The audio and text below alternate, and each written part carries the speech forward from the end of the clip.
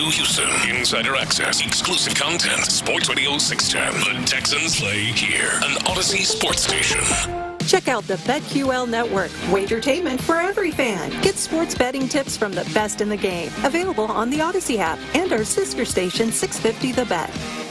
Sports Radio 610 presents Seth Payne and Sean Pendergast. We coming to H-Town. Let's get the work in, man. Let's go. Great day, great day. Oh, give me some juice, baby. Oh, yeah. That does it. Yankees scored 10 runs tonight, out-hit the Astros 13-3 and win the game 10-3. Yankees are now 5-0 in 2024 against the Astros, and the Astros have fallen to 11 games under 500 at 12-23. That was fun last night for, I would say 12 minutes. It was cool. Kyle Tucker hits a home run in the first inning. And then it wasn't really cool after that, ever. The whole night. It was terrible. Welcome in, everybody. Happy Wednesday to all of you. Nice to be with you. Appreciate you getting up with us. I'm Sean Pendergast.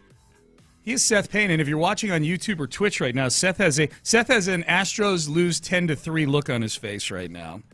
Seth has a Yankees' own Justin Verlander look on my face. Yeah. That was the last time he had played the Yankees at the end of last year. He gave up 6 runs. Yeah. Gave up 7 earned runs last night. Earned. Oh, yeah, they were earned. Everything is earned. Nothing worthwhile in this life is given. He earned every bit of those 7 runs last night. He earned 7 runs. He wore that. Last time he gave up the most. He gave up 7 runs in 2022. Not all earned. This time it was earned.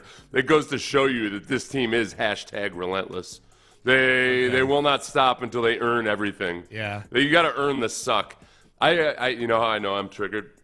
When you started off saying that was fun last night, which obviously you're going to expand on it, I got social media triggered on that. As soon as I heard that was fun last night, I didn't see the humor in it. I thought you were dead serious. I was about to respond and cut you off. Just like when you write a post on Twitter that's 2 sentences and you can tell the responses didn't get past the first sentence. Yeah, that's how I am right now. This is so pathetic. Noted. It's a bad baseball team. Horrible. Every time it's getting to the point now where every time I hear or I say myself, well, look, you got all these good players. It's got to whip around at some point. It makes me that much more disgusted that, that is all true. And yet it makes them even worse than the actual worst teams in the league because they're underperforming by so much. Yeah. These other bad teams in the league must be, I don't know. They're trying harder. They're more, half the teams in the league are making fewer errors per game than this super professional, ready for the postseason baseball team. Yeah. No. Yeah. It's just a mess out there. We're reaching, or at least I'm reaching. I don't want to speak for everybody. I'm reaching certain stages with this. Let's hear from Joe Espada on Justin Verlander. He just couldn't get any of his pitches, establish any of his pitches. Not a ton of swinging misses. Just missed some spots. Just not his night. Does his stuff look as sharp to you right now as it normally does? Well, yes. Today not as sharp as in his previous starts, but his stuff is still good enough to get some good lineups out, for sure. This game is over. We just got to turn the page and get ready for tomorrow. Right. Okay, so that's a spot on Verlander. So Verlander stunk last night. The bats, once again, were terrible. Tucker if I had known that would be the last hit that the Astros would get, that Tucker home run for about the next 5 or 6 innings, I would have found other things to do last night. Here was Espada on the quiet bats last night. Yeah, we couldn't get anything, no luck behind any of the balls we hit. Caratini hit a couple of balls hard. Pleased about, our walks. We walked 6 times, something that we've been trying to get better at, be more selective. We just couldn't get anything, not much offensively. Okay, so I'm reaching, there's 2 things I'm reaching certain stages on here, Seth. One is I'm starting to get to the when is Joe Espada going to throw something stage. Like, hey, man, your 6 walks were really cool. I don't need you bringing them up in the postgame. I'm getting to that stage where a lot of fans get to, and I don't know that it's always justified, but being a fan is, there's a lot of emotion involved. Like, I'm getting to this stage, like, why is he not as mad as I am about this stuff? He's not. The only place he'll throw shade is in his daily journal that he keeps, where he reflects and writes his feelings. I don't need a journaler right now. I need someone to throw something. I need somebody to go analyze that journal that he writes in every day and start seeing, like, I would actually be encouraged if he started drawing pictures that were increasingly disturbing and maybe red flags or what have you. Be like, oh, wow, holy crap. We got to get a special counselor for this kid. Dude, I was going to say more red markers, more blood. Yeah. It's like his journal devolves from like Henry Thoreau down to now it's like sketches by a fifth grader. It's cut out letters from magazines piecing words together and things like that. Yes. Yeah, this is, you know what, and honestly, I'll give them credit. I hadn't checked the errors per game until in about the last week or a couple weeks. Yeah. They had been middle of the pack. They're actually up to seventh best in errors per game now. So I will give them credit for playing cleaner baseball, playing better defense than it had been when they've just been so much worse than they'd ever been before. The judgment at the plate, perhaps. Yeah, hey, walk. You won't play Dubon because you got to have a home runner hitter in there, but let's hang our hat on walks. Well, that's just walking is can we walk our way to glory? Can we walk our way to greatness? Dude. Dubon can't catch a whiff of time. You got Bregman in the force. Just at some point, Sean, the key to this team is just Bregman all of a sudden becoming the best cleanup hitter in baseball. Yeah. Instead of being one of the worst players in baseball. Yeah, it's bad. And so like the 6 walks thing in that cut, it reminded me in the original Bad News Bears, the good one, not the Billy Bob Thornton one, where the Bad News Bears are, before Kelly Leak is on the team, before they actually get good at baseball, and they're the worst team in the Little League, and they turn to Ogilvy, the nerd that keeps score for the whole game, and he says, the good news after they lost like 18-0, he goes, we did hit 16 foul balls. Yeah, and that's what that sounded like with Espada. Like, dude, this is a game where you went like 7 innings getting 2 hits. You got 2 garbage runs at the end of the game to lose 10-3. And like, we did walk 6 times. We've been working on that. Like, you've been to the ALCS 7 times in a row. You've won 2 World Series. Like, you're the defending AL West champions. We did get 6 walks last night. What the hell are you talking about, Joe Espada? Here's the other thing. The second thing. And this is what I'm feeling acutely after last night, and especially for guys like you and me that got to get up early. Text message.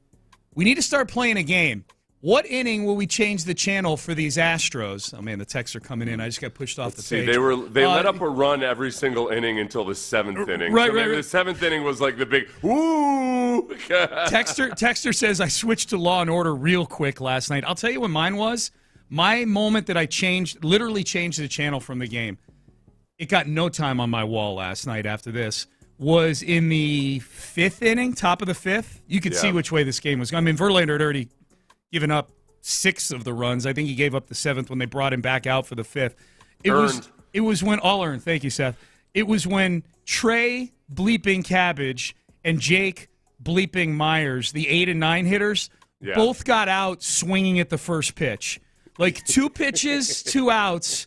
For the 8 and 9, like who the hell are you two to be swinging at the first pitch when Verlander's been out there grinding for 85 pitches? So then poor Altuve comes up, the one guy who I trust swinging at the first pitch, and Altuve is almost forced to take 2 or 3 pitches just to let Verlander. I don't know why they brought Verlander out for the 5th inning, if I'm being honest. But Verlander was coming back out for that damn 5th inning. He's got to get to that 140 for that option to vest. Espada remembers. Espada remembers 2 weeks ago when Verlander was screaming at him under his mitt like this, bleeping and bleep this. So poor Altuve is looking at these 2 scrubs that get out on the first pitch right before him, and he's having it. Now he's down 1-2 because he's taking a couple pitches. He then strikes out. He's using his timeout just to give Verlander an extra 15 seconds for a blow in the. Who the hell is Trey Cabbage and Jake Myers? Who the hell are they to be swinging it? So I flipped. I changed to anything. I watched Family Feud after that. It was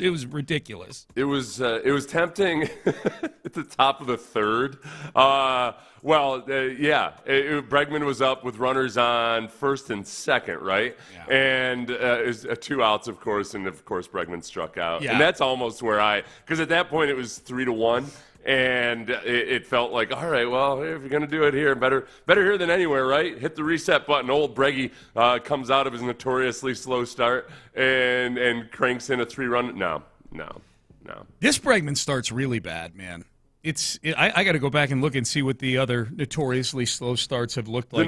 I don't believe the notorious. This is his worst notoriously slow start since his rookie year when he came up and he was infamously 0 for 327. Right, it was. Right. Is he 0 for 327 yet? It feels on like the it, season. Man. It feels like I saw. It's hard. It's getting to that point where I got to do a better job of bookmarking the tweets. The abysmal and miserable stats. The Astros haven't been this bad since. Yeah. Has gotten really, frankly, I feel like it's psychological warfare at this point. Mm-hmm. I think Astros Twitter has a duty to have an armistice or something. Yeah. I can't keep having these constant reminders that of 2014. I can barely remember 2014, okay? And somehow a third of those memories are of like trying to talk about the Astros when I was doing my appearances on CSN.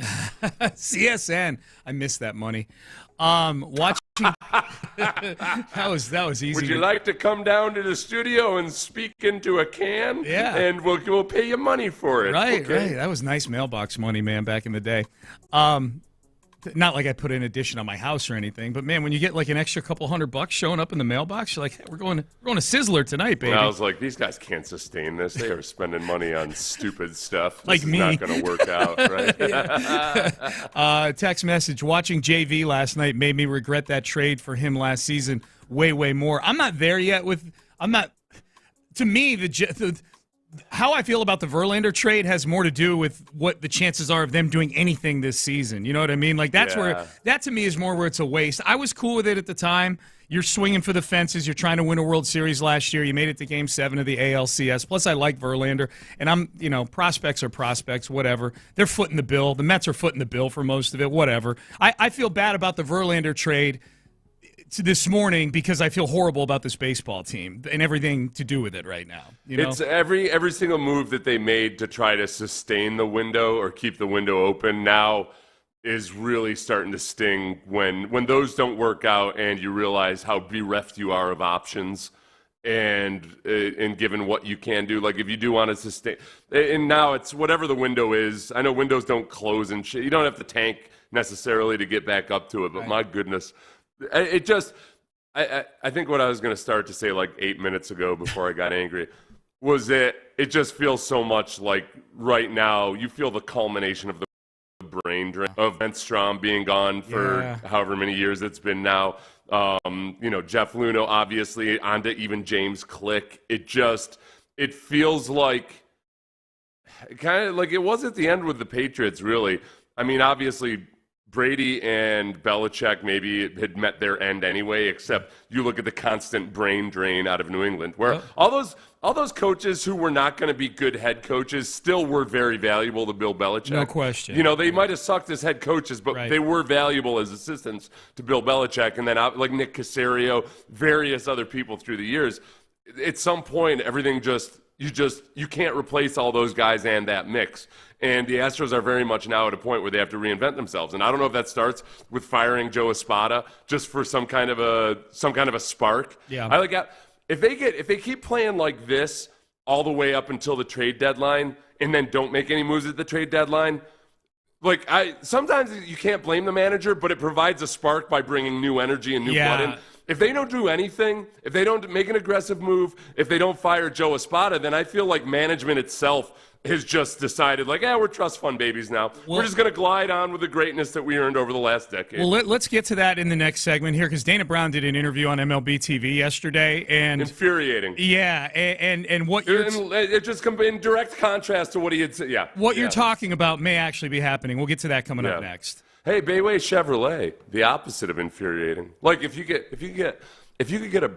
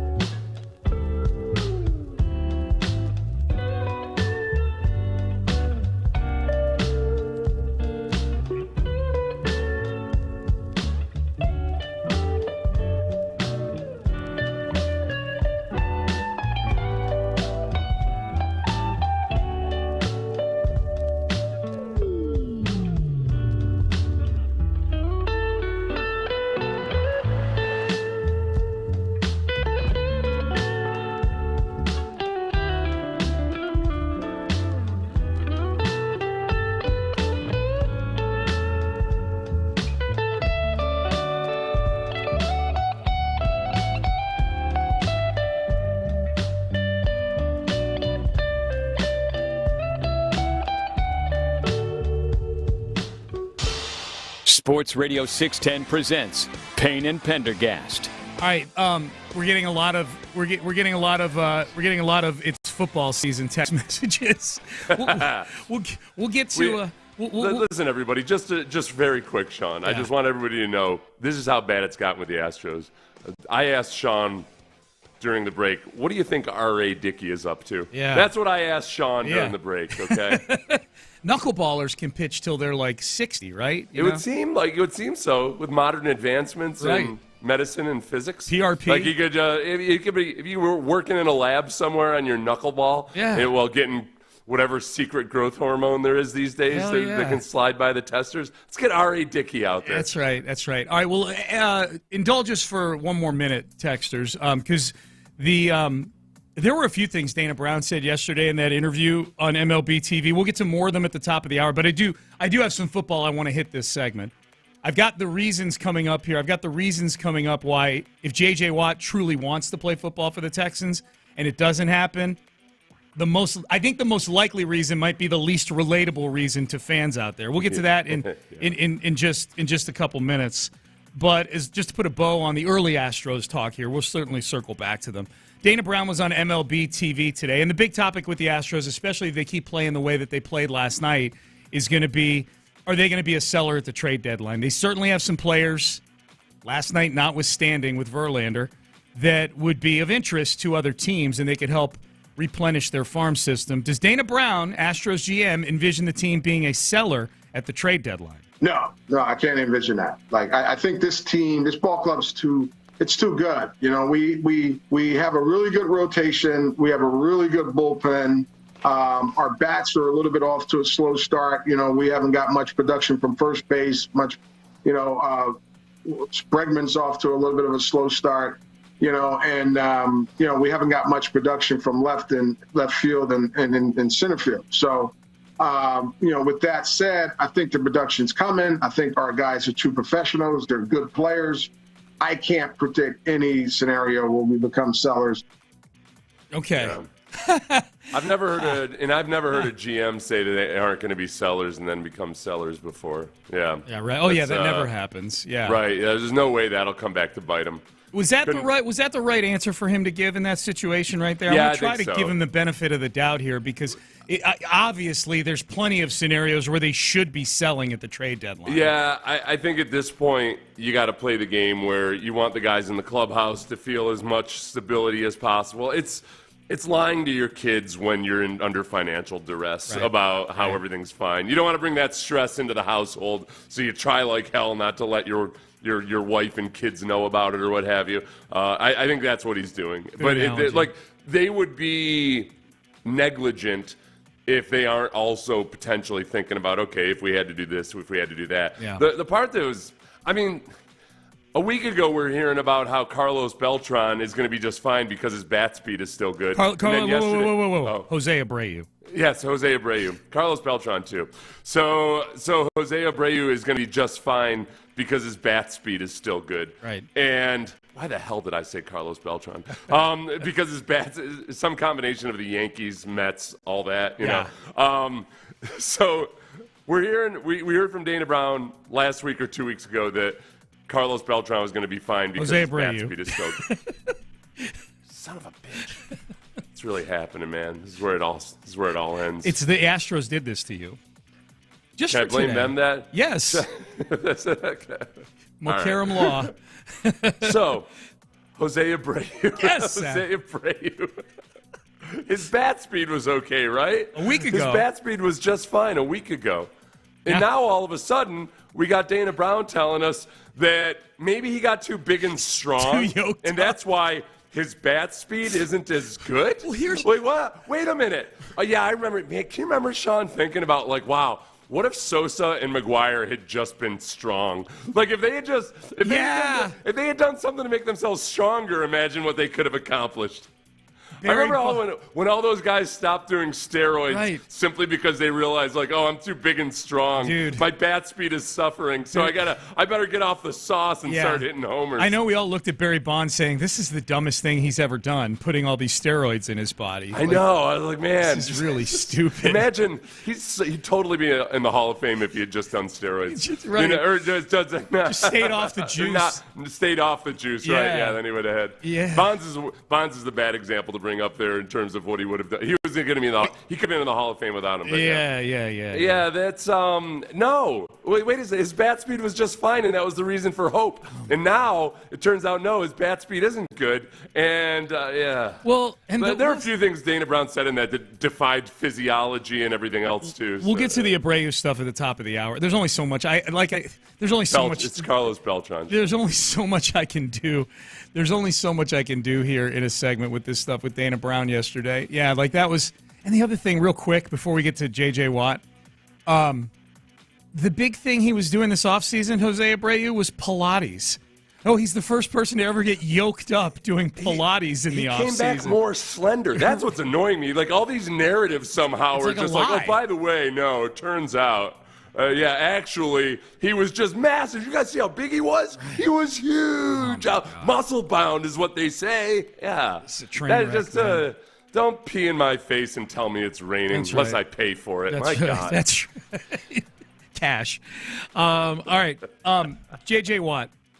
Let's reset. We don't need to reset all the audio here, Ben. Let's just hit J.J. Watt at the softball game on Saturday talking about a possible comeback. How do you resist, J.J., with all of the names that you listed and D'Amico? Obviously, D'Amico having played with him.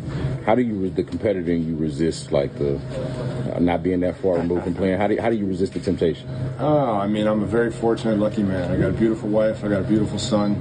I've had 12 great years in this league, and I'm very thankful to have walked away healthy and playing great. I told D'Amico last year, I said, don't call unless you absolutely need it, but if you ever do call, I'll be there. And he knows not to call unless he absolutely needs it. This is the last year I'll tell him that because I'm not going to keep training the way I've been training, but he knows that if he ever truly does need it, I'll be there for him. But I don't anticipate that happening. They got a very good crew.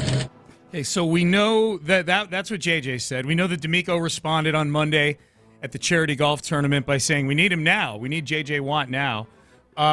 Which he was, like, saying while laughing. Yeah. Yes, he was he gave himself a little bit of plausible deniability by his demeanor in the whole thing. I'm guessing you would take J.J. Watt right now. I was trying to look at it through the filter of, like, what if D'Amico just watched the roast the night before, too? Yeah. Where, we're just laughing. We're just saying stuff here. It's not the roast of Tom Brady. Well, either way, nobody said no about all this stuff. Right, we can all agree on that this is a distinct possibility here. Even Nick Caserio has not said no to it. He was on McAfee last week. And just in processing where we are, this is the first day in a while we haven't had anything coming from any parties on this. We had Caserio last Friday. We had JJ coming in on Monday. And we had D'Amico coming in hot on Tuesday with the audio. So this is the first day we've really had a chance to kind of just let it all settle and assess. And if JJ does truly want to come back, I was thinking about, like, okay, what at this point, if he truly wants to come back and play for the Texans at some point, whether it's to start the season or more likely, as you've pointed out, Seth, probably more like mid-season makes more sense for JJ. I think there's three things that could scuttle this.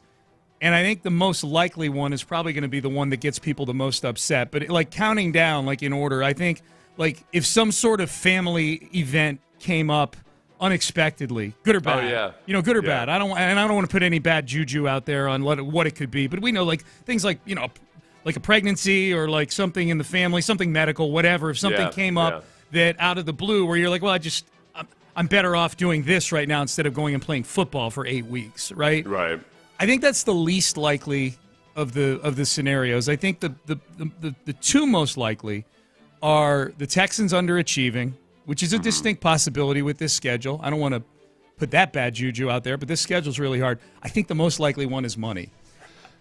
And I think that's the least relatable one for people out there. that paints a scenario where D'Amico puts up the bat signal and JJ says, oh, so you really need me, huh? How bad do you need me? Right. oh, you really need me, but you need me at a discount. Doesn't sound like you need me all that much. Mm-hmm. This is if we're painting in the most, the most cynical of scenarios. Yes. I think that truth might lie somewhere in between, and just that not that JJ would try to be raking the Texans over the coals, but there is a part of it where, like, you got to look at yourself and say, all right, man, I've had a bunch of injuries, and I'm going to go back, and yes, the Texans are probably going to use me as a situational pass rusher, but do I really want to subject myself to the risk of getting injured just for the love of the game? Right. Versus, all right, I need some compensation for taking that risk. And it's probably somewhere where it's a reasonable number. And I doubt the Texans would. I don't think the Texans would say, hey, JJ, you feel like coming back and playing for the minimum. I think it would be a reasonable price. Oh, yeah. I agree with that. Maybe I'm being naive here, but I don't think that would end up being. I have a hard time seeing that being like the big barrier. The big barrier. Yeah. Yeah, maybe. Unless JJ's unrealistic in his expectations. Sure. Yeah, maybe I've got the order flipped around. I do think money would be the one that would, if it came out that it was money that was the issue, I think that would be the one that potentially would upset Texan fans. Yeah. Oh, that would affect the Texans fans. Yeah, that would make that. I guess as far as like Texans fans' perception of it, yeah. I guess, I mean, just looking at it purely objectively, just look at the odds the Texans are going to make the playoffs. 64% right now, which, you can toss a coin up in the air in terms of whether you believe that or like whether that's accurate or not. Mm-hmm. But it's a good reminder that, even good teams at the beginning of the season, like the Jaguars last year and whatever, their odds midway through the season were astoundingly good to win the division, and then they blew it all. So if the Texans underperform, and it comes around maybe November or so when JJ theoretically might be thinking about signing up with the team, and you look at what the Eagles signed Linval Joseph and Ndamukong Suh a couple of years ago. It was right around November, right? Sure. Yeah. To make that push. I like the Eagles, A, wouldn't have made that move if they weren't in the position they were. And then B, I don't know if both those guys would have come back to an Eagles team that wasn't a contender. Yeah, no, I definitely think I don't think they would have. I don't think they would have either. I guess part of my take on money being, a potential, not a hang-up, because I think the Texans have plenty of cap space, and I think they've got great respect for J.J. Watt, and I think if J.J.'s healthy, in a defense coached by DeMeco Ryans with the other guys on that front line, like they're not asking J.J. to come in and do what he did for so many years, which is put the entire defense on his back. Like, J.J. is literally like a complementary piece on a front line that has Danielle Hunter and Will Anderson. I guess part of where I'm pulling this from, where money could become an issue versus like ring chasing or whatever, he did sign with Arizona a few years ago when he was a free agent. You know what I mean? Yeah. Like he did, like if he was truly ring, and I'm not blaming him for that, by the way. Like, I'm not saying like, boy, what a phony. He doesn't really want that title because he didn't go to the Chiefs, or I guess at the time it would have been like the Packers. Ooh, his home state. They were winning 13 games a year. He went to the Cardinals, which were a decent team at the time. They made the playoffs that year. But he got like $17 million a year, coming off a 5-sack season with the Texans. And a whole lot of injuries. Right. Yeah, and I think that's where the ring chasing part, I think as guys get older and older, they're more and more likely to just say, all right, well, this is the last stab at it. I wonder if at that point in JJ's career, as an athlete, no matter what it looks like with your injury history from the outside, when you're the player yourself, you never... Like you don't accept that you're injury prone. It's a combination of delude yourself, right? Yeah, it's bad luck, and I can do things differently in my preparation to change it or whatever. So at that point in his career, JJ might have been planning to play another 10 years. Yeah, who knows? And obviously, just things change, especially after you have a child. Yeah. A lot of times, you just changes your perspective on things. Yep. So I think it might be more likely to ring chase right now. But there's also, if you're jumping in November, like, the team's not gonna make that. I don't think if the team is not in playoff position, for one, they got more problems than just J.J. Watt can fix. Yes. Like that's not the one little elixir that's going to change things. And I'm the first to say that I don't like to be the person that's like, well, don't make that move because that's not going to fix things.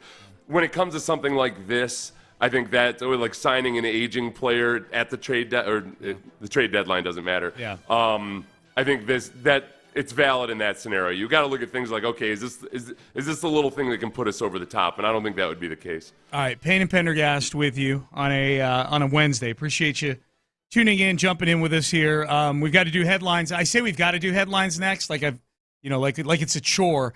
But when the Astros lose 10-3, the first 2 minutes of it are kind of a chore. But we've got headlines. We've got the Astros. We've got some NFL update. We know when the schedule's coming out. We got that for you. And speaking of J.J. Watt, he raised a whole lot of money this weekend. We've got the number for you on that and a whole lot more in headlines coming up next. Hey, if you need help with Mother's Day, it's never been easy.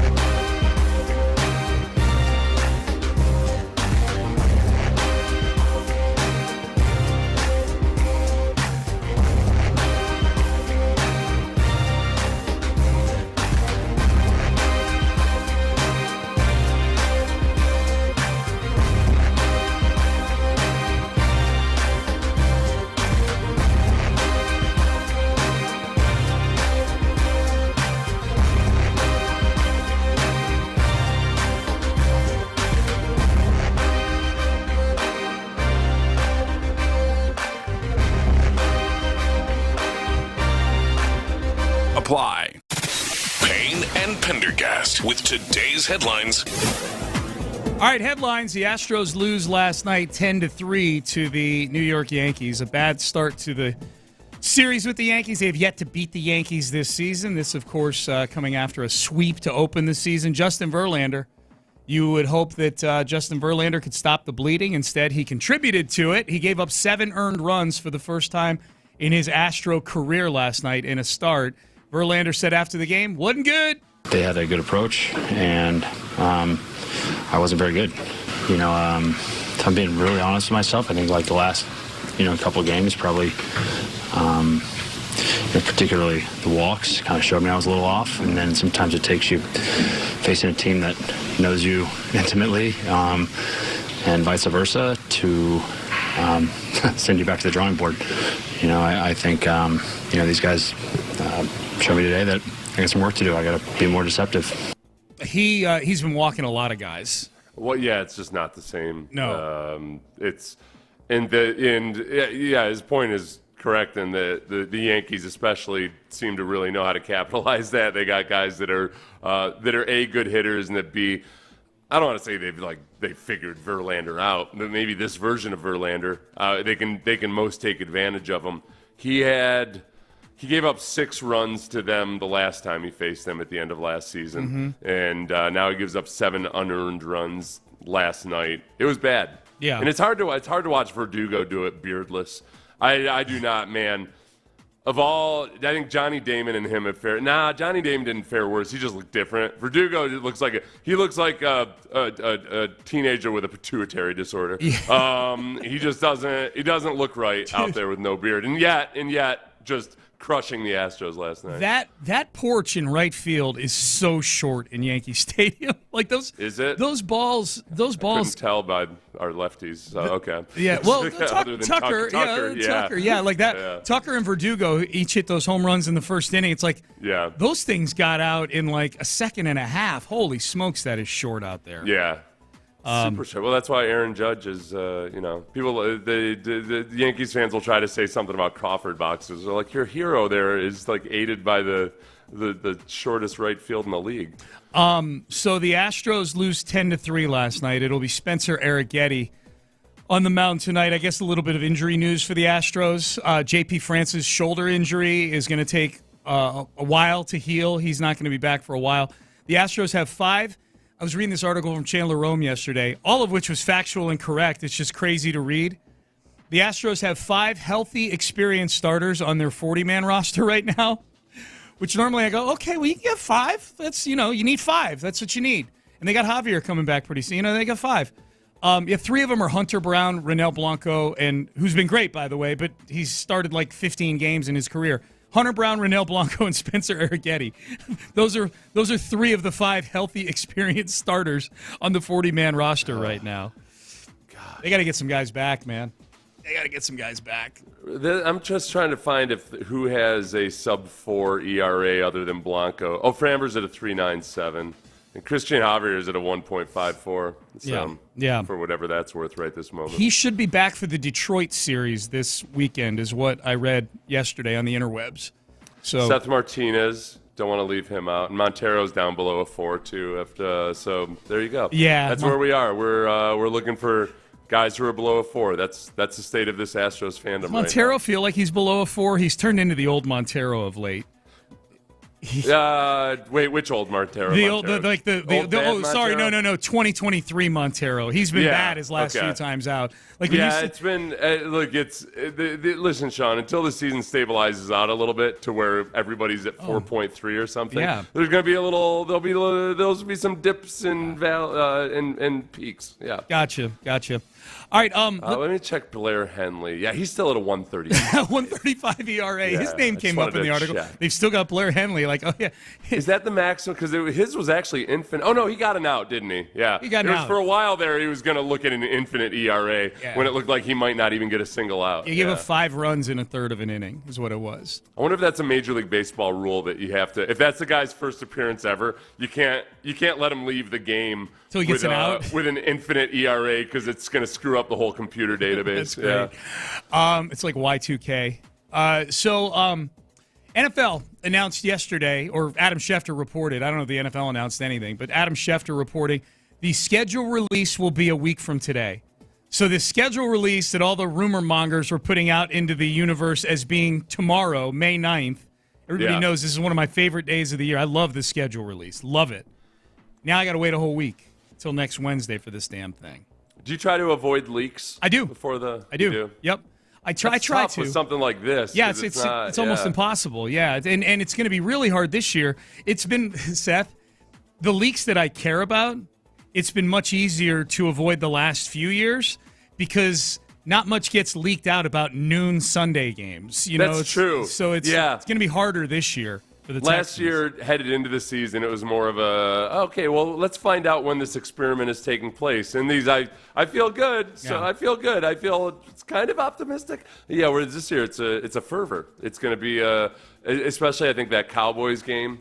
I think people are anticipating hopefully a Thanksgiving. I think most people are anticipating hopefully a Thanksgiving game. Is that that's probably wish number one from people when it comes to the schedule is a Cowboys game on Thanksgiving Day, unless a lot of them just feel like, but it's in Dallas, so now I got to change my whole Thanksgiving plan. Oh, no, but if you want to go, you do. But majority of Texan fans are just staying here, and they're going to be watching it on TV the way they would anyways. Now you got serious interest in that game. This makes it a lot easier to handle your Aunt Gilda when you've got a game on. You can just tune her constant yammering and stupidity out. You don't have to argue with your grandpa about politics or anything like that. Right. So that, I think, to answer your question, I think that is the number one. I think that's the number one thing I get the sense people are wishing for, more so than the opener against Kansas City, way more so than a Christmas game. I think after we kind of spelled it out on the show yesterday, the downside of playing one of these two Christmas Day games. Yeah. I mean, that's going to drop a grenade at the end of somebody's season. The Christmas is on a Wednesday, which means they're going to play on a Saturday before that, which means they're going to have a 6-day week leading up to that Saturday game from the weekend before. You're going to get 2 short weeks dropped right into the back end of your schedule. That's tough for a guy like JJ to get up to speed while also playing a short week like that. So Bingo. The Texans, if the NFL schedule makers know what's good for the league and ratings, they don't want to interrupt that JJ Watt comeback. Amen. Speaking of JJ Watt, Charity Classic yesterday was announced, raised over $1 million. That's pretty damn good for a charity softball game, man. $1 million. Can they donate it to JJ's salary if he comes back? I have not seen the rules of a 501c3, if that's allowable. Based on various things I've been watching, like a soap opera over the last couple of days, I think it's sometimes people have an issue if they think that you put money that was for one thing into another thing. Okay, Yeah. so just be careful about where you put your money in. Yeah, Dude, there were so many places they were generating revenue at that ballpark on Saturday. They like the merch, the softball game. Oh yeah, the softball. What did I say? I just wanted to be sure you weren't talking about Stormy Daniels. Okay. Yeah. No, the softball game on Saturday. Yeah, they raised over $1 million, man. Good for JJ. One quick signing in the AFC South yesterday.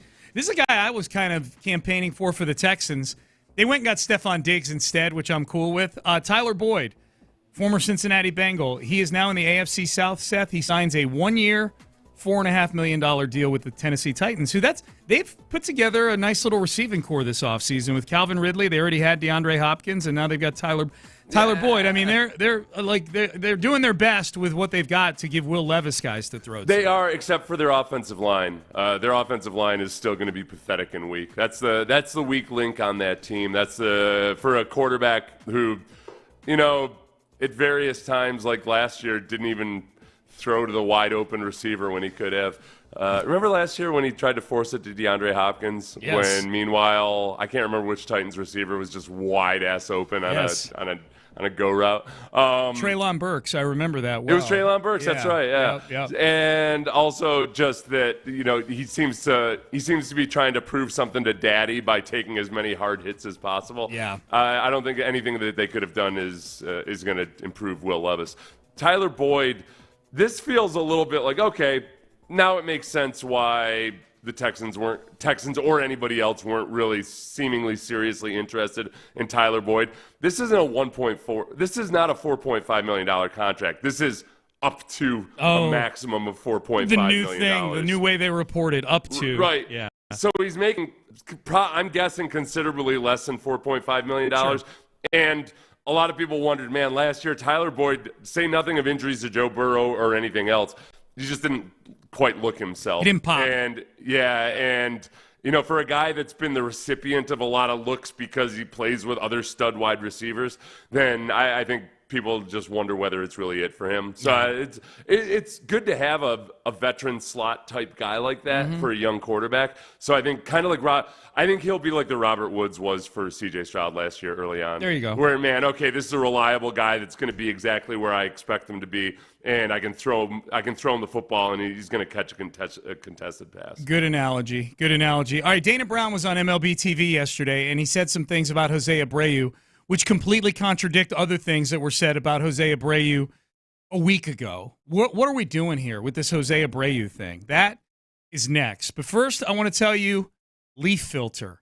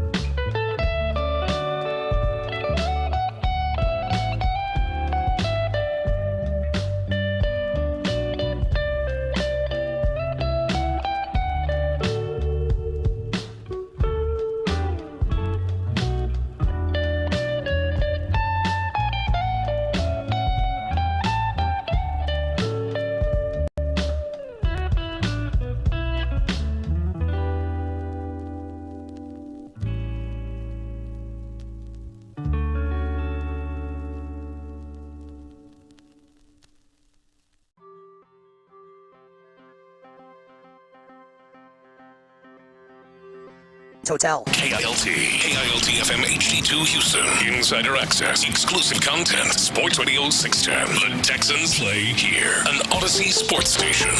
Sports Radio 610 presents Payne and Pendergast. Dana Brown was on MLB TV yesterday, did an interview with Brian Kenny, and they hit a number of topics. We're going to hit Jose Abreu here. Here was Dana Brown on Jose Abreu's 2024 season. Ultimately, it's a case of rhythm and timing. He's much better than he's shown. He's been out of whack. It's a real late trigger, and he's so off time. So he's in between the fastball and the breaking ball, and so I think he's sort of wearing it. He's a competitor, and it's part of a grind. And when you go through these things, it's tough. It's really tough mentally. It's tough physically. And, ultimately we felt like, look, we can get him away from this environment, focus in on the rhythm and timing, get him back to where he was last fall when he carried us in September and in the postseason. And then good things should happen. Okay, so that's the assessment of the season so far with Jose Abreu. It's a timing issue. It's not that he's old, he's washed up. He's just in between the fastball and the breaking ball. Just can't get the rhythm and the timing down. So that's the lead into further Dana Brown here on Jose Abreu, where this is where Dana Brown, I think, really contradicts some of the things that were being said about Jose Abreu last week. Brian Kenny asked him, okay, so what does Jose Abreu do at West Palm Beach when he's down? It's a spring training complex. So, we got him down there with some of our hitting guys. And the day-to-day is we're going to work on the rhythm and the timing. And we're also going to do some, strength and conditioning. A lot of times with these guys, they get into the heavy weight, the lifting, the strength building. We're going to do lighter weights, more rep, more quick twitch things in terms of weights and moving a little bit faster so that, he can get back to the quick twitch. I think he's gotten a little too strong and he slowed his back down a little bit. And so ultimately, if we can get this guy back to his rhythm and timing and back to what he did last fall, it's going to really help us out. And it's a good thing that Singleton is taking well to some playing time. Hopefully he can continue that. And then when they come back, we'll have two guys that potentially could really help us. So just as a recap, I think he's gotten a little too strong, and it's slowing his bat down. Whereas on April 30th, he said, I still feel optimistic about it. If the bat speed was slower, I'd be less optimistic. That was Dana Brown. Dana Brown said that a week ago? This is Dana Brown talking about Jose Abreu a week ago, where in Espada, I believe it echoed the same thing, that the bat speed was still good. They feel good about it because the bat speed is still good. Now, the reaction time and when do you get the quick twitch to jump on something and use that bat speed, which is apparently just as good as it ever was, or has slowed down incredibly because he's such a hulking fiend in the weight room these days. Yeah. I didn't know that Pilates was considered heavyweights. I guess because your body weight on that sled is by definition, Abreu's a lot heavier than a 27-year-old trophy wife. Right. I guess, right? Definitely, yeah. I saw all those damn women in the Pilates. I'm like, oh my God, stop this heavy lifting. You're destroying your bat speed. Don't they know what they're doing to their bat speed? No, they don't know. They don't have a clue. They don't have a single clue. They're grab bagging. Single damn clue what to do to fix Abreu. They don't know. They're grasping for straws just like everybody else. Yep. They're grab bagging, man. They're grab bagging. And that's the thing, man. This is what it's like when you in life when you make a bad hire. It's not just the underperformance; it's the resources that you're investing to try to get something out of it. That's the real double-edged sword of investing this much in Abreu. If they had only paid him $5 million a year instead of $19 million a year, they'd have cut him. But they're paying him so much, and there's so much invested in him that now they've got to throw more resources at him to try to pull out that infinitesimally small chance that something good could happen with Jose Abreu. That's the fiscal tragedy of the whole thing. And they're talking, Seth, I'm reading these articles like Dana Brown's flying down to Florida to monitor this. Jeff Bagwell's going to be flying. They're bringing in hitting coaches. It takes a village to raise an Abreu. They're sending so many people down there to try to fix what, in all likelihood, is not fixable, and certainly is never going to get to the point where it's worth $19 million a year, right? I mean, maybe he gets back to being a 700 OPS guy. Whoopee, you know? Yeah, it feels like you're throwing all your resources in to try to, save this old automobile that you can't even get parts for anymore. And it just instead of taking care of the better, maybe boring or just budget vehicles that you have back home. Yeah.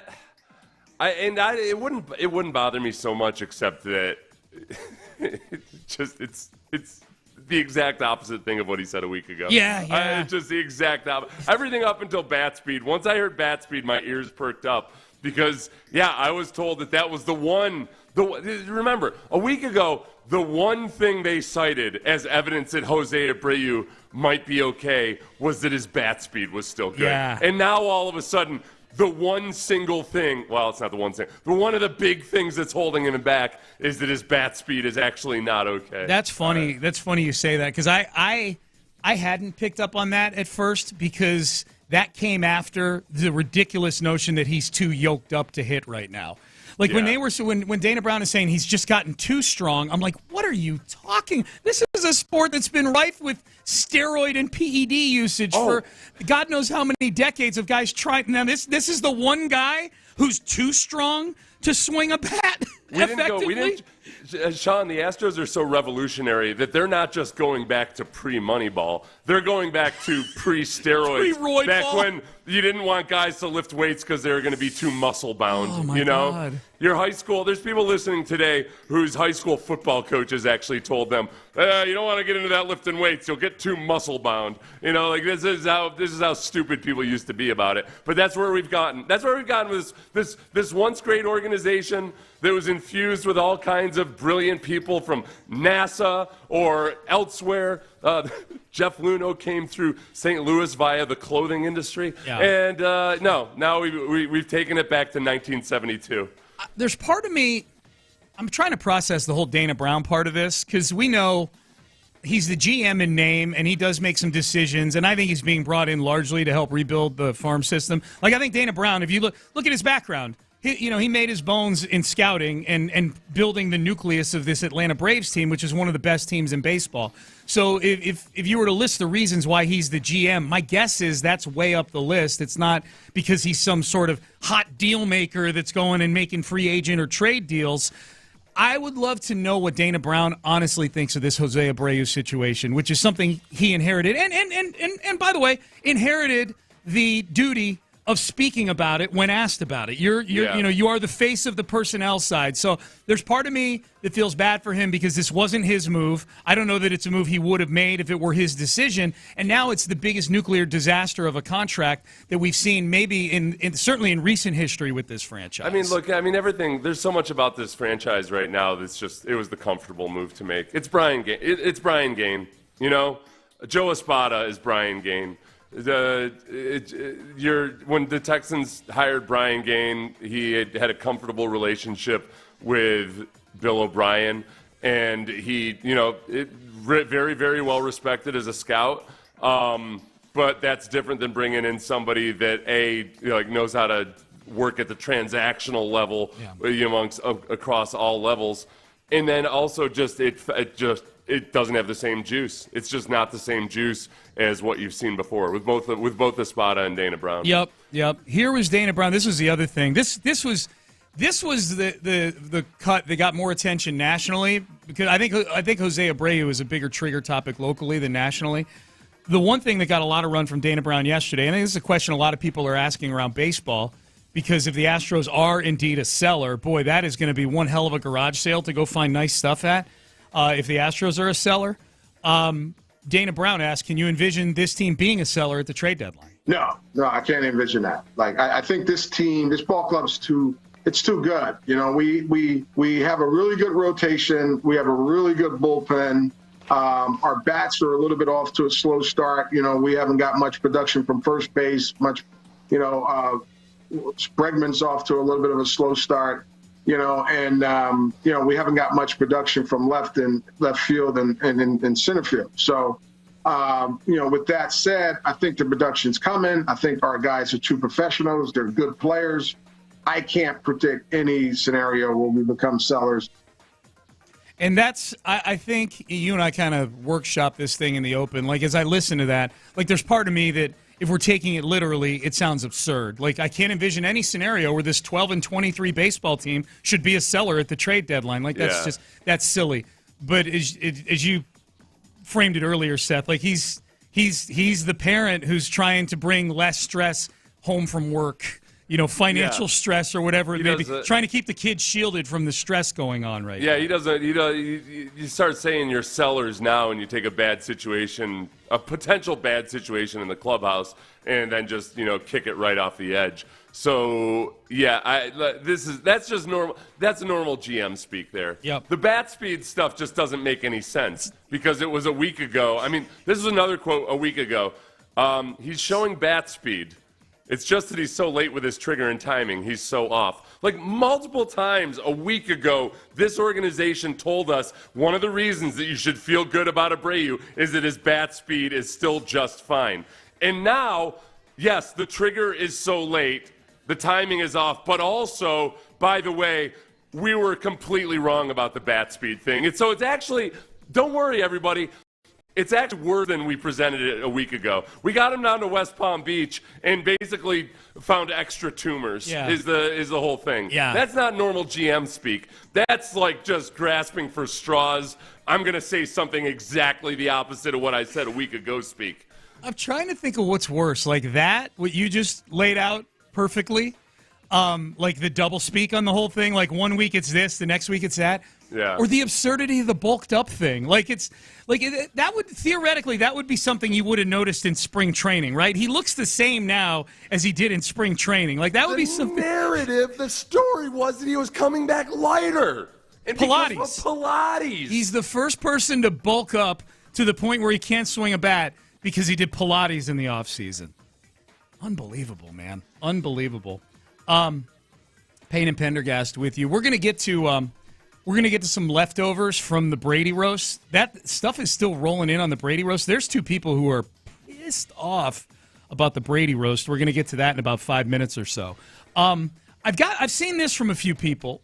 Michael Schwab texted this to me last night, and I think he posted it on Twitter after the game. And Schwab, who covers the Astros, good Astros follow. But I'm not sure I agree with him on this. I think he's trying to kind of glass half full this thing. He said the Astros are basically the equivalent of a 1-3 NFL team. And I think the message there is that, hey, it's early. Like, what if the Texans were 1-3? Would we be cashing in the season or whatnot? No. And I don't think people are – I mean, there are people saying the Astros are done for sure. But I don't – I still – if they get everybody back healthy, I'm still ready to let this thing ride for another month and see where they are. I would point this out to anybody who shares that sentiment, though, that, like, hey – if this were the NFL season, you're 1-3. Maybe we feel it more acutely because baseball's every single night. We're getting pounded over the head with it every single night. Over the last 10 years, teams that start the season 1-3 in the NFL, Seth, make the playoffs 13.9% of the time. 11 out of 82. So to me, if you say that, hey, they're just the equivalent of a 1-3 NFL team, you're almost arguing against yourself if you're trying to use that as a glass half full kind of thing. Yeah, and that's like a 1-3 NFL team. It leaves a lot of room for, like, okay, if it's a good team, but they had like multiple turnovers in a couple of those games. Yeah. So it's a little easier. In a football game, there's usually a few random chance, like, bad things that can happen that can lead to a good team playing poorly. Whereas in baseball, it's a matter of multiple people underperforming, like multiple people just not putting in a winning effort that makes it so frustrating. Yep. So, 13.9%, 11 out of 82.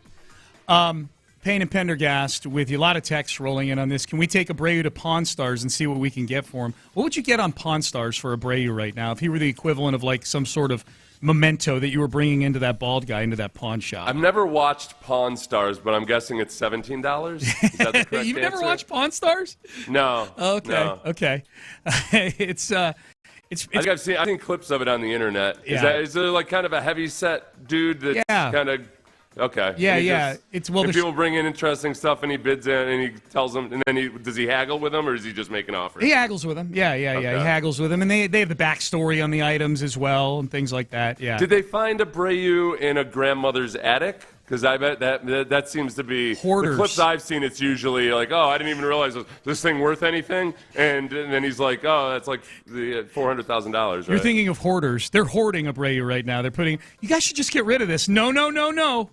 We're putting it in our storage unit in West Palm Beach, Florida. That's what we're doing. Well, that would be that's the more likely scenario with Abreu, right? Right. But with Pawn Stars, doesn't that happen? It seems like the clips I see are usually when somebody brings in something they don't realize what it is, and the guy tells them or somebody dies, and they and they leave them. They left me this guitar autographed by so and so, and I don't really collect guitars, so what can you give me for this? That kind of thing.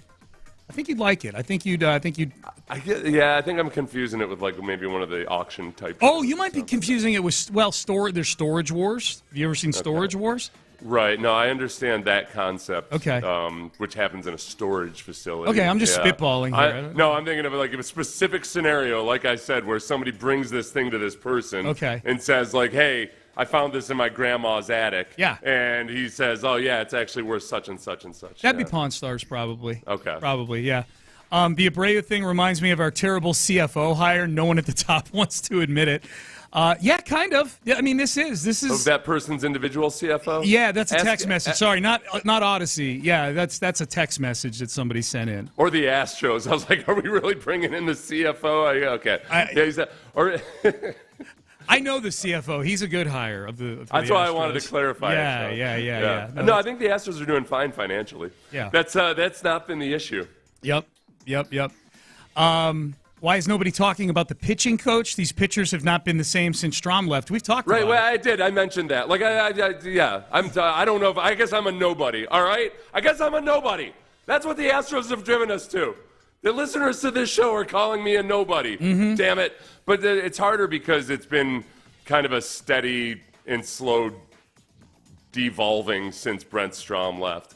You did win a World Series since Strom left, and that's the hard part to kind of there's so much about the Astros right now that feels like the Barry Switzer Super Bowl with the Cowboys. Oh yeah. Where okay, after you lost Luno, Hinch, after you lose Brent Strom, all this stuff just starts to kind of add up and accumulate. For sure. People say that you might be thinking of Antique Roadshow.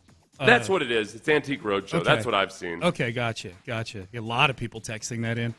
Yeah. You kept trying to bring storage units into I'm just bringing up things where people find stuff. That's all. Just spitballing. You've got storage units on the brain because that's where CJ lived when he and his mom lived above the storage unit that she was managing. Amen. Yep. CJ Stroud, man. CJ Stroud, international ambassador. People love him in Japan, man. Did you see all those pictures yesterday popping up from him? No, I haven't seen the Japan. I mostly all I saw from Japan was the sumo wrestling. All the other stuff that I had seen last week was from China. Yeah, he was in Japan the last few days. Sumo wrestling throughout the first pitch. He and Micah Parsons at a Japanese baseball game, and then a bunch of pictures yesterday. They're doing their football clinics there, so it's been good. I wonder. So we saw Micah Parsons try to sumo wrestle, and then CJ threw out a first pitch at a baseball game. We know that he's got kind of a unique baseball throwing motion. Yeah. I feel like this has been bad for America. That Japan has seen two of our premier athletes go over and get dominated in sumo wrestling and in baseball. Yeah, well, and Micah threw out a first pitch too, and it was funkier looking than CJ's first pitch. Oh, yeah? Yeah. What do people in Japan do when somebody has a really bad first pitch? I bet they politely clap. Probably. It's something. It ain't Philly. Something that. Like, do they laugh along with it and have fun, or are they like, oh, that poor person? Let's politely clap. I feel like that's probably the thing. I'm just glad so far. If they can get back to the U.S. mainland without Micah Parsons having said really nice things about Kim Jong-un or weighed in on Hong Kong or anything else involving Asia that could be dicey, that's a win. I feel like their Asian tour, is it just China and Japan they've gone to, or are they going elsewhere? I don't know. I'm not sure. Yeah, I'm not sure. They had to stay as far the hell away from Korea as possible. Yes. Micah Parsons there. Yeah. There was just too much. There's too much chance that he was going to have he could be easily brainwashed, is all I'm saying.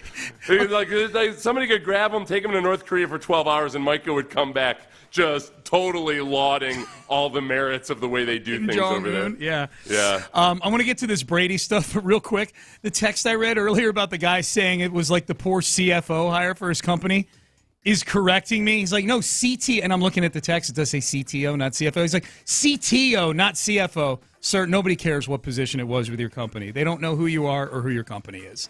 Your point is still well taken. It's a C-level executive that you screwed up on, okay? Either way, it's bad. He's covering his butt in case we accidentally put his number out there. Put his phone number out there? Yeah. Yeah, I'm guessing the CFO could get him fired more easily than the CTO. I didn't even think to take down his number, but now that you bring it up, I'm taking down this guy's number. CTO, CFO. Blackmail and extortion, That's baby. it, baby. I'm going to start a reality show where I extort people. It's multiple income streams there, Sean. You see? Yeah. I got the actual extortion itself plus the ad revenue that comes from it. Extortion. Yeah. And I can play both sides. Oh, that's genius. I can get protection software and services and all that. You should do one where you're a drug dealer too. That would be cool. You have an underground sports book while you're at it. A reality drug dealer show where I go around selling drugs to people. No, I don't think that's HBO used to have a reality prostitution show. Remember Pimps Up, Hose Down? Do you remember that show? Is that what that was? I remember. So. Well, they also had the Cat House one or whatever, the one from Las Vegas. It's legal, probably. The Bunny Ranch? The Chicken Ranch? Yeah. One of the ranches, yeah.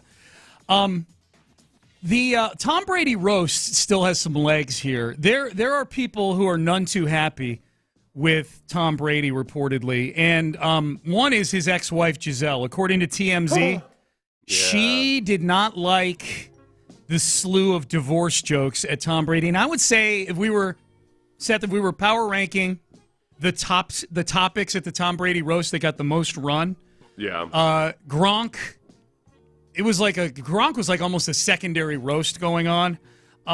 Cheating, Deflategate, Spygate. Yeah. The divorce is way up on the list. The divorce is one of the top 3 or 4 things that got run on that roast. Yeah, she wasn't one of the. That is interesting because the people who show up know that they're going to get trashed for a lot of things. Yeah. So you agree to go to a roast. There's a chance that pretty much anything embarrassing could come up. Whereas Giselle never agreed to be a part of the roast, and yet she was a central theme at times, including when what's her name? I'm blanking on her name. Nikki Glaser. Nikki Glaser talked about basically Giselle's. Presumed or assumed, or a lot of people assume that she's with the jiu-jitsu instructor now who people wondered whether she was having an affair with during the separation. Yeah. So there's she made some jokes about that, and I could see Giselle maybe not having things said that are totally obvious and apparent. Right. But yeah. Right. I'd say maybe you shouldn't be boning your jiu-jitsu instructor, okay? Like maybe that's if you don't want to don't be a celebrity having a relationship with your jiu-jitsu instructor if you don't want people to talk about it. If you're a private citizen, then nobody's going to talk about it. Right. But there you go. Right. Like Drew Bledsoe. Drew Bledsoe took a run at the two of them. So, hey, look, buddy, you have more rings than I do, but I've experienced a couple things that you will never experience. The feeling of being the number 1 overall draft pick in the NFL. And a 28th wedding anniversary. It was yesterday. I got a lot of run. So Giselle not happy, Seth. Said she's deeply disappointed by the disrespectful portrayal of her family on Sunday evening's roast show, a source close to the mother of 2. As always, her priority is to support her children who are affected by the irresponsible content that was broadcasted. Irresponsible? The only thing irresponsible was the way you and Tom Brady conducted yourselves. Yeah, man. Yeah. And the jiu-jitsu guy. Joaquin Valente or whatever. I've got zero. Once you have a reality show, which... Or like anything where you invite cameras into your home and make your family a part of it, you lose all right to act disgusted that somebody would make something public. Like Yeah. when people, like anything you say about the Kardashians is fair game because they've opened themselves up to it. Right. I think just likewise, nobody made fun of Brady's kids themselves. No. They talked about how Tom Brady abandoned his family, but they didn't make fun of the kids themselves. They didn't, and apparently Nikki Glaser was on Howard Stern yesterday, or Monday maybe, talking about the roast. And she revealed that like there was almost an agreement, like we're not dragging the kids. Like there's no, the kids are off limits. The kids are off limits. So plus, well, those kids have very little to make fun of. They all look like their parents. You know, they're just like, oh, okay, without knowing anything about their kids. Yeah, I'm gonna. How can we make fun of this seemingly like aesthetically perfect child? Right. Let's find. Do they have an eating disorder? Let's find out. Yeah. It would be way below the. Way out of bounds, for sure. But it's the reaction to the people angry about the roast is like, think about the children, as if like the children can't Google 8 jillion other things other than this roast. Aaron Hernandez, ex-fiance, I don't think they ever got married. Cheyenne Jenkins, the late Aaron Hernandez, who was also a big topic at the roast. She is not happy about the Aaron Hernandez jokes. The portrayal of her murderer husband? She tells TMZ she's disappointed in the fact that her deceased fiance was the butt of multiple jokes during the Netflix program. And she says, quote, "It's sad that I'm trying to raise my children. It's such a cruel world," end quote. Your ex-fiance was a murderer. She should go seek help from the Descendants of Hitler Fund, the organization dedicated to the poor Hitler family who has to hear so much disparagement of their dead relative. It's just no. Like you're gonna have to live with this. Like Tom Brady's roast revealed something about Aaron Hernandez that's not out there in 6 different documentaries. Yeah, very Googleable. It's out there on the internet. Plenty of it's out there on the internet. Now, for those who are wondering, this is probably. I went back and found a few of the Aaron Hernandez jokes. Like this was the one that was maybe most surprising because it came from Tom Brady himself. The bar for Patriot tight ends was pretty low back then. Block, catch, don't murder. I hadn't seen that. Yeah. So those two are angry, and they're saying, think about the children, man. Think about the Honestly, that roast was it was nice to sit back and actually reflect on like how incredibly unlikely so much of that stuff that happened during the Patriots dynasty would have been. Like if you put it, it's an episode of it's a season of Ballers. Oh yeah. If you could take all this stuff, and it's one of those situations where, like, honestly, the Hollywood scriptwriters might have to actually tone some of it down because it seems too unrealistic when you present it that way. Sometimes things like happen that are so crazy in life that then when they do the movie version of it, they do the opposite of what Hollywood usually does, and they actually desensationalize it. Yeah. I feel like you'd have to do that with the Patriots story to not make it seem so improbable. Yeah. If you're going to compress the whole dynasty down into just like a few episodes, it's just too much. It's too much. This is like, no, this doesn't make any sense. It's too unrealistic. Well, including an owner who seeks out massages at kind of seedy massage places in Florida. Yeah. That was brought up by Jeff Ross, the Roastmaster General, the second roaster, the producer of the whole thing. He made a massage joke during his monologue early on in the roast, and Tom Brady literally got up out of his seat, got in Jeff Ross's ear. He made a massage joke about Robert Kraft, the owner, the 82-year-old owner, and we know that story. Brady gets up, gets in Jeff Ross's ear, and apparently said, no more of that bleep. Yeah, don't say that S again or something like that. Yep. Yeah, there was audio of it. Yeah. Jeff Ross was on with Rich Eisen yesterday, and Rich Eisen asked him, was Robert Kraft angry about that crack? The one thing people are wondering about today, was Brady really pissed about you making a crack towards a massage joke? Come on. No? Come on. No? No way. No way. Because he came up, he said, knock that S off, Jeff. He's having fun. Okay, good. Fantastic.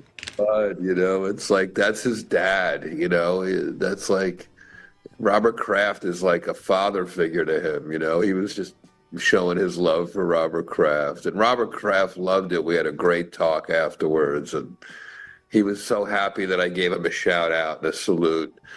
It was beautiful. It's beautiful. Shout out.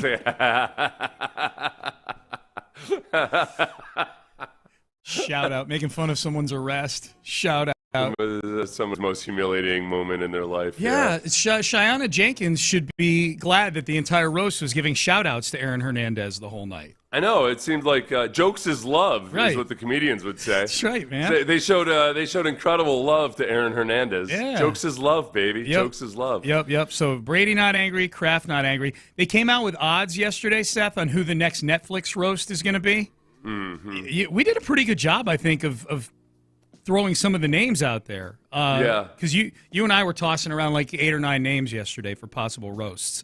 What were the top ones? The top ones were LeBron James was number 1 at 4-1.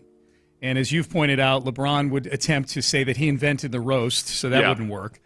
Right. Charles yeah, Barkley. there'd be all kinds of everybody would be getting sued for trademark or Right. copyright infringement or something. Yeah. Charles Barkley 5-1 next on the list. Barkley would be awesome. Tied with Shaq. We didn't put Shaq's name in the mix yesterday. Shaq roast would be pretty good, I think. Shaq would be good too because there's a few comedians that do really good Shaq impressions with the cross eyes and everything. Yeah. that would be. The one somebody texted in. Yeah. That after you and I went through the list that we had, the one that somebody texted in, we were like, oh, I can't believe it into that one. Dwayne "The Rock" Johnson, 6-1. That's a tricky one because I feel like the last actual sport he played was football at Miami. He's more of an actor and entertainer than an athlete. So I know you slide him in on a technicality. He's a very athletic. I look at all WWE as extremely athletic actors. Mm-hmm. You know, like they're performing. You know what it is? It's the same way a Broadway dancer is gifted physically, and yet they're not in a sport. Likewise with wrestling. I don't look at them as they're athletic performers, but they're not competing in a sport. But, yeah, The Rock, of all of them, I think The Rock would be the best, if only especially because, Tom Brady was good. The clips I've seen, Tom Brady was good. But I watched, the first 2 minutes. I was kind of like, all right, he's practiced a little too much, I can tell. And he wrote none of these jokes. The Rock, I'm guessing, could write some of his own material. He could write some of his jokes, and the ones that are written for him, though, too, he would destroy. Yeah. He would be awesome at the end, Yeah. and they would have all the same really good comedians and everything. The only thing I wonder about with The Rock is that there might be a lot of the people closest to him. Like with Brady, a lot of the guys closest to him were the most vicious. Edelman was vicious. Oh, yeah. Called him a weirdo. Talked about how Alex Guerrero had turned him into a weirdo, making fun of plastic surgery, all this other stuff. I feel like The Rock's close friends, other than Kevin Hart, there might still be a little too much of a power dynamic there. Maybe. He's going to, The Rock is so powerful that I feel like a lot of Hollywood types are still going to be like, okay, this guy could kill my actual He could end my career. Yeah. The Travis Kelce's next on the list. We did have his name. The highest names on here that you and I didn't kind of workshop yesterday, because eventually The Rock and LeBron both came up. Michael Strahan. I don't know. Yeah, I don't. Well, except you know what? He's got actually more mass appeal outside of sports now than he used to. He does. I don't know how roastable he is, though. I don't think the Good Morning America crowd is probably ready for a roast like that. Yeah. I don't think that, I don't think the people who watch Good Morning America are like, oh, let's see what Michael is up to next. Then hear all about his divorce. Right. They probably were not all about the victory for railing against political correctness that some were celebrating on Monday and Tuesday about the Brady roast, right? Yeah. Patrick Mahomes. A lot of Kermit jokes for sure. Yeah, that'd be good. Patrick Mahomes might not be bad. Yeah. Mahomes might be. I think you might find out some things, based on that documentary, Quarterback. He's way more of kind of a egomaniacal, cocky dude than I think a lot of people would realize. Yeah. To the point where he's, talking about himself after a receiver makes an awesome catch, stuff like that. I feel like some of that side of it might come out, and you might get more of a window into who he is. I think there were some really good ones that are long shots on this odds board right now, and we're talking about the next Netflix roast right now, who the next roastee could be. Yeah. Jose Canseco, Alex Rodriguez, Pete Rose. Okay, Jose Canseco. I feel like people would be too nervous that he might Roid rage? He's a little bit out there. Yeah. I don't know if he's like, you got to be pretty. I feel like you got to be pretty sound emotionally to be able to sit up there for 3 hours. Great point. A-Rod, I feel like kind of like with Magic Johnson. I'm not sure he would understand the concept of a roast. No? He would.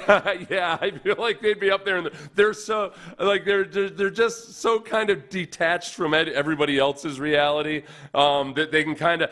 I feel like Schwarzenegger is a little bit like this too. They almost like live in a cloud that they created unto themselves. Yeah. That I feel like they would enjoy the roast, but there would be something where you almost wouldn't feel like, this really isn't hurting them as much as I'd like it to. What about I'd like to be like, I felt uncomfortable for Tom Brady, and that's part of the joy of it. Sure. I don't think you'd get it with those guys. What about Pete Rose?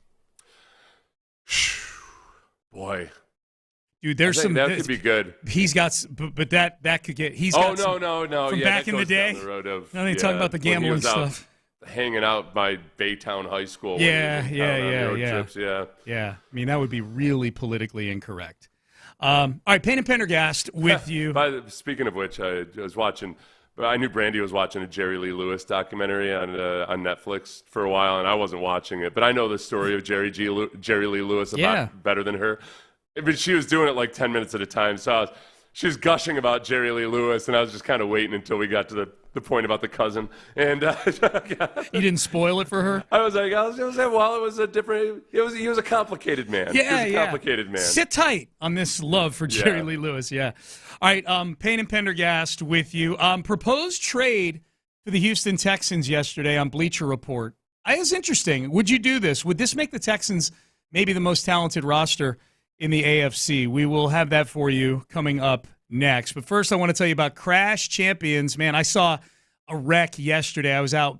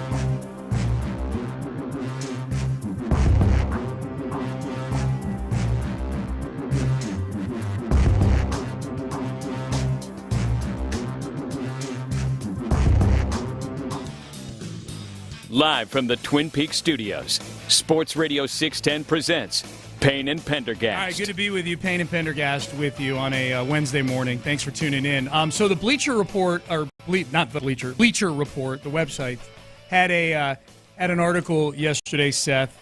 5 trades that should still happen before the 2024 NFL season. This is by Alex K. And I think we should point out, like, a lot of times these trades, we're still in a part of the calendar where not as much stuff gets done, but stuff gets done this time of year, on the NFL calendar.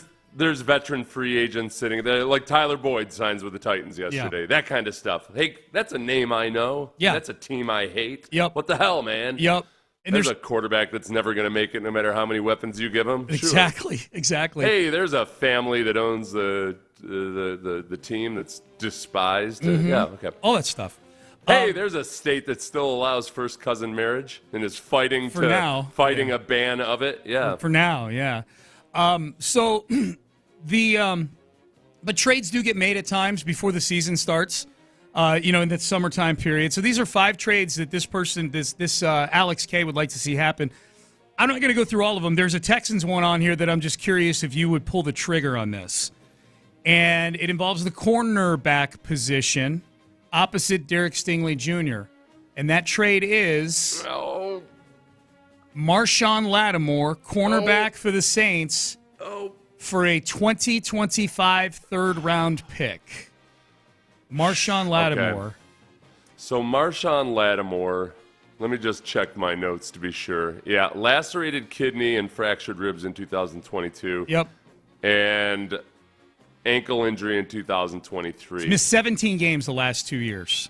And yet, when healthy, is arguably certainly a top 10 cornerback, maybe Absolutely. a top 5 cornerback, Yep. when healthy. When healthy. Do you think a lacerated kidney and fractured ribs in 2022 is something that's part of being injury prone? No, that No. feels like a specific hit right there. I'm assuming they happened on the same play is what it feels like. Right? It sounds like maybe one of those things where like if I got hit by a car and lacerated my kidney, it's not that all of a sudden I'm soft.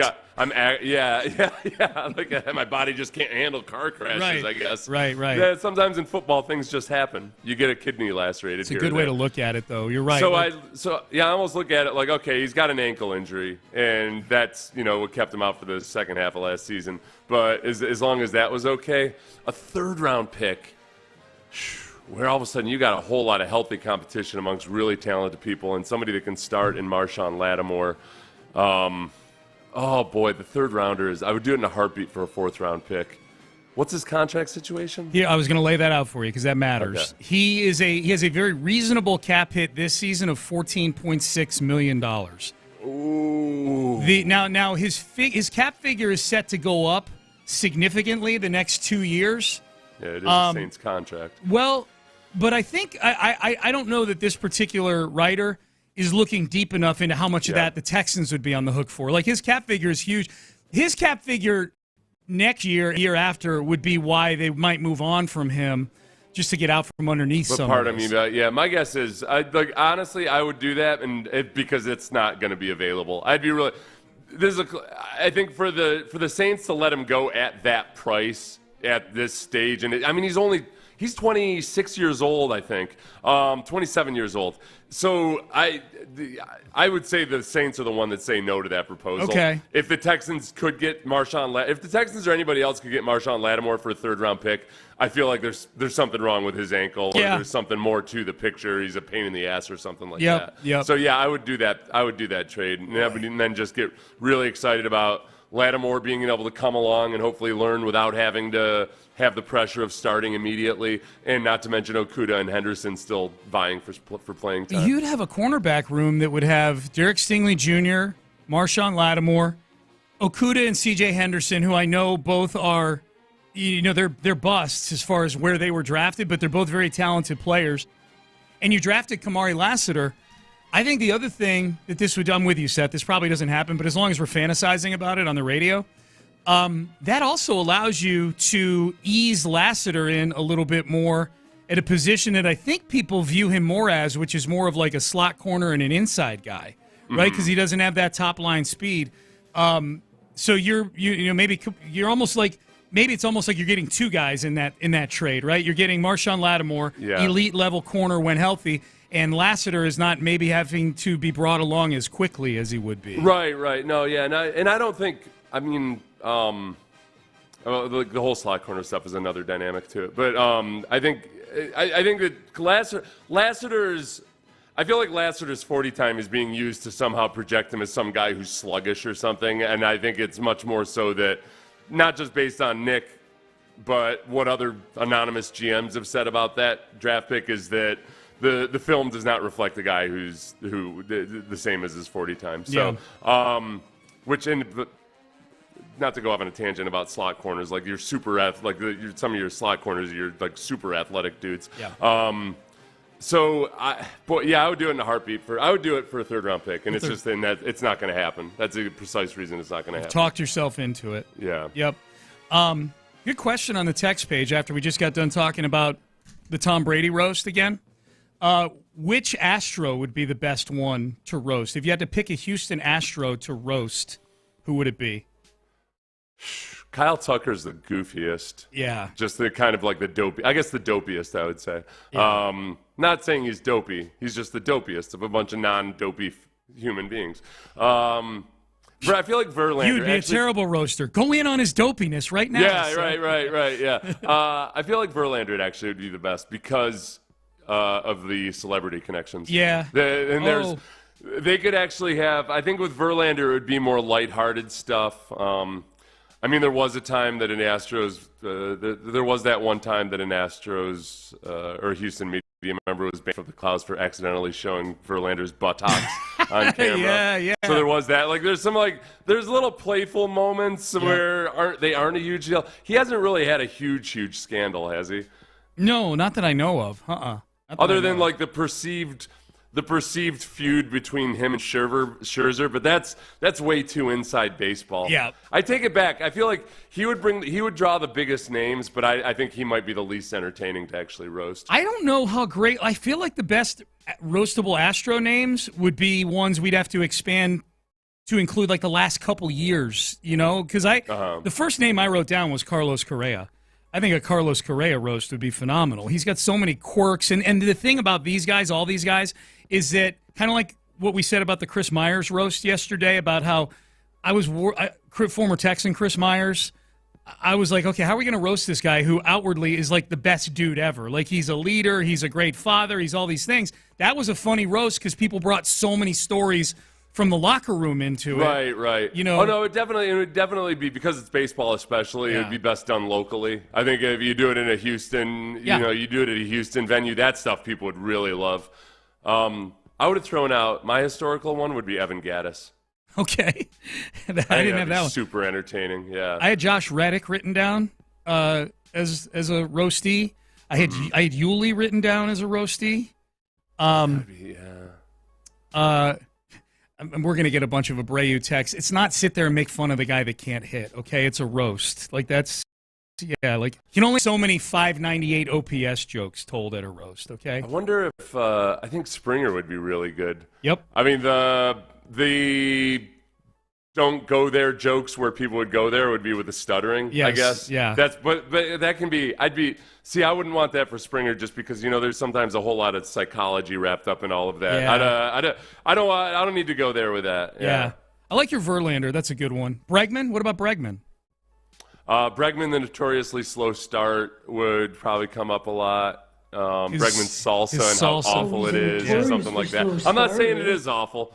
Just people would be making fun of his food. That night it would be the worst salsa ever, yeah. Right, yeah. So Bregman would actually be really good, and I think Bregman would take it in good stride. Yeah, that's the big thing. Like how people pointed that out. Like the Brady roast was so good because Brady really rolled with the punches and laughed at everything like that. That's one thing Jeff Ross said in that Rich Eisen interview. I was glad you sent that interview because Jeff Ross described how it was all set up, and he said that the biggest thing was that Brady was a fan of roasts already. Yeah. So he knew exactly what he was getting into. He didn't have any illusions whatsoever. And he agreed to it like 3 years ago. Yeah. But then he been in the making forever. And then he unretired, so like they had to push it back again. And then Jeff Ross made it so they're having some kind of a Netflix comedy festival out in LA right now. So all those comedians were there and they could do it all in one spot. Oh, that worked out great. And it worked out you pointed this out, a great spot on the calendar. There's nothing going on this week. Yeah, it worked out perfectly. If they did an athlete every year this week, it'd be beautiful. This time of the year would be really smart. It'd be beautiful. The 8 at 8, the Ocho, 8 stories. We'll get you going. We'll get you informed, get you up to speed, including the Astros. And we've got a date for the NFL schedule release as well. We've got that for you coming up next. But Soda, weight loss. Here's the news on Soda weight loss. Sean Penn.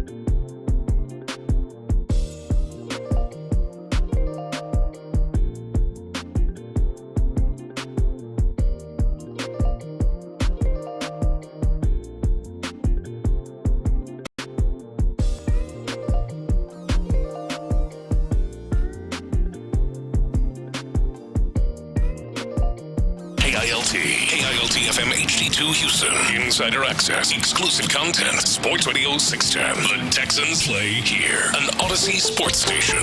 Sports Radio 610 presents Payne and Pendergast.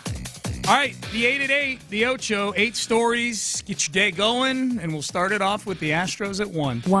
Sorry to get your day going this way, people. They lose 10-3. The Astros do last night to the New York Yankees. It was cool for a half an inning when Kyle Tucker hit a solo home run to get the Astros a 1-0 lead, but that lasted all of about 8 to 10 minutes as Alex Verdugo hit a 3-run homer in the bottom of the first, and it was off to the races for the Yankees, who pretty much spent the entire night scoring runs. The Astros spent the entire night doing nothing at the plate. Justin Verlander, this is probably I would say of all the things from this loss, the most disturbing thing was Justin Verlander getting absolutely shelled. Gave up 7 earned runs in less than 5 innings, and he was brutal last night, and he said wasn't good. They had a good approach, and I wasn't very good. If I'm being really honest with myself, I think like the last, couple of games probably, particularly the walks kind of showed me I was a little off. And then sometimes it takes you facing a team that knows you intimately, and vice versa, to send you back to the drawing board. I think, these guys showed me today that I got some work to do. I got to be more deceptive. 7 runs in exactly 5. He pitched exactly 5 innings through 97 pitches. And the reason, Seth, why I say that's the most disturbing thing, where the Astros are right now, they're 12-23 now. You're hoping for a lot of these guys to turn things around. Like, what we can't have are guys who we felt like we could already count on. Yeah. Falling off. As I'm looking at this team, I'm like, okay, we can count on Altuve. Like, he's doing really well. There's other guys Tucker's having a great season so far. He's tied for the lead in home runs in the American League. In the starting pitching, you're like, okay, when he's healthy, Javier's doing all right. We get him back soon. Verlander's been good since he came back. Okay, we can't have these guys. There's a few things we can count on, and all of a sudden Verlander's one of these things like, okay, well, at least for now, I don't feel like I can count on him. And it hurts extra that it's the Yankees. And Yeah. it hurts that everything he said is true about, like, okay, well, he's certainly not himself, but he can't hide from it when a team like the Yankees torches him for 7 earned runs.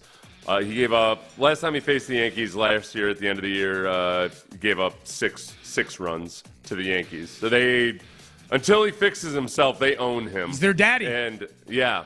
They're his daddy, sorry. Listen, Ronel Blanco can't go out there and pitch every single evening, Sean, okay? The old Every now saying and then we got to goes. throw a Verlander out there. Yep. All right? Every now and then the Yankees are going to be licking their chops when Verlander comes to town. Yeah, man. So rough one last night. Spencer Arrighetti, New Jersey native, on the mound tonight for the Astros against Carlos Rodon. 2. Number 2, the NFL has announced its schedule release, or at least Adam Schefter reported that the schedule will be released next Wednesday, May the 15th. So I guess the question would be for Texan fans, you talked earlier about leaks that we're probably going to see.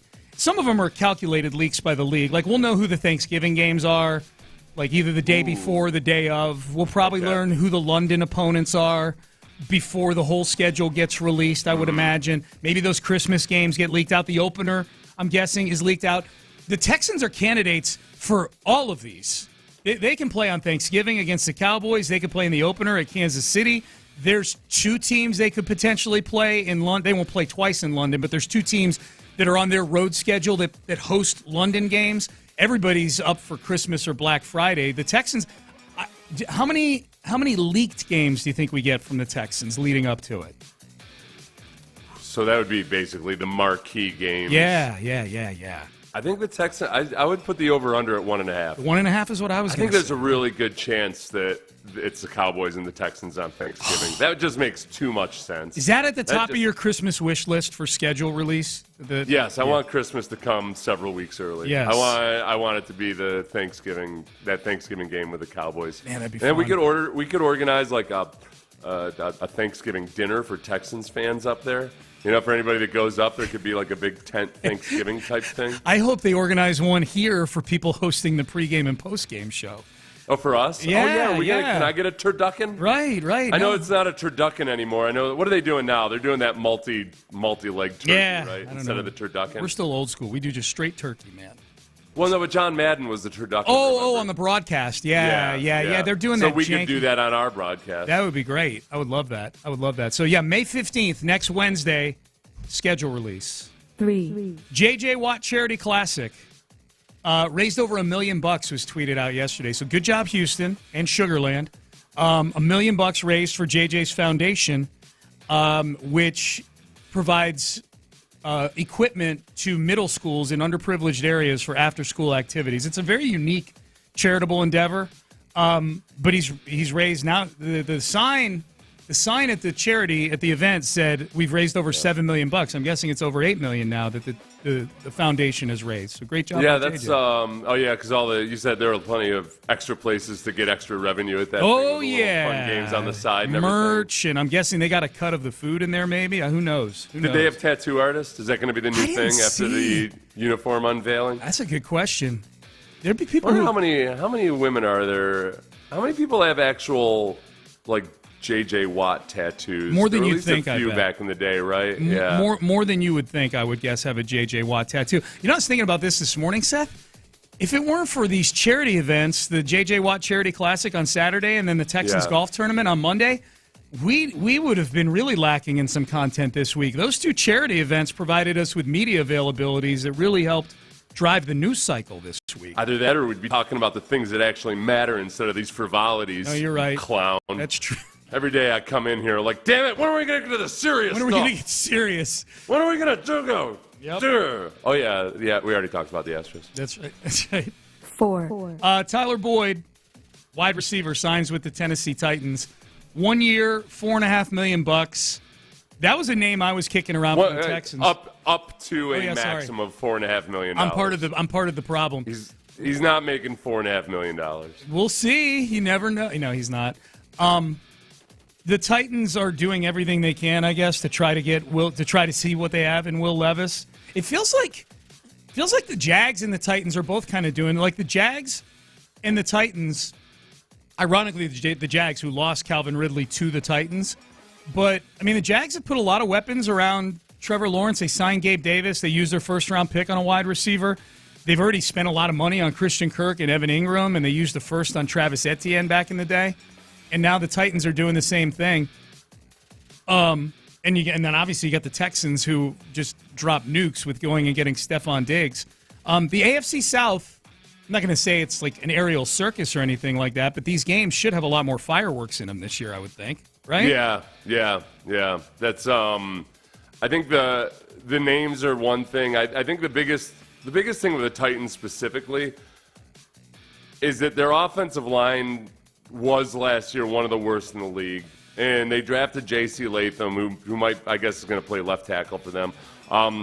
That wouldn't be enough, just one rookie offensive lineman. The fact that Brian Callahan has been one of the best offensive line coaches in the league for a long time. Bill Callahan, his dad. Bill Callahan, who's for his son, Brian Callahan, the coach. Yeah. But Bill Callahan as the offensive line coach, I think is that might produce immediate dividends. Yeah. So there is, as much as I bash on their offensive line as bad as they've been, having Bill Callahan as their offensive line coach might make an immediate difference. You can only do so much with the talent you have.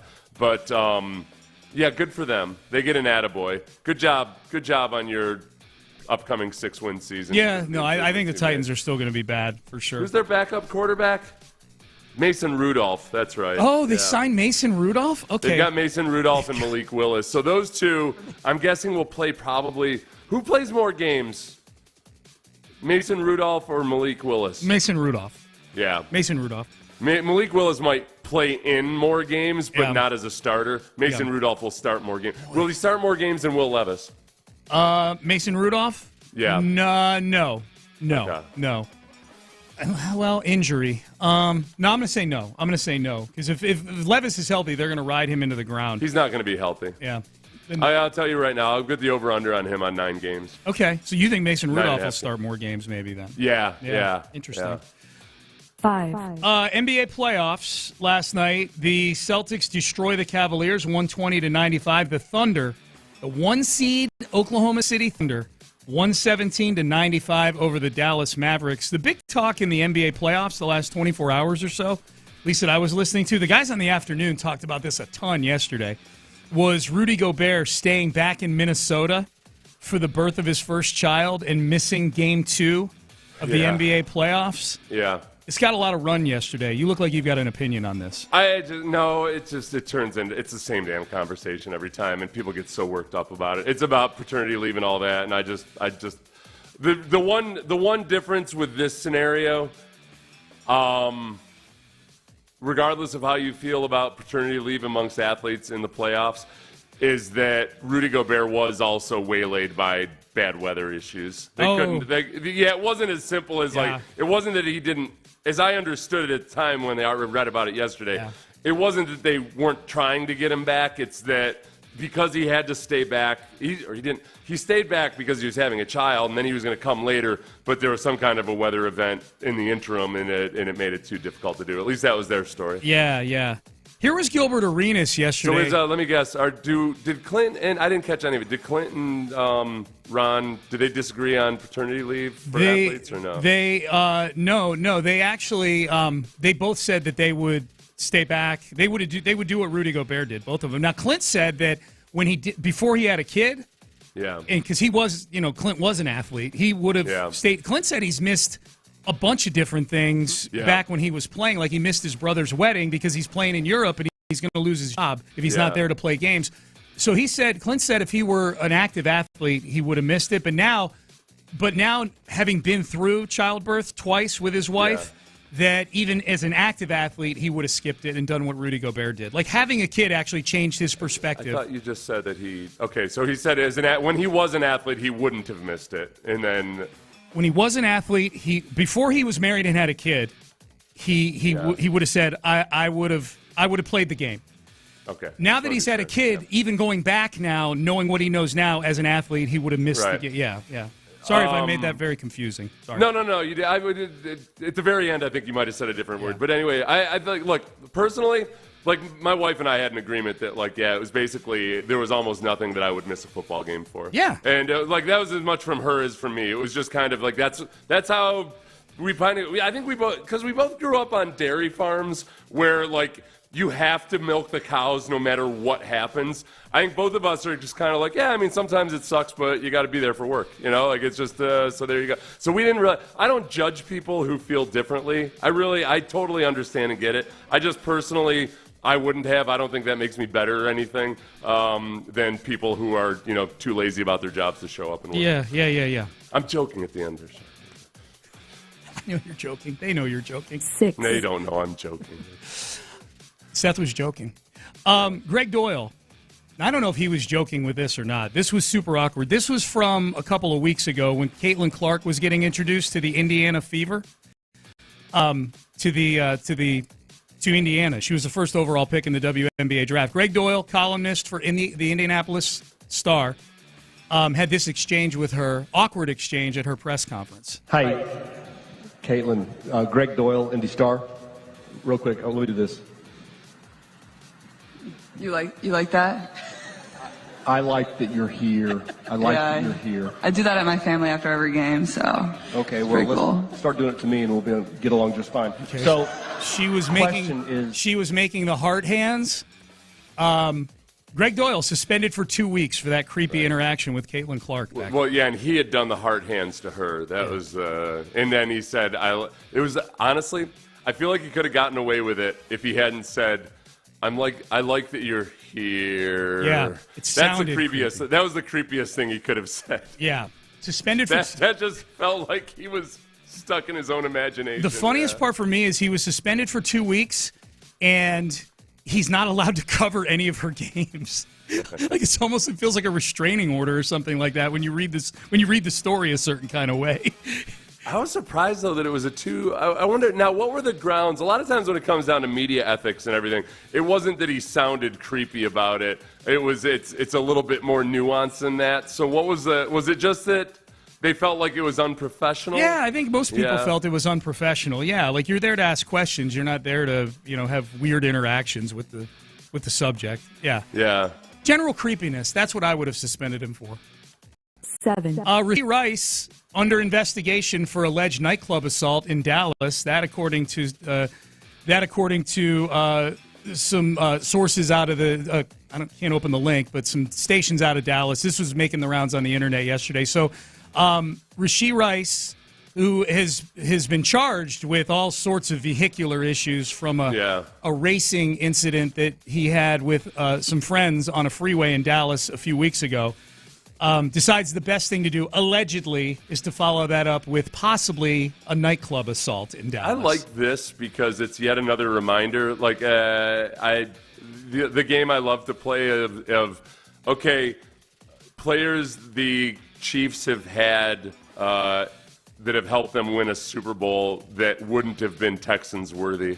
So Rasheed Rice is on there. I feel like Tyreek Hill is on there in terms of the conduct. When they used to be very, very strict with the conduct. What's his name? Kareem Hunt, I suppose. Kareem Hunt left before they won the Super Bowl, their first Super Bowl, did he not? I don't. No, I think he did. No, I don't exactly recall the time for. No, he was gone. The first Super Bowl was 2019. He was gone by then. But still, same thing. Players that Andy Reid has had that wouldn't have been Texans worthy based on the conduct policy. You got to remember that. They can't all be Eagle Scouts, okay? Right. Rasheed Rice, he's got a taste for fast cars and fights in nightclubs. Yeah. And yet, it's going to be a valuable part of this upcoming season unless he has to miss 1 to 3 months pending good behavior. Yeah, they're right.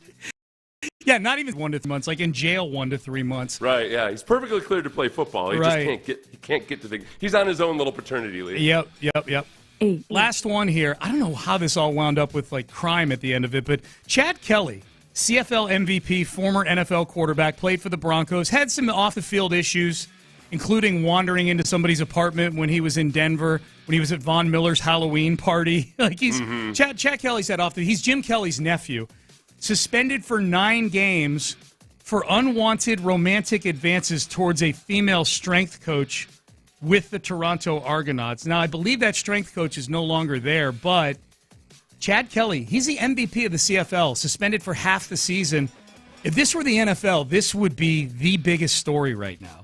If this were he's the MVP of the league. Can you imagine? Right. Lamar Jackson suspended, and they would and it would be more than 9 games if it were the NFL because of that, I think. Well, and Chad Kelly, the thing is, he's got a long speckled history of various misconducts, including when he walked into was it Von Miller's Halloween party where he wandered away from the party and just walked into the house of another young couple and their infant child. Yep. Like he's it's a speckled history with Chad Kelly. Yeah, man. He was at one point I was arguing that he should be a non-Texans worthy guy that the Texans signed. He's an Auburn killer. He was back in the day. He was I mean he's got a lot of the elements of his uncle. It's just a little bit too much. Yeah. It's too bad, man. All right, Payne Pendergast with you. Which rookie quarterback this year, C.J. Stroud has set the bar for a rookie last year, which rookie quarterback this year has the best chance of being this year's C.J. Stroud? That is next. This year is the year that you get an incredible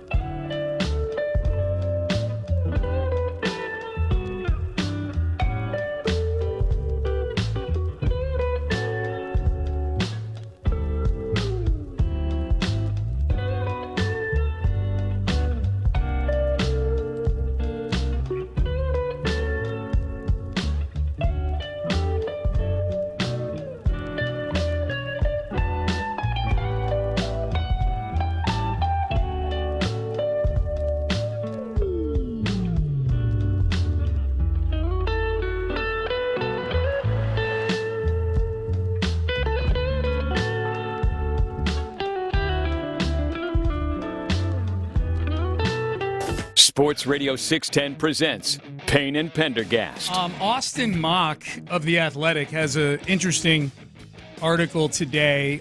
Realistic expectations for this rookie QB class.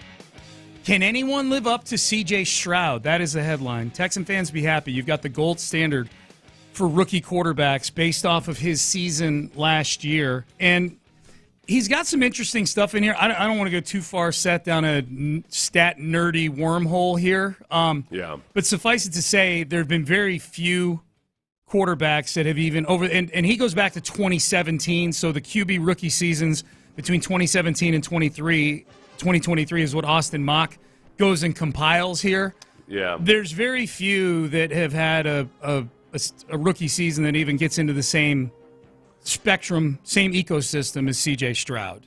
He was special last year. It was, and I think a lot of it too, when you look at what EPA per drop back, like the names that the top 5 of the guys that actually played a substantial number of games, Deshaun Watson, Pat Mahomes, which I'm guessing they must be talking about his one game that year. Game. Okay, yeah. so I don't count him. Yep. Brock Purdy, Yep. Justin Herbert, C.J. Stroud, Drew Lock and Baker Mayfield. Those are the 2 where you're like, oh, okay. Baker's all right as a rookie, though. Remember that? He was. Oh yeah, no, he was fine until he got injured. Really, Yep. He was in line to get paid until he got injured. That's right. That's right. In his 3rd year. That's right. And so before we get to this rookie class, the fact that the Texans have 2 of the 4 or 5 names that matter on this EPA purge. EPA is estimated points added. It's an advanced metric that is I think a pretty good, accurate view of how good guys are. Yeah. Deshaun Watson and C.J. Stroud are 2 of the top 4 of guys who started a substantial number of games their rookie year. Yeah, you look at total EPA. Justin Herbert was number 1, like by a pretty healthy margin. He had a great rookie season. Right. Then it's C.J. Stroud, Deshaun Watson, Baker Mayfield, Brock Purdy. So it's there should be a lot of cities telling us to go to hell when we complain about our quarterback drought in between Deshaun Watson and C.J. Stroud. But Deshaun, the whole thing about Deshaun was that it's almost kind of like looking back and telling somebody to appreciate Mark McGwire. It's like you feel like, well, yeah, it was awesome at the time, but we didn't know that such and such was going to happen. Yeah, that's true. It was, and it just it kind of smears it a little bit. Doesn't make it. It's nothing I would gloat over people. No. And also, you didn't actually win anything with Deshaun. That's fair too. So of these rookie quarterbacks, C.J. Stroud was amazing last year. He won 9 starts. EPA per dropback, he's way up there. He's by any measurement, C.J. Stroud had a great rookie season last year.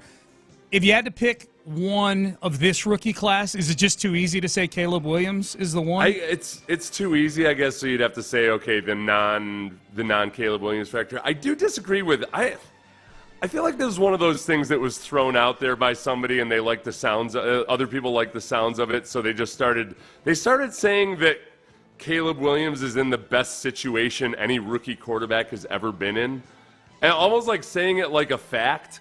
And I guess I'm like, okay, because of Keenan Allen and DJ Moore and a rookie and a Dunze, who, it could be really good, but like I don't understand exactly where they're getting best situation ever for a rookie. Are they saying for a rookie or for a number 1 overall pick? Or maybe a number 1, probably a number 1 overall pick. Yeah, because it's not. I suppose. I haven't looked. I've taken a deep dive on the Bears. I have a hard time thinking of 3 better receivers for a number 1 overall pick. For a number 1 overall quarterback. Yeah. Okay. Yeah. I'll accept that. Okay. I guess I would take after that. I mean, J.J. McCarthy's going to an offensive-minded coach, and the supporting cast is okay. But he was also like individually, I feel the least confident in him as a person. Yeah. He might be in the best situation for success as a rookie, but yet I don't feel all that great. I don't feel all that great about them leaning on him. I feel like if he has a good rookie season, it's going to be a whole lot of just what he did in college, which is a whole lot of running and, taking advantage of play action. After that. Some of it for me. Running by the running backs. Right. Some of it for me, when you just ask the question, not you, but the article asked the question, Seth, like when they say, I'm going to read the headline again. Can anyone live up to C.J. Stroud? Okay, so that's Can anyone? Yes. I mean, somebody can. If I'm asking the question, who would be this year's C.J. Stroud? Like, who would be the version this year of C.J. Stroud?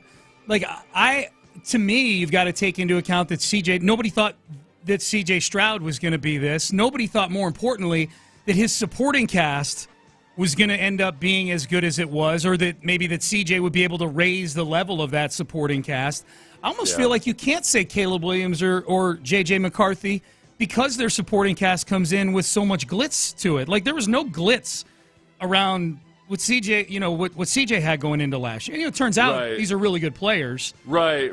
Yeah. So it was. Yeah. He wasn't put in a position where it looked like, oh wow, they put like they're trying to do with Will Levis or what they did with Tua Tagovailoa as a veteran player, which is all right. Let's try to give him a whole bunch of extra weapons, and here we go. He had a third-round draft pick at one wide receiver spot.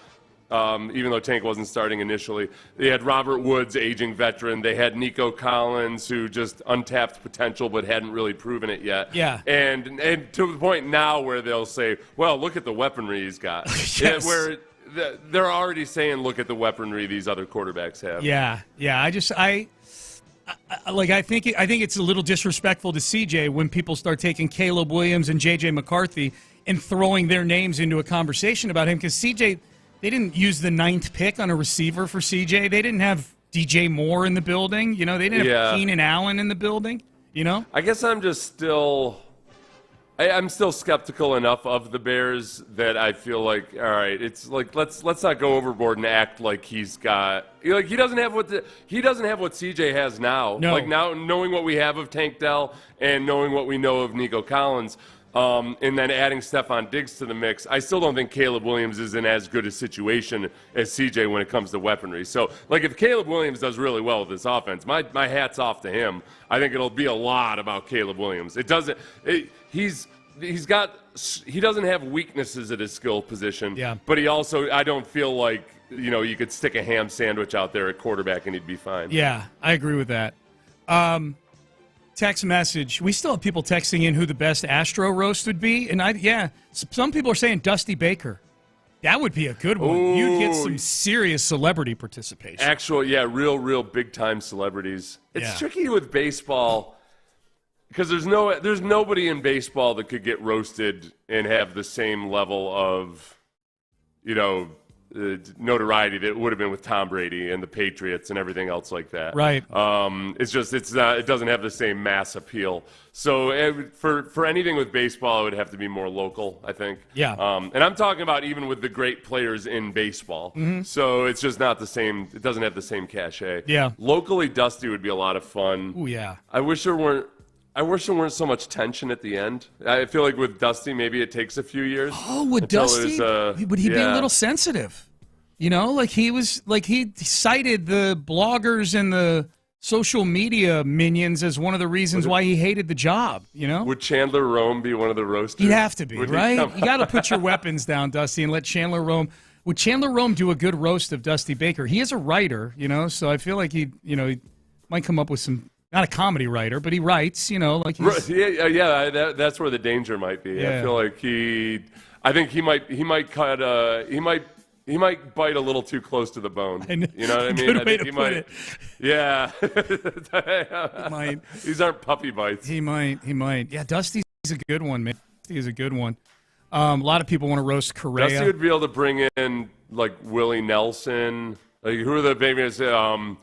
Depending on the timing of it, maybe Bill Cosby. Or did Bill Cosby die?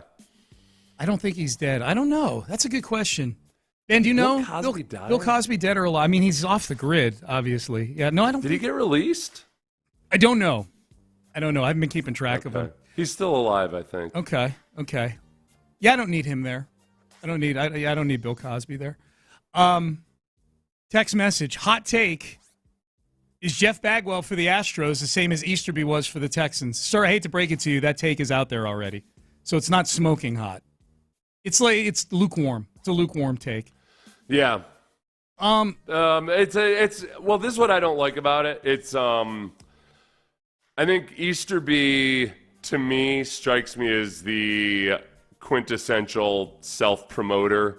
cloaked as somebody that's all giving and caring, but he's just a hell of a self-promoter, and elevated him up way above beyond anywhere he should have been in an organization because he was such a good self-promoter. Yep. And he was also very duplicitous and just very sneaky and would pit people against each other. Bagwell is none of those things. He's the opposite of all of that. Yeah. So I understand that maybe the effect is the same if he's a guy that's in a position he shouldn't be. But with Bagwell, I don't feel like I feel like he's motivated more by obligation and duty than he is anything else. Like, to speak nothing of whether he's doing a good job of it or not, he's the exact opposite type of person as Jack Easterby. Yeah, I would say the similarity is that their big decisions are working out about the same. That's the only similarity. But I think the easiest way to boil it down, I think this is what you're saying, Seth, is I think Jack Easterby had Jack Easterby's best interests at heart. I truly think Jeff Bagwell went and did what he's doing for the Astros because he wants the Astros to be great. Yeah, and I think he loves it. Yeah. And he is actually somebody who's accomplished things on the baseball side of things, as opposed to Jack Easterby, who had accomplished great things as a character coach, and then all of a sudden was weighing in on everything with the Texans. Crazy, man. Crazy. How did the Patriots get to be so good? Was it because Jack Easterby was their character coach turned quasi-GM? No, but let's copy that anyway. Let's copy something that never actually happened with the Patriots. And you know he's out there right now taking credit for this resurgence of the Texans, that he had some small part in it. You know that he is. You know that he is. All right, Payne and Pendergast with you on a Wednesday. Appreciate you tuning in. Dana Brown met with he didn't meet with the media. He was on MLB TV yesterday with Brian Kenny. One of the most disappointing parts of the Astros this year, I would say maybe the biggest reason why they are where they are in the standings right now, Dana Brown explained it yesterday. How are you going to feel after hearing Dana Brown explain the biggest Achilles heel on this team right now? That is next. Oh, but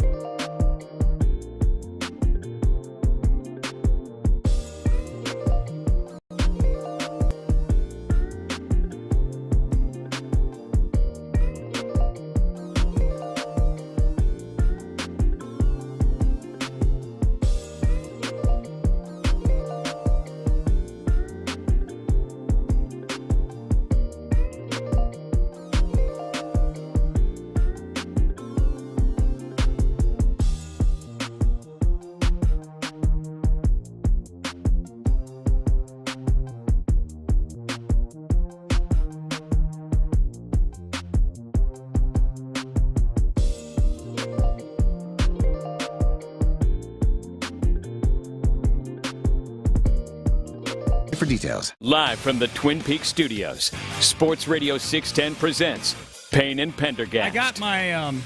I got my Italian-American Astros confused. Arrighetti is from here. He's from Cinco Ranch. It's Loperfido is the one who's got jersey ties.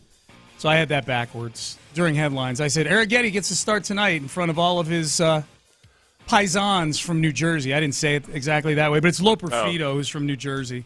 I just thought maybe you knew something I didn't about, like where his family emigrated to Texas when he was 3. He had to ride in a boxcar down here or something. I don't know. Nope. Okay. I just botched it.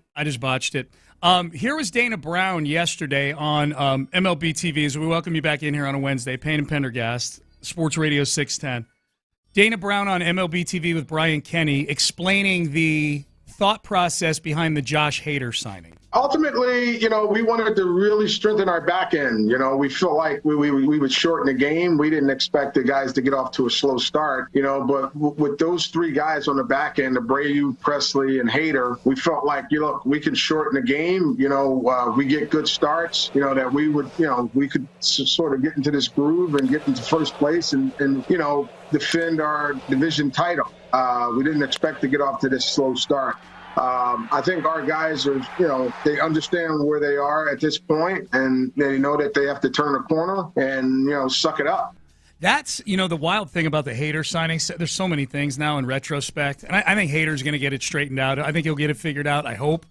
But one, they signed him to a 5-year deal. Like that right. Like for Crane to dip into free agency, true free agency, and give a guy in his 30s 5 years is something else, especially when that's a position where the contracts have just become much shorter in bullpens. Like nobody's dishing out 5-year deals to relievers anymore, even closers.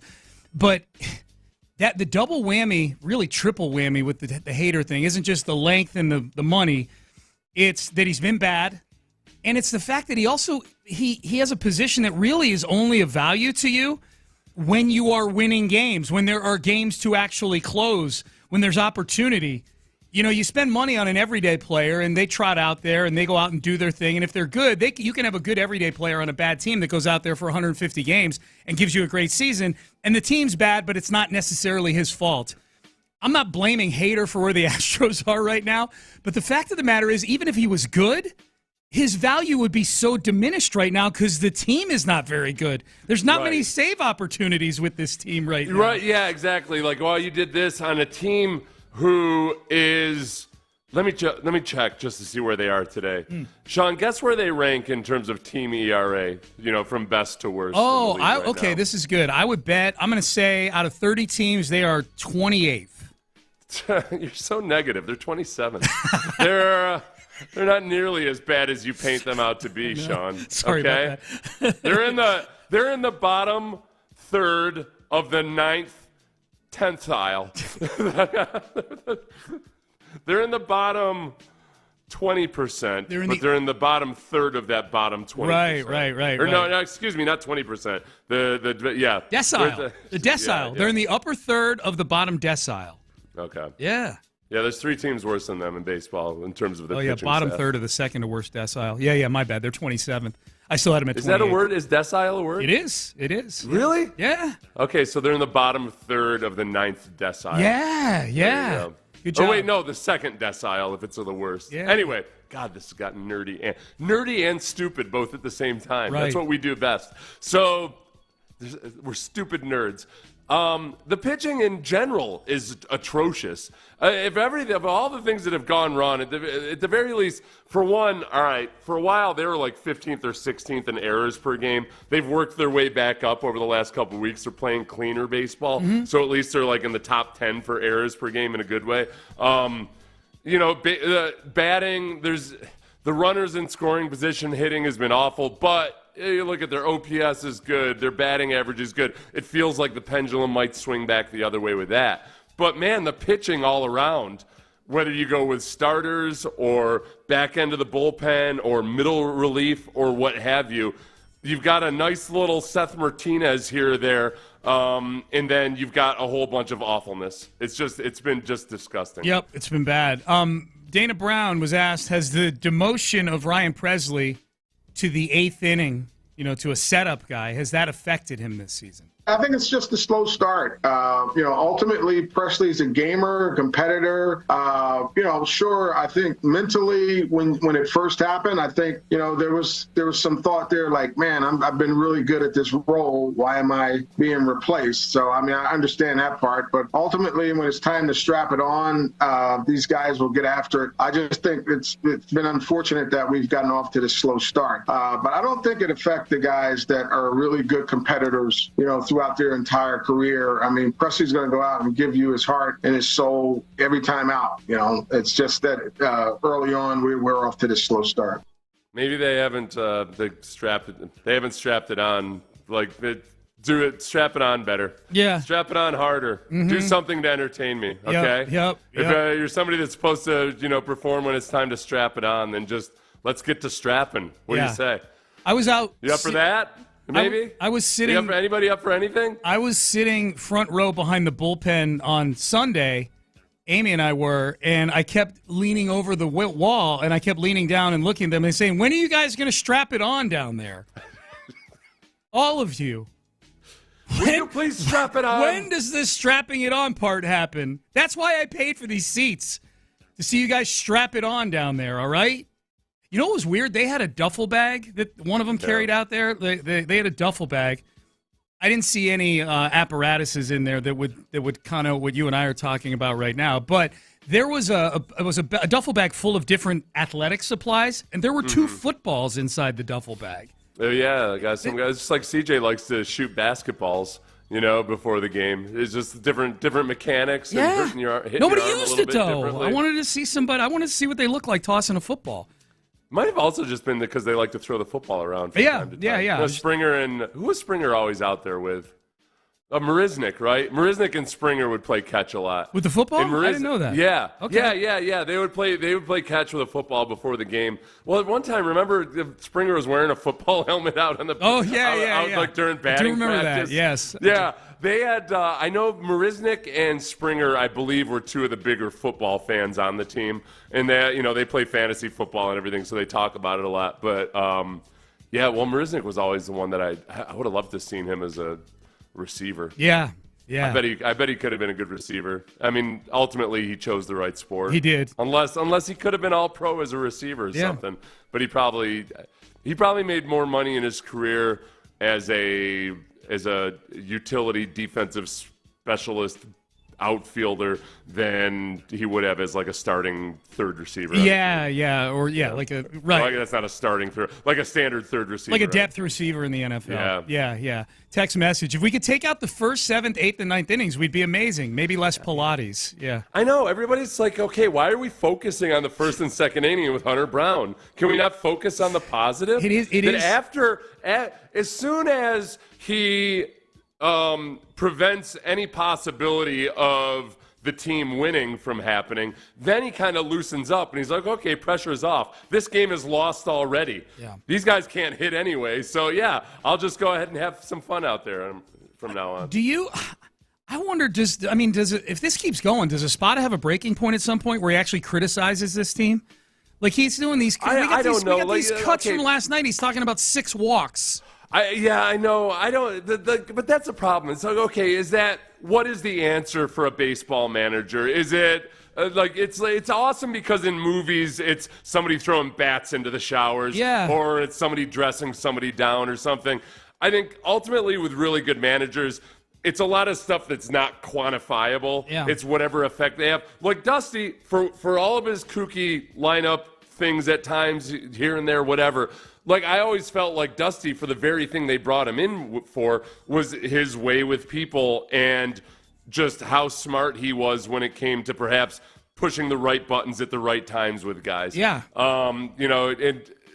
Is Espada, if we're going to blame it on the manager, is it as simple as like, man, Espada just is not the guy. He was the guy that was there when you didn't want to go out and do something bold or get somebody different or what have you. Like, is Espada just the guy that was easy because it felt like cruise control? Yeah. And then at that point, all right, whether it's his fault or not, at some point, if they get to the trade deadline and they haven't either been aggressive in trying to improve the team, or if they haven't at least tried a new manager, then I feel like, well, they're just cruising now. They just assume that everything's always going to be awesome because of what Jeff Luhnow built back. Right, yeah, well, yeah, or they're insane, right? The definition of insanity is trying the same thing over and over again, thinking it's going to work. And yeah, I don't like that saying, but yeah, I know what you're saying. Okay. It's getting a lot of times when you practice something over and over again, it's not working, but you're practicing it until it does work. But anyway, yes. They're 12 and 23. I don't like people always attribute that quote to Albert Einstein, and that's not true either. Oh, wow, who said it? I think it's one of those things they can't quite figure it out. Oh. It's like it popped up, and multiple different people could have borrowed it from somebody else, but it's not Albert Einstein. Gotcha. Yeah, I don't know. None of us know what's going on behind the scenes in the clubhouse, really, as far as, is this a team that needs a kick in the ass right now? Is there a lack of leadership? Is anybody? Yeah. I just know that the one time Justin Verlander said something to everybody made a huge deal out of it, which tells me there's not a whole lot of it going on in the clubhouse right now, This year? Yeah, this year. Yeah, this season. What was the story this year when he said something? With Verlander, when he got back and he was activated, I remember it was on a Wednesday, he basically told the team, hey, get our heads out of our butts. Oh, okay. And then they went out and won a game the next day, and everybody was talking about, Verlander gave us a talking to, and that's why we won the game. And then they went out and lost the next two games. Yeah. Well, that's like when Brantley gave his big, awesome speech, and you kind of just glide by the fact that, that he did it at batting practice, and it's not like anybody actually had a good offensive game that next game in the World Series. It was just Javier threw a no-hitter. It was, yeah, exactly. Right, they threw a committee no-hitter. Yeah. And that's what it was. It had nothing to do with what they were talking about at batting practice. Yeah. But it was a nice speech. It's a good story. It looks good on the Hollywood script. Something's wrong. I know that. Let's get to as far as changing the coach, I know this just from talking to owners, talking to and then talking to coaches about quarterbacks and when they know when to change it. Sometimes it really is just a matter of, look, there's no scientific method to this. It's like they need a spark, and we don't know where to get it. Maybe a change of manager would be the thing. I don't know who it is. The guys last night were kind of just joking around, throwing names out like Buck Showalter, with Patrick and Sean last night. Yeah. All right, Payne okay. Payne and Pendergast with you, heading into the 9 o'clock hour. Dana Brown, let's do a little bit more Dana Brown. What Seth was just talking about. Will they be a seller at the trade deadline? What does this answer sound like to you? Take a listen to what Dana Brown has to say in the next segment. Do you agree with the Astros GM? That is next. Do you agree with your property taxes? Do you think, oh, man, they nailed that assessment?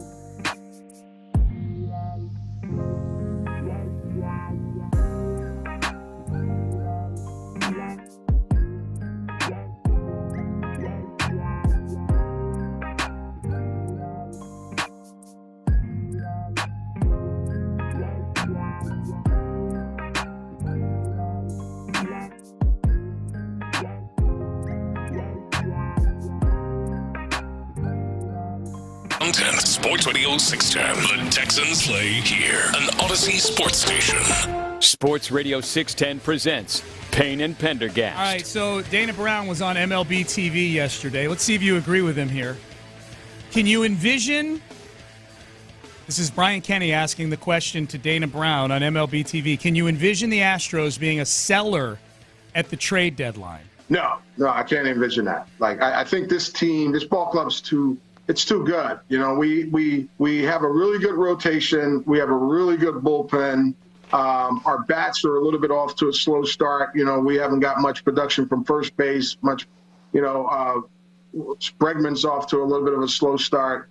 You know, and we haven't got much production from left field and center field. So, with that said, I think the production's coming. I think our guys are true professionals. They're good players. I can't predict any scenario where we become sellers. Yeah, man, you laid it out earlier, Seth. Like, the more I start to think about it, when it's almost the middle of May here. Like, we're as far as deciding what you are as a team. I know that the end result will be what it looks like at the end of September. But as far as deciding how you need to treat this season, the sand is coming out of the hourglass right now. And I think the way you laid it out, like, hey, man, like if you don't do something aggressive to change this thing with the composition of your team, whether it's lineup changes or calling guys up or trading for somebody or whatever, or fire somebody.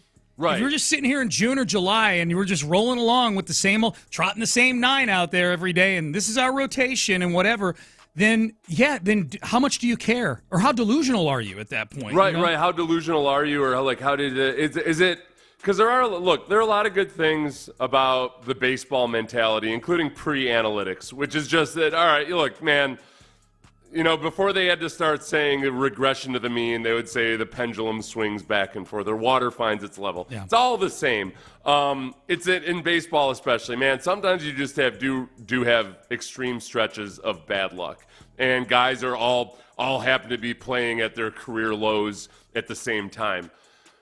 The longer this goes on, I mean, the harder it is to say, oh yeah, this is just some statistical fluke where everybody is playing poorly. The judgment at the plate, like the Astros all of a sudden turning into a bunch of like they're playing piñata with blindfolds out there compared to where they had typically been one of the most judicious teams in the league. Now they've got one of the highest chase rates in the league. Yeah, like that's not just bad luck. Something's going on there.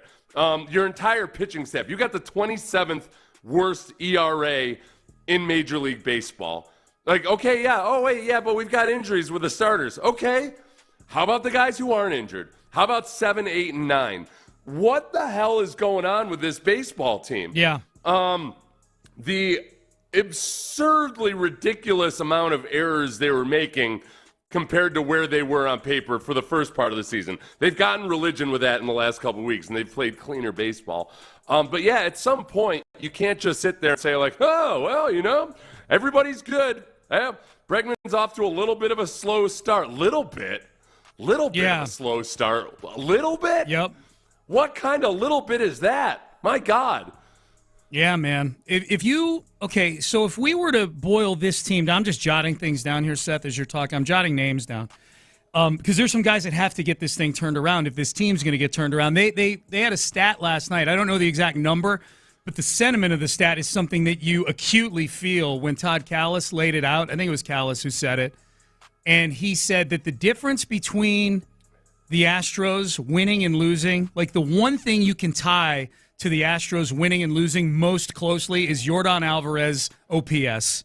His OPS in wins is astronomical. His OPS in losses is microscopic. You know, I'm exaggerating a little bit there, but there's no bigger barometer for this team than how Yordan Alvarez is doing, and I think that's been borne out over the last couple weeks when he's had the worst stretch of his career. For whatever, like his last 100 at-bats, he's got an OPS below 600 in his last 100 at-bats. This is not a three-game series where he's, you know, hit into some bad luck. Like he's not been good. He's still getting some good swings. So this is where I'm going with this. Of like the core guys, I'm not talking about guys underperforming that are fringe guys. You know, like Jake Myers is what he is. And Jake Myers has been all right statistically this year. But of these guys who are right now underperforming, and I'll throw Verlander in there just because his numbers now are not great and his last start last night looked bad. Who are you most concerned about? Yordan Alvarez, Alex Bregman, Framber Valdez, Josh Hader, or Justin Verlander? Okay, boy. With Verlander, it would be, all right, is he finally acting his age? Yeah. Is Verlander finally acting his age? And that's a bad thing. 41. That would be a bad thing. Yes. His last two appearances to the Yankees, he's let up, 13? He's allowed 13 runs in his last two appearances with the Yankees. That's a lot. That stretches back to last season. Yep.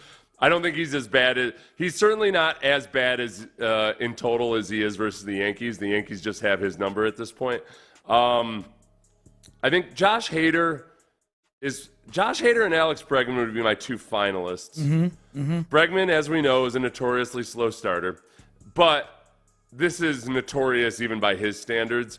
And he's also been a guy that, man, we've ridden this, right, since 2019 – he's had long stretches of great struggles. Yeah. And maybe this is the big daddy of them all. Maybe he turns it around sometime around July, but that's too late.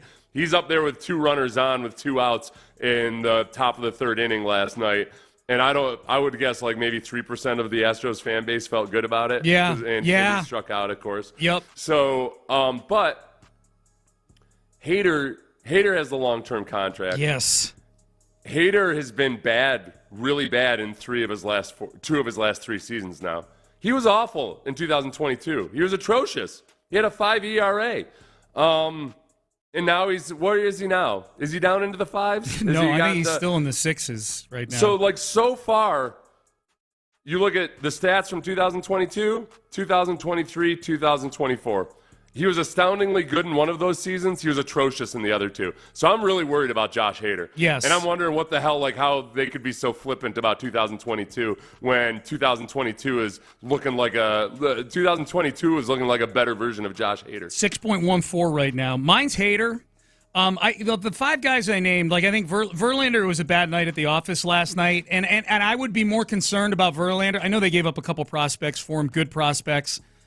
Prospects are prospects, whatever. I would be more concerned about Verlander if they were footing the whole $43 million for him.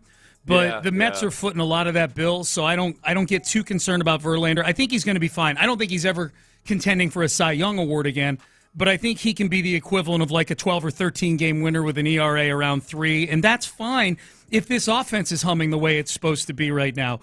Framber, I don't know that we're ever going to see quality start streak Framber again anytime soon, but Framber's a solid starter. Framber, he's fine. Yordan, I feel like, is one series away from being Yordan again. We've seen this. Remember Yordan had that stretch last year? He went a month without a home run, and he still finished with 37 home runs in 112 games. Yordan is he's streaky, and when he gets hot, he'll be hot. You nailed it for me, the 2 guys that are in the crosshairs here, and it's Bregman and it's Hader.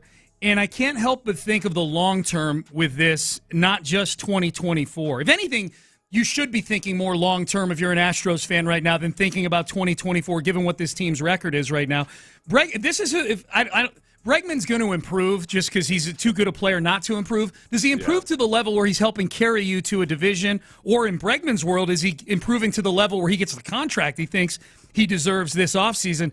I don't know that happens, but the fact of the matter is that after this season, it's not our problem anymore. Right. Josh Hader is our problem if this is who he is, and he's our problem for the next 4 years after this.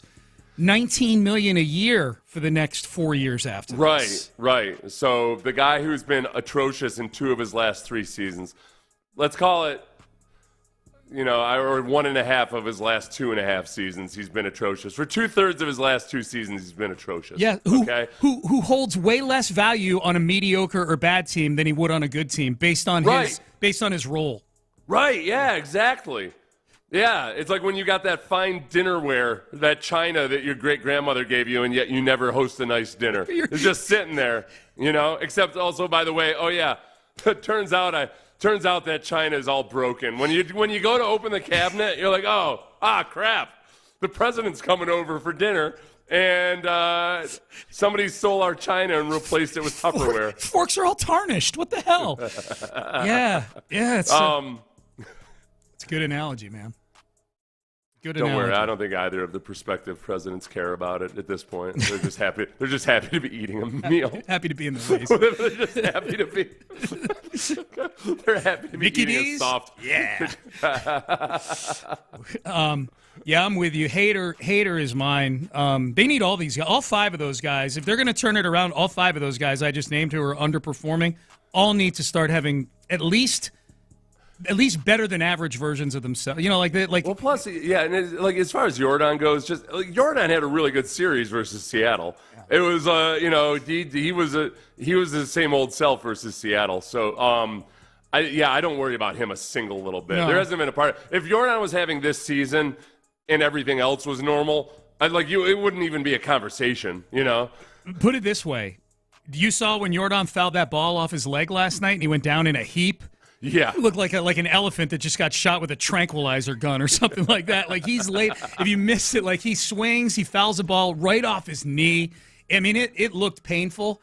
And as bad as he's been over his last 100 at-bats, and make no mistake, even though the Seattle series, there was a nice little tick up for him, but over the last month or so, he's not been good. I still felt like our season was laying there on the floor. Like any chance the Astros had of crawling back in this race, that while Jordan was laying down on the grass right there, I'm like, well, if he needs help off the field, then season over. Because the old Jordan is going to show up at some point here, right? I mean that's kind of how he's been. Yeah, I'll go over the last calendar month. He's got a 729 OPS. Yeah, it's like my point is he's been an average baseball player. Yeah. Over the last month. That's bad for Jordan by Jordan standards, but it's not bad as in again anything you'd even really be talking about if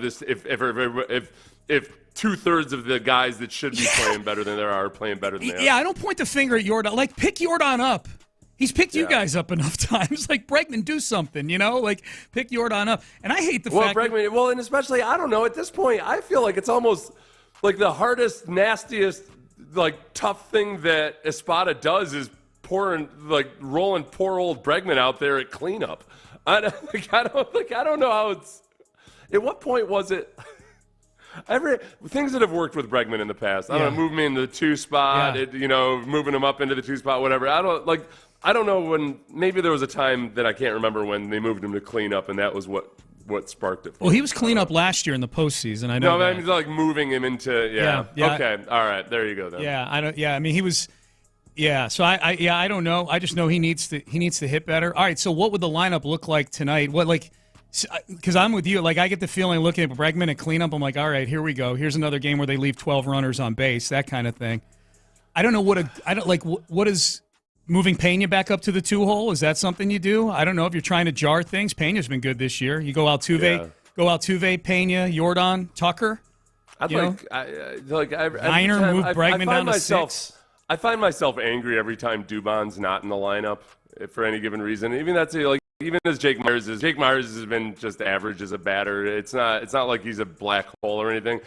But I feel like Dubon is everything that you want in a baseball. Dubon's a classic guy that we're like, oh boy, if we had 9 or 10 Dubons on this team, boy, we'd be incredible. Except, but we're not going to play him that much. No. Right. But if Dubon were an everyday player on, say, an average team or a below average, and I know the Astros are below average right now, but I'm just saying, let's treat the Astros like they're a good baseball team with a lot of talent in the lineup, which That part's true. They have a lot of talent in their lineup. Dubon's one of those hitters that does the little things. Like, he works counts, he walks, he makes contact, he comes up big with runners in scoring position. In this lineup, you can afford to have Dubon in center field as a guy who's basically like an average-ish type hitter, because he does the little things. I'm with you. Like, that was weird last night when you're coming off an off day and there's no Yainer Diaz and there's no Mauricio Dubon. There's no excuse for Trey Cabbage being in the lineup last night coming off an off day when you got Mauricio Dubon sitting on the bench over there. Right. No excuse. Just other than you got to get these guys at bats to keep them, somewhat sharp. I guess these are must wins, man. Like, you got to start winning some of these games. You can't look at the It feels like you're like counting the pennies in your dash on your way to bankruptcy court. Like, I should be sure I gotta manage my finances properly and carefully as I lose everything, no matter what. Yeah, you're on fire right now. If this were a video game, you'd have fire coming off. If this were an analogy video game, you'd have fire coming off of you right now. I'm watching a Netflix. I'm watching A Man in Full, Jeff Daniels. It's a series. I thought it was going to be a movie. Okay, but it's a series. It's pretty good. But it's this billionaire who's in extreme financial duress. Oh, really? And it's good. Yeah. Is it good? They jump right in. At the beginning, when I thought it was a movie in the first episode, they introduced like 19 different characters. And I'm like, how am I going to keep track of all this? Yeah. It's pretty good, yeah. Man in Full? Man in Full, I believe. Man in Full, okay. He plays this rich Atlanta billionaire who's highly leveraged and the banks are trying to call in his debts, and he is in fighting mode. Oh, okay. It's good, yeah.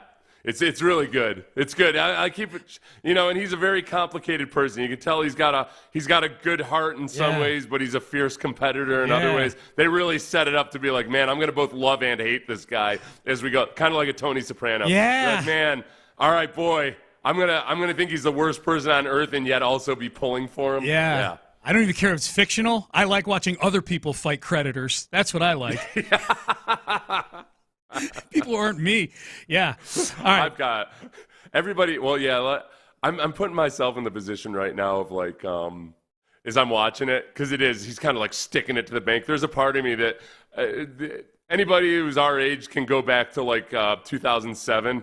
And be like, yeah, I remember making every single one of my mortgage payments, and yet the bank got bailed out of all these other. Yeah, I remember that. Yep. I remember paying the whole damn note on a piece of Florida real estate that ended up losing 75% of its value. Yeah. Just, I got to keep my credit rating up. Right. And I should have been saying, like, screw you, banks, with your bailouts. CEO of this bank just strolling down Park Avenue with red ink all over him. It is. It's put me in the position of looking at this billionaire and being like, yeah, I'm sick of the little guy getting screwed. Yeah, I got to watch this. I'm sick of guys like me and Jeff Daniels. Good recommendation. Me and Jeff Daniels. All right. The schedule is going to come out a week from today. The best revenge angles on the Texans' schedule this season based on this offseason. I've got 5. Text them in, too, 713-572-4610. You can participate as well. That is coming up next. West Point.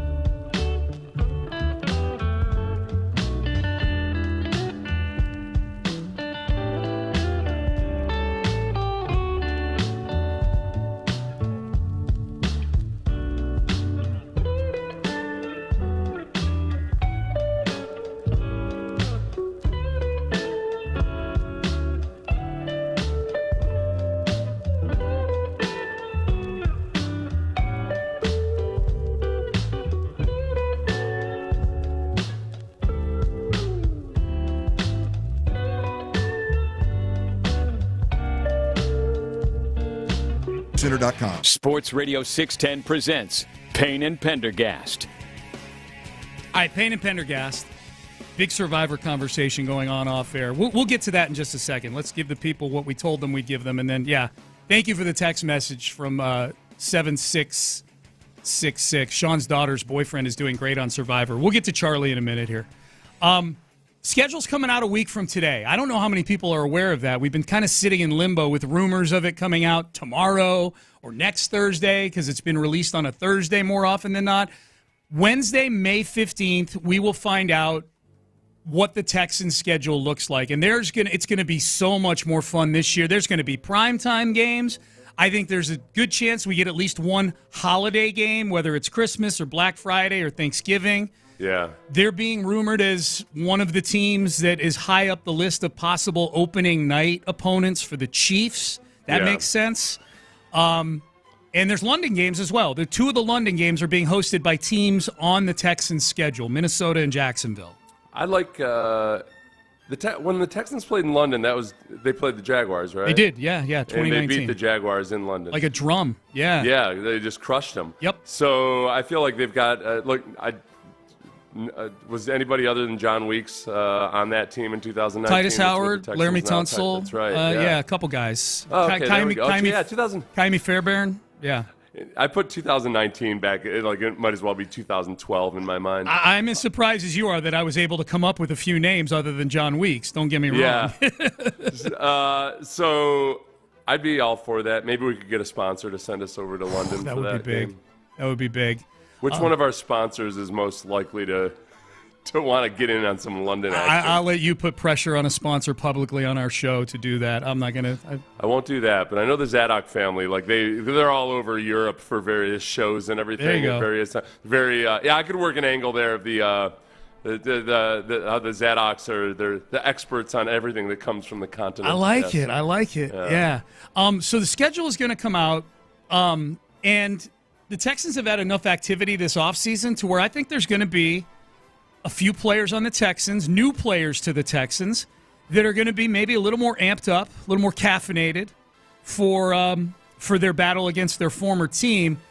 And I've got 5 of them here, Seth. And if you want to text in 713-572-4610, your thoughts on this, you can. I think the gold standard is going to be Stephon Diggs against Buffalo, and I think that's enough of a revenge factor to where I think some of the networks are going to be not duking it out maybe, but that'll be, if they're drafting games to put on in prime time, these networks, I think that's fairly high up the big board. Stephon Diggs going up against Buffalo. Again, given how much acrimony, maybe kind of slightly below the surface, acrimony might still exist between the two sides, right? Yeah, 100%. Yeah. No, and I think with Stephon Diggs, Stephon will try his best to not cryptically tweet anything, but I think it's almost impossible that he won't. So, or he's gonna like a post on Instagram or something. Something's gonna come up that adds fuel to the fire. They'll be saying everything the right way leading up into it. But one thing I think with Stephon is Stephon is one of these cryptic tweeters who I think genuinely thinks somehow he's being clever, but like everybody can see exactly what he means. Like when he tweeted like, "Somebody come get me up out of here," and then acted like it was no big deal. Why would anybody read into that? It's just a Drake lyric, whatever. The man likes his Drake. Yeah. So that's all there is to it. He definitely has a cryptic tweet that's not actually even cryptic sometime the week before that. Oh, yeah. He might even have it loaded in drafts right now, for sure. Danielle Hunter at Minnesota, or maybe at London, who knows? But Danielle Hunter at Minnesota, this one feels like there was a whole lot more. It's just time, you know. It's time, yeah. Like, do you want to really stick around here with what will eventually end up being J.J. McCarthy and a rebuild effort that it's time to move on, and it's probably best for both parties, and they probably both realized it. Plus, Danielle Hunter doesn't really strike me as a grudge type of guy. No, not at all. He strikes me as the opposite of that. Yeah. I think he's all about just going out and playing football and doesn't get he doesn't have to kind of participate in a lot of the more nastier human emotions that guys like I have. Right. He's a an artist, is what he is. He is an artist. He's a gentleman. Pass rush. Yeah, he's a gentleman. This one might be a little underrated. Foley Fatukasi, cut by the Jags in the offseason. Gets to play him twice this year. Defensive tackle, in case you don't know who I'm talking about here. Probably a starting D tackle for the Texans this year. The marquee grudge match will be this person that I have to explain who he is. To some of you, yes. Yes, Yeah. That'll be the marquee matchup. I think that the thing about this that would be uncomfortable to try to trump as the grudge match is that, oh, yeah, the Jaguars didn't want me. They got rid of me, and they went and signed a guy that, I guess the Texans really wanted to but couldn't get. Yeah, but... Oh, Eric Armstead, yeah. The Jaguars signed Eric Armstead after the Texans whiffed on getting Eric Armstead. So it's kind of tough for Foley Fatukasi to act like, yeah, how dare they, when his very own team was trying to do it as well. He was a Jet, too, as you point out. He was a Jet for 3 years and then a Jaguar for only 2 years. Yeah. I don't feel like 2 years anywhere is enough to give you a reason to have a grudge later on, unless they did you real dirty. I'll watch the first 5 snaps of Foley Fatukasi in that game very intently just to see if I see any little extra chicanery going on there. But, that one's fairly far down the list. All right, welcome to my world. Don't do that, Sean, because I rely on you to remember all these little details of the game. And once you go down the world of just watching specific linemen during the game, you'll be amazed at how little you see of everything else that's going on. All right, fair point. You'll be like, oh, yeah, remember that 37-yard reception? I'm like, well, actually not. Turns out I was watching the nose tackle. Watching Fatukasi's hand action. Yes. The tag team of Alshire and Autry going up against the Titans. Now, this one does fall under your less than 2 seasons rule right here. Less than 2 seasons, but here's the difference. I think Alshire and Autry were 2 of like the absolute blue-collar type of dudes that you want on a football team, where they're really good players, but they also like have the same attitude of a backup, that are just fighting and scratching and clawing. And a new coach comes in and decides like, not good enough for my culture. Nope, sorry about it. So, I just know, like, Titans fans themselves were pointing out Alshire and Autry as the 2 non-Derrick Henry guys that they'd really like to retain. Yeah. Because they do all of that gritty stuff so well, and they're also productive players. So I think that those 2 can superpower combine to have a genuine grudge, especially playing on the same defense and twice next year. Yeah, they're not here for your rules of chronology, Seth, of number of years. Those 2, right? Like they're there to maim people, basically. Last one, Jeff Okudah going up against the team that drafted him 3rd overall and then dumped him for a 5th-round pick a couple years later, the Detroit Lions. And I think with Okudah, it's a little bit more complicated than Henderson. I think with Okudah, he was stuck on a bad defense. At one point, when the Lions made their turnaround a couple years ago, part of it included firing the defensive backs coach. So I think Okudah might feel the most like he got screwed over by circumstances or what have you. Mm-hmm. And now Henderson got shipped off very early in his career after being a top 10 draft pick by the Jaguars. Yep.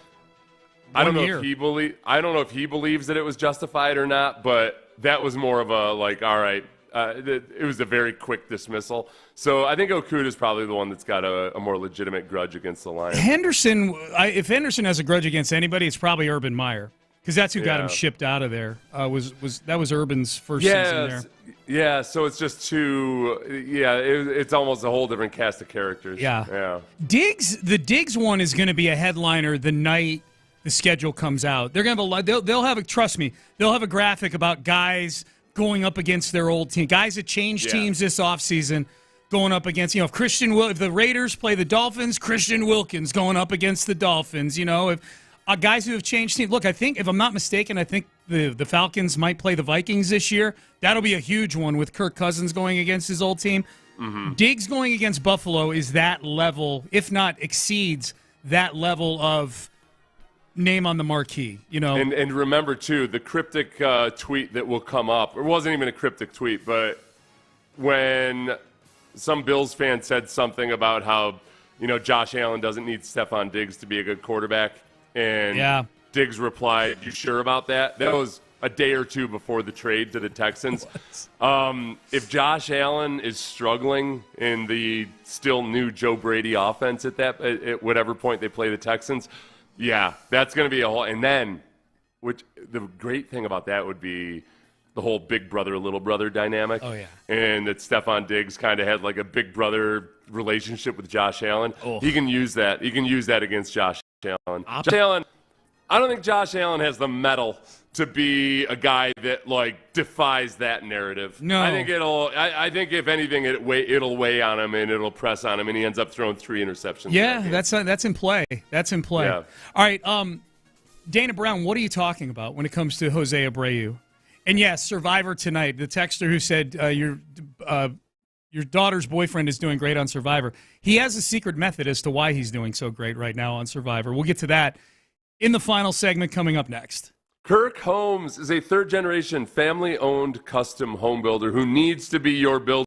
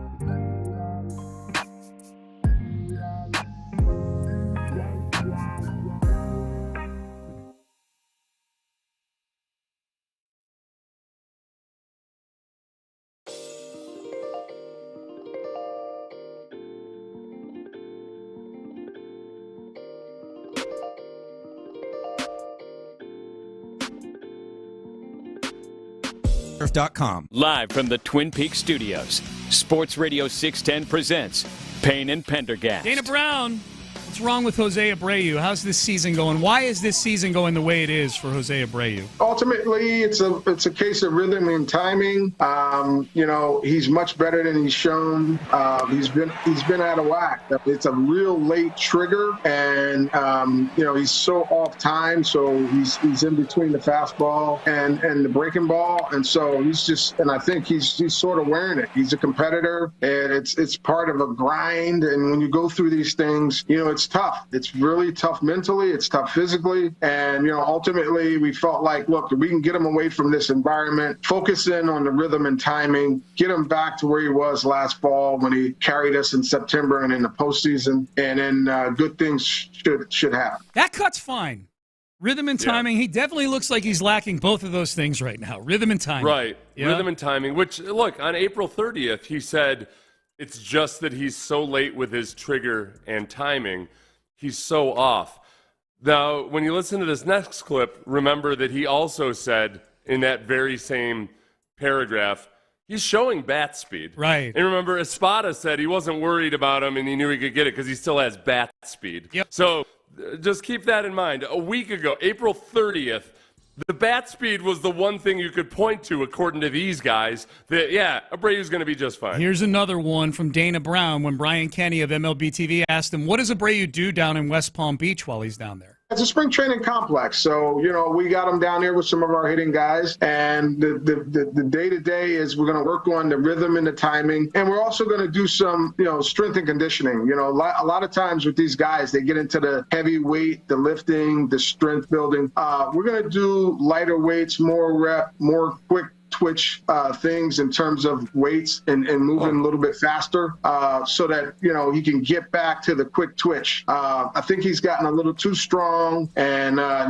he slowed his back down a little bit. And so ultimately, if we can get this guy back to his rhythm and timing and back to what he did last fall, it's going to really help us out. Okay, and it's a good thing that Singleton is taking well to some playing time. Hopefully he can continue that, and then when they come back, we'll have two guys that potentially could really help us. So his bat speed is not the problem, except for his bat speed, which is a huge part of the problem. Right. So a week ago, his bat speed was actually the reason for hope, where right now they've got to figure out how to fix this bat speed stuff. Yeah. That's the big thing. They are grab bagging like crazy right now. And a couple things. One thing I want to point out, the reason why I kept that tail end there, Seth, of that cut there, the very end where he talks about Singleton, he talks about not if Abreu is coming back, but when he comes back. He just said when Abreu comes back. So if you're somebody, as I think I probably have somewhere along this journey the last few days since they sent Abreu down to West Palm Beach, had probably thought, okay, good, this is the last we're going to see of him. I don't hate him as a person. I really don't. I don't know him. He seems like a great guy and a great teammate. He's just a black hole in the middle of the Astros lineup when he's out there. But he said when he comes back, and I think the other thing that, look, if they signed Jose Abreu to a 2-year, $15 million deal total, $7.5 million a year, he'd be gone. Like he would be, they would have thought about cutting him last year or during the offseason, but they would certainly in the second year of a much smaller contract have said, nah, DFA.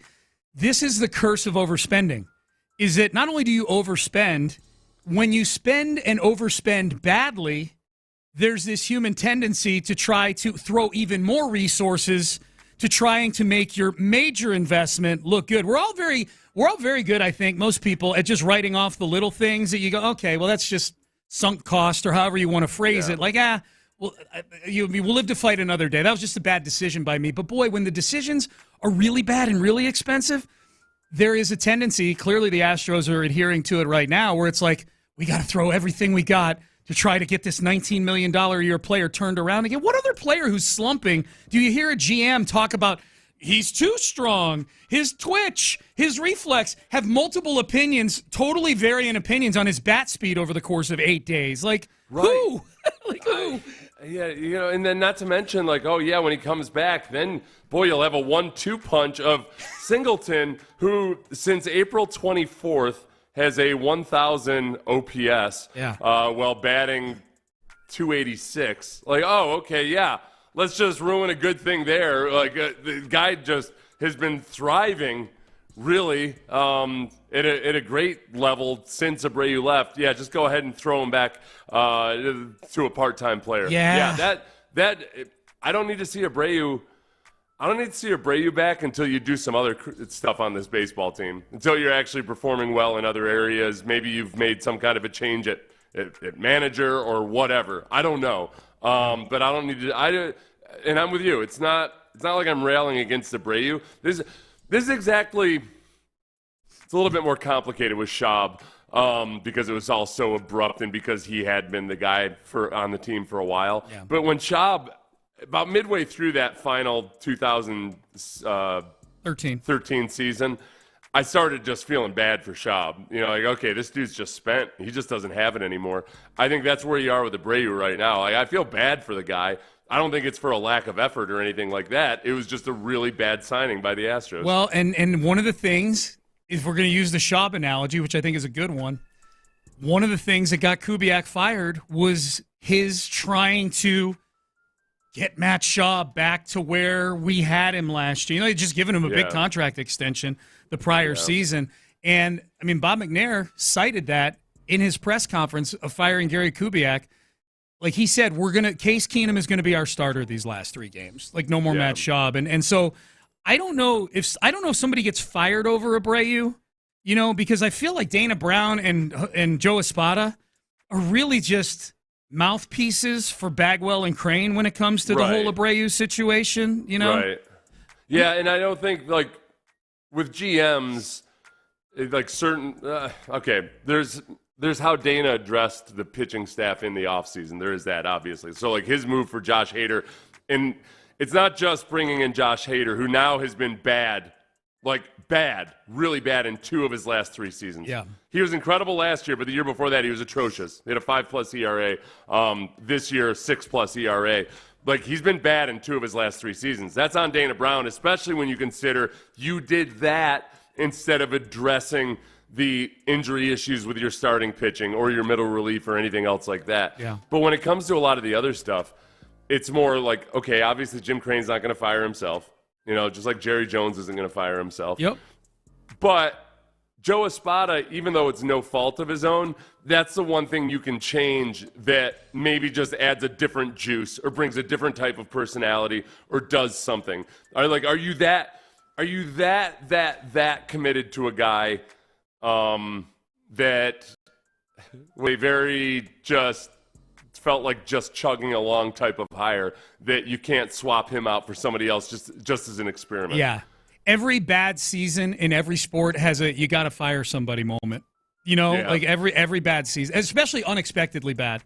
Every bad season by an expectedly good team has you got to fire somebody. I mean, the Texans they basically fired Matt Schaub and then fired Gary Kubiak that season. Something's got to change. So we got a text 7900. Sean's daughter's boyfriend is doing great on Survivor. Yeah, Charlie is his name. He's down to the final 7 now, Seth. He is, and I think he's played it perfectly the entire time. He's been a wolf in sheep's clothing, and still is, except that he's made the mistake of winning the last couple immunity challenges. I know, he's won the last two. And he's been a finalist. He's been one of the final two in like the last three, has he not? Yes. I feel like he might have started his kick a little too soon. That's a good. He's a runner, for those of you who don't know. Yeah. I feel like he might. I don't know. He's on people's radar now. It's like, oh crap, this guy's actually really good at this. The immunity. So challenge. should he have tanked the last immunity challenge? Like stayed up there for a while, but then like fallen off? Because I don't think he was getting voted off last week. If he hadn't had, I think even if he didn't have immunity, he'd still be around this week. There's one thing I've learned about this game. It's like now they're at the stage where you got to really start worrying about blind sides. And I feel like he's probably like, okay, well, part of him too is he can't help himself is that he's such a Survivor fan that he's always dreamed of winning these immunity challenges.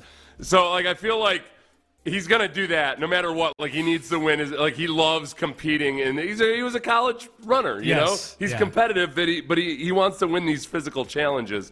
He's so well liked. He's so likable, and I still think that most people don't realize how much of a player he is. Right. I think most of the other contestants, other than Maria, don't really understand just how well positioned he is. Because they don't see the same thing we as viewers do once the season's in the can. Like you watch Charlie interact with the players, and you go, well, he's just blending in right now. And then you watch his individual vignettes, and he's got chess pieces out, basically. You know, dude, he was the best part for him.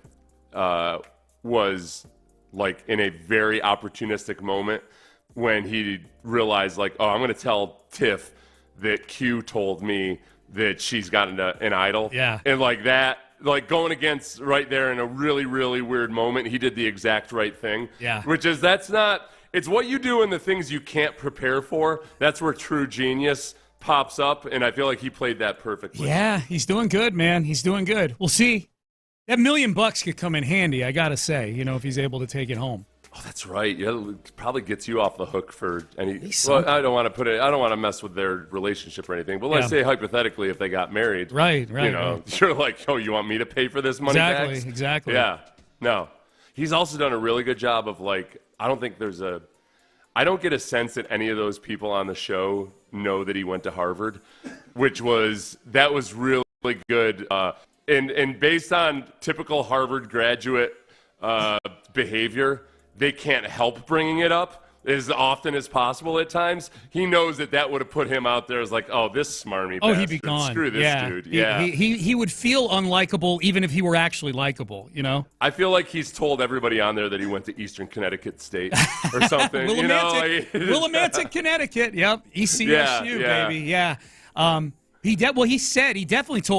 He definitely did not tell them he's going to be a lawyer, that he's in law school. Like, he's kept that on the They don't even too. know that. That's I don't smart think so. Too. Yeah. That's the funniest thing. He might be the most liked guy on there who has two huge checks against him in terms of surface likability. Right. If you said, like, oh, yeah, by the way, one of these guys is a lawyer who went to Harvard, immediately they would have been like, this guy. Could have done everything right that first episode, and they're all like, Charlie.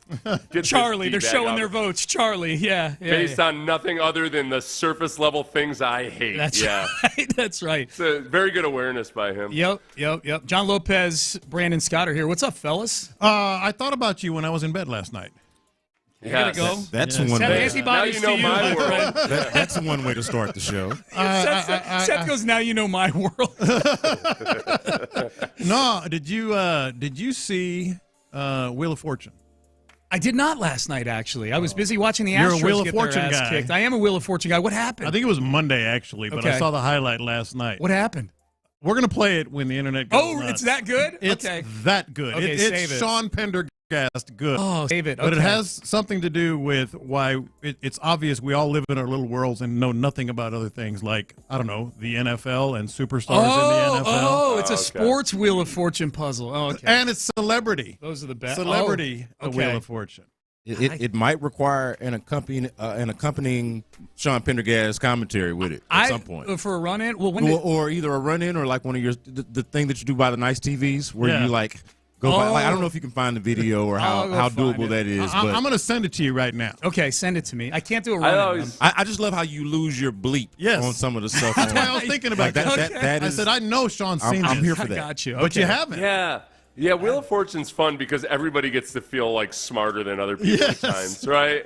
Jeopardy, it's tough. You're going to be like, all right, I knew some of these that person didn't know, but they're way smarter than me. Yeah. Wheel of Fortune, you're like, I'm definitely smarter than most people. Yeah, it's Wheel of Fortune's Hangman, basically. Basically Hangman. It's Hangman. If you want to feel really stupid, you got to watch the Champions Tournament on Jeopardy. Like I know like 2 answers the whole day. Do you even enjoy watching it? No, when you don't it's know? not I fun. don't either. It's not fun. I feel like they're very, very much narrow cast. Yeah. I enjoy when they dumb it down for celebrity Jeopardy. Yeah. Like they really dumb it down, and then you get to feel superior to those people. Same. Did y'all have friends who like to show off on Jeopardy? Like that was always my thing. Yeah. Like I wasn't necessarily good at it, but I always had like a couple of friends who thought they were smart Answering the questions. but they were just good at Jeopardy, and I'm Yeah. like, oh, you Yeah. know what? Forgot, man. and then back in the day too, there's always people that like have already seen the episode already, but don't tell you. Like, that's if you the don't, best. Yeah. I've done that before. I was probably getting played. You know every answer. I was getting played the whole time. He's not thinking about me in bed anymore. I'm raising my hand that I've been that guy. Yeah, I've been that guy. My dad and one of his wives that used to create meltdowns for her because she felt my dad was really, really smart and didn't mind like letting everybody know it. And so one of his wives was not that bright. And she and she would always just like it was a mess. Yeah. I just Jeopardy destroyed that marriage, along with a multitude of other things my dad did, but still. But mostly Jeopardy. Jeopardy. Yeah. I just emailed you all the link. Oh, you did? Yeah, Okay. Jeopardy was always his excuse. Yeah. That was always what he said. Right, exactly. That's what came up in the divorce court. court. Divorce, irreconcilable game show differences, yes. All right, Seth, antibodies to you, my friend. Antibodies to you, and everybody enjoyed Brandon and Lopez. Yeah. It's a great pairing. It's a very good pairing. I enjoy Brandon and Lopez. It's going to be fun. And Figgy. I'm sorry, Figgy. I didn't mean to leave you out, Good man. trio, yeah. It's all good. It's all good. Best in the world of what he do. It's a good trio. Yeah, you got those guys for the next 4 hours here. You're listening to KILT HD2, an Odyssey station. We're back at 6 a.m. tomorrow. Brandon Scott in for Landry Locker. John Lopez, Figgy Fig.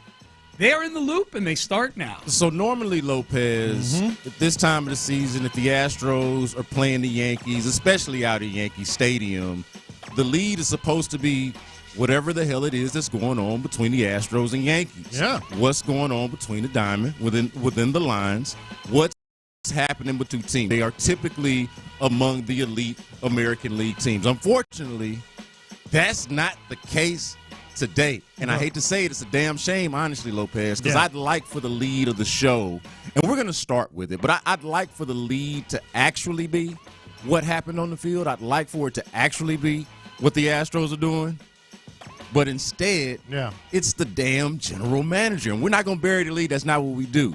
We are going to get to Dana Brown's comments yesterday, which I feel like most of us, if not all of us, were baffled by. What he had to say about Jose Abreu, what he had to say about the state of the Astros in general, what he had to say about the trade deadline, really just all of it. I think it's baffling. And I think we're going to have some real, honest, serious questions and discussions about Astros leadership at large. Yes, okay, we will. The entire thing, but we'll use Dana Brown as a launching point. That's at 10:20. But man, I mean, at what point did you get disinterested in that game last night? Because I started thinking about 7-1. I can tell you exactly when it was. Was that when it was? 7-1. Okay. Yeah. For me, it was maybe 3-1. Because I'm used to feeling like when the Astros are down, hey, they can get out of it. They can figure this out. They are good enough to respond. I did not feel that way, even with Verlander on the mound, even with the cachet of Astros versus Yankees. And we know the Astros own the Yankees in this era. Yeah. But that was not the case. I did not feel like that was the case, and it turned out not to be the case. I didn't feel that way when they were up 1-0.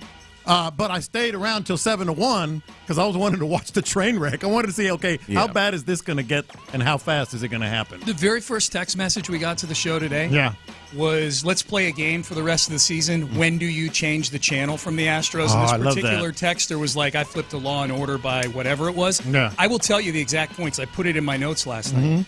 Top of the fifth inning.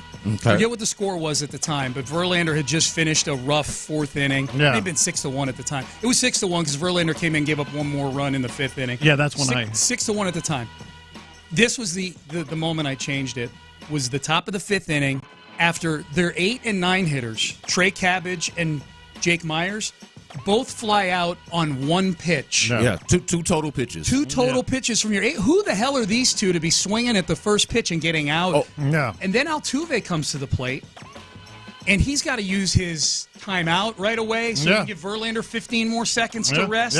This is the equivalent of the the defense getting thrown back out onto the field after an interception in football. So Altuve's having to take a couple pitches when for sure he wants to. I'm fine with Altuve swinging at the first pitch. He's been doing it for a decade now. He's allowed. He's allowed. He's got immunity. You're Trey Cabbage. You're named after a vegetable. Ron's in the afternoon calling them lettuce.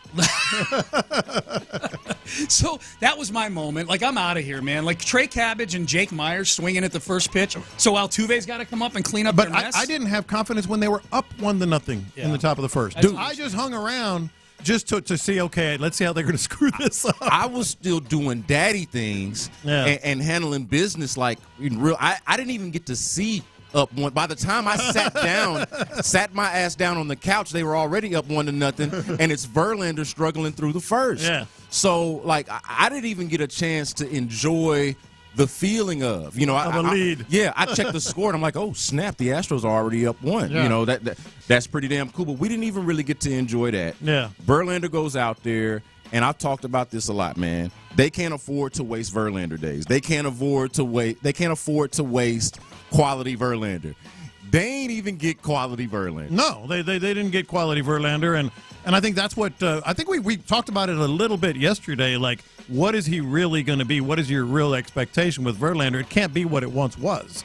And yesterday was obviously evidence of that. Here's where, and just if you're just tuning in the loop with B. Scott and myself, John Lopez, we're gonna talk about what is really grinding a lot of gears in this city in about 15 minutes. But let's talk about the game. What really got me about this game.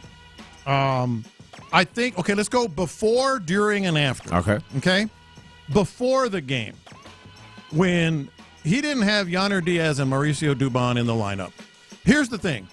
Which speaks to what Sean was just talking about, the fact that freaking Trey Cabbage is up in that situation to begin with. Why is he in the game? Exactly. Proceed. Okay, so that's what good teams do. Like, I would have gotten it. I would have gotten his sitting these two guys after an off day. First of all, if it was veteran players, give them 2 days off because you expect to be in the postseason. It's a long season. You got to save legs. That's what good teams do, is rest a guy that extra day after an off day. Right. They're not a good team. No. And the other thing is, not only do you rest two guys, but you rest two pretty good players in your lineup that aren't, hard or, kind of crusty veterans that would need that extra day off for the end game being the postseason. Like, yesterday was the first time, and we've talked about this with Adam Spillane. I talked about it with you. There really wasn't a whole lot where you can say Joe Espada is not good at this. He's just there, and is kind of a victim of circumstance. And he's not great at anything, but he's not bad at anything. Yeah. He was bad. Yeah, he was bad yesterday. So that's before the game. During the game, Sean just hit it. What are we doing here? These two guys, these two nobodies, all due respect, are swinging at first pitches. And then after the game, Joe Espada again. And you'll probably hear it here today, but he was talking about Verlander, and he said he just missed his spots. It wasn't his night. And then he said his stuff still looks as good as it's always been. I know what you're talking about, Lopez. I couldn't even. It doesn't. And I hate that I'm at this place because I thought that Landry was going over the top with his Espada slander early on in the season. Yeah. I'm at that point to where I don't even want to hear from this guy. Ron's on the show yesterday calling him the bench coach. Like, I don't even I can't even with Joe Espada right now, and it's not entirely his fault, but I feel like I'm just exasperated by the state of circumstances right now. Yeah. So I don't want to hear from him. Like, honestly, I'd rather hear from Justin Verlander, and Justin Verlander talked about his bad outing against the New York Yankees. Man, he hasn't been good against the Yankees for a while now. And this one, he goes 5 innings, but he gives up 8 hits, 7 earned runs, including 3 homers. This was, like, epically bad. This is what Verlander had to say after that. They had a good approach, and I wasn't very good. You know, if I'm being really honest with myself, I think, like, the last, couple of games probably particularly the walks kind of showed me I was a little off, and then sometimes it takes you facing a team that knows you intimately and vice versa to send you back to the drawing board. I think these guys showed me today that I got some work to do. I got to be more deceptive. So at least that's somebody that's taking some accountability for their shortcomings. Yeah. Like, give me that. Give me Justin Verlander. And forgive me if I wanted to lean into some positive, because we're going to get to the negative in about 10 minutes with your general manager. But there is at least some leadership. I can't fault Justin Verlander for being 41 years old and for being somewhat of a shell of himself. Yeah. This is it. And you talked about this. The expectation can't be the same. You can't expect Verlander to come out there and carry you. You want him to be better than he was last night, honestly. You want him to be a lot better than he was last night. And he'll have his days. Yes, but this is the issue. Like, here you are where, like, if Justin Verlander is not good for you, you don't have the bats to get you out of it. You don't have, like, if he is good for you, it doesn't seem like you've got the bullpen to sustain it. Like, they are leaking from everywhere at this point, Lopez. That's the feeling at this point. Justin Verlander, and this is not to pile on him, because like you said, at least he was accountable. But for Espada to say his stuff was as good as it's ever been, you can try to protect a player, but you're just lying, and that's almost like a dereliction of duty. He threw 27 fastballs yesterday. All right, Justin Verlander threw 27 fastballs yesterday. The Yankees got their bat on 27 fastballs. He didn't throw a fastball for a swing and a miss ever. Yesterday. So he is not getting swings and misses, and he just told you there that he's got some issues here with the walks. Like, he's concerned about locating, right? Don't even give me Espada, man. Espada is not right now is not accountable. He is, I think, reaching and searching, kind of like the general manager, kind of like leadership. And again, we're going to get into leadership because they are an issue. But as far as leadership on the field, Verlander, not Espada talking about how his stuff is still good, but Verlander with some actual introspection for you right here. Starting tomorrow, I have a lot of work to do. Been here countless times in my career. I think one of the things about being a veteran is you know yourself and you know when you're right, and you don't just like throw away games like this and say, okay, I'll be better next time. There's a reason, and you got to start turning over stones and find the reason. Yeah, not that it's still good. No, I got to fix it. And I would like to hear more of that. Not it's still good, but we've actually got to fix it. This whole thing from Espada and what you hear from a lot of the leadership of, hey, we need to get back to who we are. No, you need to find who you are. You need because you ain't who you thought you were.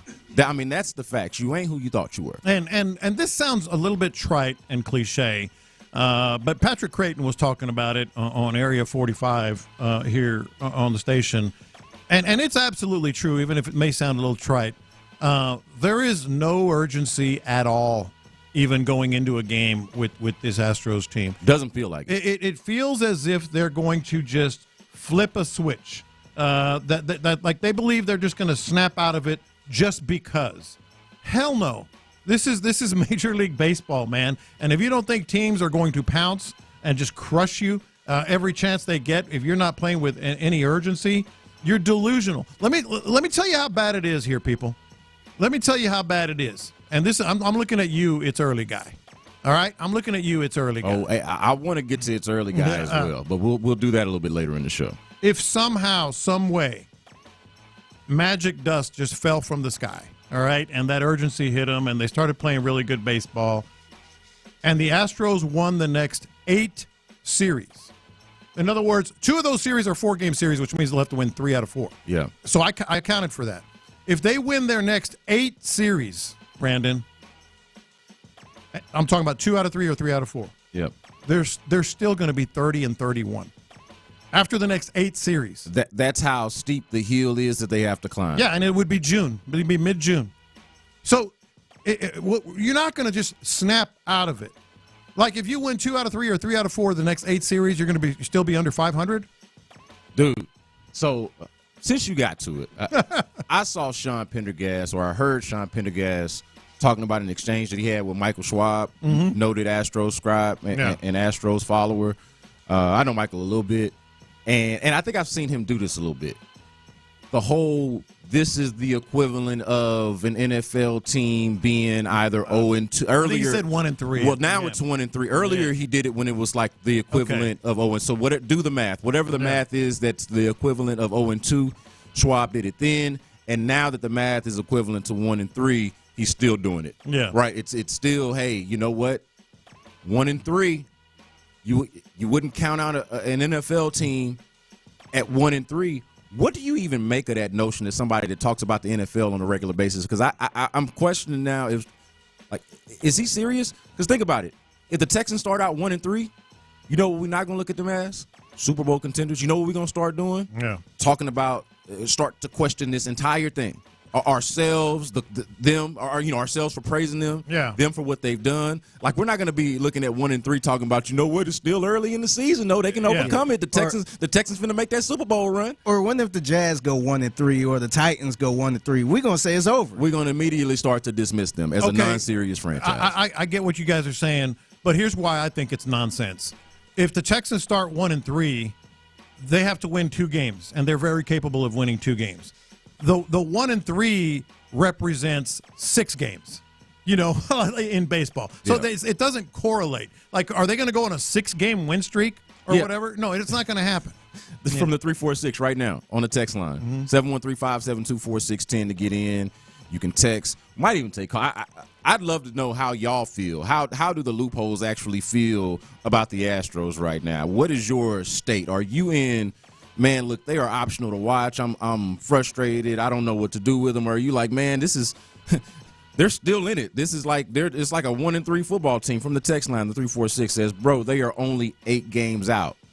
8 games out for a team that doesn't have any chance to win or doesn't feel like they know how to win 3, 4, 5, 6 games in a row. That's what I'm saying. That's why it doesn't correlate, the whole 1-3 thing, because 1 game equals 1 game in the NFL, and you can win 2, right? You can go on a 2-game win streak. 1 game that he's correlating is like 6 games in the MLB. So you're saying they're going to go 12-0 to get to 500? And see, you got to look at the eye test too, man. Yes. Do you see these guys winning 12 games in a row? To Figgy's point, right there to Figgy's point. Let's win some series. Y'all tell me, what was it about last night's performance against the New York Yankees? And we talked about this yesterday. Viable baseball teams playing against real squads. Yeah. And Verlander was hitting on it in the audio we just played. What about last night's performance makes you think that that's a team that's going to turn it around? What about it is encouraging? You get Kyle Tucker with the homer early in the game. They had 2 hits. They're not able until the 8th inning. Dude, they're not able to hit this kid Gill all day for the most part. Other than that, Tucker, what is it about that performance that makes you think that they're going to – let's look at some of what they did, some of the key guys. Altuve, 0 for 3. Can we talk about Yordan Alvarez? Yes. Like, where are we at right now with that? Like, how concerned are we with Yordan Alvarez? Adam Spillane made this point on Twitter. Last 100 plate appearances for Yordan Alvarez. His slash line is 188, 290, 306. Yeah. So averaging 188. Okay. It is on base and slugging is 290 and 306. Yeah. What are we doing?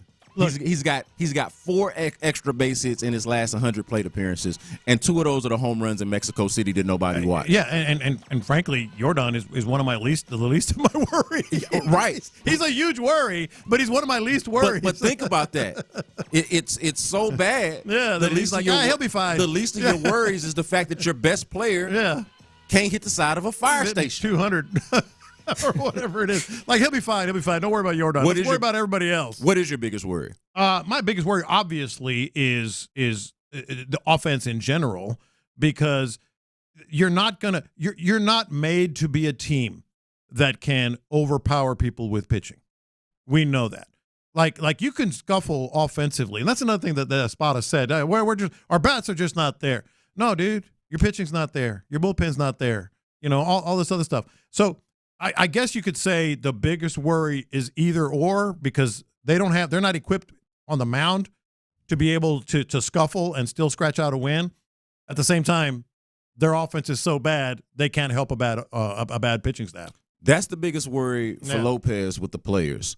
I think there's an even greater worry with management. Dana Brown, my man, what are we doing? What are we doing? Seriously, we're going to take a serious look at Astros management. That's on the other side. In the Loop coming up next. Lopez's concern for the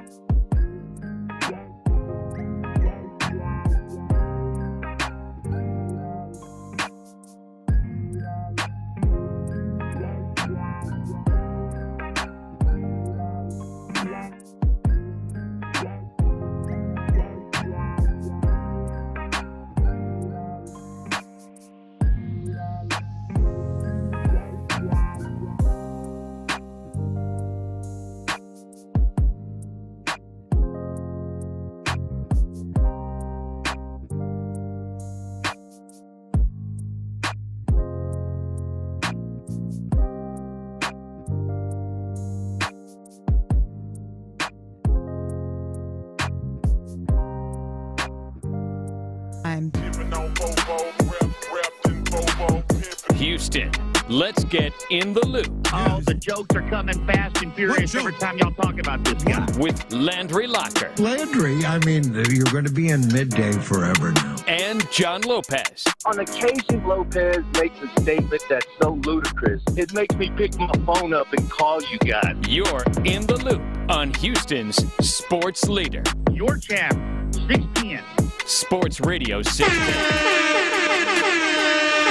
B. Scott in for Landry Locker here with John Lopez and Figgy Fig. And fellas, the Astros have a crisis in leadership. I talk about it all the time whenever we find ourselves in this situation. And unfortunately, we've been here before. We've been here with the Texans. Feel like we've been here with the Rockets. We were probably here with the Astros a long time ago. But it's been a long time since that's been the case. Yeah, it's been a long time since we felt that was the case. But I feel like the thing that people are not talking about enough, because you're in the day-to-day of it. You're watching a player go out there and not be good enough. But I don't feel like we can take the focus off of the crises in leadership that the Astros are going through right now and leave it to them. Leave it to the general manager himself to voice it himself, to highlight the crises in leadership, to lend a voice to it. On MLB Network, Dana Brown goes on there, this was yesterday, and directly contradicts himself. Contradicts words that he had spoken about the issues with Brian Abreu. With Jose Abreu. I'm getting my Abreu's mixed up because Brian's had his issues too, hitting batters and everything. But with Jose Abreu, and then at some point, he also speaks like very unrealistically about where this team is at in terms of their future. I want you guys to hear. Yes, we got to hear it. We've got to hear from Dana Brown a week ago, now 8 days ago, but a week from his most recent comments talking about the core issue with one Jose Abreu, who, if you've been living under a rock, is at the spring training facility in West Palm Beach trying to figure himself out. This is what Dana Brown had to say about that just 8 days ago. A lot of times with these guys, they get into the heavy weight, the lifting, the strength building. We're going to do lighter weights, more reps. Okay, that's the second one. Yeah, so that's actually his most recent. So we can actually come back to that one. But let's hear what he had to say a week ago about Jose Abreu. And I see him drive the ball, as far as he can drive it in batting practice, and I see that he still has bat speed. I say that there's still hope. And that's what the scouting eye. What the scouting eye tells you that if a guy's swing is slow and he can't get to certain pitches, then the chances of him getting back to his ability is null. So, but what I would say with Abreu is he was still showing bat speed in batting practice. And part of his issue is timing. And if you start your bat late and pitchers are throwing hard at the major league level, you have very little chance of catching up with it. And so you have to get your timing right in order to get that barrel head to the baseball. All right. So, so it's bat speed. That's good. Okay. That's good. That's good. So scouting eye. The scouting eye. And let's remember, Dana Brown is in this position to begin with, because of his scouting background. Yeah. He is essentially, if we're being honest about it, right now a glorified scout. He is in this position because of his scouting background. And his scouting eye tells us that it's not the bat speed. It's the it timing. is the bat speed. Well, it's not the bat speed. It's not the bat speed at that time. It's not the bat speed. Not the bat speed. It's the timing. Cool. That's what he said, right? Cool. All right. Yeah. Thanks for your scouting eye. All right. Thanks for that. By the way, dropping that scouting eye. Let me tell you how good of an eye I have. I've got the scouting eye to tell you what's wrong with Jose Abreu. That's like mansplaining. All right, let me tell you about wrenches. Yeah. Come on. It feels a lot like the back of the baseball card nonsense. It really to be honest does. with you. It's mansplaining. It's bat speed. All right, so we're all in agreement then. All right, so that's with the media about a week ago. Yeah. Fast forward a week later, and this is same general manager, Astros general manager Dana Brown on MLB Network about the same exact topic. What's going on with Jose Abreu? Is it bat speed? What is it? A lot of times with these guys, they get into the heavy weight, the lifting, the strength building. We're going to do lighter weights, more rep, more quick twitch things in terms of weights and moving a little bit faster so that, he can get back to the quick twitch I think he's gotten a little too strong, and he slowed his back down a little bit. Uh-oh. And so ultimately, if we can get this guy back to his rhythm and timing and back to what he did last fall, it's going to really help us out. So it's the rhythm and timing and the bat speed. So it is bat speed. It sounds like it's, you know what it sounds like? What did your scouting eye tell you, though, a week ago? Dude, what? And you learned that much in a week, huh? It took taking him out of the lineup and putting him in this controlled environment, apparently, for your scouting eye to tell you more, to tell you the truth, that it's the bat speed and the timing and everything. Like, dude, come on, man. It sounds to me more like they're just talking. Yes, it does. I think it's one of two things, just sort of reading it from where I'm sitting.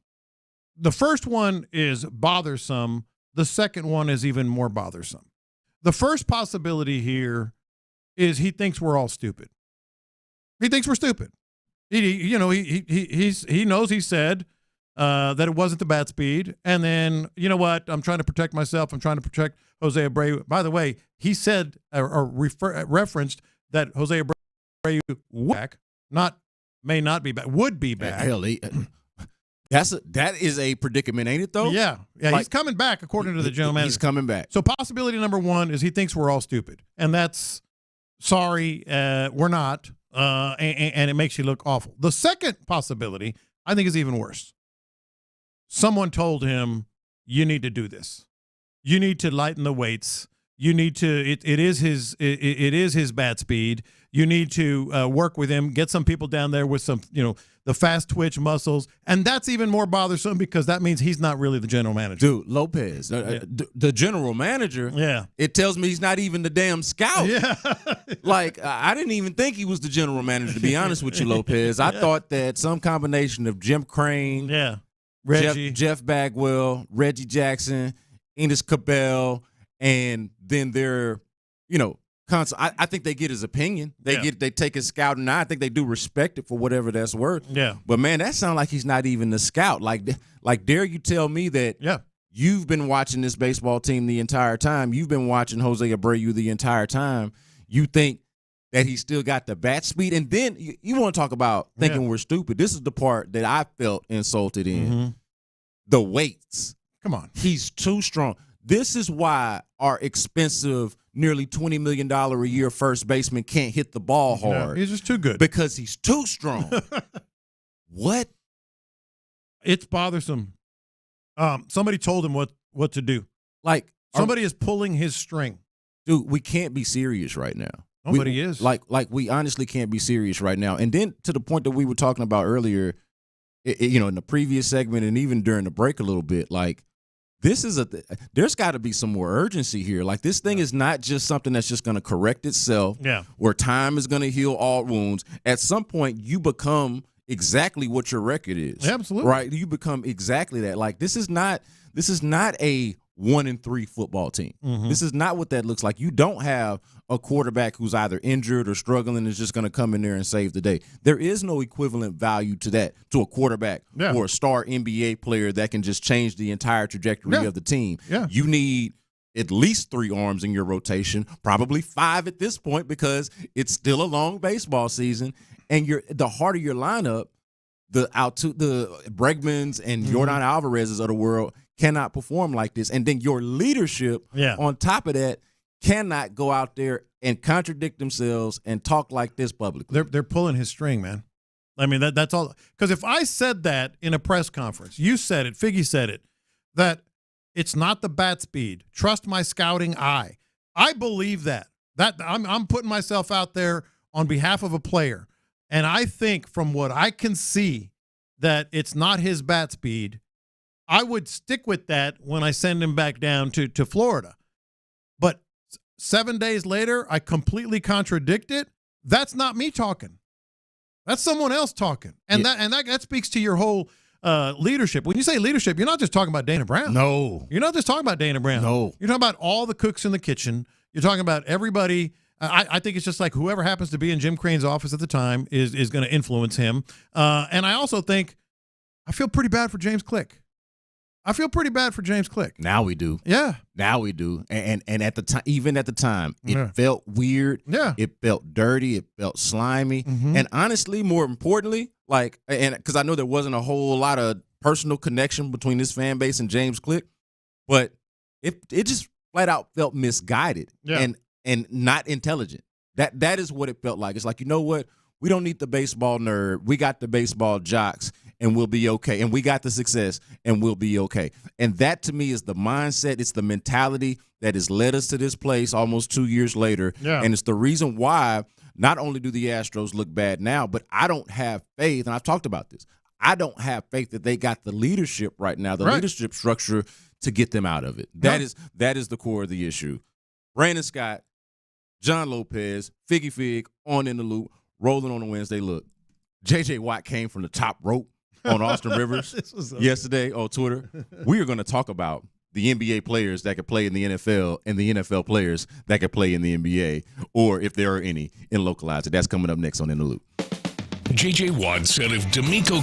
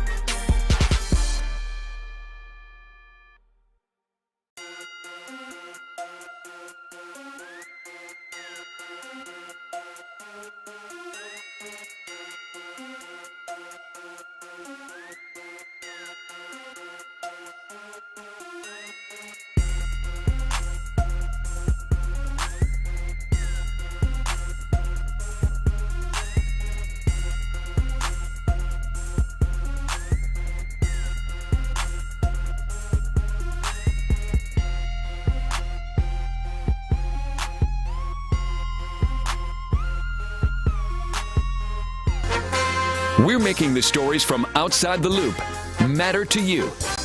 This is Localize It. Don't you know I'm local? You're in the loop on Houston's sports leader.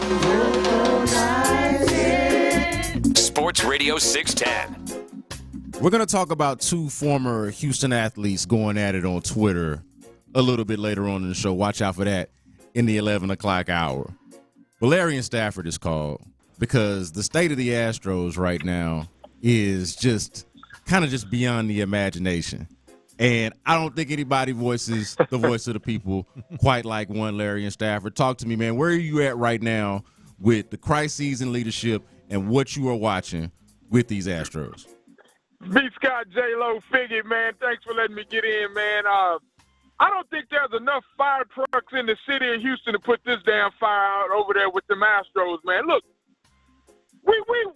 we have to be able to celebrate the fact that the Astros have given us 2 World Series and appreciate that part of our history with that squad.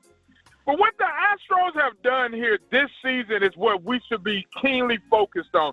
I don't know who gave the Astros that old Houston Texans playbook where they fired Brian Gaines and then they gave Bill O'Brien the leadership. Then they went out and hired somebody that we know shouldn't even been in the organization, and Jack used to be away. What the Astros are doing is running that same silly-ass playbook. And it's unfortunate because as a team and as much enjoyment that they've given us, this team is a mess, man. And I thought Joe Espada was going to be something that was going to be able to galvanize the team and keep this thing on the track. David Culley and Joe Espada might be the same dude, man. and that's some craziness in my universe because we watched David Culley sit over there and look like he had no business coaching a football team. And that's exactly what I'm watching with Espada. Last night, man, when he decided to run them boys out there without Dubon and Diaz, man, I was thinking, your ass is 10 games out of first place, damn near. You benching people? No, dog, you got to catch up. Look, Lopez, we watched a lot of sports in this city, man, but this is bad. And I normally don't get this irate with the Astros unless something had happened by the All-Star break, but I'm having to change my approach because Jim Creighton and Jeff Bagwell and Reggie Jackson and all these dudes got me feeling like Cully is back in the building, man, and I can't stomach that with my squad over there on Crawford. Big Scott, it ain't going to be fun, but if this is the sacrifice that I have to make for them Texans to take their ass to the Super Bowl in New Orleans, I'll sacrifice the Astros ass. I'm with you. I'm with you. Come on, man. Look at, man. Sometimes, man, they say sometimes you got to give up something to get something. And I'm more interested in that squad over there on Kirby than I am with them Astros right now. Man, look, I'm greedy. That's not a bad take. I know. I hear what he's saying, but I'm greedy. I'd like to have success from all of our professional franchises. Of course. Look, okay, so that is Larry and Stafford, a voice of the people. Man, can we talk to Baseball Spo? Let's talk to Baseball Let's talk to Baseball Spo about this, man. Who they want, who they want, who they want. Who they want, who they want. Baseball Spo, Baseball Spo, Baseball Spo. All right, my man. Dude, we got a little bit of crises in leadership. We got issues on the field. Where do we start, man? Do we start with Dana Brown's odd comments? What did you make of his explanation for Jose Abreu and really just the state of this team right now, man? I kind of understood what he was saying about Abreu, where last week he said that the bat speed is still there. You watch him in BP, he can still get around on anything. I think the thing that he meant to say yesterday and what he was kind of talking about was it's just like the trigger is not there. So, like, the bat speed is there, but he's not starting his bat fast enough, and that kind of goes into the timing. Get the heck out Listen, of here. This is what. But I'll be honest. I don't care. I don't care about any of it. I do not care about anything that they say about Jose Abreu until he is back here and we see it against Major League pitching. I don't care. They could say that he played in an extended spring training game tomorrow and had 3 hits in that. I don't care. Yeah. I want to see what it looks like against Major League pitching, and this is kind of the last stand. And if he comes back and he's a great hitter, then nobody will care what Dana Brown had to say on MLB Network yesterday. If he comes back and he doesn't perform, then more questions need to be asked, and that's when they have to make a decision. But see, I don't even care about that because the issue goes even further beyond.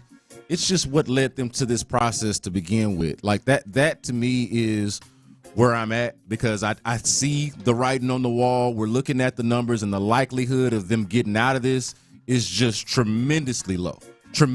So now I'm kind of going beyond, like, okay, you don't have faith in the team per se, because the odds are against them to come out of it this season. Do you have faith in the leadership to turn it around and actually have a real offseason? And we've had 2 off seasons now with this regime, this post-James Click regimes, maybe 1.5, 1 3/4, however you want to put it, since they hired Dana Brown late. But it does not. He did not get an off. He did not get a first off season. Exactly. This was his first off season. Yeah. So fair enough. But it does not feel good. And I question even how much, how in charge Dana Brown is. He more of just a glorified scout? Like, where are we at with the Astros' ability to turn this thing around from a leadership standpoint? That's a question for Jim Creighton. And whenever, if it's apparent, and listen, we're getting there. We're getting to that point where it's pretty apparent that this thing just isn't going to click this year. If that happens, Jim Creighton needs to answer some questions about just the process and the idea that they could go an entire offseason basically without a GM, because that's what they did after 2022. They went an entire offseason without a GM. They thought that process worked. Clearly, it led to some pretty big mistakes. And then just this past offseason, they went out and they spent money and they brought in Hader, and I don't have any problem with that. But again, one of the issues that they've had is filling in along the edges, and they have done a poor job of that. There has been some complacency within the organization. They said at the start of spring training, we have enough starting pitching. And this is after guys got hurt, and they had the same issue last year where guys got hurt and they weren't prepared for it. And then you have to go out and you have to bring Justin Verlander back. That was a mistake. The second that they got to spring training this year, and you had both Verlander and JP France a little banged up, that's when they should have gone outside the organization to look for more starting pitching. And then when Jose Urquidy gets hurt during spring training, again, there should have been more of a sense of urgency to go bring someone in from the outside. So I do think that just with this current regime, there has been some complacency with, what we have is good enough, and that just hasn't been the case. Well, and let's be honest, like practically speaking, realistically speaking, Dana Brown doing all these things for Jose Abreu, he's protecting Dana Brown. He's not doing anything for Jose Abreu because let me put it this way: if he didn't have that contract, if he signed for $5 million a year, he'd be gone. Oh yeah, be gone. Yes. So Dana Brown is protecting the organization and protecting the organization and protecting his own reputation and everything else. The establishment, protecting the because brand. He would be. It doesn't matter about I think it's BS the whole. And you and I are disagreeing on that bat speed and then not bat speed, but that wouldn't even be a discussion. He'd be gone. He'd be absolutely gone, and that speaks to what B. Scott has been saying, the decisions that the leadership is making. But the only thing worse than eating $30-35 million is eating $30-35 million and having that guy come back on you and perform at the level that he was before. So it is their responsibility to go down every single avenue to make sure they got to turn over every rock just to make sure that this thing is as cooked as it feels. Because as you saw last year, he figured it out towards the end of the season and was very good. Spring training, listen, I don't care about spring training stats. I don't think they matter a whole lot. But it's not like he was batting .050. He wasn't doing this during spring training. He was putting up okay numbers. I think he was hitting over 300 in spring training, which, again, it's spring training. It doesn't matter that much. But there was nothing to indicate that this was going to be what it was going to become. So that's why, for them, they have to extract every single ounce of what they can to make sure that this thing is as cooked as it feels. Yeah, so until further notice, I think Jose Abreu probably should be out of sight, out of mind. Like, he's not going to be able to contribute to this team until they figure it out. I know he's a $20 million player, but here's what I want to ask. Because I asked, just real quick, he's playing anonymously in West Palm Beach. Like, there are no cameras on him. There is nothing on. That's why they send him down there. They're not putting him in minor league games or anything like that. Yeah. They are letting him just try and figure this thing out on his own with whatever. Dana Brown said he would be back. He indicated that he would come back. I think ultimately they're going to have to see. He makes almost $20 million. I know, but God. Plus next year. Yeah, right. Look, I asked Lopez this earlier in the show. I'm going to ask you this now. Of all of the concerning issues with the Astros on the field, what is the most concerning? Is it Jordan, Alex Bregman combo? Is it pitching? Is it the back end of the bullpen not living up to the expectation? For you, what would you say is the most alarming aspect of the Astros right now of all of the things that are going wrong? I mean, I think that there's a lot, to be honest with you. I guess one of the big things is that probably their most productive player, one of their most productive players is Kyle Tucker, and he's a free agent after next season. Yeah. One of their best starting pitchers is Framber Valdez, and he's a free agent after next season. So they've got to make a decision on whether or not you feel like you are, is this a blip? Like, I think they could be kind of stuck in this middle where they don't know what they are. No. Are they a rebuilding team now, or is this just a blip and it's just a really bad start and, you know, they'll probably fall short this season, but maybe they play well at the end of next year or the end of this season, and that, you know, sets them forward to next year. So they're kind of caught in this no man's land, kind of where they were in that 2006, 2007 range, where it turned out they were in a lot worse shape than anybody would have realized, because I think the biggest issue that they have right now is the farm system is pretty barren. And there's just not a whole lot there. It's not like there's somebody coming up from AAA or from AA who can come and save them. And that's why the idea of being a seller at the deadline is just such an ugly idea, because there's nobody that they can bring in. So I don't want to hope traffic. And to be clear, I've kind of, I'm with Lopez. We've kind of gotten a shovel out on the Astros already. But just to entertain it, I want to throw this to you, Adam. Paint the picture of what hope looks like, what the road to recovery actually looks like for the Astros this year, if there is one. What does that actually look like for them? The guys who are paid to perform start to perform. I mean, I think it's as simple as that. Jordan Alvarez has 4 extra base hits in the last 23 games. Alex Bregman has been really bad. Like, it starts with those two guys. If those two guys start to perform, they've got an opportunity. When Chas McCormick comes back, he's got to start to hit. Jeremy Pena has been very good offensively. Defensively, he has to be better. Yainer Diaz needs to start hitting for power again. And with runners in scoring position. And you can take a breath anytime you're ready. and then I guess probably the big one is the 3 guys in the back end of the bullpen. Those were supposed to be the guys. This whole team was built. If you have a lead after 6 innings, the game was over, and way too often it's been the exact opposite. Yeah. What's more cardio, explaining the issues with the Astros or your actual workout before you come in? Oh, the Astros issues. Holy hell, there are a lot of them. For sure. Appreciate you, Baseball Spo. Really, really appreciate you. He's Baseball Spo. I'm B. Scott in for Landry Locker. We got John Lopez in the building and Figgy Fig in here as well. Coming up next, what NFL players do you think could play in the NBA and vice versa? We'll talk about that on In the Loop, Sports Radio 610. Payne and Pendergast. Okay, as a spot.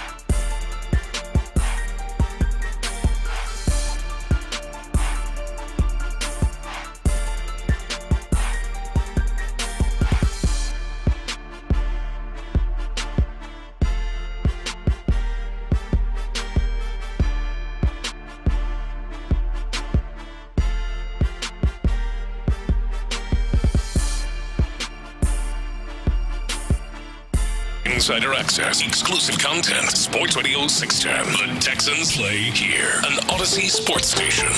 Sports Radio 610 presents In the Loop with John Lopez and Landry Locker. Beast got in for Landry Locker. Still got Lopez, still got Figgy Fig on In the Loop. I want to throw this out there to you, Lopez, and we can throw it out there to the people as well. See what they think. 713-572-4610 is the text line, is the phone line. You can also check us out on YouTube, Twitch, the Odyssey app. We'll meet you where you are. What do you think about this? Austin Rivers, not playing in the NBA right now, but a former Rocket. He says that, and this is from the Pat McAfee show, apparently. He's doing some ESPN stuff. I did know that. He says that, quote, I can take 30 players right now in the NBA and throw them in the NFL. You cannot take 30 NFL players and put them in the NBA. So 30 players in the NBA can play in the NFL, but you can't take 30 NFL players and put them in the NBA. What do you think about this interesting statement that Austin Rivers made? First of all, thank you, Austin Rivers, because it has really been quite generating a lot of conversation, and that is absolutely foolish. Like you could not be more foolish. I have often said, and I do believe this, the best athletes in the world, like just sheer athleticism, are NBA players. I don't know if you agree, disagree, or whatever. I think the best just pure athletes in the world are NBA players. Yeah, I've been up close and personal for all of it. I would have to agree. They are the most unlike anything else. I don't think they can be replicated. That doesn't make you a football player. That does not make you a football player. And to say you can take 30 NBA players and plop them in the NFL and put them in a situation where they can succeed, but you can't do that vice versa, that's foolish. That's absolutely foolish, because the NFL is not about – it is about sheer athleticism, but it's not only about that kind of athleticism and all of a sudden you flip a switch. Like it's about strain. It's about, absolute wear and tear on your body. It's about pain that you have – from the time you start training camp until after the season is over. It's about violence and contact and being able to recover. It's about it's about more technique than you need in the NBA. Sorry, NBA fans. I'm a huge NBA fan, but in terms of like absolute technique that you have to succeed. The NBA players would look like clowns on an NFL football field. I really do believe that. So tell me if you think this is a cop-out or not, because this is my honest and genuine thought on it. I don't think you could do either one. I don't think you can take – I don't think that's a cop-out. I don't think you can – but I do have a caveat. I don't think you can take 30 NFL players or 30 NBA players and plop them in the NFL. I don't think you can take 30 NFL players I don't think that's foolish at all. And plop them in the NBA. You can't just plop them. Yeah. I do think there's a possibility that you could find 30 in each league that if you change their course. So reverse their, what brought them here. Put them in make them Back to the Future car. Yeah. And try to make them into an NBA player. Well, sure. Take their natural gift, take an NFL player's natural gifts and try to make them into an NBA player. Take an NBA player's natural gifts, at least 30 of them, and try to make them into an NFL player. I think if you could go back in time and try to redo it, then there are 30 that you could find. But neither could you just plop 30 into the other. And plus, that's Austin Rivers wasn't saying that. He was saying plop. Right. You could take 30 NBA players now and put them in NFL. Okay, let me ask you this, because I think this is a real possibility. If you just plopped them in, I think both would struggle, badly. Both would struggle badly if you just plopped them in. But which would have the most success or have the most hints of maybe they can do this? I think it's NFL players in the NBA. Oh, 100%. Right? I don't think it's even close. Yeah. Because, to me, look, I'm going to be real about this, man. As somebody who played more basketballs than they played football, you could probably, if you see me on YouTube and Twitch, you might get that by how skinny I am. Look, man, the contact, part of the reason why you play basketball, if you're a two-sport athlete anyway, a lot of the reason why you might lean basketball, aside from the fact that maybe you're better at it, is the lack of contact. Yeah, like and the the one fatigue. thing. Listen, okay, so the basketball-only guys in high school, we used to hate it when the football season would end and the football players would come playing, because basketball practice all of a sudden got a lot more physical. There were a lot more bruises. It just was a lot rougher of a game. Yeah, because those dudes could come over there and the ones that could hoop, but they just had a little bit more. Yeah, they were a lot more inviting of contact than the rest of us were. And I also think I could pick 5 that might have, relative success right away, maybe less than that, but I would say 5. But that ain't plopping 30 players in and vice versa. And I think the NFL players would be much more adept, because the other thing is the NFL players in the NBA wouldn't all have to handle the ball. Like they can get they can get their shots. They can whatever. We're getting too technical, but I'm actually, for whatever reason, fascinated by this. Yeah. I'll be honest with you. So I don't. You know what really got me against this, and this is before obviously Austin Rivers said what he said.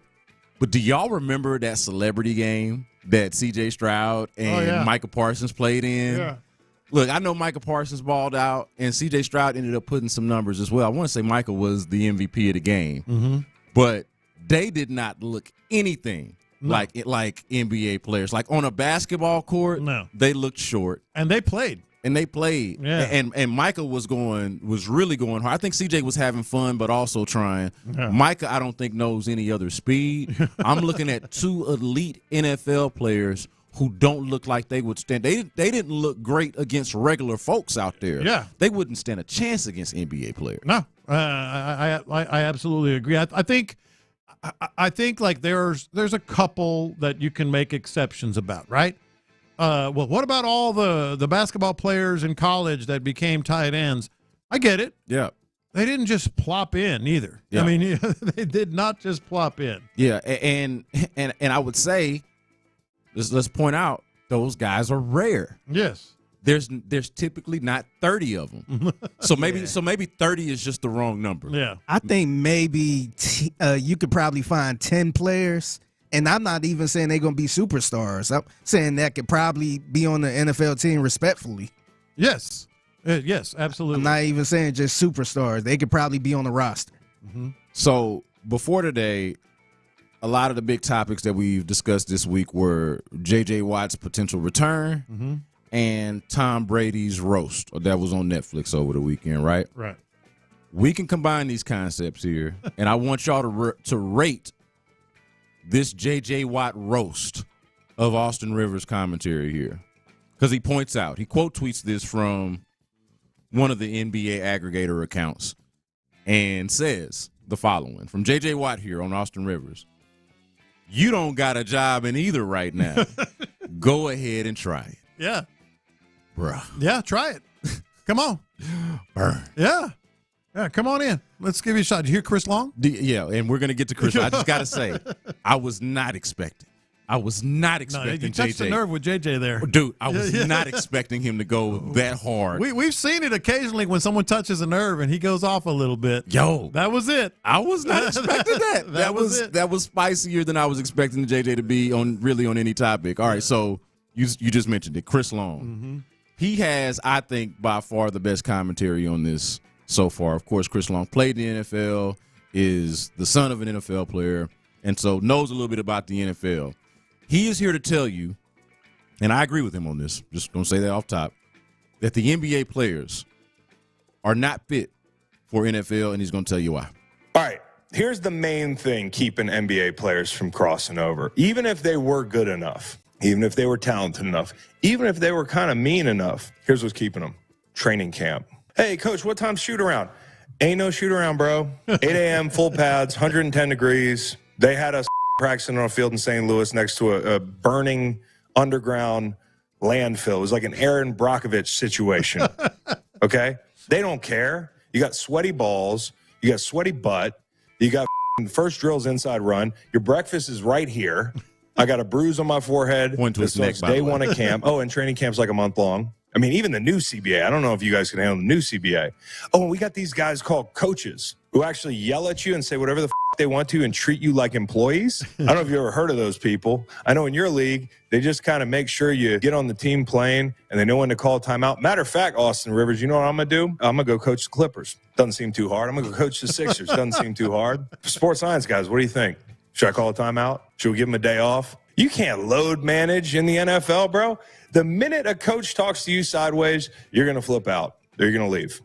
The minute inside run starts and you're like, oh, wait, can't I just play in the game, coach? Nah, that's not the way it works. It's not the way it works. Yeah. Yeah. And what he's talking about there is very important. He's spitting. One thing he's talking about there is very important. The mental and emotional entitlement that basketball players have specifically in the NBA. There ain't no entitlement in the NFL. And you know why? No guaranteed contracts. So if you want to take it even a step further, like, I got guaranteed money, I'm going to blah, blah, blah. No, man, you're going to get cut is what you're going to do. And what is a byproduct of that, though? And we're going to see this. Rookie minicamp is coming up in a couple of days. Obviously, we're going to be following all of it. What's a byproduct of the lack of guaranteed contracts? That also means you got undrafted guys that are pushing for your position. And busting your ass. Yeah, and they have much more so in obviously in the NBA. Yeah, an undrafted guy has a legitimate chance to make the team. Yeah, to be on the and not just make the team, but take your job. And Captain Scott just texted me from the Bite Me podcast, which by the way dropped today. If you want to listen to it, he goes, "There's no flopping in the NFL." If it is, you get clowned for it. Ain't no flopping in the NFL. I mean, I've seen it. Yeah. There is flopping, but there's also no way to avoid the physicality. Usually by former Houston Texans cornerbacks. Bro, that's the only flopping I saw. Yeah, but this does fascinate me. And I'm watching it right now on the screen. Pat McAfee, like we're literally on the same wavelength right now. They're having the same exact discussion, and I guess that's where Austin Rivers even made these comments. But another thing that I don't think is like being discussed enough is really something that he talked about is really like the nastiness, the attitude.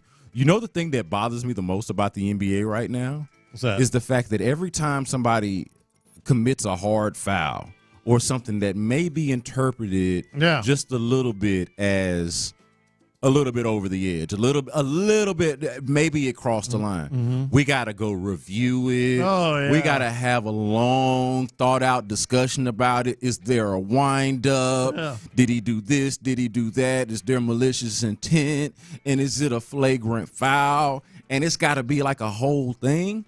And, like, to me, that has – I feel like the byproduct of that has produced a softer game and a softer mentality. That's the mentality I'm talking about. Not only are you seeking like contact that's not really contact, you're just seeking like the minimal contact so you can give the most dramatic flop. So you can do this. So you do this, and then on top of that, the most innocuous, incidental contact that seems like it might be, somewhere borderline, we got to go look and see if it's a flagrant foul. Yeah. Hey, man. Yeah, that ain't going to happen. Look, in the NFL, you at the bottom of them piles.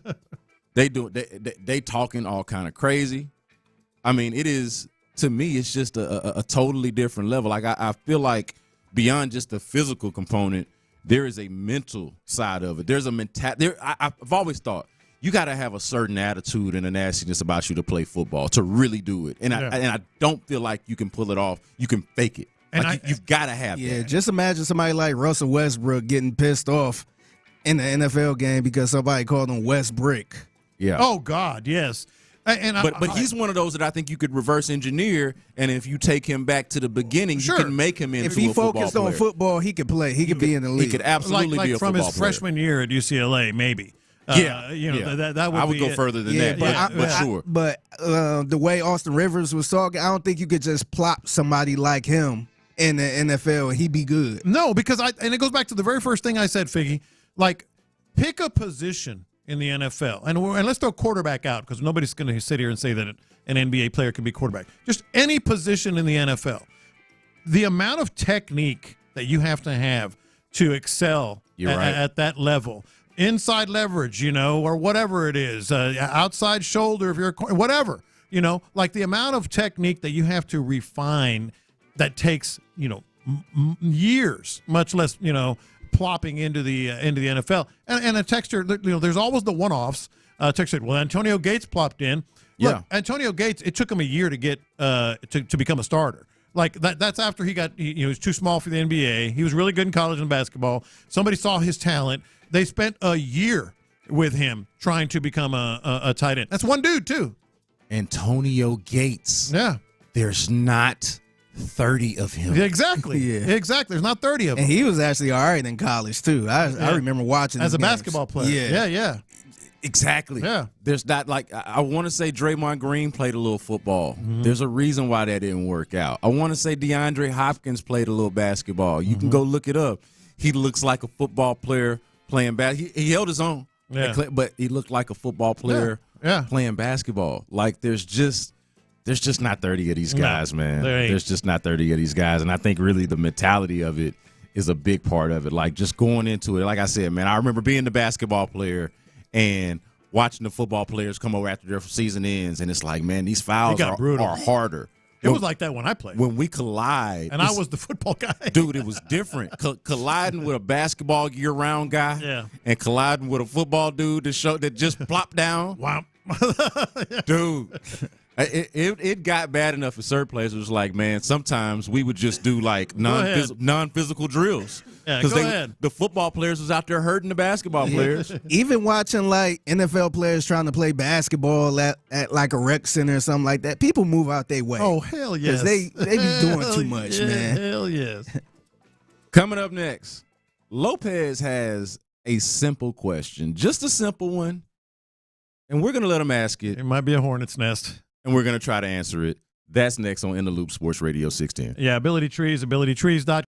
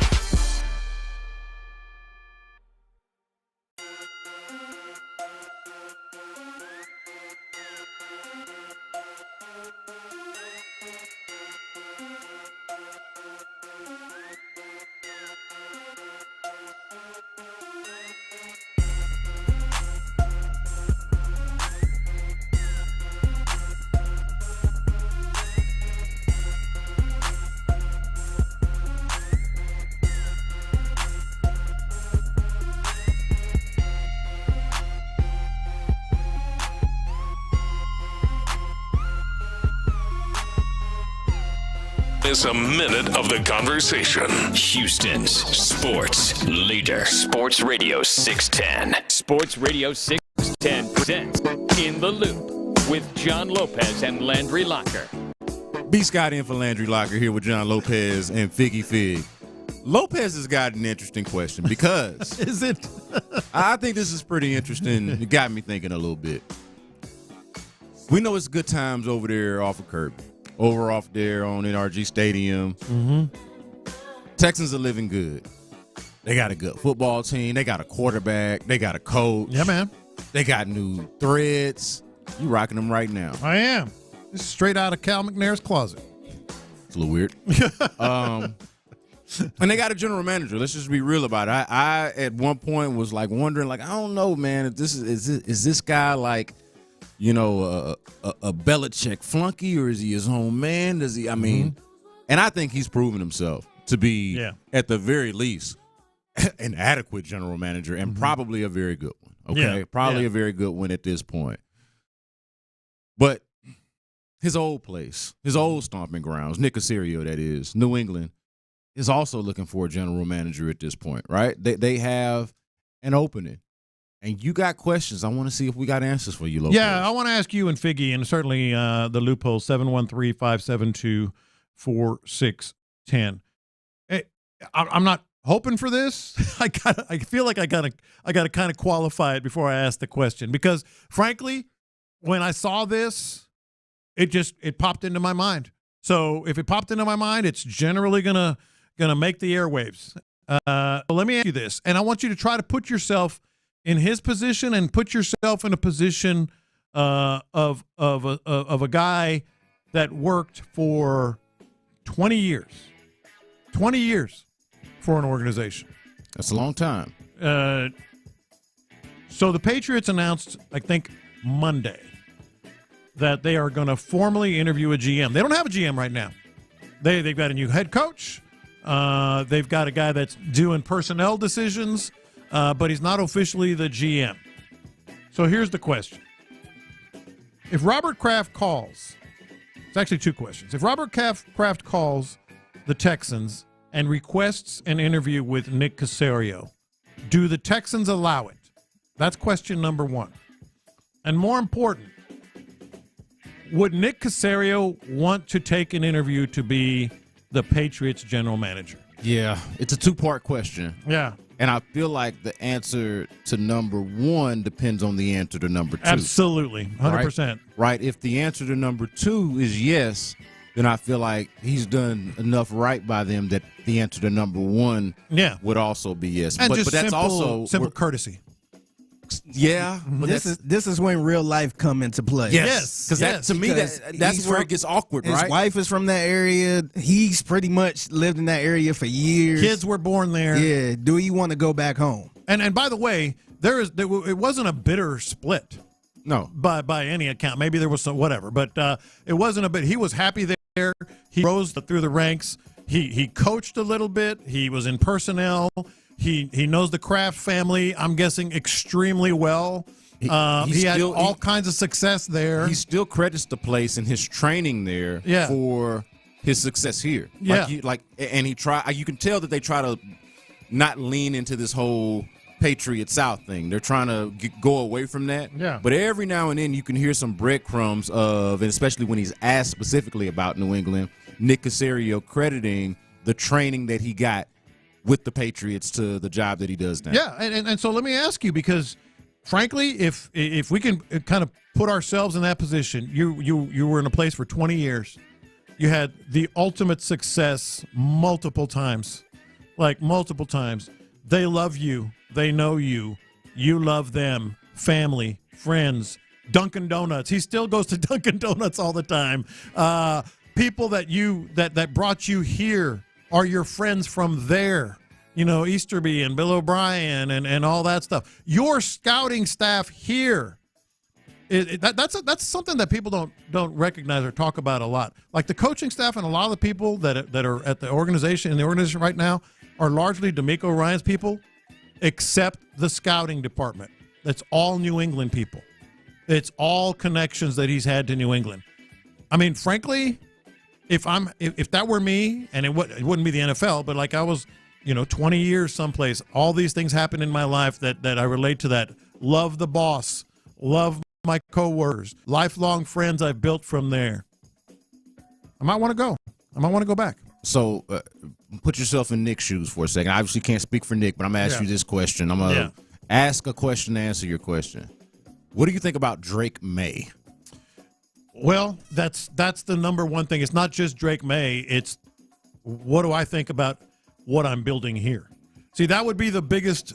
I don't know if I want to go, if I want to do it right now, because I feel pretty good about what I'm doing right here. That's why I'm asking the question. Yeah. Like, do you feel like Drake May and Gerard Mayo and what you can build in New England? He's tight with Gerard Mayo, too. Which I understand. Yeah. And Gerard Mayo, from by all accounts, is an incredible figure. I get it. Like a dude that people like to be around. I understand that. But do you feel like you can recreate that or recreate what you've created here, or what you've been a part of here, or replicate the success here with the head coach duo? I mean, understand the head coach quarterback duos that you come from. Brady and Belichick, greatest ever. CJ and DeMeco now, the up-and-comers, the guys that look like they can do some damage in the league for some years to come. Yeah. Are you able to project Gerard Mayo and Drake May as that?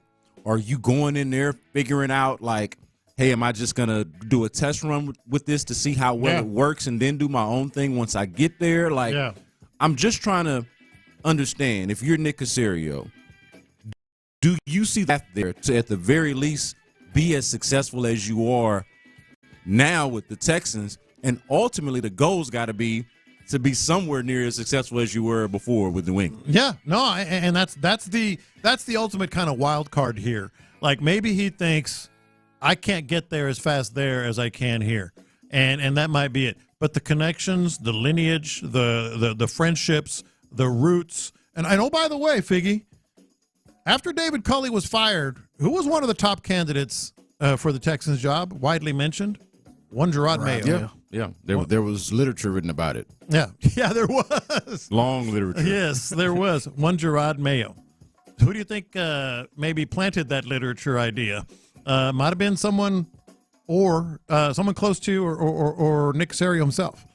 It's just, to me, it's more like a real world thing, like Figgy put it. Like in the real world, if that were us, we would be thinking about it at least. Yeah, I mean, I would hate to put it like this, but it would be kind of the wife's decision too. Oh, for sure. Yeah, it'd because be impact. Yeah, if it's still good money, no pay cut and all that stuff, I'm sure they're not really worried about the money. But if she wants to go home to her family and be around family, he gonna have to really think about that. Yeah.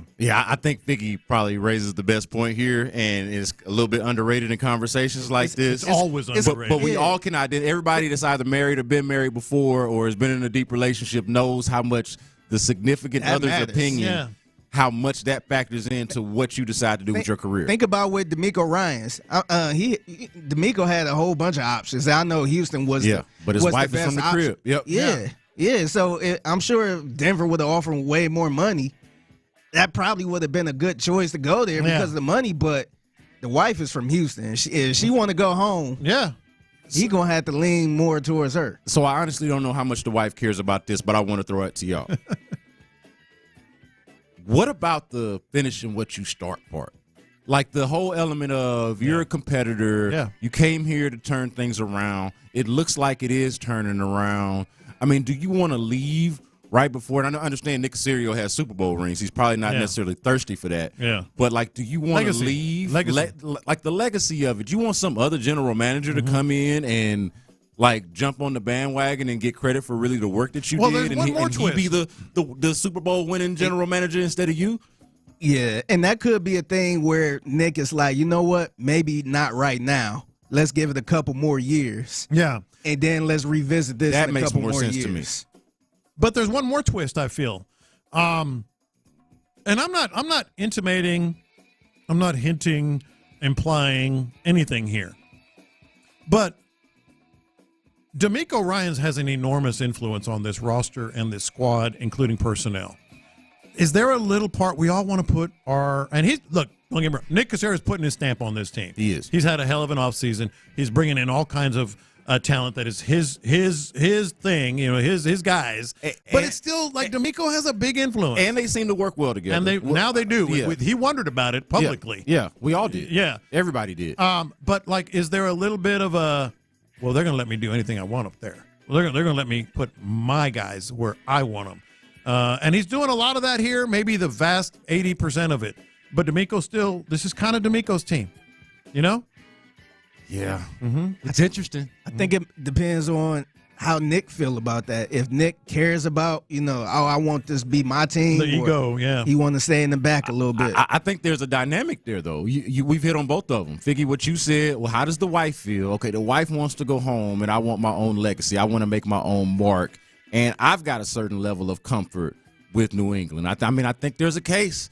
I think there's a case that at first I was like, man, you know what? That sounds crazy, man. The Texans on the come up, man. What's wrong with Houston? Yeah. But the more we talk about it, the more I think about it. I'm like, huh. And two, I think he'll feel better knowing that he left the team in good hands. Like, the team is good. It's not like a Nick Saban situation where he just dipped out on a bad team in Miami or something. So if the team is in good shape, he can pass it on to the next person and go on back home. A friend of mine that's in the league just texted me, and it's a good way to say what I just kind of implied. It's ultimately about power. Like, do you feel like you have the power? Yeah. Does he feel like if he wants to butt heads with DeMeco Ryans, and I know it'll be civil, I'm just saying, like, disagree but want his guy, does he ultimately have the power to get his way here? I think that the humility that both of them have shown somewhat has allowed us to underrate how power-thirsty guys in those positions are. Yeah. Like, it's a reality that they have put on really good public faces with that and have handled it well. But I think it also can allow you to sleep on how much people who find themselves in those type of positions, how much they crave power. They're in the business of power. Coming up next, Dana Brown talks out of the side of his neck. You get 2 dominant starts to the NBA conference semifinals. And Giselle's mad about what? The hits are lit. The Drive with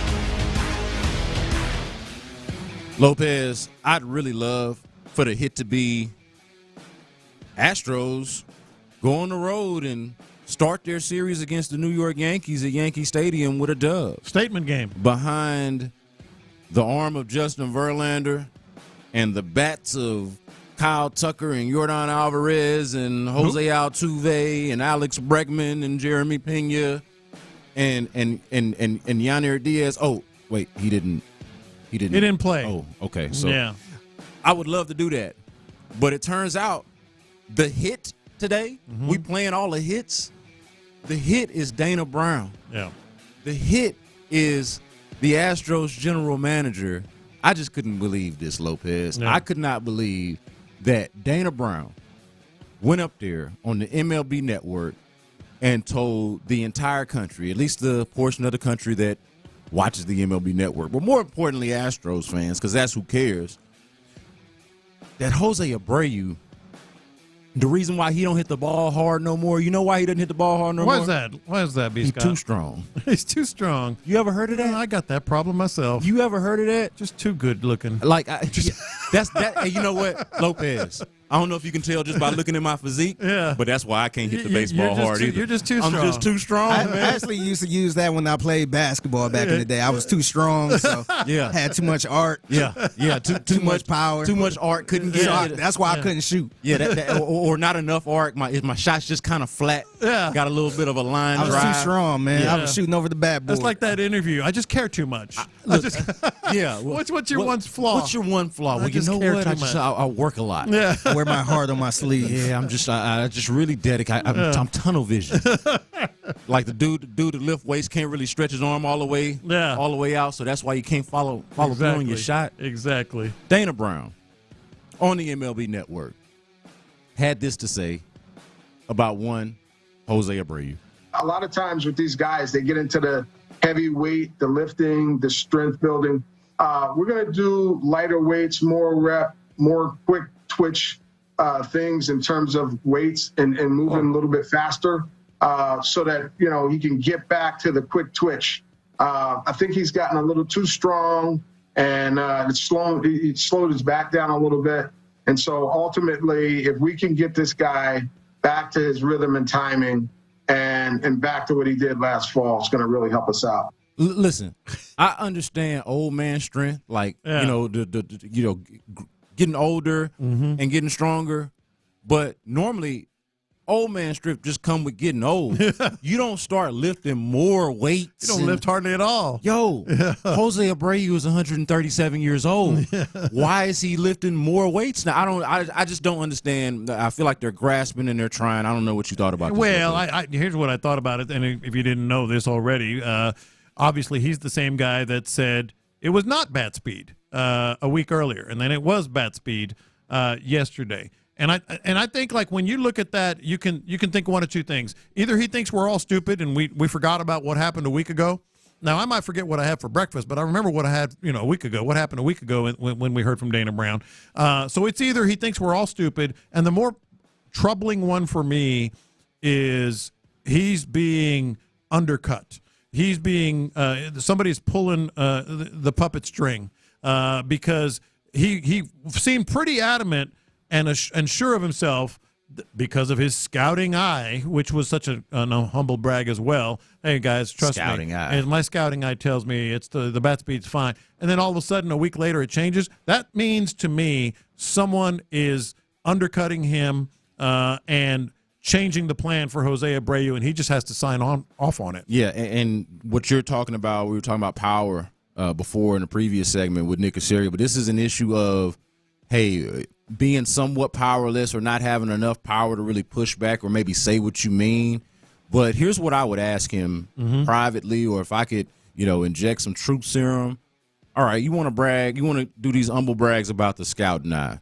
Tell me the truth, because this is going to decide whether I even listen to you ever again about anything. You tell me the truth. What would your scout and I have told you about Jose Abreu had you been the general manager when they decided to sign this guy? Right. Because that is a question that is at this point maybe feels irrelevant because it's not like, you can't cry over the spilled milk. You can't put the toothpaste back in the tube or none of that. But to me, it does speak to that lag period, the not having the right infrastructure in place, not having a general manager, and then bringing in a general manager who is a scout. A scout. That's the guy. How much would that have helped you? Just assuming that he is a good scout, and I'll do that. Okay, despite those comments, I'll go ahead and give him the benefit of the doubt on that. You're bringing a scout as your general manager. It feels like the scouting eye. Is going to tell you, hey, don't sign the 157-year-old first baseman who, while he's hitting for average, he was hitting for average well at the end of his White Sox career, couldn't hit the ball hard no more. And the year before, it had some severe struggles as well. That's what I'm talking about. Yeah, that's what I'm saying. His last season with the White Sox, he hit for average, which I think was the fool's gold. Yeah. You want to talk about the back of the baseball card? Yeah, look at that. You know what the back of the baseball card doesn't tell people? Because this is not on there. Hard hit percentage and exit velocity and the nerd numbers, the things that Adam Spillane would salivate over, those things ain't on the back of a baseball card. Yeah. It just show you batting average, maybe your P, stuff like that. Yeah. But it gives you some fool's gold. I'd love to know what his scouting eye would have told us about. Well, and the other thing that's clearly going on here is he's protecting himself. He's protecting Jim Crane. He's protecting Jeff Bagwell. Mostly Jeff Bagwell, it seems like, by even staying with this dude. By even implying that he's going to come back to the Astros at some point this season, because he would have cut him. He would have cut him if he was making $5 million a year, not $20 million a year. And so don't take us for fools, man. Yeah, don't take us for fools. Because that's the reality. The reality of it is, it feels like you think we dumb, man. Yeah. All right. So the Astros are 12-23 now, 11 games under 500. All right, they got Spencer Arrighetti on the mound tonight, going up against Carlos Rodon, who will be pitching for the Yankees. The question that we have to start asking about them, and we've been asking it, but it continues to be a question until they start to show more consistent signs of being able to get out of this. What does this thing look like as the trade deadline approaches? We got to start being real about that. Okay, we got to start being real about that. I'm not exactly sure. Maybe this is just what he's got to say for the public, okay? Maybe this is just the public face he's got to put on it. But here was Dana Brown on MLB Network, MLB TV, about that very subject. No, I can't envision that. Like, I think this ball club's too good. You know, we have a really good rotation. We have a really good bullpen. Our bats are a little bit off to a slow start. You know, we haven't got much production from first base, Bregman's off to a little bit of a slow start, and we haven't got much production from left field and in center field. So, with that said, I think the production's coming. I think our guys are true professionals. They're good players. I can't predict any scenario where we become sellers. I think the team is too good. I think the key here is win this series, get back to 500. Once you get back to 500 and you start to roll, you get a winning streak of 5 here, 7 here, 10 there. Before you know it, you're 8 to 10 games over 500. And so it's a long season. I don't see any chance of us becoming sellers. I think the team is too good. And if guys start to turn the corner, good things will happen. So that's Dana Brown being asked if he could see the Astros becoming sellers at the trade deadline. And again, maybe he's not in a position to show publicly that he's lost any kind of faith in the team, but I ain't feeling that. Like I'm not there with you, dog. I'm seeing you as a likely seller at the trade deadline. Where do you want me to start with what we just heard? Because every part of it, like he says, we have good pitching. No, you don't. No. We have good back end of the bullpen. No, you don't. No. I like the way he caught himself. He says, like we said, we're not getting production at first base. And he almost said we're not getting production at third base. He said, oh, Bregman's struggling a little bit. No, you're not getting production at third base. Right. Left field, center field. Well, that's four of your everyday guys right there. So the offense is horrid. So we're good except for where we're terrible. Yeah, but we're not going to be sellers at the trade deadline. It's a dereliction of duty because Bregman is gone, and you can get something for him.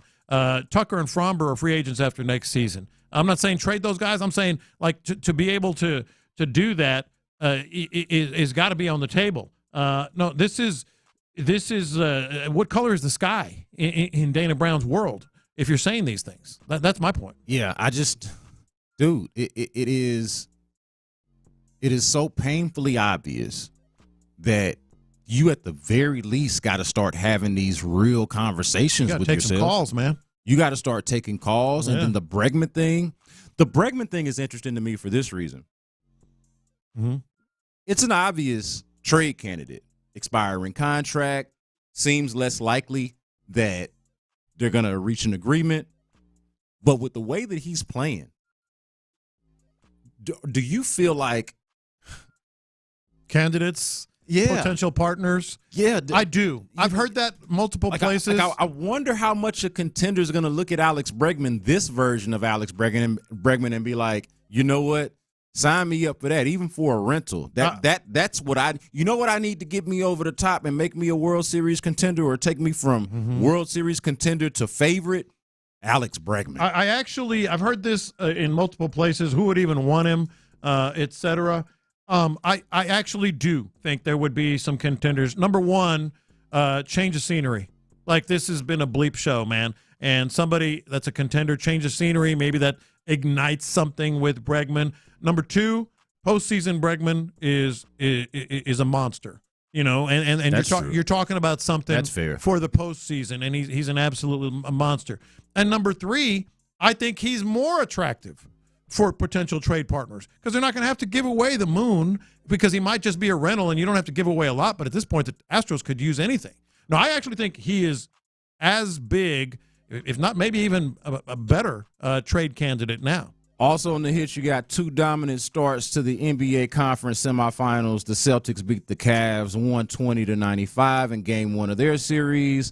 The Thunder beat the Mavs 117-95 in Game 1 of their series. On the Western Conference side, the big thing that stood out to me in that game, honestly, Lopez, aside from the fact that the Thunder are here, like those young guys are here, was that Luka looked like slow and great defense, man. Old, unbelievable defense that they played on Luka. He did, but it was really, really good, start to finish. And they talked about it after the show. Lou Dort was just all over him. But I've been talking about the Thunder a little bit here and there. I'm loving Chet. I know that wasn't a popular opinion around here, but I'm loving Chet. And He's then, a good player. Alexander's just ridiculous as well.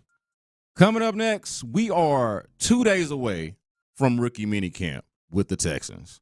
I want to take a look at some of their draft picks. We can really take a look at all of Nick Casario's draft picks, and let's give a real evaluation of the job that he's done. That's coming up next on In the Loop. Area 40.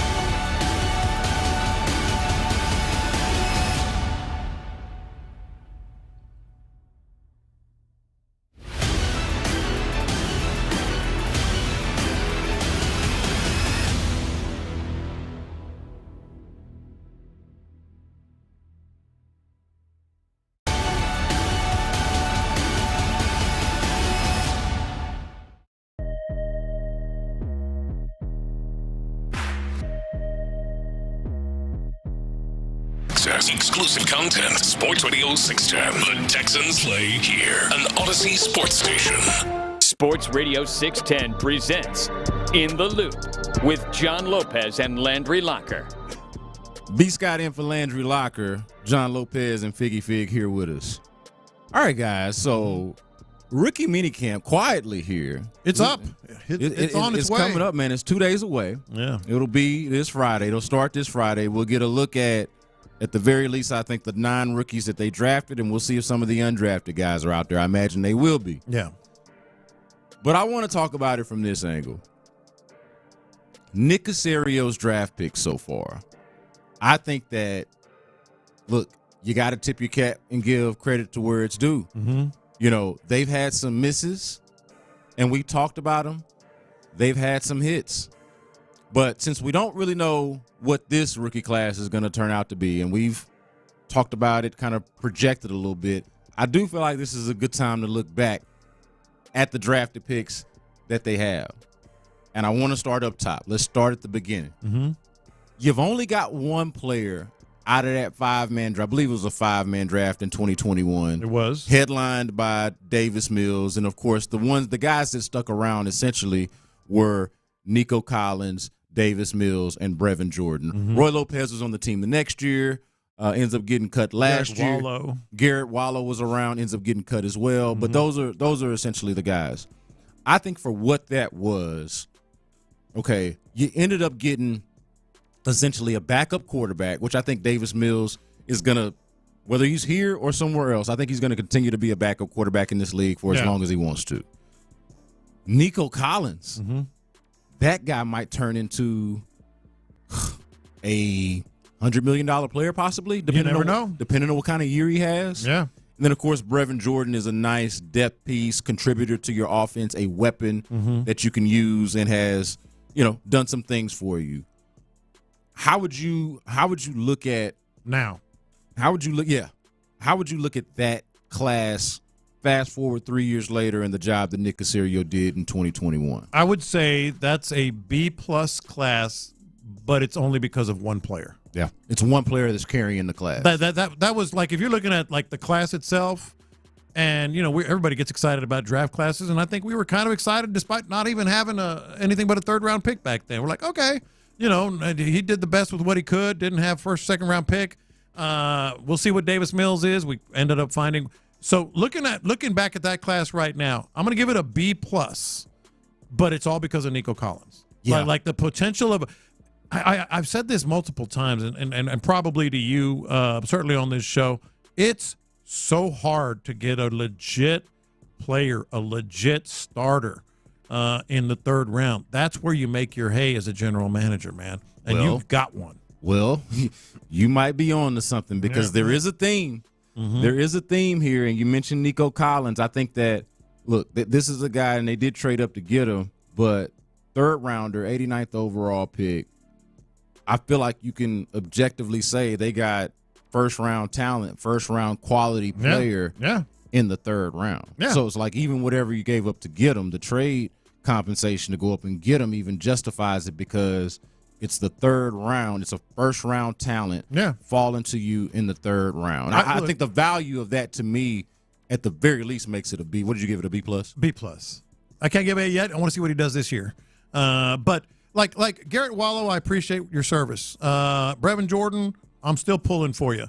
But if they didn't draft anyone but Nico Collins, that's a B+ draft. Yeah, I'm right there with you. I think I got to go with the same exact grade. Nico Collins, to me, and it could be an A. Mm-hmm. Yeah, like if he it could be, we'll see. If he replicates this year what he did last year, the grade is an A. Mm-hmm. The grade is an A. It doesn't matter because I think you can even give Nick Caserio credit for, and I will, being able to find a backup quarterback in the 3rd round. Yeah. Being able to find a contributor. I mean, yes, but I'm saying, but even if they just drafted Nico. Yeah, but I think if you take it all the way, like, okay, I got a star, but then I got guys on my team, at least 2 worlds that makes sense to be on my team even 3 years later. Yes. I think that's decent. All right, so let's go to the next year, 2022. Mm-hmm. This one is where it gets a little bit awkward. 9 players drafted. 9 players drafted, and these are going to be the third-year guys. Man, time is freaking flying. I just thought about it. Look who you're talking to. Dude, all of these guys are going to be in their third year. I had to check myself to see if I was even correct about this. But headlined, obviously, by Derek Stingley and, of course, Kenyon Green in the first round. I think the value picks still feel like Dameon Pierce for what he gave you his rookie year. And I don't know, Christian Harris, third round, I think is probably your best picks or your most value picks. What grade would you give the 22 draft? Because you got some ups, you got some downs. And honestly, I think this year 3 for these guys is a prove-it year by and large for most of them, outside of probably Stingley and Harris. You hit it on the head. I'm actually going to make this one, and just keep in mind, 5 players, no picks above the third round in 2021. 9 players, 2 picks in the first round in 2022. I'm going to give it a B. I'm going to give it a lower grade than 2021 because I think Nico Collins rescued it given the context of where these players were drafted. And if you're looking at this objectively, Christian Harris saved Nick Casario's ass in the 2022 draft. Glad you said it. He saved his ass because any numbskull could draft the number 3 overall cornerback, and you couldn't go wrong with whether it was Sauce or Derek Stingley. So it's not a commentary on Stingley. He could be very, very good. But Christian Harris saved his ass because the other pick, Kenyon Green, sorry, we'll have to see about that. Jalen Petrie, John Mechie, Dameon Pierce, Thomas Booker, Tegan Quatoriano, Austin Deculus. That's a bad draft as we sit here today. Look, I'm pulling for Kenyon Green. As we sit here today, it's a bad I'm rooting draft. for the dude, but like as we sit here today, that's a failure. Yeah. So I might be a little harsher than you on this. Yeah. Because I think, look, I agree with your initial point about, what you said about Christian Harris. Kind of saving his ass here, and I'm glad that you said it. But, I mean, you still kind of lose the cornerback thing. As we sit right here. Yeah. I was a Derek Stingley guy. Remain a Derek Stingley guy. Have the utmost faith in the guy as a CB1. Could be a superstar. But I think he will be, honestly. Yeah. If he stays on the field, he will be. Believed in the pick when they made it, and am still glad that they made it. But I can't just pretend like what Sauce Gardner has done in his first couple of years have not happened. Yeah. The dude is an all-pro as a rookie and has been a Pro Bowl both years in the league. So, I don't. Yeah, no, he's all pro both. He's first team all pro both years. Yeah. So what am I doing? What are we doing here? Yeah. Derek Stingley had a nice 9-game stretch or whatever it was. He looked great. He looked great. Had a player of the week. I want to say a defensive player of the week month. The month award. Okay, great little run there. This dude's a 2-time all pro already. Yeah, and he was right there in 2 years for you to take. In 2 years. 2-time all pro. No, I get it. But I have a lot of faith. I do too. I know what I saw in Derek Stingley, and those are the things that when you see him, you're like, okay, okay, this guy is the real deal. And you know what? It wouldn't. I don't even know if I'd point it out as much if that 15th overall pick wasn't as bad. You know what I mean? It's like, okay, this is accentuated for me by how bad this second pick was that you also traded out of and passed up on players to go get. Yeah, but that kind of speaks to my point, the fact that Sauce is so good and Derek is so good, and I know what I'm looking at when I see Derek Stingley. Even a caveman could have picked one of those 2 guys, at number 3 overall. That part is fair. Yeah, when you look at the rest of the draft, that's a lot of bad picks. Again, as we sit here today, we could be seeing some resurgence from guys, whether it's Jalen Petrie or Kenyon Green or Dameon Pierce or whatever. Those would be the top candidates. I'm not sure about John Metch. But, if you look at that today, that's a bad draft after number 3 overall. Outside of the guy who saved his ass. Yeah, no. Between Derek Stingley and Christian Harris. Okay, the guy that you say saved his ass and Derek Stingley, the guy that you say, anybody could have picked. The 3 picks between that, Kenyon Green, Jalen Petrie, John Mechie. I mean, the point of this segment could really be how big of a year it is for all 3 of those guys. It is. We could make really a break. We could really make that the theme of this thing. make or break for the three guys. Make or break for Petrie is interesting because he had a down year. He's at least got the one good year, whereas the other two guys don't have either one of those. Exactly. But I still think it's make or break for all three of them. And to your point, Christian Harris absolutely saves this draft class, and Dameon Pierce's rookie year kind of helps it a little bit. He's kind of an offensive Jalen Petrie.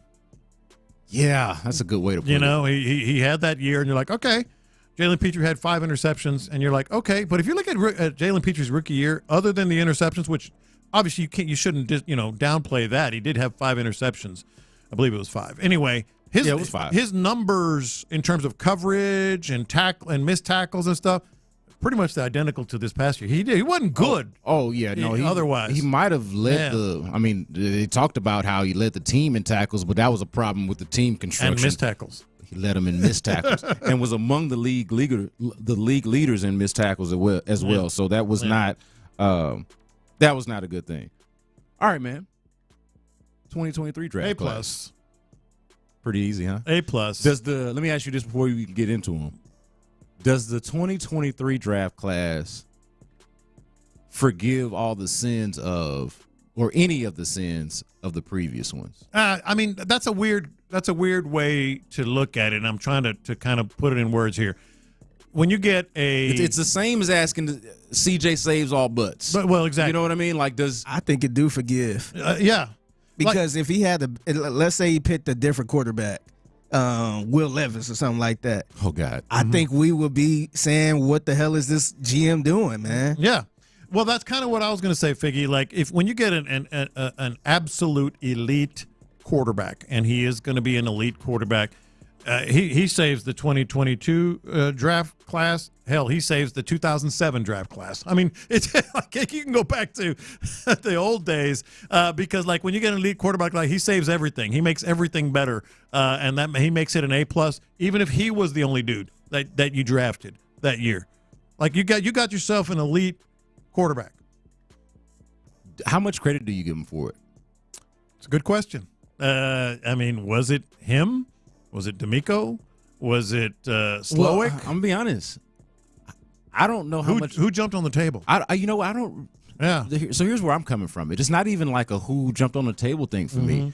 I don't know how much credit I'm giving either one of them for it.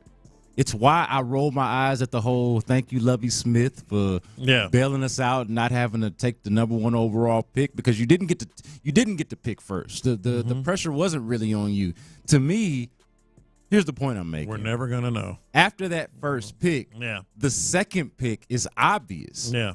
Right? If you pick Bryce Young number 1 overall, which they did, C.J. Stroud is the next pick, to me is fairly obvious. If you pick C.J. Stroud number 1 overall, then what are we Bryce saying? Young to me is probably, at that time, very obvious, the number 2 overall pick. So how much credit do you give Nick Caserio or D'Amico for being in a position that, honestly, Lovie Smith put them in to make the most obvious choice possible? All pressure on Carolina to pick the number 1 guy. Yeah. So they got to get the 1 guy right. Yeah. And then you just take the next guy, which was always going to be one of the other. Always going to be one of the other. Like, how much credit does D'Amico, Nick, any of them really deserve for making that move? That's fair. And if you want to take it a step further, the trade that changed the entire direction and arc of this organization to get Will Anderson, was that Nick Caserio? That's the one I think. Whoever that is, was that Nick Caserio? That's the question I like. Yeah, because whoever that is, that to me is somebody who put him on the table. Yeah, that to me is somebody that has some foresight.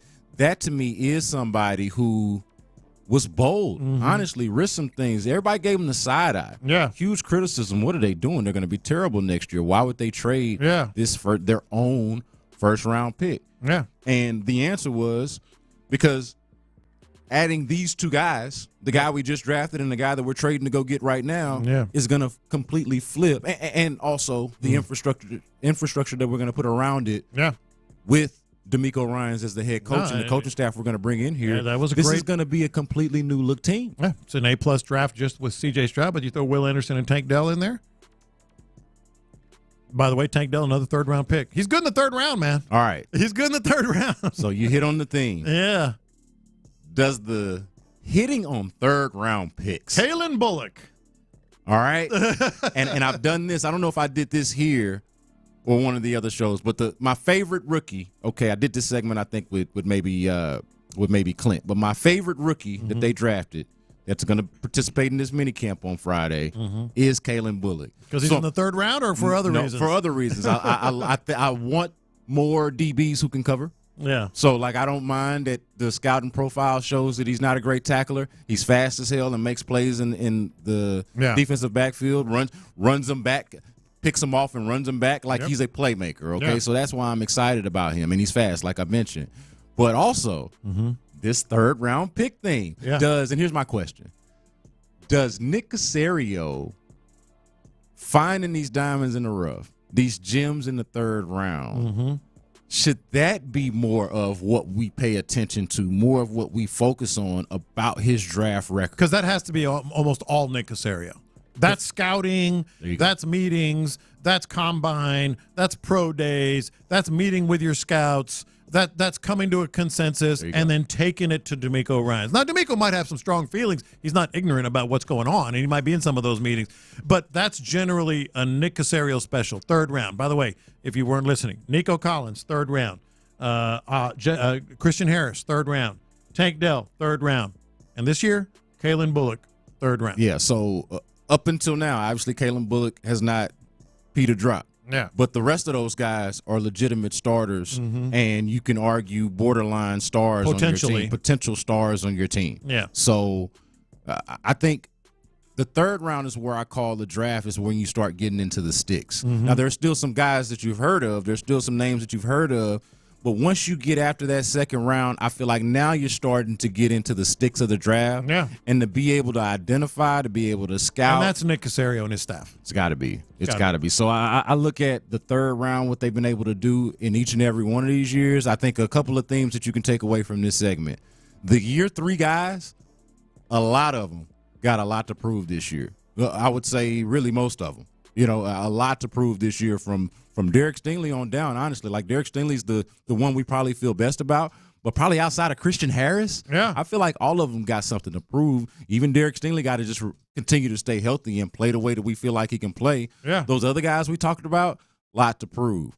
But these third-round picks that Nick Caserio's been making, that is for sure a theme of the successful part of Nick Caserio's drafting here. Yeah. I think it's undeniable.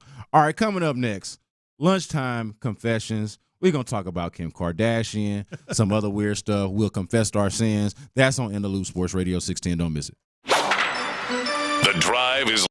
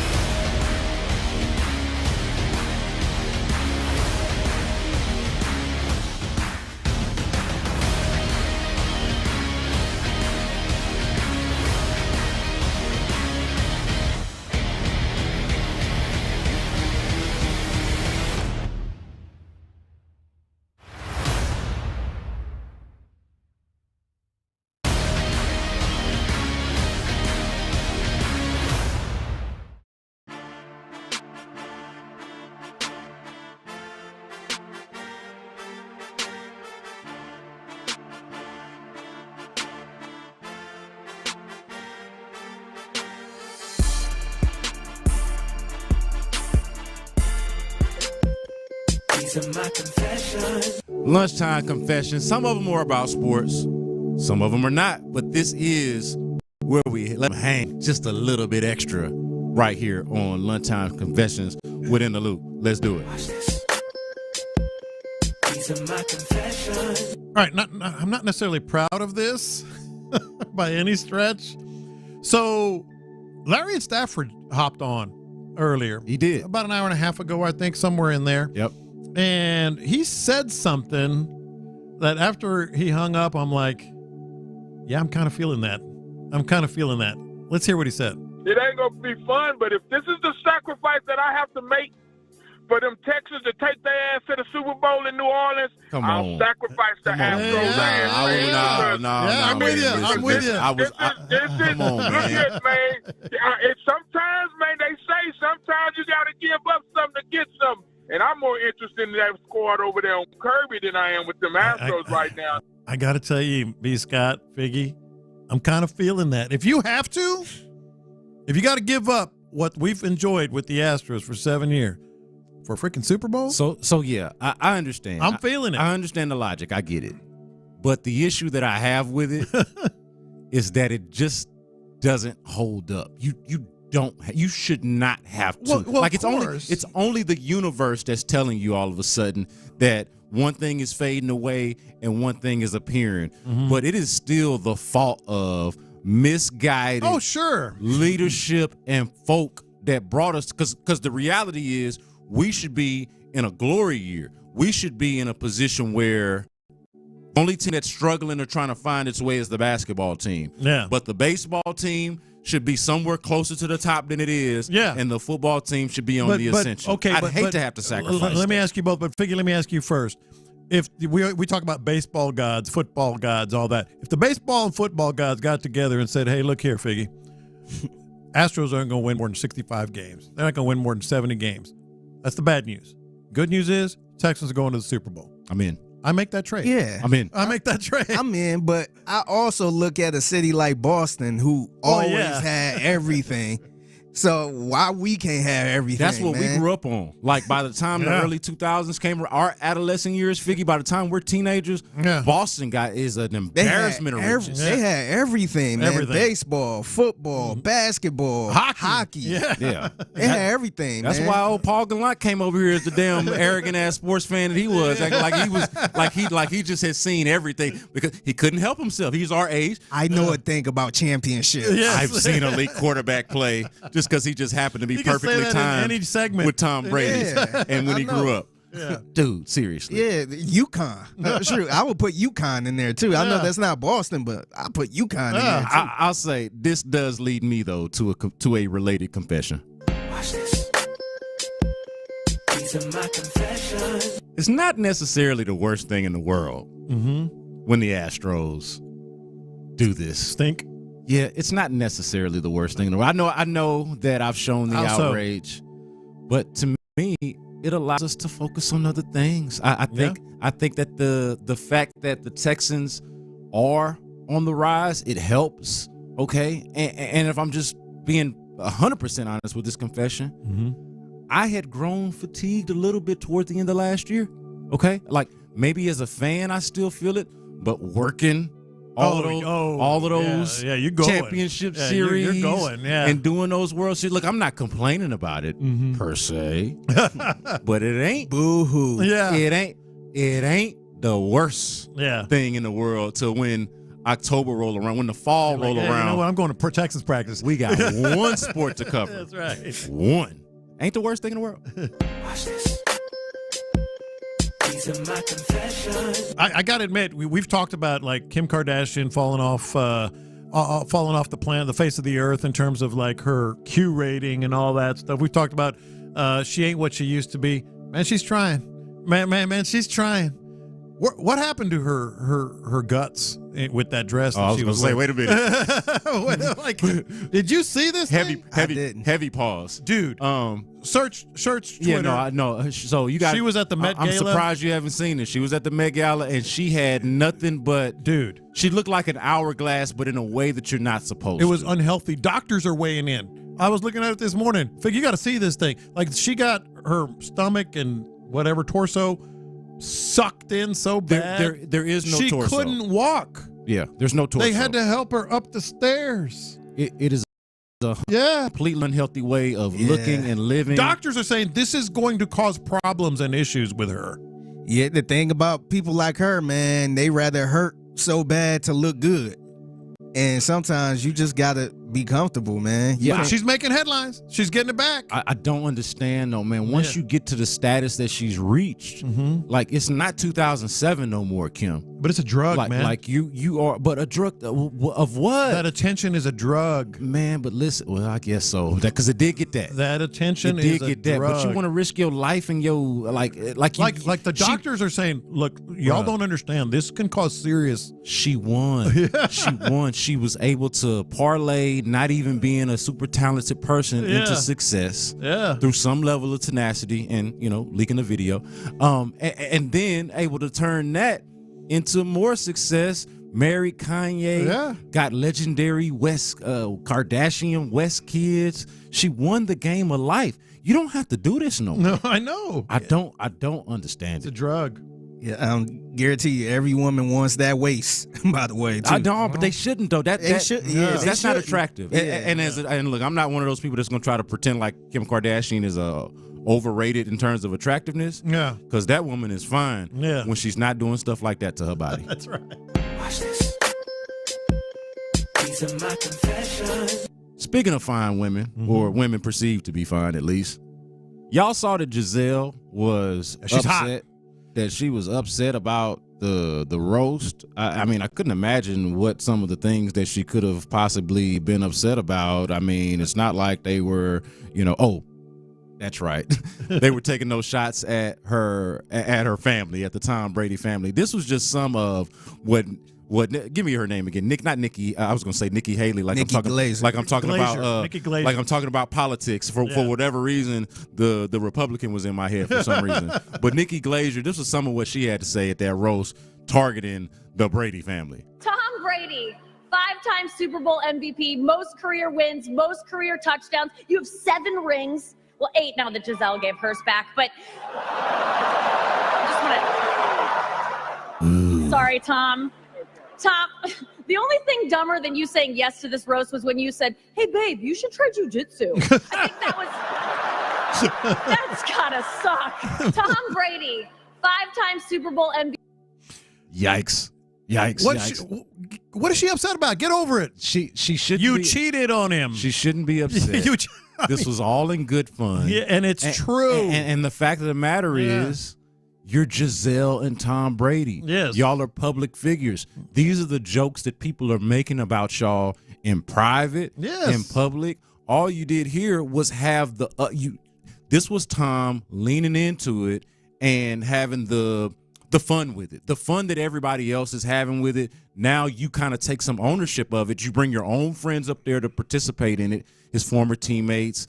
Kevin Hart, he clearly has some kind of relationship with Kevin Hart, it seems like. Yeah. So, like, yo, these are the breaks. Them's the breaks when you get to be Giselle and Tom Brady, right? She did give him an ultimatum about football or the kids because they talked about it, and Brady didn't say a dang thing to say it wasn't true. She did go cheat on him with the jiu-jitsu instructor, and that's going to be comedy in a roast. What's your problem? She need to be mad at Tom Brady for even having the roast. That's if she want to be somebody mad at. That would be the only thing. I would be mad at him. Yeah. Like, why would you do that? That's probably what it is. But this is, I got to say, a 2-part confession. I got to hog this one. Watch this. These are my confessions. Never really done it for me, man. Get the hell out of here. Never really done much for me. What never done that for you? Giselle? Get out of here. I mean, she cool. She cool. She all right. She's straight. Look at it, Tyler. It's like, are you insane? Never done much for me, man. Are you I don't get insane? it. I mean, I don't get it. Like obviously I wouldn't kick her out of bed for eating crackers. Yeah. But I don't get it, man. Dude. They ain't never understood that. What do you not get? Giselle at 20? Let me tell you something. Giselle at 30? Giselle right now at 43? She's a nice looking woman. She's a good looking woman. Are you But let me tell you this. I was in the gallery a couple of days ago.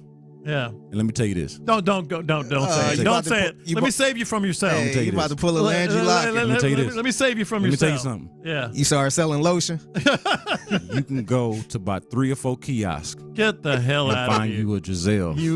Right you in a good old Houston, Texas at the Galleria. You are in any mall in this damn city. You're insane. And find a woman. You're insane. That I'll take just as quick. Yes. As that. I mean, the supermodel culture, I get it. I mean, skinny women, whatever. I just. She's not anymore.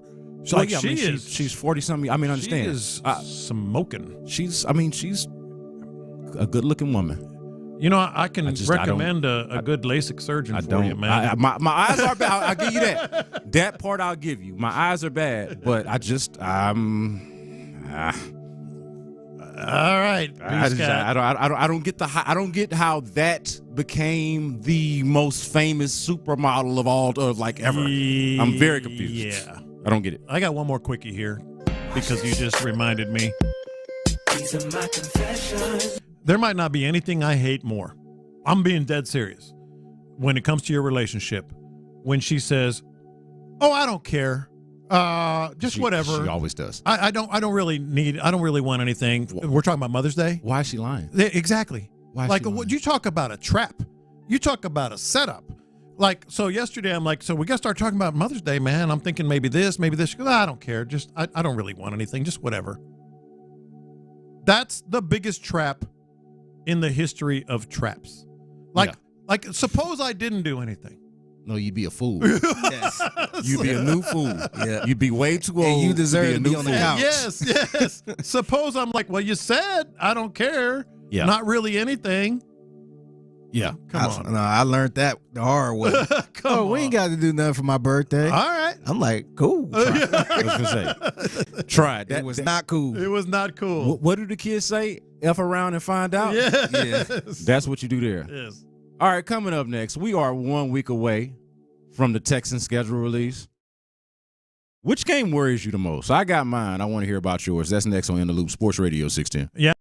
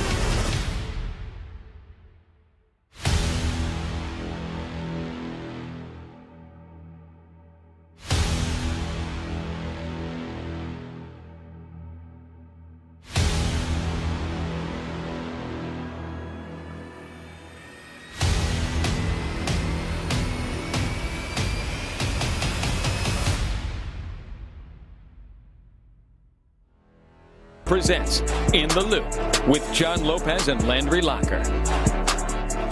B. Scotty in for Landry Locker. We got John Lopez. We got Figgy Fig holding it down. And it turns out, Figgy, that we are a week away. Yesterday we opened the show trying to figure out, man, are we going to get this schedule released or not? I thought that we was going to get it by tomorrow. At least, earlier in the week I thought we'd have it by Thursday. It turns out we finally get a date. We'll find out when the Texans play who and how we're going to consume it, if it's going to be on national TV and all of that. We'll find that out a week from today on May 15th. This is the schedule question that I want to ask, and I'm going to throw this to everybody. I'm going to throw it to Lopez. I'm going to throw it to you, Figgy. I'm going to throw it to the audience. 713-572-4610 is the number to get in. Appreciate you for listening. You're a loophole if you do so. What's the game that worries you most? What is the matchup on the Texans schedule that worries you the most, that could come the closest to keeping you up at night? Is there a game like that? We talked a lot about who we want to see them open the season against. We talked a lot about their primetime games. Yeah. But I want to ask, now that we know that the schedule release is a week away, we've known the opponents, but is there an opponent that keeps you up at night, that worries you the most? Who is that? So I might be looking at this a little bit differently than you and Figgy, because it's that old line that a lot of people use. I hate losing more than I like winning. Okay, yeah, some people are like that. Yeah. Titans. Huh. I know you want to say this is interesting. Let's sit with this. That's actually mine too. You want to say Kansas City. You want to say maybe, I don't know, like I'm looking at the schedule right now, maybe Buffalo, maybe Baltimore, because you want to say like who's between us and the goal if you're the Texans. And those are the ones that are between you and the goal. But the team you don't want to lose to, for me, Figgy, is the Titans, because of what the rivalry has become. Yeah, not only that, though, but let's be real. The Titans had a pretty okay offseason. Yeah. Like, it was a little bit confusing because I thought they were going to be in possibly tank mode or something like that, but they've been spending a lot of money. So yeah.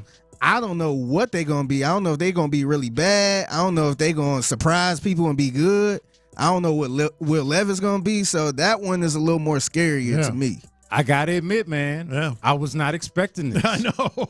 I've got to sit with this, man. I was not expecting this. Like, because what team would hurt me the most to lose? It wouldn't be Kansas City. I mean, you want to beat them. It wouldn't be Baltimore. You want to beat them. That's one game. Well, so possibly play. Okay, so this is so you are looking at it a little bit differently, because I'm thinking, what's the team? Maybe, and I didn't want to use the word fear. Yeah. Because I think the Texans are in a position right now where they shouldn't really fear anybody. Yeah. I don't look at anybody on the schedule and really fear them.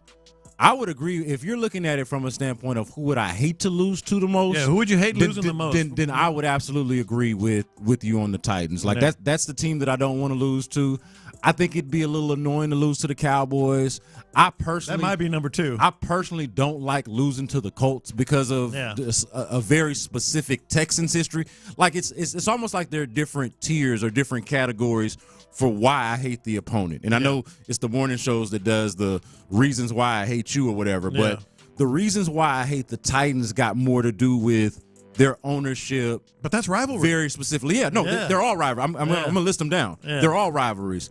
The ownership and with the Titans, and just that whole history and background that we all know about and discuss. With the Colts, it's more of the historic being under them sort of being the historical dominant team, and then now, fast forward to now, them being, to me, the most viable opponent within the division. Like, to me, they're the biggest threat in the division, and they're the biggest sort of bugaboo in the division that has kind of kept you from reigning supreme. And then, of course, the Cowboys, I don't know if that one needs much explanation. It's more so to do with, honestly, for me, less about the Cowboys themselves and more about my family that are Cowboys fans and family and friends, right? Like, I actually don't hate the Cowboys themselves. Mm-hmm. I hate the way that the people who love them talk. Cowboys fans. That's the way I feel about it. And the other aspect of this is, like, and maybe this is just too cocky. Maybe we're getting too cocky, too full of ourselves here. I think the Texans could beat just about anybody on their schedule. They could beat anybody on their schedule. And, I think they can be that good this year. They could also lose to the Chiefs. They could lose to the Cowboys. They could lose to Buffalo. They could lose to Baltimore. But I think they're good enough that they can beat anybody. So nobody really scares me like, oh, my gosh, if they lose this game, they could be out of the playoffs. No, they could lose to the Chiefs if that's the opener. And then they lose week 2. And I still feel pretty good about this team against anybody they face, presuming they're healthy. I think it's safe to say that they're going to lose more than one game, okay? Yeah, I think that's they're going to lose more than one game this year. But I've got one in particular that keeps me up at night. One opponent, one game that I'm thinking about, and I'm looking forward to this game. And I also think, we can make this a side note, I also think that it should be a nationally televised game, that it should be a prime time game, 100%. Okay. I hope that it is. But as far as just like opponents against the Texans, keeping me up at night, one that I would say I'm maybe a little bit fearful of. See what y'all think about this. It's the Green Bay Packers, man. That's a road game, and to me, I would say that the Packers are like the NFC version of the Texans, the up and coming. I don't think they did nearly as much as 100%. The Texans did in the offseason per se, but having the rookie, or not the rookie, but the young quarterback who just showed the world the previous year that he is in fact here and here to stay. Now, I think CJ, by and large, had a better year, but Jordan Love was not far behind him. Yeah. And by the time we got to the end of it, he was balling. That looked like the real deal. Yeah. And I feel like they are the NFC counterpart to what the Texans got going right now. I totally agree. I'm wondering why that might keep you up at night. Well, because that game is on the road. Just in terms of an opponent where I'm looking like, man, that could get ugly. What's a game? Yeah. Like there are some obvious ones like we talk about with the Chiefs, the Ravens, some of the teams that are obviously ahead of them. Yeah. But when I'm just looking at the schedule and just trying to throw a dart on a team that would keep me up at night, it would be the Packers at Atlanta. And I do believe that's a road opponent. Yeah, I don't think I had that right. That's the Packers.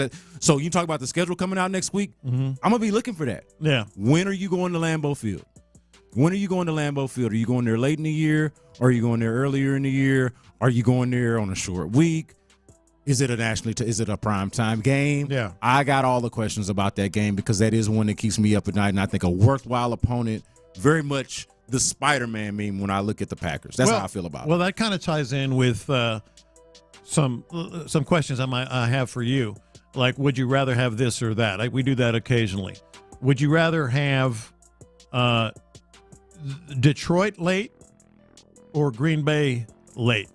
Now, keep in mind, you're going to have a cold weather game. That's one of the biggest misconceptions about the Texan schedule. Like, we don't want Green Bay late because it could be cold. Hell, you got the Jets on the road. That could be cold late. You got the Patriots on the road. That could be cold late. But I'm good with but you're answering your own point there. Yeah.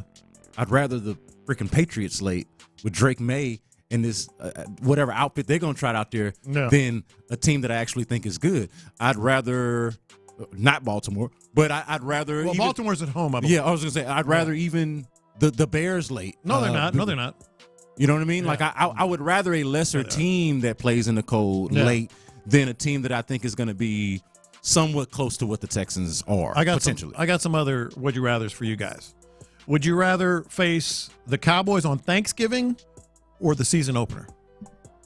Thanksgiving, because especially for me, native Houstonian and Texan, a lot of Cowboys fans in my family. That would be, it's already going to be a family day, moment. A lot of trash talk. All of the trash talk. And I've watched plenty Cowboys games with them on Thanksgiving already. Yeah. Now I'm bringing something to the table with my new gear and all of that. Yeah. Like 100% Thanksgiving. I think the season opener would be special, man, because I'm guessing this is the first time they would play in the season opener like that. Outside of the very first year? Yeah, outside the very first year. Yeah. And I think this – because I don't know how it's going to be in Thanksgiving. I think the Cowboys could be a rough team. I don't know. Yeah. Where it might not even matter as far as like the records and stuff like that. But that very first game, both teams 0-0, I think that will be electric. Yeah. I think that will be fire, man. Yeah, I don't think there's going to be, and this is not copping out of the question, I answered it, but I don't think there's going to be a bad time for them to play. No. You know what I'm saying? And that the NFL should capitalize on it, and they'll be fools if they don't make that a primetime game. Would you rather have the Ravens early or the Chiefs early? Chiefs. I'd rather have the Chiefs. Yeah, well, because, I mean, this is an easy one, actually, because the Chiefs are the Super Bowl champs, and I'd rather have them on the opening night. And they tend to be like the Astros used to be. They kind of turn it on late. Yeah. Yeah. I mean, they lost to Detroit. I think that you're on the exact trajectory. They actually struggled a lot last year. Yeah. They struggled. Now, they added a pretty good weapon out of the draft. Well, they might be losing a weapon, too. We'll get to that. We'll get to that internet going now. That part. Fair enough. They might be losing him like up the river. We'll see about that. Points made. Would you rather have the season opener? I'm not saying it's going to be against the Chiefs. I'm just saying, would you rather have the season opening Thursday night game or a London game, which I think is going to happen? That's just my gut feeling.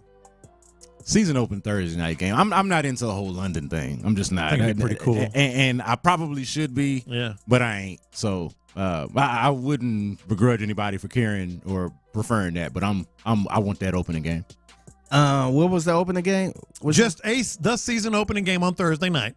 Like, not necessarily against Chiefs, just the season opening game. To be in that position. Yeah, or a London game, or the London game. I'm going to say the season opening game, too. What is this, Lopez? The London game, people don't even, only probably like you, the fisherman, and me, the dude with 3 kids, wake up early enough to even catch that game. Yeah, well, okay. People don't be up for that. Okay. Come on. Unless I'm going. Well, you never know. Now, that's different. Yeah. So you throw that into the mix. Yeah. Now we're talking about something different. If I'm not going, nah. We're all going to London. I mean, we're all picking London, right? What? If we're going to have a chance to go, we're all going to London. What? I don't know. I don't know when else I'd be going. So, yeah, that's what we're doing. Did you catch in the morning show?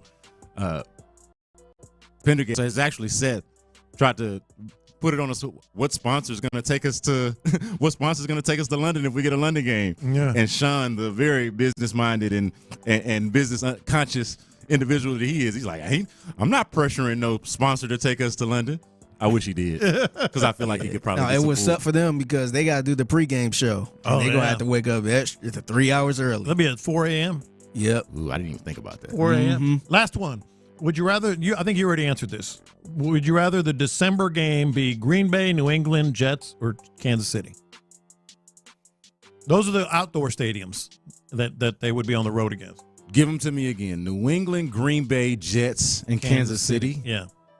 I would say Green Bay. Yeah, for I mean, obviously that's an NFC team. Win or lose, I feel like that might not hurt you as much. Yeah, it might not hurt you. Yeah, I would say I would answer it 2 different ways. For cachet and intrigue and entertainment, I would say Green Bay for sure. Mm-hmm. I just told you that's the team that keeps me up at night, the game on the schedule that keeps me up at night. Yeah. But and that's a figurative term for the text line that was asking about that, by the way. But I would say just in terms of, hey, what do I rather in the best interest of the Texans? Give me that. I don't have any reason to believe that the Patriots are going to be worth anything. So, I mean, I like Drake May as a prospect, but I don't have a reason to believe that they're going to be good. I'm gonna make it. I'm gonna make it unanimous. Me too. Green Bay. I like it. Mm-hmm. All right. So coming up next, who is the next C.J. Stroud? We asked that question. We answer it. Coming up on Around the NFL. That's next. Sports Radio 610. Payne and Pendergast. Okay, is the spot of the right time?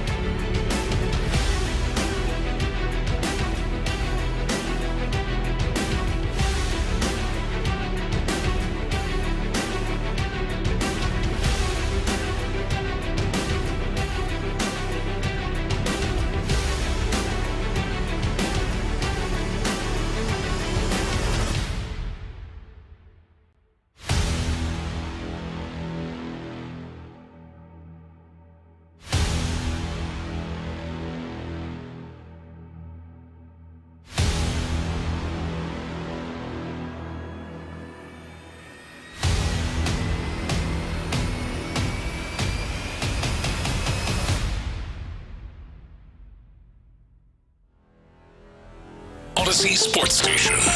Let's go around the NFL to keep you in the loop. This is Houston's sports leader, Sports Radio 610.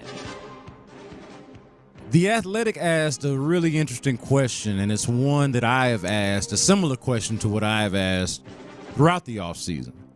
And that is, which one of these quarterbacks, and this is even before we knew that, they were going to be six a historic run on quarterbacks in this draft. This is before we knew for sure that that's what was going to happen. But my question was, how does C.J. Stroud's success with the Texans last year as a rookie change the narrative and the expectation, the ideas and possibilities of what a rookie quarterback can be? Yeah. What you can accomplish with one of these guys if you get the right guy.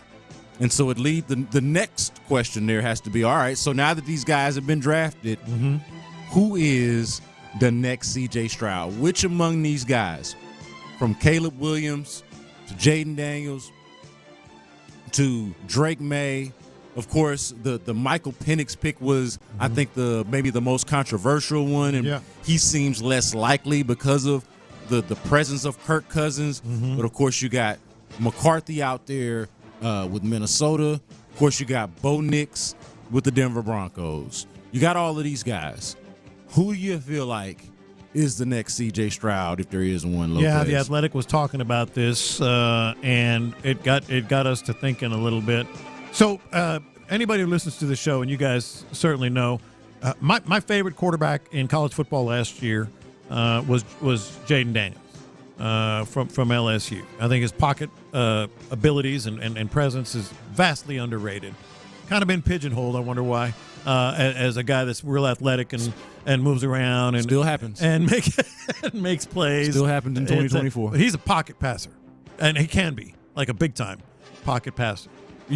Side note, remember when they wanted CJ to use his legs more? Yeah, CJ needs to lose this elite pocket passer. Yeah. They were like, he doesn't run enough. He needs to run some more. I wonder why. I wonder that. If he looked more like Drake May, would you care as much? Anyway. So Jaden Daniels would definitely be on my list. I don't know if the situation in Washington is quite conducive.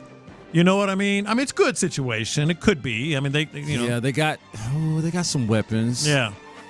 But they certainly have to prove it, and between weapons, coaching, everything, like we don't know what to expect out of Washington. Yeah. So I'm thinking about this, and I'm thinking about like what was the reason that I was so high, that a lot of people were so high on C.J. Stroud last year. And if you heard me say it once, you heard me say it a million times. Accuracy. Like, his accuracy is what sold C.J. Stroud on me before the draft, in the draft, after the draft, and certainly his accuracy is what put him over the top. The guy can put the ball where it needs to go. It's his football superpower. Aside from the leadership and the intangible stuff, it is his tangible superpower. Yes. So, as much as I hate to say this, because I don't quite feel it with him, but he's really accurate, I'm going to say Drake May. Drake May. I think he's pretty accurate. Now, the other one that's incredibly accurate is Michael Penix Jr. But like you said, what kind of opportunity is he going to get? All right, so I'm glad you brought that up. He would be my pick if he wasn't playing behind Kirk Cousins. His accuracy is like C.J. Stroud. All right. Like, he can put the ball, like it's that old line with John Elway. They said, hit him in the eye with it. And he said, which one? Yeah. Yeah. Yeah.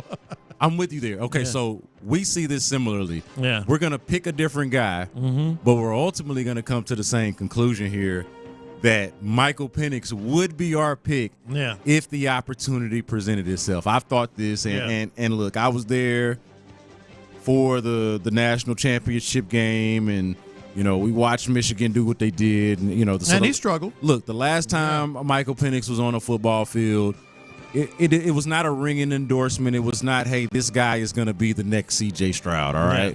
And conversely, I do feel like the last time C.J. Stroud was out there, it did. Like, you know what I mean? Like, or the final memories of him. The second to last time that Penix was on the field was the second to last clinic. Here we go. It was a clinic. You're hitting on it.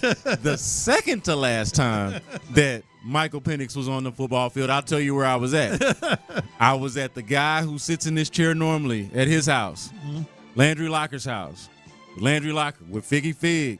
I want to say Cody Stoops was in the building. We were checking out that Washington-Texas game, and I can remember distinctly feeling in the moment, and I felt this way previously in the season, but I looked over at Cody Stoops and I said, hey, man, whoever drafts Michael Penix Jr. is going to have a C.J. Stroud-like effect on their team in terms of the turnaround. I'm not saying it's going to be exactly the same, but it'll be similar in terms of how it changes the trajectory of your organization. If you don't have a quarterback, note that I said if you don't have a quarterback, and then you bring in Michael Penix Jr. as your quarterback, that is going to be a C.J.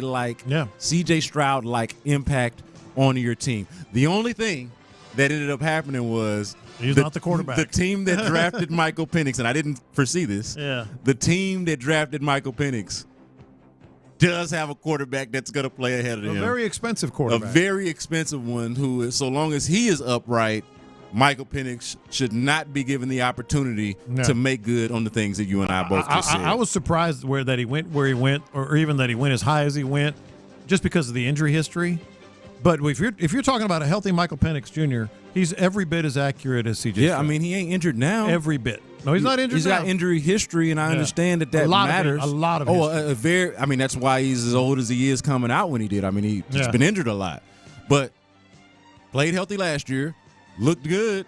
I mean, unless you can tell me, you've got something that can tell me, hey, this guy is just prone to get injured more. Yeah. It wasn't just bad luck or anything. This guy just has a tendency to get injured more. If you can sell me on that, okay, that is a lot different. A lot different. But no, the guy had poor injury luck, came out of it, is now healthy and ready to go. Yeah. Like I'm good.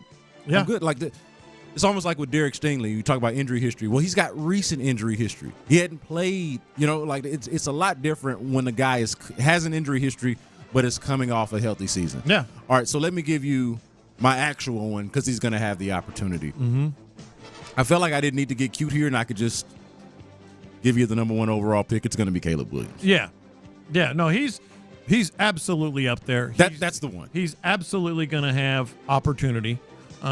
He does have a better supporting cast. I would say anyway that he has a better supporting cast. And I was trying to get too cute, but I was like, okay, outside of Caleb Williams, outside the obvious, I think Drake May actually had better accuracy numbers than Caleb Williams on every level, short passes, mid passes, and long passes. The guy can do it, but he would be my number 2 pick behind Michael Penix Jr. if Penix had an opportunity. Yeah, and so for me, Caleb, it's not just obvious though because of the talent. Like I feel like he's clearly the most talented, but like you can make cases for these other guys. I think you can make cases for Jaden Daniels. You just made the case for Drake May because of his accuracy. I think both of us would like to make a case for Michael Penix Jr. if he had the opportunity to make good on it, which he obviously will not if everything goes right with Kirk Cousins. But for me, the thing I can't get away from, and the reason why I just couldn't even fix my lips to say somebody other than Caleb Williams is because of that situation, man. Yeah. I love it so much for him. It is, honestly, I'm glad things worked out for CJ last year because it was just so new and not obvious, not apparently clear that the situation was going to be good. But Caleb Williams is being plopped into a 7-win team already. Yeah. A team that's got defensive corner. Now, they've got some holes on defense, but they've got at least somebody at every level. They traded for Sweat last year. They added Tremaine Edmonds in free agency last year.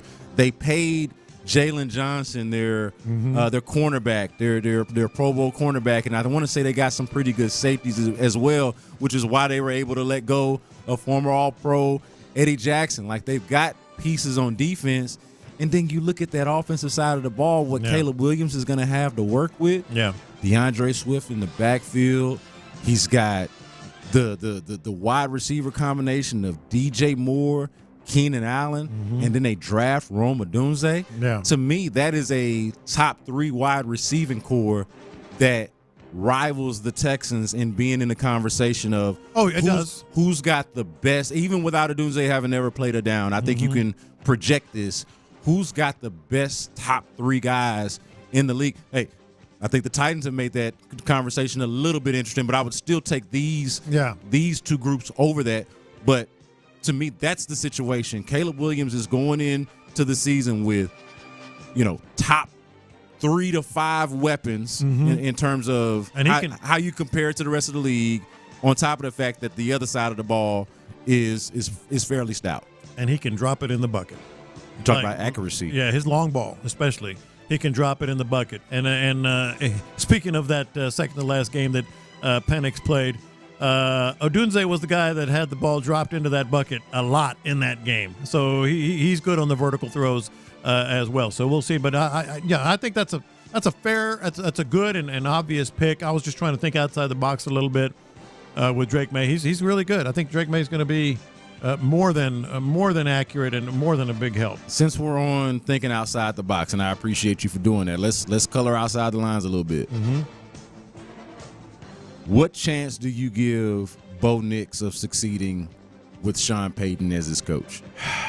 Because I do not have a good feel. I'm just going to be honest here.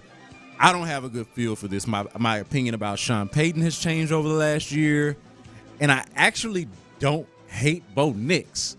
So, but I don't think he's going to be great either. So I don't know how to feel about this. I don't hate Bo Nix. I think he's a great college quarterback, and that tells you what I think of him as a pro. I think he was a great college quarterback. Systematic, could run a little bit more when he was at Auburn. Did run a little bit more. Obviously all the intangible stuff that you like in a college quarterback. I don't see it happening. In fact, rate them 1 through 8, let's say, because there was, or let's say 1 through 6. Would be the best. After the 6, I don't know how much of the time it's worth. If I would say Jaden Daniels 1 for me. Let's just take Caleb out of the conversation. He was the consensus number 1 overall pick, and I think I made a pretty good case for why his situation, his situation is miles ahead of anybody else's. Honestly, I believe that. I agree. It's pretty. So let's rank them 1 through 5 outside of Caleb. I would say, and now this is regardless. This is just like as an NFL quarterback, not situational. Sure. Yeah. So I'll say Jaden Daniels 1, Michael Penix Jr. 2. Even though I'm just talking about like as an NFL quarterback. Drake May 3, J.J. McCarthy 4, and Bo Nix 5. I think we're in agreement. I don't have any objections to that list. I think that's exactly the way I would go with it. Yeah, and I think you could maybe do some debating with the J.J. I feel like Bo Nix. I'll say this for Bo Nix. I do feel like he at the very least showed more. Like with J.J. McCarthy. It's much more of a projection that this is what it's going to be than it is what did he actually do and what did he actually show you. Yeah. I'm with you on your list. I would say, to be fair to Bo Nix, he showed more on tape. Now, he played college football for about 15 years. Yeah, he did. So there is that. But I think within those 15 years of college football, he showed you a lot more in terms of potential of what he could be. I like the rating. Here. Can I add a confession? Let's do it. Let's do an extra. Add a confession. Let's do an extra confession in here, since we are both in agreement on how we feel about Michael Penix. Watch this. These are my confessions. If I was a Falcons fan, I'd want him. I'd be like, "Hey, what were you doing? Did y'all sign? Is the ink dry? Yes. On this Kirk Cousins deal? Truly, no. I really want to know. Yeah. Is the ink dry? Is there any way that we can have I want to do overs? Can we do it? Can we cut the game off? You ever do that, Figgy, when you're losing on the game, or have somebody do that to you and they like, hey man, and somehow somebody unplugged the game? Can we unplug the game? Let's go back. Yeah, I usually just go to quit. And then they ask me if I want to save this process. No. And no, I start over. No, I don't. Dude, who would you rather, honestly, because I thought this in the moment, and my thing was, I guess I haven't been able to get this take off. The issue with the Falcons was not drafting Michael Penix in that spot. No. Number 8 overall? Yeah, 8. The issue was not drafting Michael Penix number 8 overall. No. Not at all. Mm-hmm. It was giving Kirk Cousins at 36 years old and a bad Achilles. Yeah. Coming from a team that also needed a quarterback and decided to let him go. $100 million. Yeah. Yeah. That was the fatal flaw. That was the questionable move. Everybody's like, what are they doing with this Michael Penix thing? They just gave Kirk Cousins $100 million. They just gave $100 million to Kirk Cousins. What are they doing? What's funny is that was the reason Kirk Cousins wanted to leave, because the Vikings wanted to go get a younger quarterback. Yeah, and then what happened? They did the exact same thing. And then what happened? My goodness, man. I don't know what they were thinking, but yeah, I'm with you there. I think Michael Penix is the sleeper in this draft, and he's even more so now, I think, because of the situation that he's been put in. And, of course, the guy at the top of the draft, I think, has been put in an ideal situation. Look at them talking about it right now. Everybody, all of the television programming is just like, they're just all up in our rundown. I need to check and see. Jaden Daniels has C.J. Stroud type success. Who in the hell is in our Google Doc? That's the topic now. All right, y'all. That is Around the NFL coming up next. Austin Rivers, Rashee Rice. Bro, what are y'all doing? Internet going nuts on In the Loop, Sports Radio 610. Lopez's concern.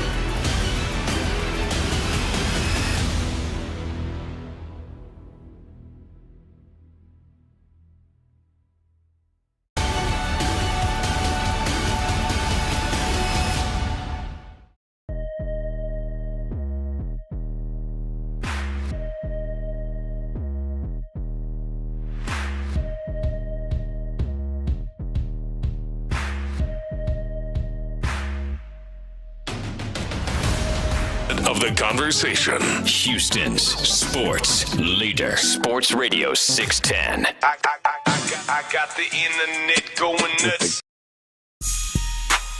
B. Scott in for Landry Locker, doing this thing with John Lopez and Figgy Fig on In the Loop. And look, man, I know we all live in our bubbles. We all, we're insulated sometimes, man. We assume sometimes that insulation and that existence within a bubble makes us assume or forces us to assume that everybody just knows. They do what we do. They do what we do. They about that life the way we about that life. I had a similar situation to this where, I was having a conversation about the rap beefs over the weekend, and I just assumed that everybody, was... Who's this Drake fella? Drake who? They were like, so Drake and Kendrick Lamar don't like each other? And I'm Why like, you gotta call Sean Bijani out like that, man? That brother don't know anything. My bad, Sean. Well... And what was the concert I saw Sean going to? Like it was either Springsteen or something. Yeah. Somewhere he just came from not that long ago. Either Red Hot Chili Peppers or something like that. I was like, damn. Yeah. That's where Sean Bijani is. But anyway. Yeah. This happened on, was it Wheel of Fortune? Wheel of Fortune. Dude. This is, you talk, like it just goes to show, like all those times you've been to a party or something, and somebody says, well, I don't watch sports. And you're like, how can you not watch sports? Yeah. Any sports? No sports. I'm just not. I read a lot. I watch documentaries. I like music, opera, whatever. So this happened on Jeopardy. Now, keep in mind, I got to kind of lay it out. Wheel of Fortune? Wheel of Fortune. I got to kind of lay it out for you. So showing on the board was Travis, Travis, space, ampersand, which is the and, Jason, and then the last word just had ECE. Travis and Jason, and there were two letters remaining, ECE, and this happened. J? Yeah, there's a J. Am I brain dead? If you're still in trouble here, go ahead and spin. 650. C? Yeah, there's a C. What is this word? Who's this guy? It was Celebrity Jeopardy. 700. What letter would you like? K. Yeah, there's a K. Okay. So this is somebody. Yeah. Who is this? All you have to do is read what's up there. Travis and Jason Kels. Yeah, there you go. Close enough. We will take that. And Close enough. I don't know who they are. Sarah, tell them the whole story with the singer and the thing. Well, it's a Taylor Swift thing. Sadly, it's the only reason why I know who. Yeah, Is it Travis they're Kelce football that she's players and dating? Taylor Swift. One plays for You'll the read it in your local newspapers. So Kristen Ritter, she was in Breaking Bad. Yeah. And then the girl, Sarah Levy, was the one that only knew because of Taylor Swift. She was in Bleeps Creek. Okay. And then the guy was Christian Siriano. And I'm not exactly sure what he was in, but it was Celebrity Jeopardy, and they had Travis and Jason ELE, and they couldn't get the C and the J, and they finally figured out when they read it, and they even read it wrong. And this is right. They even pronounced the name wrong. Now, was it wrong? Because then Travis Kelce said that was their original. Maybe. Yeah, it's not the comment. It's still wrong. That created a little beef because don't nobody call him that. Sarah Levy's like, no, it's the Taylor Swift. The Taylor guy. Swift thing. Was it Jason or Travis? No, it's Travis. Yeah, she called it. It's the Taylor Swift thing. Yeah, like I was, and this is in part because I'm not like a Swiftie by any stretch. Yeah, but I was real dismissive of, in the beginning at least, until eventually it became very clear. Yeah, I was real dismissive of this idea that she was just going to bring this whole new wave. Well, she did. Of people who weren't paying attention to the NFL, and all of a sudden they would know. I was wrong. Yeah, I was wrong. Yeah. She definitely did that. They're out there, man. We just don't see them in our little orbit. I got the internet going nuts. I like this thing that you got on here, Lopez, about the Snoop Dogg Arizona Bowl. Go with it, man. Go with it. Yo, like the gin and juice with Snoop Dogg and Dre as part of the Arizona Bowl. We got a promo for this, right? Yeah. We heard from Snoop. Yeah, this is Snoop talking about it's going to be the Snoop Dogg Bowl. It's called the Arizona Bowl, brought to you by Gin and Juice. But it's going to be known as the Snoop Dogg Bowl. College football fans are exhausted by the constant talk around NIL, conference realignment, coach movement, transfer portal, and super conferences. So it's time that we get back to the roots of college football, when it was focused on the colleges, the players, the competition, the community, the fan experience, and the pageantry. Being a fan, coach, supporter of all levels of the game, I sent many players through my SYFL to colleges and the NFL. So it's only fitting that I step up and help get this thing right. I'm ready to bring the juice back to college football. And I'm taking my talents, that's right, to Arizona. Believe me, Arizona, baby. I'm here to announce the new collaboration, the Snoop Dogg Arizona Bowl. Presented by Gin and Juice by Dre and Snoop. The game will be played on December 28th at the University of Arizona Stadium in Tucson, Arizona. I'll be there. Will you be there? Well, I'll be watching. Dude. We'll see you there. How badass is that? Dude. Right? And this is the other thing, too. So the gin and juice he got, I guess it's like some type of little drink. Yeah, it's the canned cocktail. It's not the actual back in the day gin and juice. Yeah, it's some sort of canned it's like, cocktail. I don't know if it's like a canned cocktail. Yeah, so which is cool, too. Like, that's awesome. I mean, I think that bowl is just going to, like, skyrocket. Wouldn't you be... obviously, it depends on how your season goes, but I would almost like preseason be lobbying to be in this bowl. I would be in the background, behind the scenes, like, hey, what we got to do to get in that gin and juice bowl? If we don't make the playoff, I want the gin and juice bowl. I want the Snoop Dogg bowl. So do the players, whoever win, do they get to drink all the gin and juice? I mean, if they're 21. If they're 21. If they're 21, come on, Lopez. This is college we're talking about. You got to go Stone Cold Steve Austin. Yeah, off the record. Is Snoop the coolest man alive? He's got to be in the conversation. Figgy, is Snoop the coolest man alive? The whole time he was talking, Figgy, before you answered that, I was trying to think in my head, who is cooler than Snoop? Yeah. It's tough. What you think? Yeah, I think he's the coolest guy. I can't think of anybody else cooler than him. Samuel L. Jackson? He's up there. But I put a few down, and it's mostly an older demographic. Here's the thing. Except for Pat McAfee, I think he's pretty damn cool. Here's the thing. Yeah. Snoop escaped a murder beef. Yeah. A murder rap. Yeah.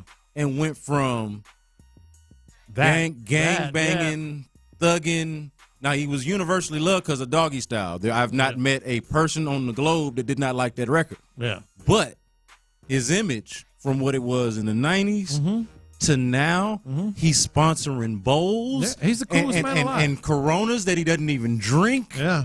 Like, it's... I don't know. Like I don't know who is cooler than Snoop Dogg. Yeah, show me somebody who is universally loved, like in all demographics. And that's exactly what I was going to say. And the demographic that he stretches, every household, middle school to 75 years old. Bill O'Brien loves Snoop Dogg. Remember he had him in the huddle. Yeah. Snoop on 3. Bill O'Brien also told us he loved Rick Ross, but I didn't believe that. He was lying about both of those. I didn't believe he might have liked that song. Hustling. Well, yeah, and Rick Ross got some hits, so it wouldn't be out of the question for Bill O'Brien to like Rick Ross. But I would say the closest that I would say, coolest man alive, to especially about the universal appeal and all that, would be The Rock. But he's not nearly as cool as Snoop. Yeah, he's cool. That's how I feel about it. But I think he's kind of the closest in terms of somebody that's cool, mostly unproblematic, except for, I think he's fallen off now because he's much older and not out there as much. But I think for a long time, the coolest man alive was Jack Nicholson. I think Jack Nicholson with the Lakers and the sunglasses and all the movies and 5 decades of movies. I think he was just one of the coolest dudes alive. But it's kind of fallen off now a little bit. Snoop might have passed it. I thought, masculinity questions aside, that Prince was pretty damn cool. Prince was, yeah. I mean, some people are uncomfortable with it. Also, I ain't. I'm not. Yeah. Son Gun was cool. And see, he was cool, but he was like a rare cool. Yeah. Like, that's somebody you couldn't even relate to. That was like, Jesus or God or something like that. He was like that cool. You could not replicate Snoop that. is super relatable. Yeah. Like people always talking about, I want to smoke with Snoop one day. And he endorsing all this regular stuff that we all like. Or like, some what do you people do? like. When did you become this guy? But he sells it. There was a long time that Johnny Depp was the coolest man alive. There was a long. Now I don't know if the trial affected that or not. Maybe some people still think he is the coolest man alive. Well, it definitely. I'll tell you what the trial did reflect. Yeah. How many people agree with that point? Yeah. Because Johnny Depp had a hive that I did not realize existed. No. I did not realize it existed. Absolutely destroyed his ex. Hey, let me ask you something. What's going on with Rashee Rice? Help me understand, dude.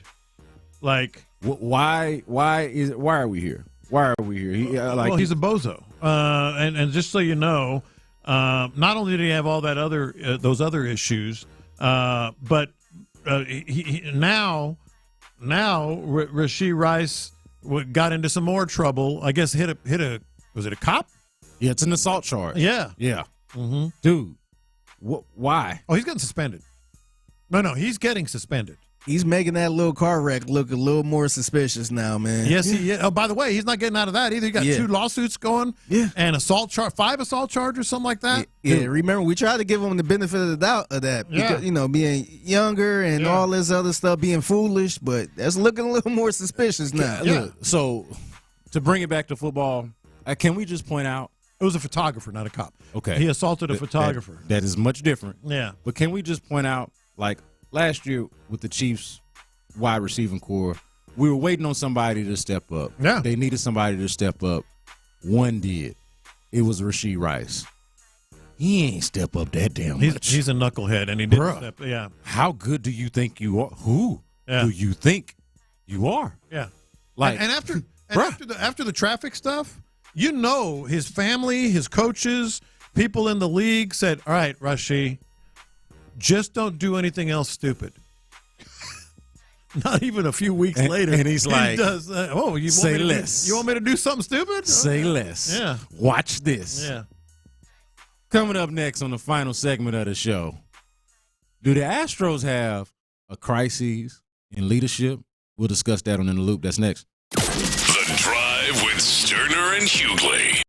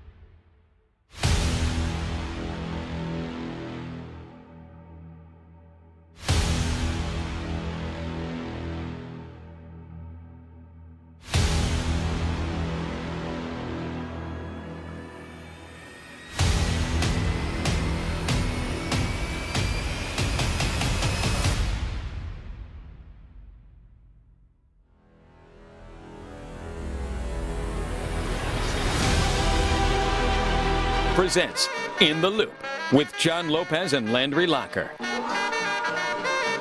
B. Scott in for Landry Locker, John Lopez in the building. One thing about myself and Lopez, we haven't been shy about this, haven't been shy about our concerns as far as the Astros go.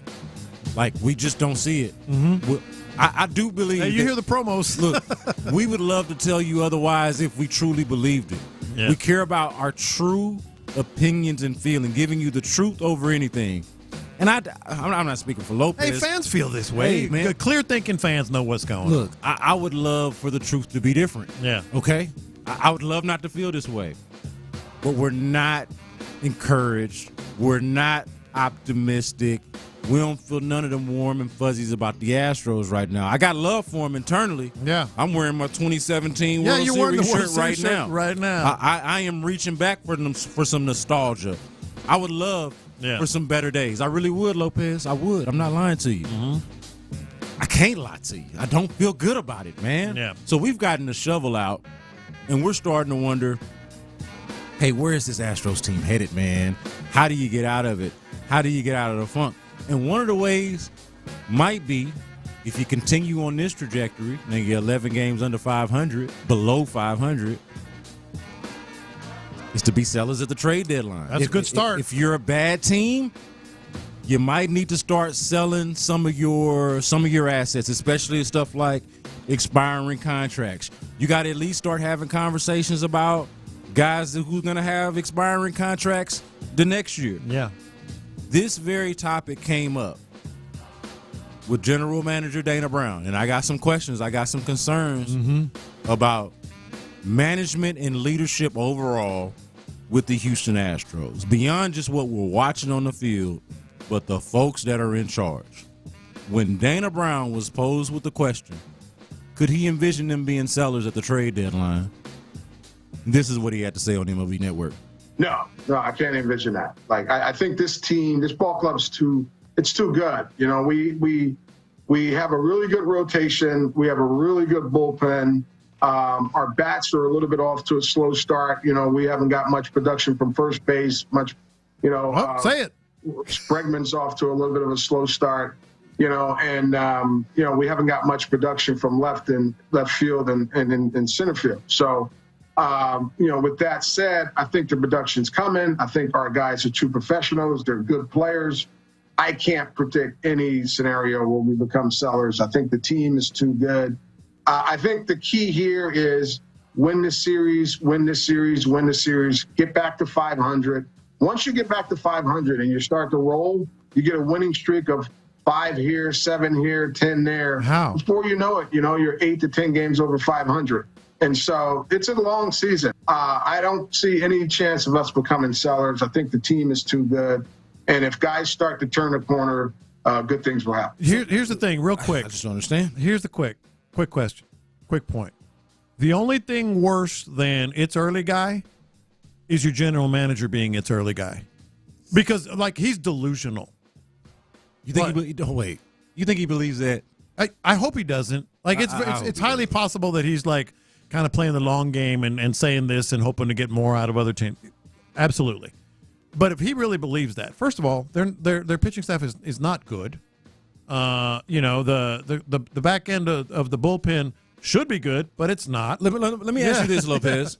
Is your team really good if you don't get production from first base, third base, left field, and center field? Yeah.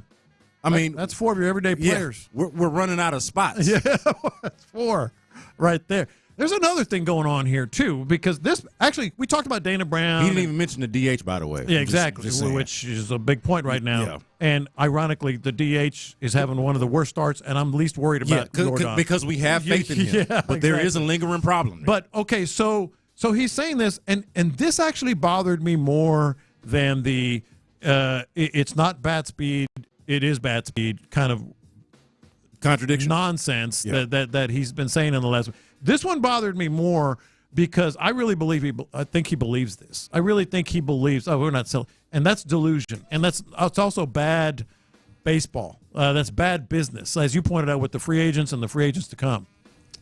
See, it's bad business, but the reason why I question how much he believes it is something that you've been saying, something that we both, I think, talked about and hit on.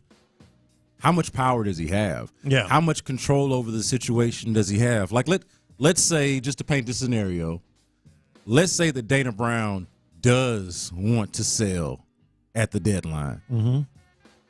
He needs permission. Is he going to? Yeah. Does he have the autonomy? Yeah. Does he have the power to really, the authority to step up and say, yo, yeah, this is what we're doing. Fire sale. Yeah. We got to get rid of Breckman. We're not signing him back. We got to do this. Yo, we're not signing Tucker. We don't have a player anywhere near as good as him to get a return anywhere near as good as him. Now, I'm not saying go out there and trade Tucker right now. I hope they don't. But I'm just saying, having these conversations, if the general manager has some conviction about him and says these are the things that we need to do to upgrade this team, will they say go for it? If that's what you believe, go for it. Right. Is he allowed to? Does he have the power within this power structure? Is he allowed to just bypass the Bagwells and Reggie Jacksons and Enos Cabells of the world? The Craig Biggio's involved too. Yeah. Like, and these are heroes, guys that I love. But like, what are we doing? But what are we doing? We know he doesn't have power, and we know that because the general manager that won a freaking World Series that got fired or moved on. Like, how can you say this GM's going to have power when you just fired one that won a World Series? Yeah, or offered him a 1-year deal. Well, you know, which is pushed out. Well, but that's almost as insulting. It's more. Yeah, it's more so. So we know he doesn't have power. Like that. We know it. It's done. And so that's why this bothers me more. And I think you're absolutely right.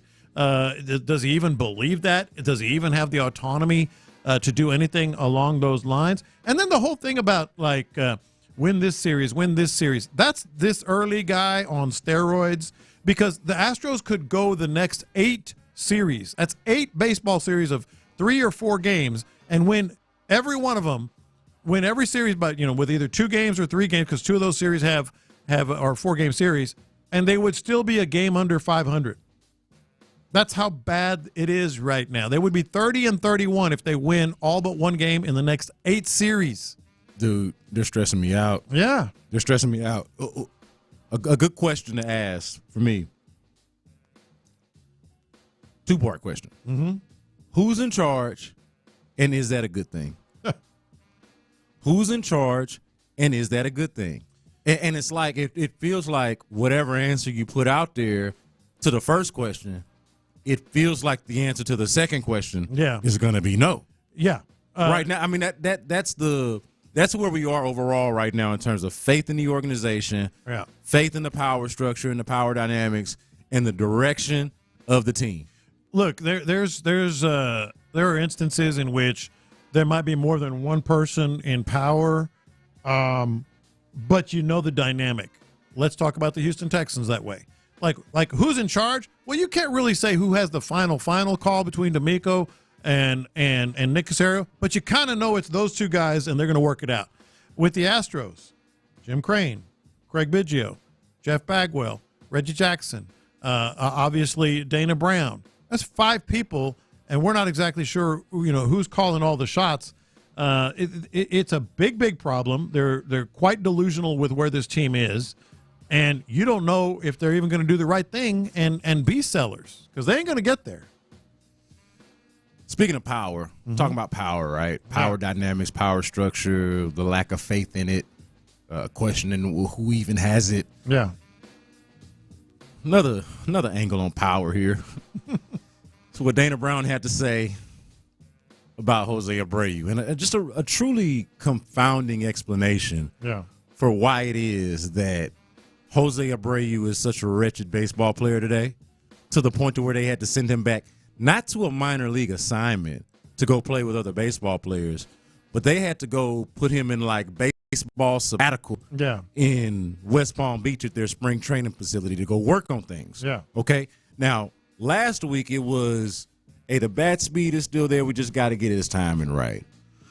A week later, we're contradicting that And now apparently, Lopez, let me see if you can help me understand this. I'll try. Because a simple, just a simple-minded brother like I'm just myself, a simple man. I don't fully understand the he can't hit the baseball hard no more because he's too strong. But the general manager of your Houston Astros would have you believe this.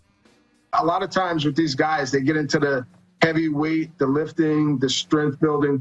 We're going to do lighter weights, more rep, more quick twitch things in terms of weights and moving a little bit faster so that, he can get back to the quick twitch. I think he's gotten a little too strong and it slowed his back down a little bit. And so ultimately, if we can get this guy back to his rhythm and timing and back to what he did last fall, it's going to really help us out. Too strong. It is the bat speed. What? Yeah.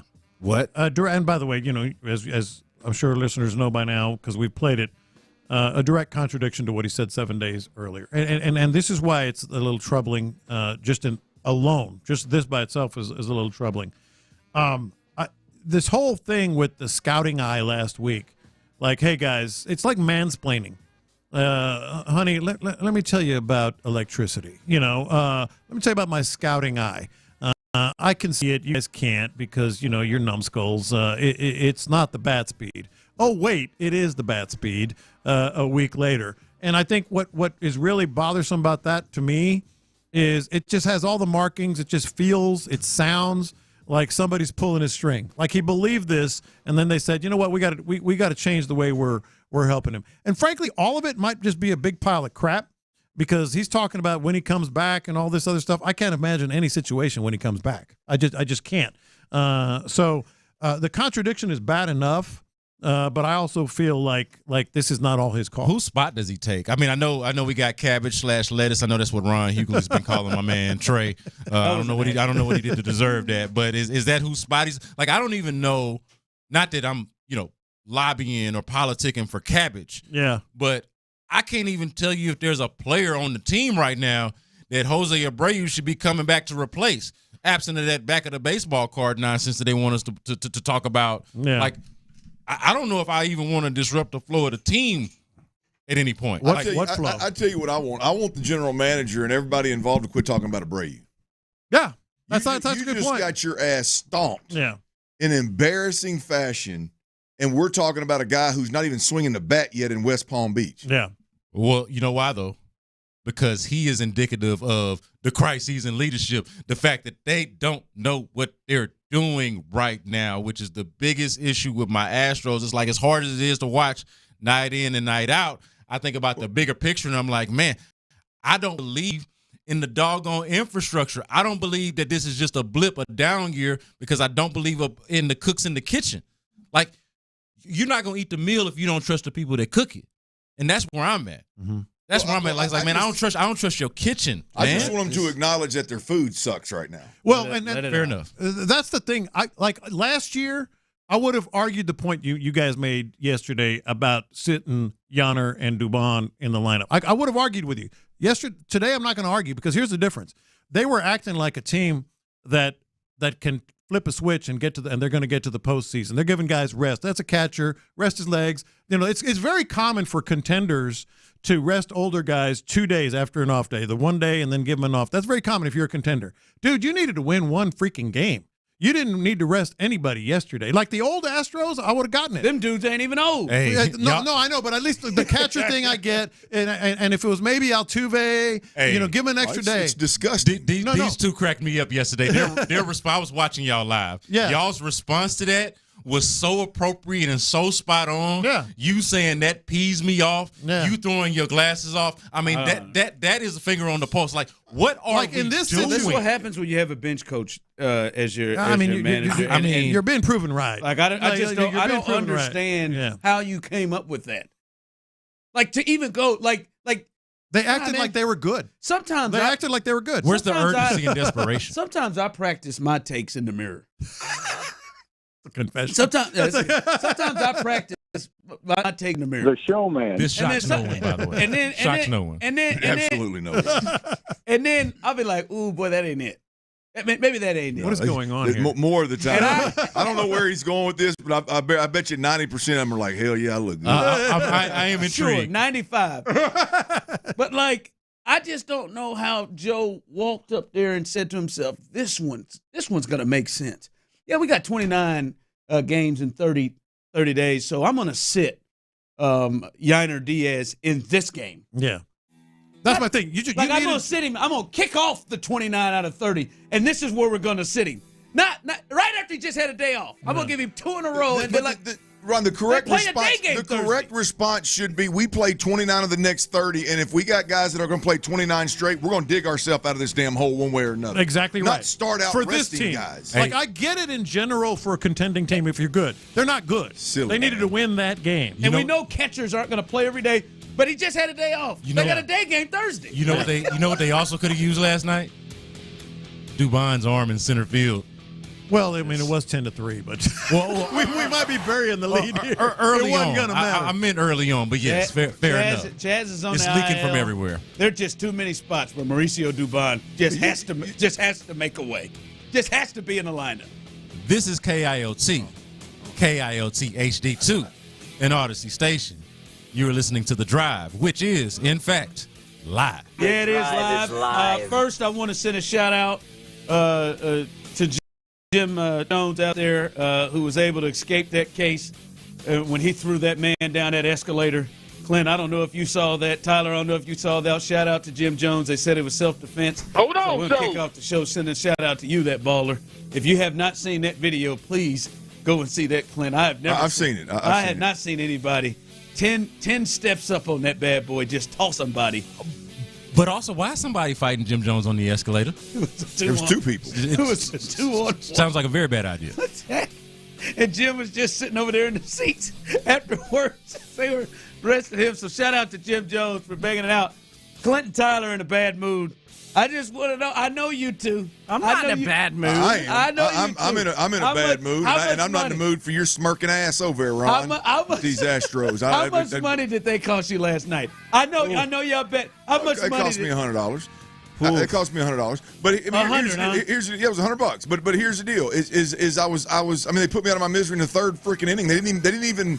How many bets did you have on the table? 1. Oh, okay. They didn't let me enjoy They didn't even let me enjoy it.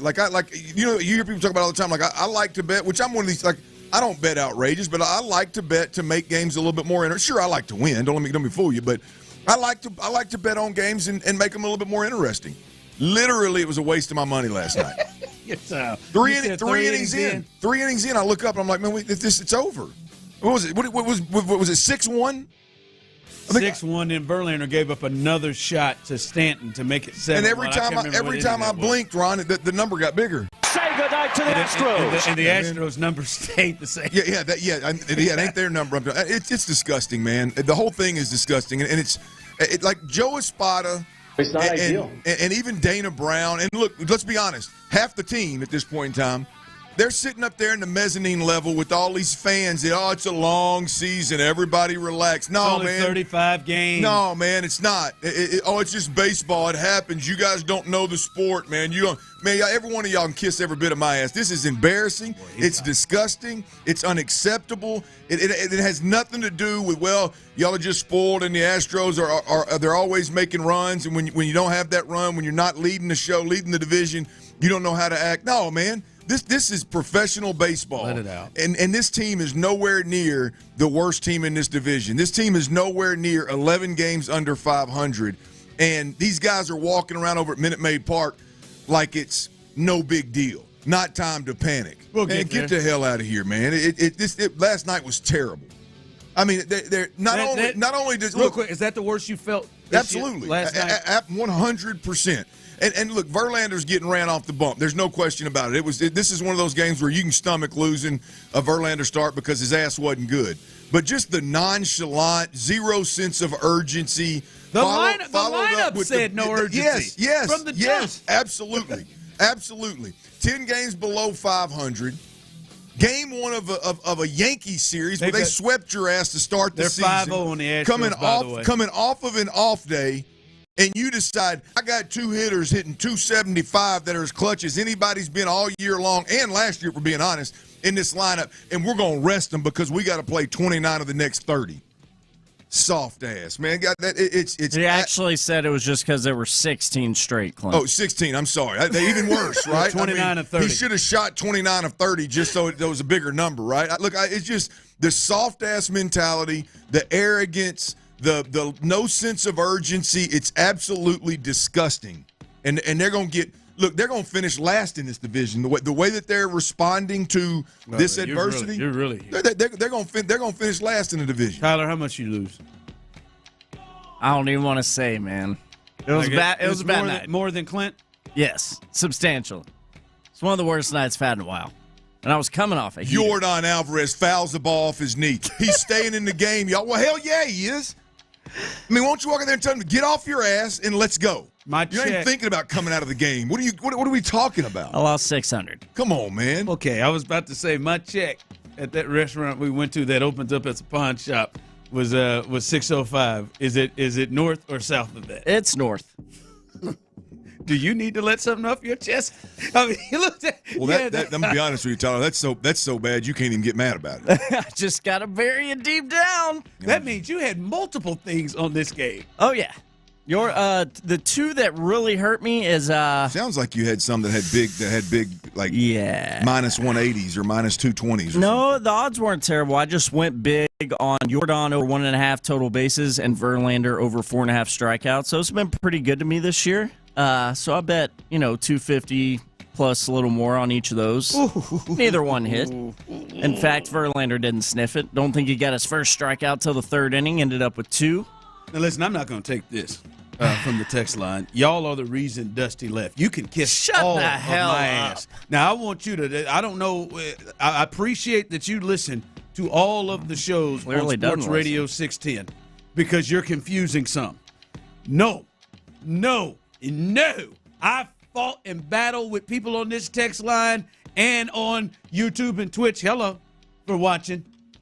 All of last year about Dusty and the importance of the manager.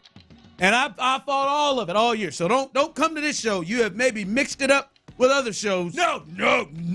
Not this one. No. Not this one. We were Dusty defenders. I'm not even. By the way, last night, whoever that is dead ass wrong. But 3 hits last night. Tucker, Cabbage, and Myers. 3 hits, and you got Dubon and Diaz on the bench. Cabbage and Myers are the ones. Cabbage and Myers. Lettuce. Lettuce. I mean, come on, man. I don't even want to give them the excuse of Dusty. I don't even want that. There's no question about it. This team would be better if Dusty Baker was the manager. I don't even want to have how bad the Astros are. Well, boy, if Dusty was here, it'd be different. Or, well, Dusty was doing this. This team is good enough and experienced enough and has enough chemistry. You shouldn't have to have a Hall of Fame manager hold stuff together. Almost cussed. Hold stuff together. Well, you shouldn't have to have that. I'm doing the World Series. What is Altuve doing? Altuve is the greatest Astro of all time, and he's trolling around out there like it's a walk in the park. Like their ass ain't just awful, playing terrible baseball. Even that, he is still leading the league in hitting. He's swinging it well, unless there's runners in scoring position. But he's swinging it well. Then it's contagious. Yeah, I mean, no, look, there's. I mean, what are we doing? I mean, I don't know, man. I'm disgusted. Person again, I'm sending him out. Go to hell. Dusty really left a spot in a bad situation, Ron. Stop it. All you told me last year was this was a championship team that won in spite of Dusty. Hell, you can look at it. They've gotten better. At least the personnel has gotten better. Like, Clint, this is where I don't want to leave. Speaking of the Dusty, I don't want to leave the Dusty thing awry because you said something. I don't remember when it was, if it was just now in this spiel or if it was in the crosstalk, but you said something. Like, this team is too talented to be at 12 games won here on May 8th. The season started in March. This team is way too talented.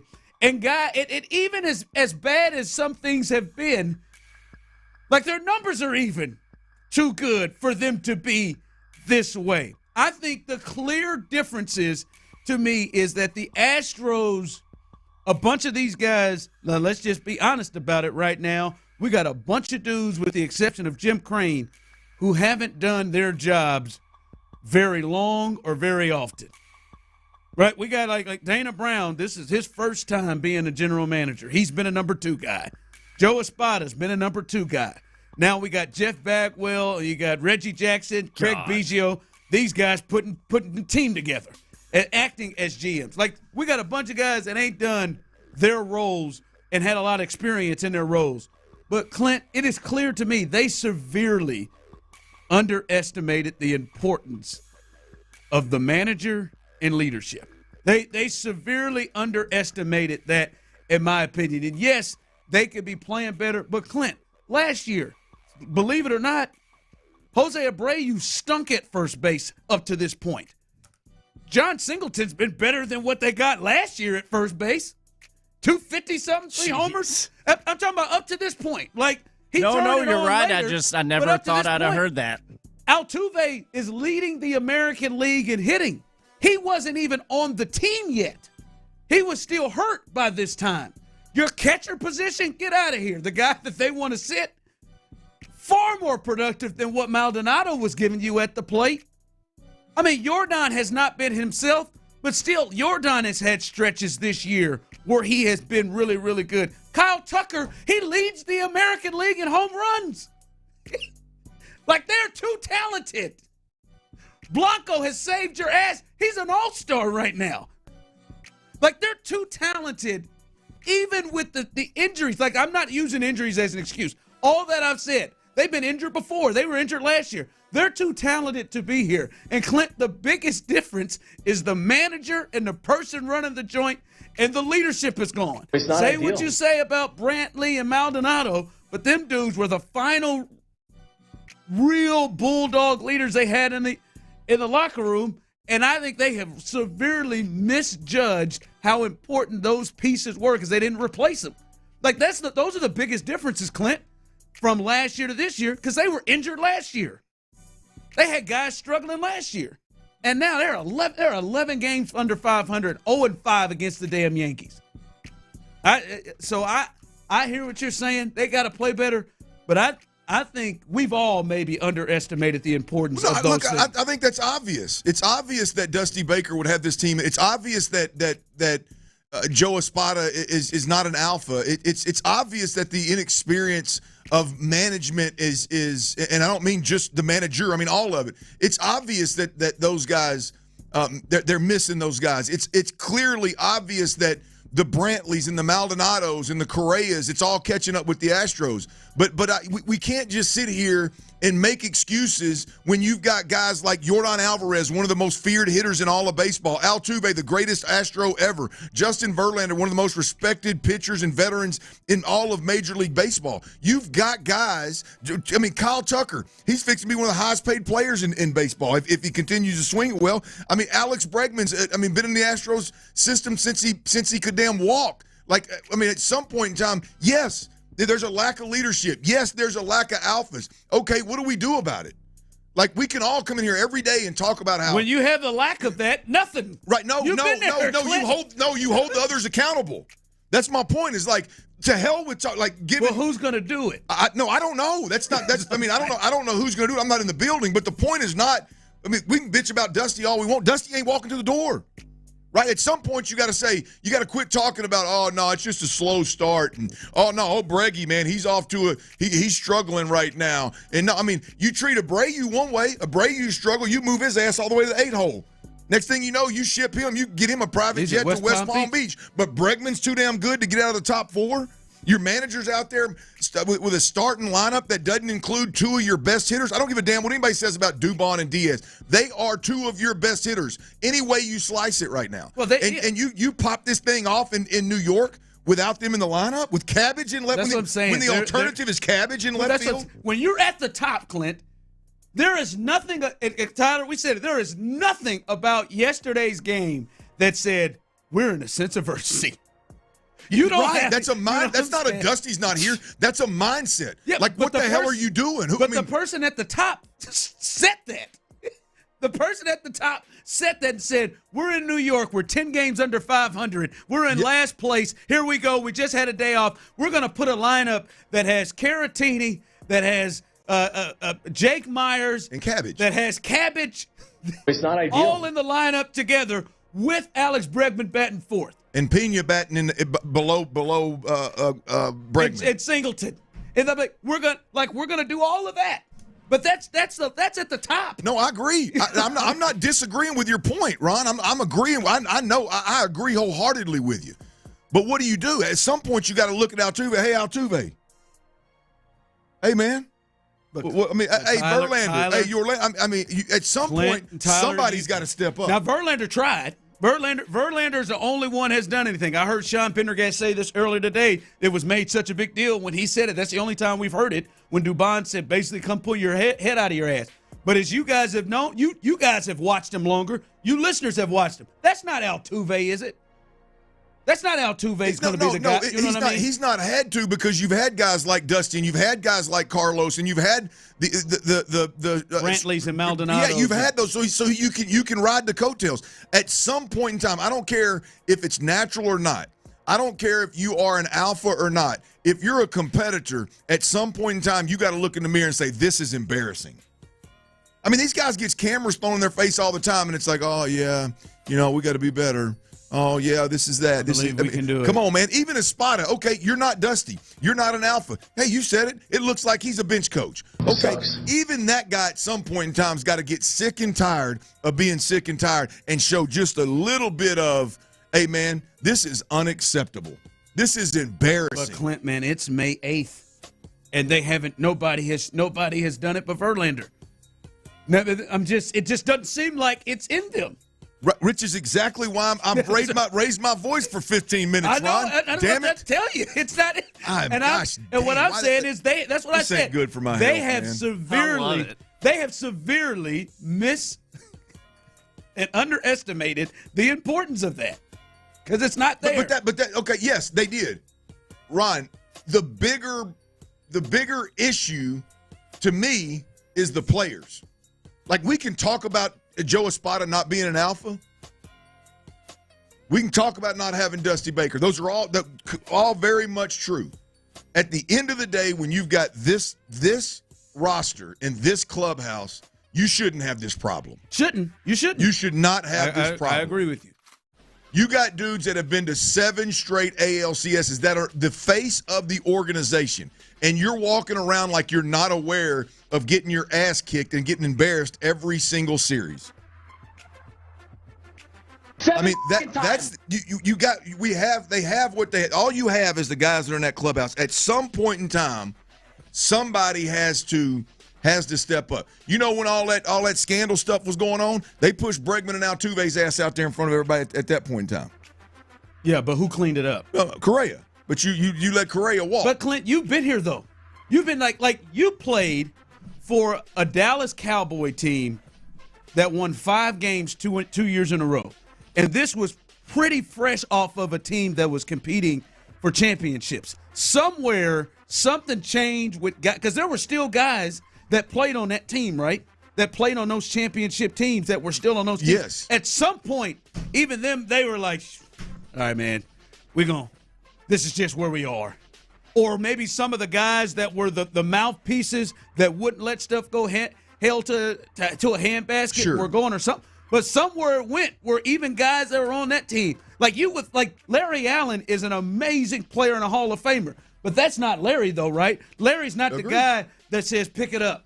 Pick it up. I just said, Jose's a great player. Alvarez is a great player. Tucker, his goofy ass, is a great player. That don't appear to be them. To think that the organization let a roster that has won 7 straight had been to 7 straight ALCSs, let a roster get so void of alphas it baffles me. It costs to be good. No, and I can even understand. Because I'm going to tell you, we were 5-11, like in Dallas. We were 5-11 the first year with Aikman. Aikman wasn't having it. He's MFing everybody on the sideline. And he's probably out. Now, after that, Emmett was going for the Russian title, so he didn't give a damn if we won a game or not. He didn't care about none of that stuff. Right. And then there were a bunch of other guys, to your point, there were a bunch of other guys that just weren't going to be the face. They weren't going to be the mouthpiece. That just wasn't them. I agree. Bunch of role players. Yeah, Woodson couldn't do it by himself. Right, at those guys, at that point in time, we were 8 years away from.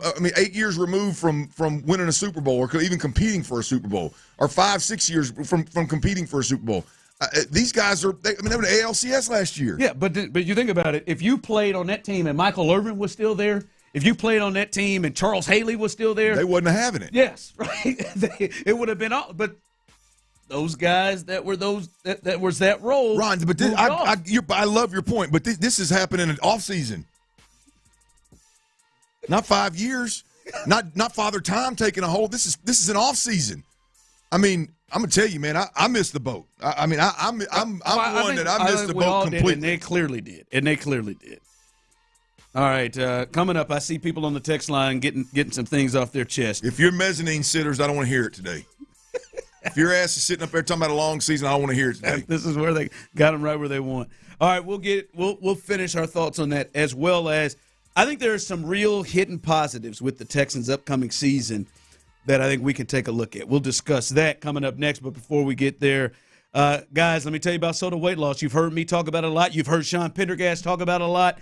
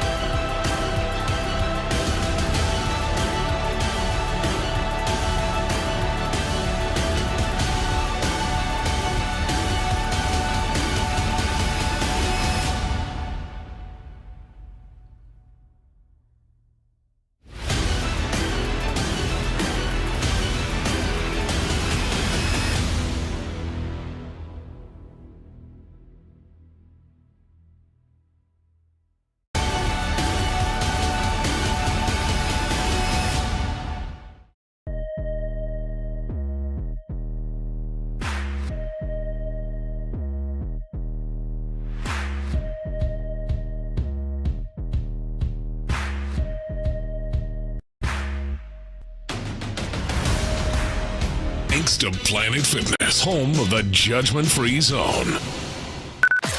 Sports Radio 610 presents The Drive with Stoerner and Hughley.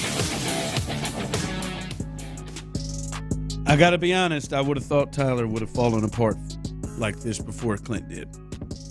Clint sounds like you're at the. It's like you're at you reach your breaking point. I am. I mean, Tyler's got to hold it somewhat together because of that debt. But I mean, he's got to keep a frame of mind where he can recover. I don't. Tyler's snappability is number one on this show. Right? I think. Snappability. Oh, I agree with that. No, there's no doubt. There's no doubt about it. I think his like snap when it comes to sports is number one here.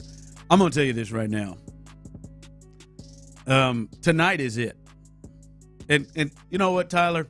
I'll take you up. I'm going to go and watch this Astros-Yankees game somewhere with you. All right. Let's do it. This feels like maybe it could be a birthday celebration or Yeah. like drinks on you. I sure wish y'all would have let me in on this deal. I've just come up with it. Why not? You could be on the deal right now. I've got literally 2 scheduled pickups immediately following the show, like scheduled. I don't have a choice. I'm up against it. I'm going to tell you this the right one now. day I'm up against it. I'm going to tell you this.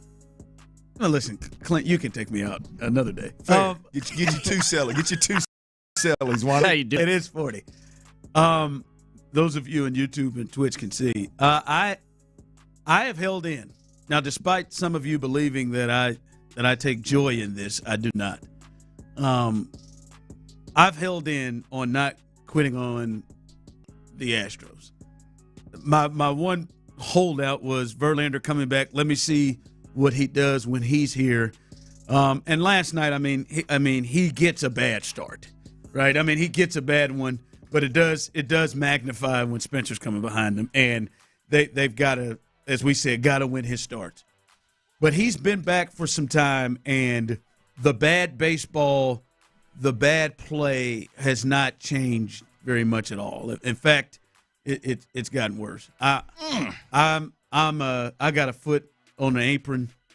I got an arm in the ropes, and foot on the apron. Yeah, my foot's on the apron, and I got an arm on the ropes. The wrestling apron. Okay, I'm with you now. And I'm about to throw in the towel. Tonight, if they lose tonight, and they are 0-6 against the Yankees. Oh, that does not sound ideal. I'm out. I know B. Scott has been out. I know John Lopez has been out for, I believe, 2 or 3 weeks. I'm hanging on by a thread. I'm throwing this piece in. Yeah, I'm throwing it in. If they lose tonight, I'm out. And it's a nightmare, dude. It's a nightmare. They're 12. They'll be 12 games under 500. I said it yesterday. I felt better about what I saw over the last week or so. But I mean, this is they need to come out with some sense of urgency, and it needs to start with whatever lineup Dana Espada wants to put out. It needs to start with that, and the players, to your point, Clint, have to give a rip. And if that changes, if they lose tomorrow or tonight, man, I'm out. I'm out of here. It's simple for me, man. This isn't a win or lose thing anymore for me. I don't know what the hell's going to happen. It's not a win or lose thing anymore for me. If I don't see somebody throw a helmet, break a bat, MF the umpire, maybe stare down the pitcher if they get hit. If I don't see Bregman move down the lineup, if I don't see Dubon in center field and your best possible lineup that you can put out there, if I hear one more word about playing 16 consecutive games and resting guys, if I hear one more nonchalant, hey man, it's a tough stretch. Yeah, if I hear that and in that tone too, gosh dang, it's disgusting. We're fine. We're fine. That's where I'm at. Look, I mean, obviously we need to win. Clearly we need to win. But at this point in time, I am just – I mean, this thing is going to go from a rough season where you had some injuries, you hired the wrong manager. Let's run this thing back to a sell the whole farm. Yeah, if it continues the way it's going right now, Dana said they ain't going to be sellers, though, man. When Dana was asked that question, I thought, damn, that's a little bit aggressive. Like when I hear Dana Brown answering questions about being sellers or not, I'm thinking, well, that's a little bit aggressive. I mean, damn, this organization ain't there, is it? The more I see, the more I hear. Pretty certain only the White Sox have a worse record right now in the American League. Well, I mean, look, it's just at the end of the day, the win-loss record, the record is obviously important. But when it comes to being sellers and when it comes to, hey, the run is over, hey, we need to sell the farm, keep acting the way you're acting right now. Keep approaching this thing the way you're approaching. There's no way in hell Jim Crane's watching this and going, oh, we're good. No, I hope none of them are. I hope they're just. We're on every one of them that talks to the media on a consistent basis. Clearly is not worried about anything. They are really good actors. They are really, really good actors. From the text line, Astros season is over, throwing the towel rod. No, I'm not yet. I'm hanging on to it. But they lose tonight, I'm out. Hold on, so the Astros right now are kind of like Tyler's night on the book. I'm ready for this. It's so bad right now. It's hard to throw in the towel. Hey, scare money don't win money. That's man. right, Tyler. That's right. I don't know. There could be a first inning they could get me to throw it in. Whew, man. Well, I'm betting again tonight. It's the lineup. I dread the lineup and as spot as pregame audio. I'm dreading it. Seriously. First time in my life. Serious question. And everybody involved, text line, YouTube, Twitch. What is the best thing that they do? What's the best thing that the Astros do? Because they're struggling in the bullpen. They're struggling at the plate. They're struggling in the field. They're struggling with starting pitching. What's the best thing that they do? Say that this one's done. We got to move on to tomorrow. That's the best thing they do, saying that? I'm trying. There ain't much. What is it? There's nothing, Ron. They're good at getting guys on base. They're just not good at getting them to score. Right. That's the best thing they do. They're good at getting guys on base. They have the league leader in hits and the league leader in home runs. And they can't score runs. It's a nightmare, dude. There is no way anyone could have imagined this bad of a start. If they got one of the most productive catchers. Was he playing last night? It just blows me away. All right, Clint, I'm going to force off of this. I need to get you in another place. Got to get your mental. Right. I want to get you in a more. Look, I'm fine with it. You're not fine with it. I mean, I'm fine. No, I'm fine with. You're going to come over and sleep on my couch. I'm in a really good spot right now. Actually, lick your wounds. Sleep on my couch. All right, I will not have none of it. All right. God, there's nothing worse, man. I'll tell you, There's nothing worse than being. I got a cooler with terrible, and then people walking around like they're. Gosh dang, man. It's all right. No! We suck again! Lick your wounds. All right. Let's get to this with the text. Because I do think, let's get positive. Because there are some positive things that we're not really talking about that could really take the Texans to the next level next year. We'll discuss that next. All right, let's talk about protecting your family. Let's talk about having peace of mind. Right now, which none of the Astros should be worried about either. They need to be worried about baseball.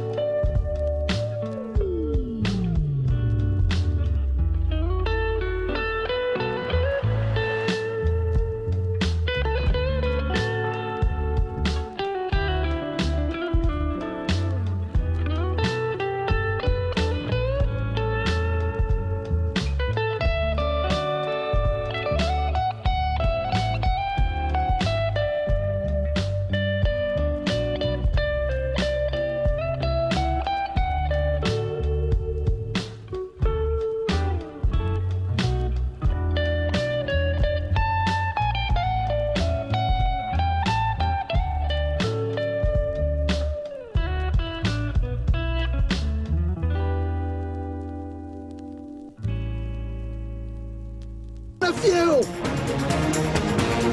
Drive the Nissan Rogue.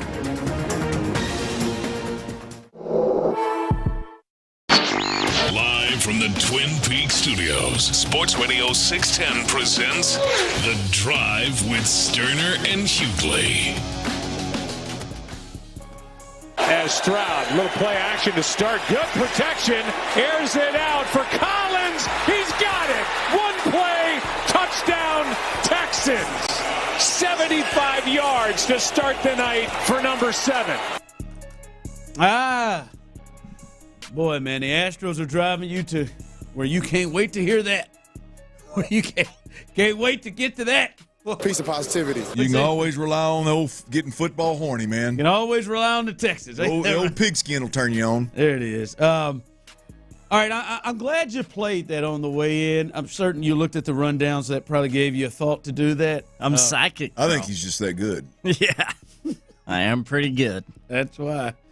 Well, he's number 2 outside of New York and in L.A., by the way. Of course. And really, being in L.A., I could really increase that. But we really worked on some stuff while you were gone, man. I really worked on his development and you did some yeah, man. I mean, we just just gave him a little leeway and gave him a little more leash than you typically do. And look at the guys blossoming. I gave him some phone numbers to some of the other guys in the industry, maybe as a mentorship. I can't do it. Listen to their show.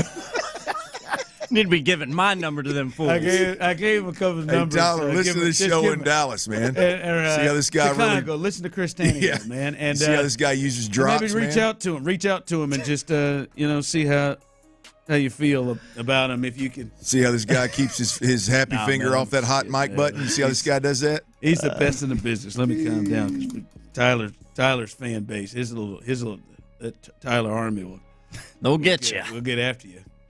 And his family. They're all waiting in the Heights. Yeah, they are. That's trying to have one too many drinks in the Heights. Walk back to your car alone. Tyler's posse will get you. Yeah, his posse. They'll be sitting there. They'll be 8 deep at your car with red mulch and pineapple. Park on the side of one of them roads. Park on the side of one of them roads, them deep ass ditches around that place Tyler likes to hang out. You're gonna end up face down in one. All of them with gold rings. I'll show you a good time. Gold rings. Talking about, come on. What'd you say?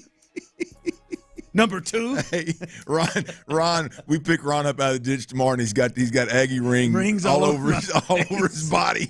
Well, we know who did this. It was either Lopez or Tyler, one of their gang. And they spray paint A&M on my back like I'm the NWO. Aggie ring, baby. That's good stuff. All right. No, listen, I think, but to the point, what you played that highlight of Nico Collins, who I think we'd agree, right? He really came into his own last year. Was a surprise performer last year, and I think the Texans having some surprise performers, guys who took their game to levels we hadn't seen them take it to before. I think that was a big key to last year. I think he's in that. I think Jonathan Grenard. We knew Jonathan Grenard was good, and when he played was good, but he stayed healthy enough.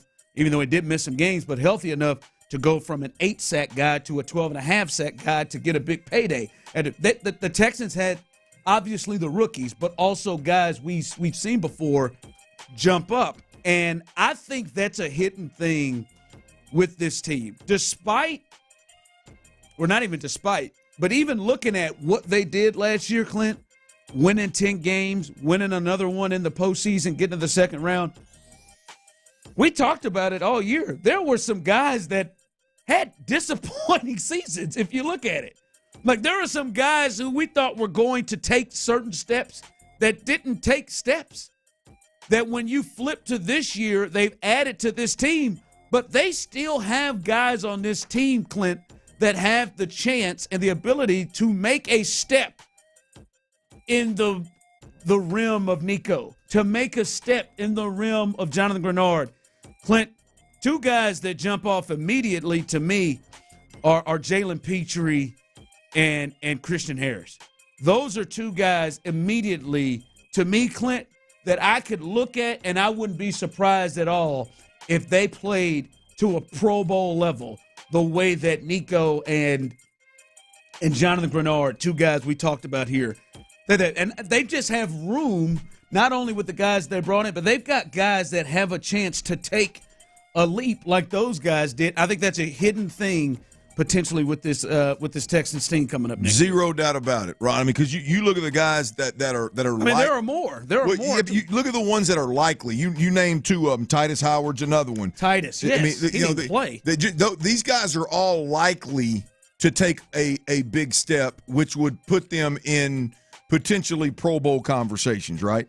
Like, would you be surprised if Titus Howard played, if he was given the ability to play right tackle, that he played at a level in which he at least be talked about as a Pro Bowl? No. And he stunk last year at left guard. Not one bit. I mean, but there's guys that, like, you're going to expect to take those next steps, and there's also a group of guys that you say, well, they probably should. They very well could.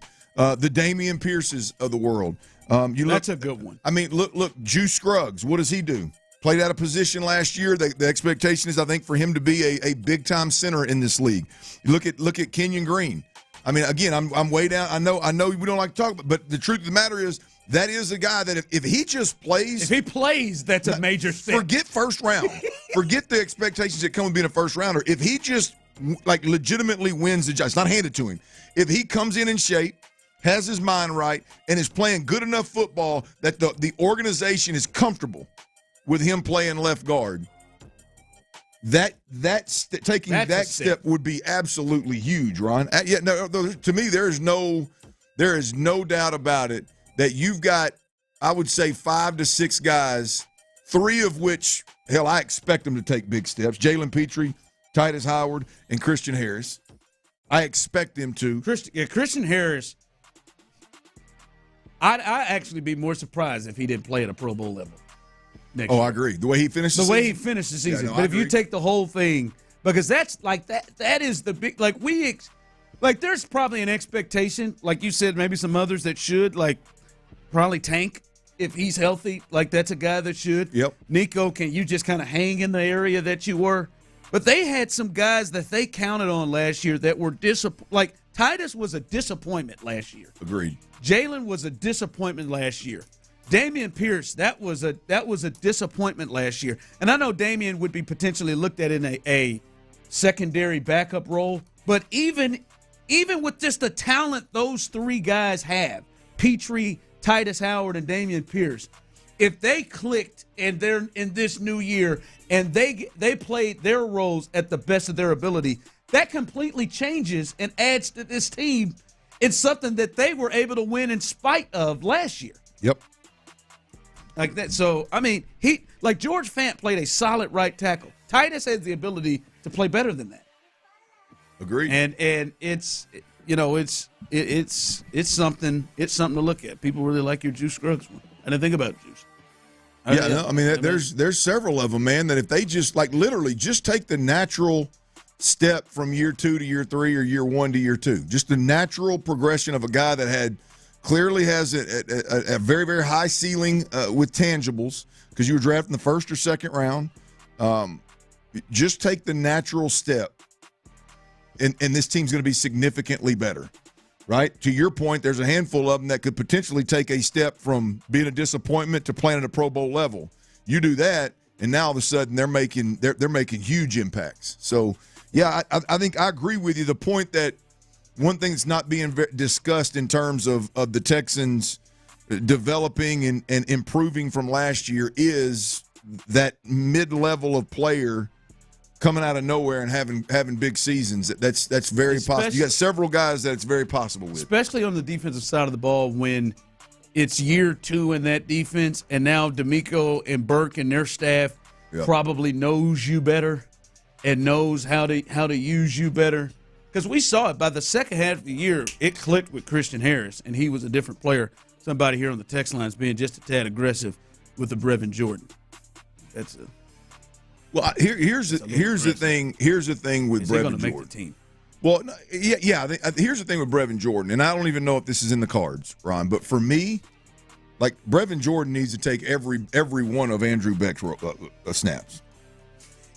Yeah. Like, you put him in that position. It's not like Beck didn't block like incredibly well. It ain't like Beck's running around out there like one of the top 2 fullbacks in the league or something. Like he's legitimately just mauling folks. Like what's Big Boy Ricard or whatever? Big Boy in Baltimore was in Baltimore. I don't know if he's there anymore. Yeah. But I mean, it ain't like that's the player we're talking about. We're talking about a guy that's leaning on people. At the end of the day, I like Andrew Beck. I think he's a very integral part to what's going on. I would love to see Brevin Jordan take that. You're talking about a much better, a much bigger threat out of the backfield or really anywhere catching the rock. You're talking about the ability to go from 21 personnel to 12 personnel pretty seamlessly. Hell, with him, you could go to 11 personnel, have him almost like as a wide receiver. So there's a lot of things you could do with Brevin Jordan, but I think it's got to come at the expense of Andrew Beck snaps. I think it's that hybrid role because the rest of the guys you're not taking off the field. No. Yeah, I'm with you. I'm with you on Brevin Jordan if he makes the team. We'll see because I mean we obviously know the Stover kid's going to make the team, and they've paid Dalton Schultz, so we'll see what kind of space he has. But yeah, he can take Beck's role. Yeah, give me that, man. Give me another weapon back there and Beck, like you said, Beck's not a great blocker. All right, coming up, Clint's fired up. Tyler, I feel like we're going to get Tyler. I feel like Tyler's going to get to a spot before this day is over with the Astros where he's going to get real Astro-like. Far from impossible. I'll be honest with you. I'm scared to death to see what the lineup looks like today. So I cannot wait to see that. But we'll look at what happened last night. And kind of get in the state of where the Astros are. And some news that came down in the NBA that is a bit wild, to be honest with you. We'll continue that, all of that coming up next right here live on The Drive. All right, Clint Stoerner here from my man Lewis.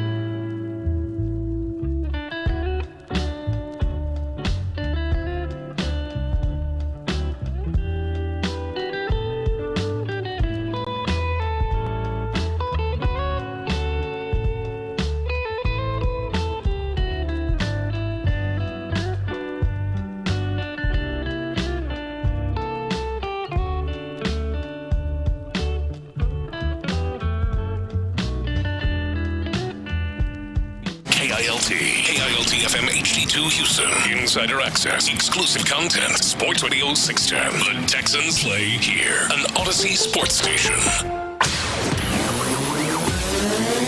Sports Radio 610 presents The Drive with Stoerner and Hughley. With the biggest stories of the day. It's the Big Three at 3. Number 1. That does it. Yankees scored 10 runs tonight, out-hit the Astros 13-3 and win the game 10-3. Yankees are now 5-0 in 2024 against the Astros, and the Astros have fallen to 11 games under 500 at 12-23. As you heard it there, Todd Callis, 12-23. 12-23. And At what point was this thing over? Third, fourth? I'd say third inning. Third, fourth inning. And that is it's so crazy to think, because even 6-1 with the Astros offense and more importantly, like the players that are in that lineup that we've come to watch and know, 6-1 you still wouldn't be like, all right, I'm out. They're done. 7-1, but now the first homer at 3-1. You felt there's a part now where you're like, oh hell, I don't know if we're gonna score 3 runs. Oh my God, 3-1. Are they gonna be able to get back from that? And that's crazy when you think about the guys in that lineup, Clint. But it was rough, and I think the disappointing thing was, we've talked about this with the starting pitching, Clint. Just give him a chance. Well, Verlander really didn't give him a chance early. That was a part there. He gave up runs, 3 runs in the first inning, and they continued to tee off on him the rest of the way. It was 7-1, I believe, when he left the game. Yeah, look, it was definitely one of the nights. We've talked about how important Verlander starts are in terms of them being able to dig out of this hole that they've dug. Totally understandable. This is one of those games where, hey, Verlander got the wheels beat off of him early. It wasn't going to be a good night for the Astros any way you slice it, right? But I'll be damned if I'm going to sit around and listen to folks use as an excuse of, oh, the lineup didn't matter because Verlander wasn't going to give him a chance anyway. No, the lineup did matter. Right, the lineup did matter. The tone of the coach and the general manager before the game, that kind of stuff matters. In fact, you're a sub-500 baseball team. You go out there and you don't start 2 of your best hitters, and really, let's be honest, your best center fielder and your best catcher in Game 1 against the Yankees, and then you commence to walk out there and get your ass thumped from jump. They deserve it. That's exactly what they deserve. But yes, Ron, to answer your question, this is not one of the Verlander outings where we can sit around and say, well, you know, you let one get away. You got to win all of Verlander starts moving forward if you're going to dig out of this hole. You can't give too many Verlander starts away. It was definitely not one of those. Verlander was not good, but again, that is the least of my worries as it pertains to the Astros. Yeah, here was Justin Verlander after the rough outing against the Yankees. This was his thoughts of his outing after the game. They had a good approach, and I wasn't very good. You know, if I'm being really honest with myself, I think like the last, couple of games probably, particularly the walks kind of showed me I was a little off, and then sometimes it takes you facing a team that knows you intimately, and vice versa, to send you back to the drawing board. I think, these guys showed me today that I got some work to do. I got to be more deceptive. Fellas, this is something that Astros pitchers, starters in general, are going to have to deal with that they aren't used to having to deal with, Clint. Like, there is pressure to be, I don't want to say perfect, but keep the score down. Like, in a way that where you could freely get out there and say, all right, man, if I give up 3, hell, if I give up 4, this offense can pick me up. Like, there's a pressure in your mind. I'm betting with Verlander, damn it, it's 3-1. I gave up 3. Boy, I don't know how many more runs I can give up with this offense because this team is struggling so much in scoring runs themselves. That's just a pressure that Astros pitchers just haven't had to really face with this offense behind them in the past 7-8 years. Yeah, I wonder how much of this is Maldonado. Like, I wonder how much of this is because now with Verlander saying it's a different story than if it's Arrighetti or Hunter Brown or Christian Javier, hell, even Fromber. I mean, this is Verlander saying, I got a wake-up call today. I need to be more deceptive. These guys know me too well. Like, I've never heard that from Verlander. I wonder how much of that was you could always lean on Maldonado when the going got tough. When maybe you didn't have the time since Verlander's been rehabbing, he hadn't had the time to maybe study the opponent, be more deceptive himself. You could always lean into Maldonado, and now you don't have that. I wonder how much of that is part of it and plays a factor. I got to believe to some degree it matters. I just don't know. I personally don't know to what degree. But when you start talking about scouting teams and you start talking about being more deceptive and changing up your game, I got to believe that that Maldonado had a lot to do with that. No, I mean, yeah, there's a comfort there with him, and he knows, especially with him. I mean, hell, he caught every one of his games, damn near. So, no, I think there's something there. But also to the point, we've talked about Verlander. It was 7-1, 9-1, 10-1, but it was 1 until they scored, a meaningless couple of runs, one an error that had to do with one of them at the end of the game to get them to 3 runs. But this offense, and we had Tony Gwynn on the other day talking about this. This offense is the shocking thing, is that they cannot score runs. Now, they consistently cannot score runs, especially against good teams. Yeah. But they just cannot score runs to where, I mean, it is becoming just shocking at this point. Ron, I talked a little bit about it yesterday. To me, there's one guy that can flip a switch that can change the entire outlook of this season for the Astros, and that's Yordan Alvarez. And he struggled again. Yeah, well, Adam Spolane put out a tweet a little earlier. Adam, nobody covers the Astros closer than Adam. Here's Yordan Alvarez's numbers in his last 100 plate appearances. He's hitting 188. His slash is 188, 290, 306. He has 4 extra base hits in that span, and 2 of those came versus the Rockies in Mexico City. The Astros ain't going to win games with Yordan Alvarez swinging the bat. I don't care what Tucker does. I don't care what Altuve does. I don't care how bad Bregman is, even though I do want to talk about that as well. Yordan Alvarez is if he starts swinging the bat better, a lot of the problems in with the Astros are going to be solved. I don't know if it's enough of a I don't know if it's a prescription to cure everything and get you back in the hunt, but the issues I think will fall by the wayside if the big fella starts swinging the bat. At least you'd feel better. Oh, at least, hell yeah. At least you have a chance, because he is a guy that can throw somebody on their back. Yes. And throw the whole team on his back and be 4 or 5 runs for you. But yeah, they've got to figure that out. The pitching is an issue, and that's just the big thing about them right now in terms of thinking they can turn this thing around, is they just have, for a long sample size, really struggled in all major areas. Like, they've struggled at the plate, in clutch moments. They've struggled. Starting pitching really as a whole has probably been the best of it all. They struggled in the back of the bullpen. They have struggled in so many ways.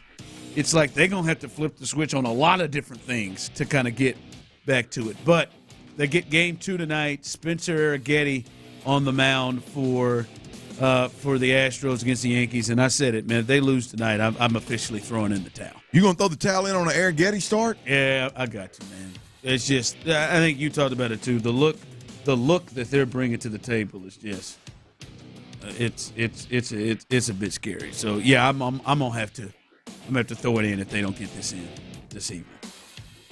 Big 3 at 3, number 2. All right. According to reports, and actually this is coming down from Adam Silver, the commissioner of the NBA. With the Nuggets, this was a big thing. They don't play Game 3 until Friday because I don't know why. They played Monday, and then they're going to play Friday, Game 3. But Jamal Murray, who threw not 1 but 2 items on the court while play was happening, and attempting to throw these items at a referee. And one got on the court while they were playing. Players had to kick it off the floor. He did not get suspended. Many thought he would get suspended by kind of putting players in harm's way, but he was fined, Clint, 100 stacks. Ooh. It's an expensive decision. 100,000. And he also did the money sign towards an official, implying they're getting paid off. Rudy Gobert got hit with a 100,000 fine earlier this year without the other stuff. But he didn't get suspended, and I think a lot of people are surprised and shocked by it. I'm, for one, I think he should have. I mean, you can't throw stuff at officials and then have it end up on the court and almost – like, people almost stepped on it. Yeah, I was watching when it happened. I didn't see it until it was on the court and somebody – I can't remember who it was – went over there and picked it up like in play damn near. The only saving grace with Murray here, I think, is the fact that you really don't have anything. I don't think Silver or anybody else has anything to compare. Like, when was the last time somebody got in trouble for throwing stuff on the court? You know what I mean? A player, not a fan, a player. Like, I imagine that's going to be a difficult anything to compare it to. Tyler's guy is the closest when Steph would fire his mouthpiece. Yeah. Yeah, good point. He was ejected. Yeah. The other thing here is Jamal Murray's got to be absolutely sick. Not that $100,000 is a lot of money to these guys. I mean, it's like one of us getting fined $1,000. I'm sure it's like 100 stacks is absolutely nothing. Man, that sounds like a good amount of money. Well, no, I mean it would hurt, but if look, it's just not. 100,000 seems a lot more to us than it does Jamal. That's I know, I'm sure. Yeah. But where he's got to be pissed is like, man, you lost your cool. You lost. They got to you. Well, that's it. That's the point, right? You lost your cool, and it's not because in the moment you thought the refs sucked. But if you go back and you're honest with yourself watching that ball game, you lost your cool because again, you were in a state of mind where it felt like there was 7 dudes on the opposing team, and every time you turned around, somebody was in your hip pocket and making your life miserable. Now, could the game have been called a little tighter and maybe you wouldn't have to deal with that pressure? Sure. But at the end of the day, you let the pressure of the other team, which is exactly what they're trying to do, you as the primary ball handler let those guys get under your skin so bad to where you cost yourself 100 stacks. And he cried, and he was crying for calls. Yes. Like, also, like at every turn, he had something for the officials, had something issues with things, and then it just spilled over where he just absolutely lost. The interesting thing, he looks like he knows. You know, like when Mike Tyson bit Evander Holyfield, a lot of it is, yes, Mike is crazy, which, by the way, as a side note, I watched a little practice session with Mike today. I'm a little less confident in my feel that old Paul is going to whoop Mike's ass. I mean, Mike is if Mike can get him in the first round, there's a shot there. Come on, man. But I saw a session, man. Let's go to Dallas. He almost folded that man over, who was covered with everything. He is still moving quite quickly, but if he bit Evander because he couldn't do nothing with him. Like at that point, it drove Mike so crazy that he knew he had no answer for anything that Holyfield could do, that he could do. Couldn't do anything. Nothing worked. So hell, he just said, "I'm gonna get out of a bite him." That's what it feels like. Jamal Murray is. He has no answer. There is not a move that he could do to get away from anybody out there. Well, and it looks like he just lost his mind. I think the one that set him off though, Ron, is I can't remember who had the ball. It was Karl Anthony Towns when he just lowered his shoulder and just. Which clearly I think that was clearly should have been a charge to some level. Damn, but that not getting called. That's like, to me that's like when he lost it. And then he went down there and he was just getting harassed with the ball, trying to handle the ball. Oh, that double team he had. Oh, he couldn't get man. It was like a 30-second span that just caused him to go off the deep end, man, and start throwing stuff literally. That was wild. But my point is as a professional, as a grown man, you got to sit at home and be like, damn, I can't believe I let them cats get at me like that. Listen, literally, them cats. I would be pissed, if I were a Timberwolves fan. Like, hold on, man. Because at this point, who knows what you can get suspended for? I mean, Joel Embiid was laying down on the ground and just grabbed somebody around their legs and pulled them down, and nothing happened. But that scene on Friday for him in Minnesota, those fans are going, oh my God, he's got it's going to be beyond booing him every time he touches the ball. Like there is, There's probably a fan out there who's ready to get himself ejected so he could throw a heating pad at him. Like there's like somebody that atmosphere, they got me ready to watch that. I want to see what Target Center is going to look like when these fans get a hold of Jamal Murray in that game. Big 3 at 3. Number 3. All right, news today, and these offenses are just continuing. The Miami Dolphins, a team in the AFC and potentially a team that the Texans may have to deal with when it comes to playoffs and games down the line, and they will play the Dolphins this year. They've added Odell Beckham Jr. to their offense. and their wide receiver room, which already includes Tyreek Hill and Jalen Waddle. But we see my man yesterday go to the Titans. They add to their receiver room, and now Odell Beckham goes to the Miami Dolphins. Clint, when you hear him adding to that wide receiver room, your thoughts? Well, I mean, I'm not a huge Odell Beckham guy, but boy, when all of a sudden you're putting a team's third or fourth best defender on a guy like that, and will not have help because correct. The other two guys are correct. I mean, look, I don't. I mean, there's just not enough footballs to go around for him to put up huge numbers, but impact games. I mean, I still think you take a bigger bodied guy. I know he's not 6'5", but I'm just this thicker bodied guy with unbelievably strong hands, and you put him with a couple of speedsters where he's going to have a little bit of room underneath. He's going to be more of a possession guy.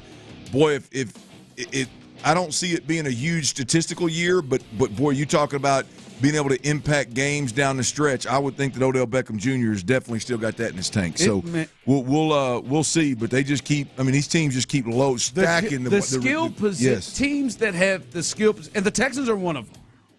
It's just insane the amount of guys that are around. I mean, what Tua has to work with, Raheem Mostert at running back with A-Chain behind him, and the kid they drafted out of Tennessee and Jalen Wright, Tyreek Hill, Jalen Waddle, Odell Beckham, Jonnu Smith, who they got in free agency. Yep. With the Smythe character behind who they re-signed. I mean, God, dog. The Texans have a skilled position group that can play and should feel comfortable playing with anybody. But damn, so many teams have them. Yep. It is insane. All right. There is big news. Big news coming up. I am not BSing with this tease. And this will, I think, at least put a smile on Clint's face. But there is big news coming up. We got to tell you about that. That's next. All right, there's no better place to watch live sports than Twin Peaks, y'all. Right now, you go to Twin Peaks.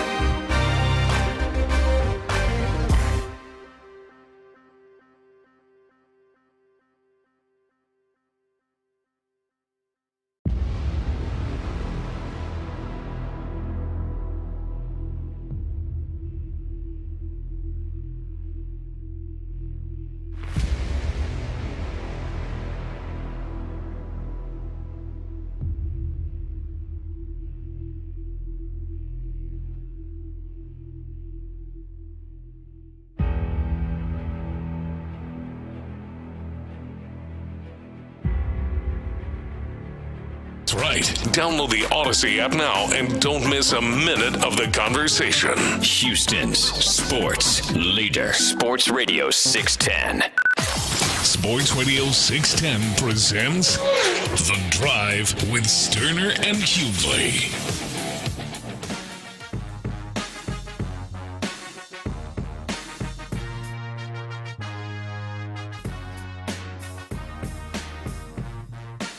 All right, some news we have to report. Here is the lineup. The lineup is out. Listen very carefully to this lineup. Altuve leads off, and Kyle Tucker, he is going to remain in that 2 spot. Really, I love it. Yordan Alvarez, who needs to get going, who was batting under 250. That is it's ridiculous for the best hitter in baseball. Jeremy Pena is batting 4th. At shortstop. Jeremy Pena is batting 4th. John Singleton is batting 5th and playing first base. And Alex Bregman is batting 6th. This is the lowest that Alex Bregman has hit in a regular season game since September of 2021 against the Mariners. I believe he hit 7th in the World Series losing season.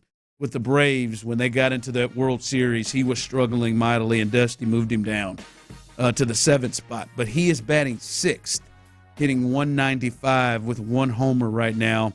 Yainer Diaz is back in the lineup, and for some reason is batting behind him and Singleton, whatever. He's batting 7th. Dubon, another one who's batting behind those 2 guys for some reason. He is playing left field tonight and batting 8th. With Jake Myers batting 9th. So, Clint, I had a conversation that I wanted to have today in which my thought was something has to change today with Alex Bregman. Whether that is, hey, man, you got a day off. He needs to day off. He needs to get dropped in the lineup. And not a change of, yeah, man, we're going to try him at leadoff this time. Or we're going to try and bat him 2nd or 3rd. No, he needed to have something in some kind of a range of emotion. And it looks like Joe Espada, Craig Biggio, Jeff Bagwell, Dana Brown, Jim Crane, all of them came together and made this decision to drop him in the lineup. Clinton, I know this is something you've been asking about, and it has finally happened. Look, I said when we started this show today, I need a few things. This ain't about winning and losing anymore for me. I just need a couple of things to happen for me to stay on board. And one of them is Alex Bregman moved down the damn lineup. I want Bregman to be here. I want Bregman to be swinging the bat well enough to be in the top 4 in this lineup. The truth of the matter is we're in a deep ass hole. We're gonna have a hell of a climb to get out of here. And Alex Bregman has put the team in a position where they don't have the luxury to be patient with guys, and he's got to move down. And this was the lineup for me that if Joe Espada didn't make a move here, I may not have thrown it in, but I'd have damn sure got me a towel and had that thing waving over my head. This is step number 1. I look down and look. I'm not going to complain about him being in the 7 and 8 hole. I don't understand it either with you, Ron. But Yainer Diaz and Mauricio Dubon got to be in a lineup, and they're here. We just can't fully do stuff that makes sense. Well, look. I mean, here's the deal. I got to believe that Bagwell walked in there and said, "Hey, look, man, you took my boy Abreu and you shipped his ass all the way to West Palm Beach after moving him down the lineup for a month, and you're gonna let Bregman sit in that 4 hole? Something's got to happen here." They couldn't move Bregman down 4 spots, so they just bumped him down 2 spots right there below Pena and Singleton at this point in time. Yeah, that's fine. I just when they sat there and they said, "All right, our options in the 4 spot." All right. We got Yainer here, sitting 270s. Okay. We got Pena. We got Singleton there. Yeah, let's get Yainer 7th. Sounds good. I mean, I know Pena is swung the bat better. As someone texted in on the text line, Pena cleanup was not on my bingo card this year. I hear you. Didn't see that. But the major move there is Alex Bregman.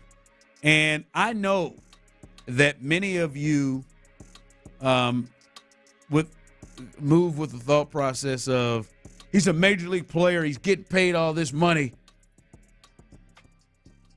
I do wonder how he reacts to this. I do wonder where Alex Bregman goes to in this space, Clint. Moving like this right now. This is a clear sign to you. All the other moves have been bat second, bat third, bat fourth. This is a clear. Hey man, we got John Singleton in front of you. Is Breggy being ridiculous? Like I wonder how Jeremy. I think because I do think he has been pressing like hell. I wonder, does this, release some of this and takes pressure off of him? I get a funny feeling, Clint, that those RBI chances and opportunities are still going to find him in this sixth. Oh, yeah, no, there ain't no doubt about it. The bases are going to be loaded tonight for him. You got guys that are swinging the bat really well above you. The RBIs, the opportunity is going to be there, but I'll be honest with you, in response to you, I don't give a rip. I don't care how Bregman responds. I'm just saying on the field. You got 3 more spots you could slide here if you want to get press more or whatever. And they've proven that they'll take a veteran and they'll ship his ass to West Palm Beach at this point in time. And let's be honest, we've talked about it. I would prefer Dubon be in center field, but Dubon can damn sure play some third base. He can. I mean, at the end of the day, man, you got one way to respond, and that's just continue to grind and get this thing right. The Astros need him to be an integral part of what the hell's going on, without a doubt. But damn it, you can't just hang on to yesteryears, the Bregman, and just keep talking about this slow start. It had to, but something had to happen today. Agreed. I was not fully confident that it was, but something had to happen again today. If you are just jumping in, and you're hearing this news, the lineup change, Alex Bregman is now batting in the 6th spot. All season, he has either hit 2nd, 3rd, or 4th. He is now dropped to the 6th spot. Boy, I wonder what that conversation was like. I wonder who had the conversation with him. Would be a real easy one for me to have. I don't think it was Joe by himself. I feel like there were a couple of people in there. Here, man, this is what we want to talk to you about. Maybe Jim came down and talked to him about it. But it had to happen, man. It had to happen. He is struggling. I hear you saying, I don't care. I just wonder, does his plate appearances, does he have better ABs? Does he perform better now that maybe because you could look at this as, hey, some pressure is off, you're batting down, or he could look at it like you just said, damn it, there ain't but 3 more spots. Yeah. And I saw what they did to Abreu's ass. Yeah. Well, I hope he feels the pressure. I mean, at the end of the day, they need to start applying pressure from the top down. Like every last one of them, they need to start applying pressure, and the guys got to be better. Altuve's got to be better with runners in scoring position. I know he's having a career year in several different statistical categories, but at the end of the day, he's got to be better with runners in scoring position. It has improved, but boy, it's not been great. We can go down the list of guys with the exception of some of these youngsters that got to be better. And so it starts with Bregman, man. If Jordan can get out of that funk and Bregman can start swinging it just a little bit better, then this lineup's going to be hell to reckon with. Could be. All right, Alex Bregman, first time or the lowest he's hit in the order since 2021, batting in the 6th spot. All right, we do this each and every Wednesday. Confident or concerned? The Cleveland Browns. Where are you at with that team that made it to the playoffs that you housed last year in the postseason? The Cleveland Browns, confident or concerned for the Texans? We'll discuss that coming up next. All right, with these Astros stinking the way that they've stunk,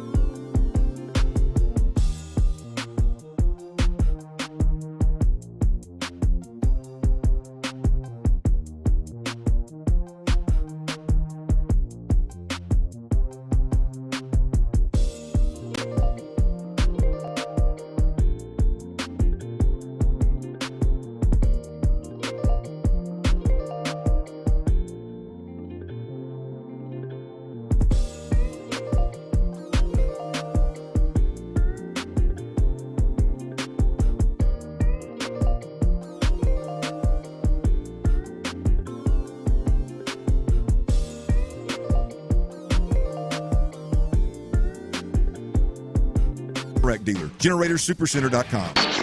Live from the Twin Peaks studios, Sports Radio 610 presents The Drive with Stoerner and Hughley.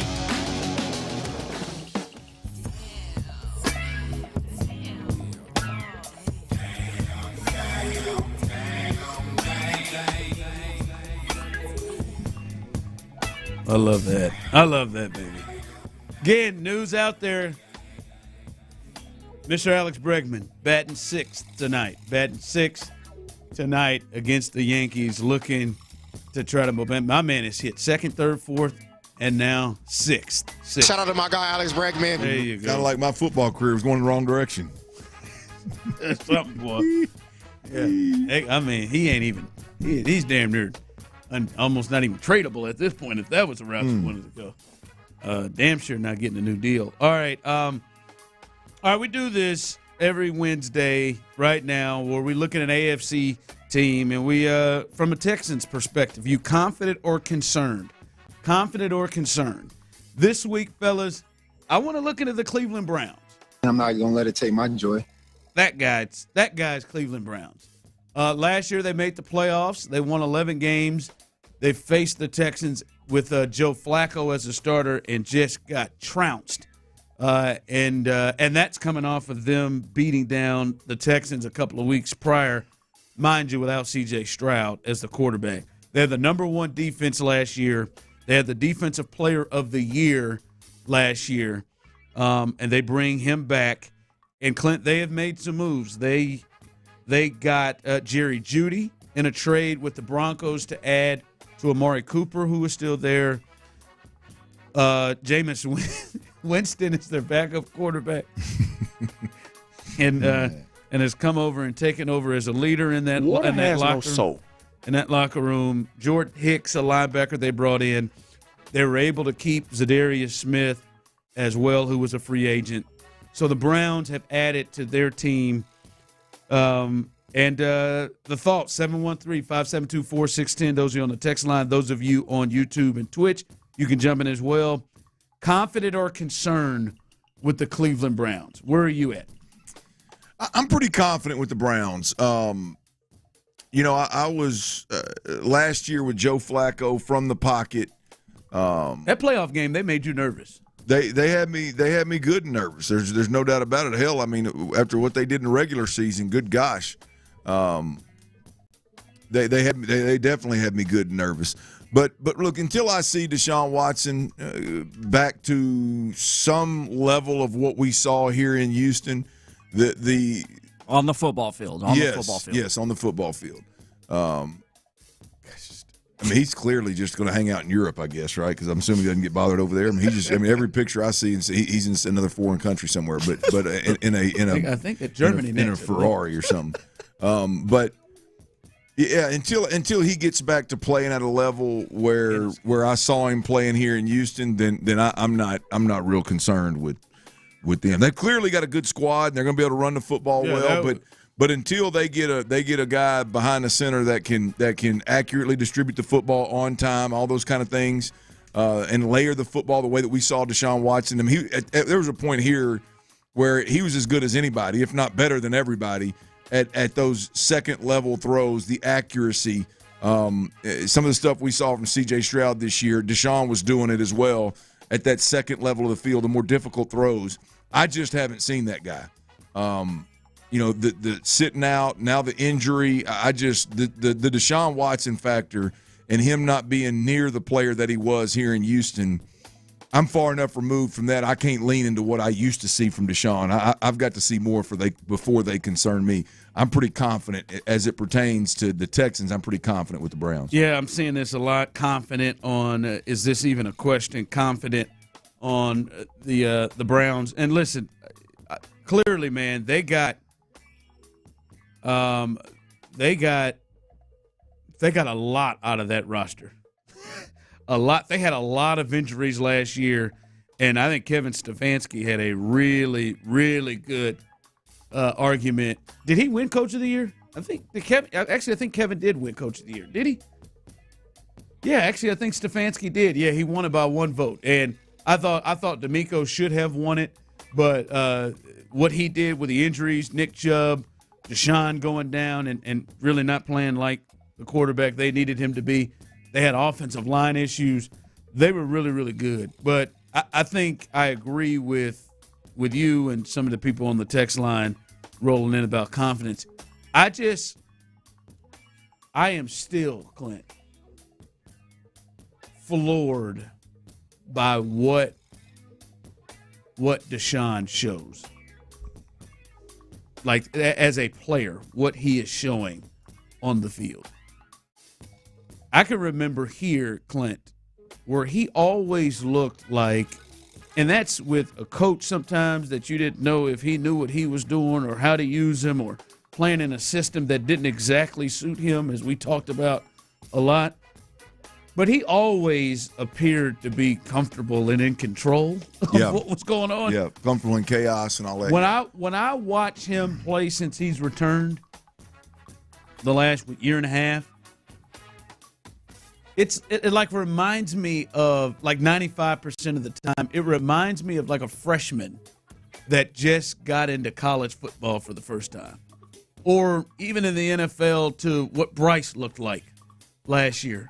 Like, it seems like everything is moving so fast. He looks like he's in survival mode every single down.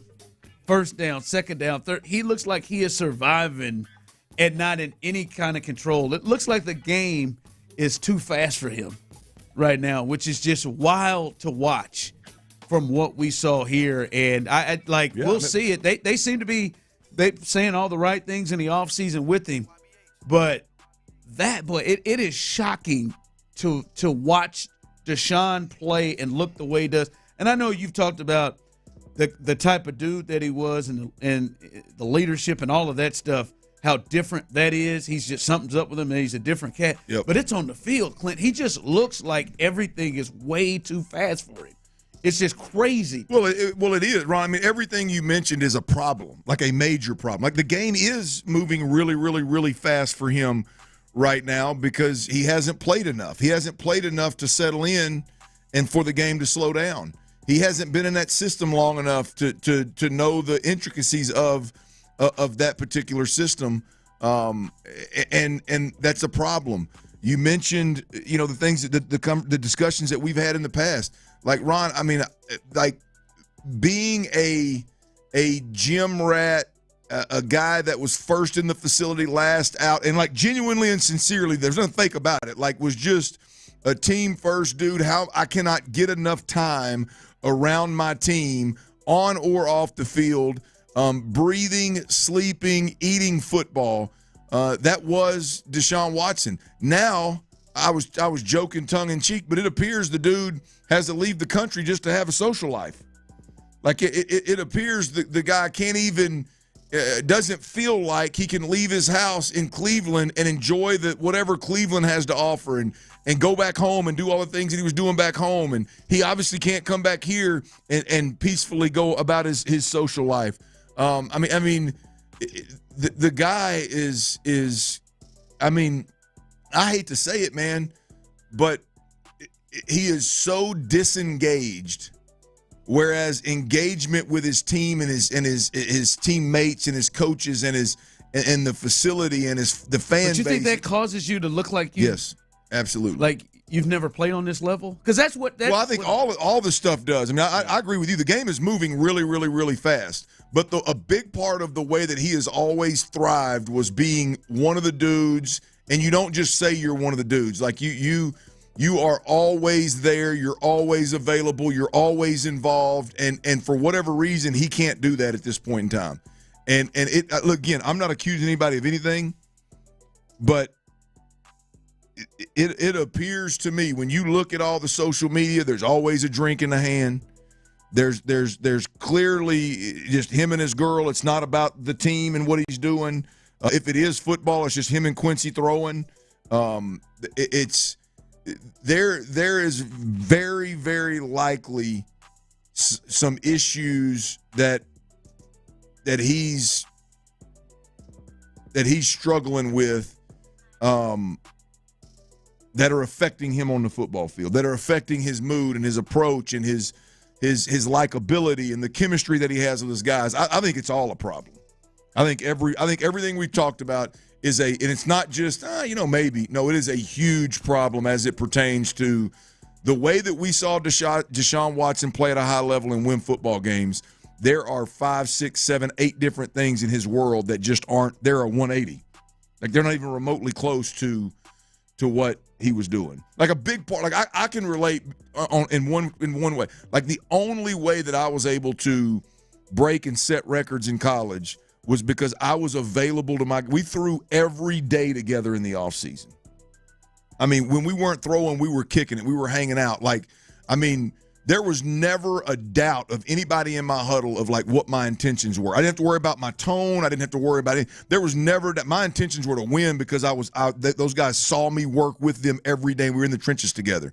Like Deshaun had a real side of him just like that. And I believe that's gone. I don't believe he puts the time and energy and effort and he's available to do that anymore. Yeah, it's a trip that is blown away. Like I'm with you. He is certainly feeling himself. Like he is feeling himself off the field in a lot of ways. Like I think Rodgers has been feeling himself off the field and stuff. But when Rodgers gets on the field to play, he still looks like Aaron Rodgers. Yeah. Well, I don't even know if it's not like a coping mechanism of I'm going to go out because I've got $250 million and I'm going to drive cars and wear the newest gear and post pictures of myself like I'm a model all the damn time in all these foreign countries. I don't know that that's as much of I'm feeling myself as it is like dude's in a bad place, like dude's isolating himself. Sure seems to me. I mean, I could be wrong, but I've heard things. I would bet a large. If I had to bet one way or the other, I'd bet a large amount of money on that. Oh yeah, no, Well, it's weird. I was watching him. I was watching some stuff from him the other day, and he just looks so uncomfortable. Yeah. So like you can watch him. I don't think he can help that though. You know what I mean? Like I don't think he can help it. I think he is legitimately scarred by what came to light. Might be because Will Levis looks more comfortable. like I'm just Bryce. Like they like that's what it looks like. Yeah. All right, what you got coming up at the 4? Austin Rivers, former NBA player, current analyst. He had to run in his mouth. Like Ron just said, I think it got a little bit away from him. I got a quote from him that which obviously is a bone that I've got to pick because he couldn't be further from the truth. And I think J.J. Watt may have beaten me to the punch of responding. I'll tell you what exactly Austin Rivers said, and we'll see how everybody in the studio here feels about that next. But before we do that, look, check this out, man. Picture yourself sitting in an Astros game.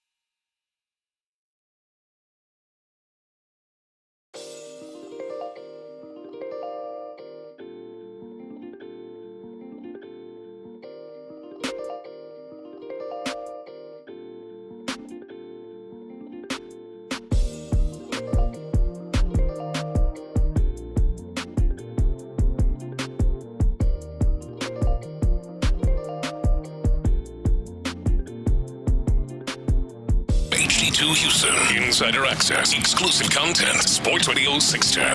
The Texans Flag here. An Odyssey sports station. Sports Radio 610 presents The Drive with Stoerner and Hughley.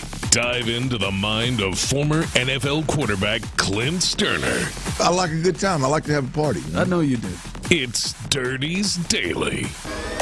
All right, if you're just now tuning in, we got a few things going on. We got a little party at Twin Peaks. We got a little party at Twin Peaks tomorrow. Hello, little Thursday. Going to be game 3 of Astros Yankees. I was hoping we were going to be looking at a sweep. Maybe the Astros can get a win today. They did shake the lineup up a little bit, so they're off to a good start, better start, different start. That's all I can ask for. Maybe tomorrow we're playing the Yankees in a rubber match. Maybe tomorrow is the deciding factor. Maybe we can win maybe with all this level of frustration that we have. I know the fan base out there is feeling it just like I am. Maybe they can get a dub tonight, and tomorrow we're playing for the series against the Yankees, and we can put all this frustration behind us and start anew and maybe gain a little bit of momentum along the way. We want you to come join us. We're going to be at Twin Peaks, Kirby, and 59 right here. I believe it's the Lomitas location, to be a little bit more specific, but 59 and Kirby, you can't miss it. We're there all the time. Hell, I think Ron and Tyler may be going by there today. For anybody out there who might want to buy them a beer. Tyler drinks that dirty water. He'll take some of that hot top shelf stuff. You can get that at Twin Peaks. Ron will take whatever you give him, to be honest with you. Probably take 2 of them. But Twin Peaks, tomorrow, buttery nipple. Couple things.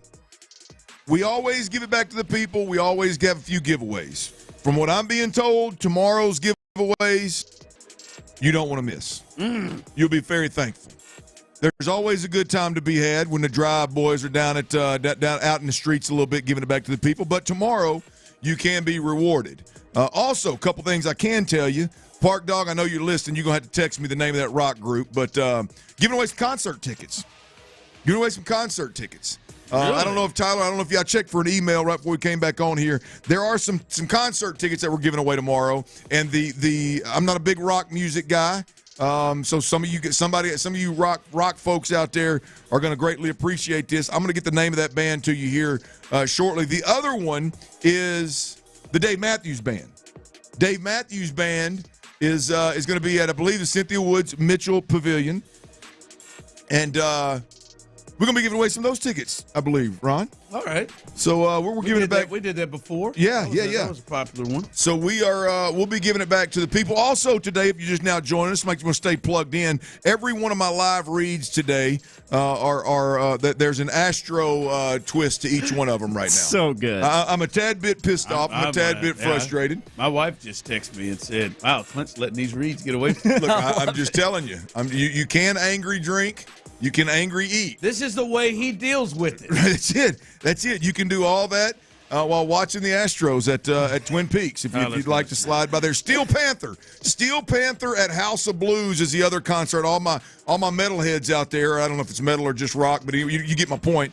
Steel Panther at House of Blues is where that. Steel Panther. Yeah, that one. And Dave Matthews. I'm more of a Dave Matthews guy. I remember when I discovered Dave Matthews, had a couple of Dallas buddies. In college, I obviously knew who Dave Matthews was, but I was not a big fan and hadn't really spent much time listening, if at all, to be completely honest with you. But I had a couple of buddies that they introduced me to it, and so I started listening to Dave a little bit, and then I realized how much the chicks dug it. I know is next thing you know, I had a CD. I had one of those CD flip cases full of Dave Matthews music. I don't know a lot of Dave. I just know what was it? Bugs Marching. Satellite. Ants marching, yeah. Oh, I mean, he was right. I mean, an ant is a bug, I think, isn't it? Or I just letting him know. But that is a good one. Satellite's a good one. You got to know Crash. Crash is a really good one. I mean, I'm not. I don't know it by name. I would have to Crash into me, baby. That's not doing it. That sounds just like you. I'm joking. Ron's looking at me like Ron's looking at me he's like, if you're serious, I definitely don't have him. No, that does not sound anything like him. But I appreciate the effort. Yeah, it's a great one. Is that what's that? That's Ants Marching. Yeah. I got that. That's the only one. Tyler definitely was banging Dave Matthews. Oh, 100%. You're young though. Was it in the yellow Hummer? Yeah. Or was it when you were even younger than that? No, both. Yeah, all of them. Dave Matthews made regular appearances on my mixed CDs. How many years are you 10 years younger? Are you 13 years younger? The same as my wife, right? I'm 33. 33. Yes, so yeah, I got 13 years on you. Only one in his 30s on this show now. You know. Tyler, look, Doc Martin's doing it. Oh, he definitely was. Doc Martin's Yellow Hummer. Hush puppies. I mean, there ain't no doubt. Nah, you wasn't no hush puppy. Yeah, you probably were on the north side of the track. Colored highlights time, you think? Colored highlights. What is it? Oh, blonde tips? Yeah. Oh, yes. I had the skunk look rocking. No question. Mm-hmm. Dave Matthews. Were gummies a thing? I guarantee you there was some of that going on. Was your mom listening or what? No, I just didn't get into the old Mary Jane till college, you know. All right, that's what we got going on. Little Dave Matthews, little Steel Panther concert giveaways tomorrow at Twin Peaks. And then the big prize, you might want to show up and find out. Have a little party with the fellas. Tyler will be there at 6:05. We'll hang around a little bit and make sure we spend a little time with Tyler as well. I don't know if you boys saw this. Austin Rivers, who I to be honest with you, I didn't care one way or another to be honest with you before he got into the analyst game, and now when you get into the analyst game, you start listening and you got to agree or disagree with the points. He had a little run with the Rockets. Yeah, no. I liked him as a player, but I didn't. Whatever. But he done gone on Pat McAfee. I believe it's yesterday. And he got a little bit out over his skis. I'm not going to play the audio back and forth, but ultimately here's what the quote that's floating around out there, if you will, that Austin Rivers let it get away from him a little bit. He says, I can take 30 players right now in the NBA and throw them in the NFL. You cannot take 30 NFL players and put them in the NBA. Ron, he done lost his damn mind. He has lost his damn mind. Now, I don't doubt that the tangible skill set is there with some of these guys. But to think that NBA players who have zero fear of contact, relatively speaking, and show a level of athleticism would be able to go do that at the same level when they're at any moment in time could get absolutely decapitated. Which end was he looking from? Yeah, you think there's 30? I don't think there's 10.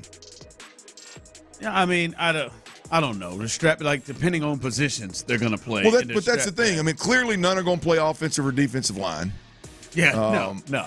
I mean, it would have to be like, I think I was listening to somebody a little earlier, and I don't remember who it was. Unless we're talking about like coming off the edge as a pass rusher. Yeah, but even that, Ron. You know how physical that is. No, yeah.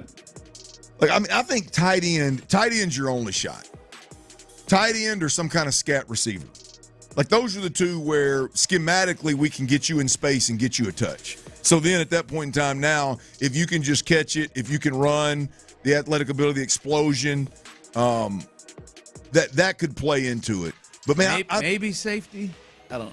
Yeah, that's a great point. Great point. No, I'm with you on that. Brandon Dean was a guard on the basketball team at Arkansas, and I swear he'd have been a better safety.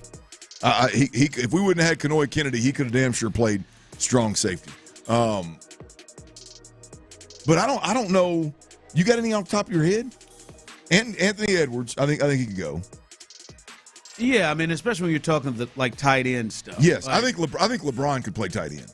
Yeah, he was an all-state receiver in high school, but that's high school, and that's, for somebody like him, that's 20 years ago. Well, yeah, 21 years we're talking like you're not. I mean, tight ends are asked like we wouldn't ask him to block. We're talking about getting out. We've seen a lot of basketball players transition to tight end. Yes, like Jimmy Graham.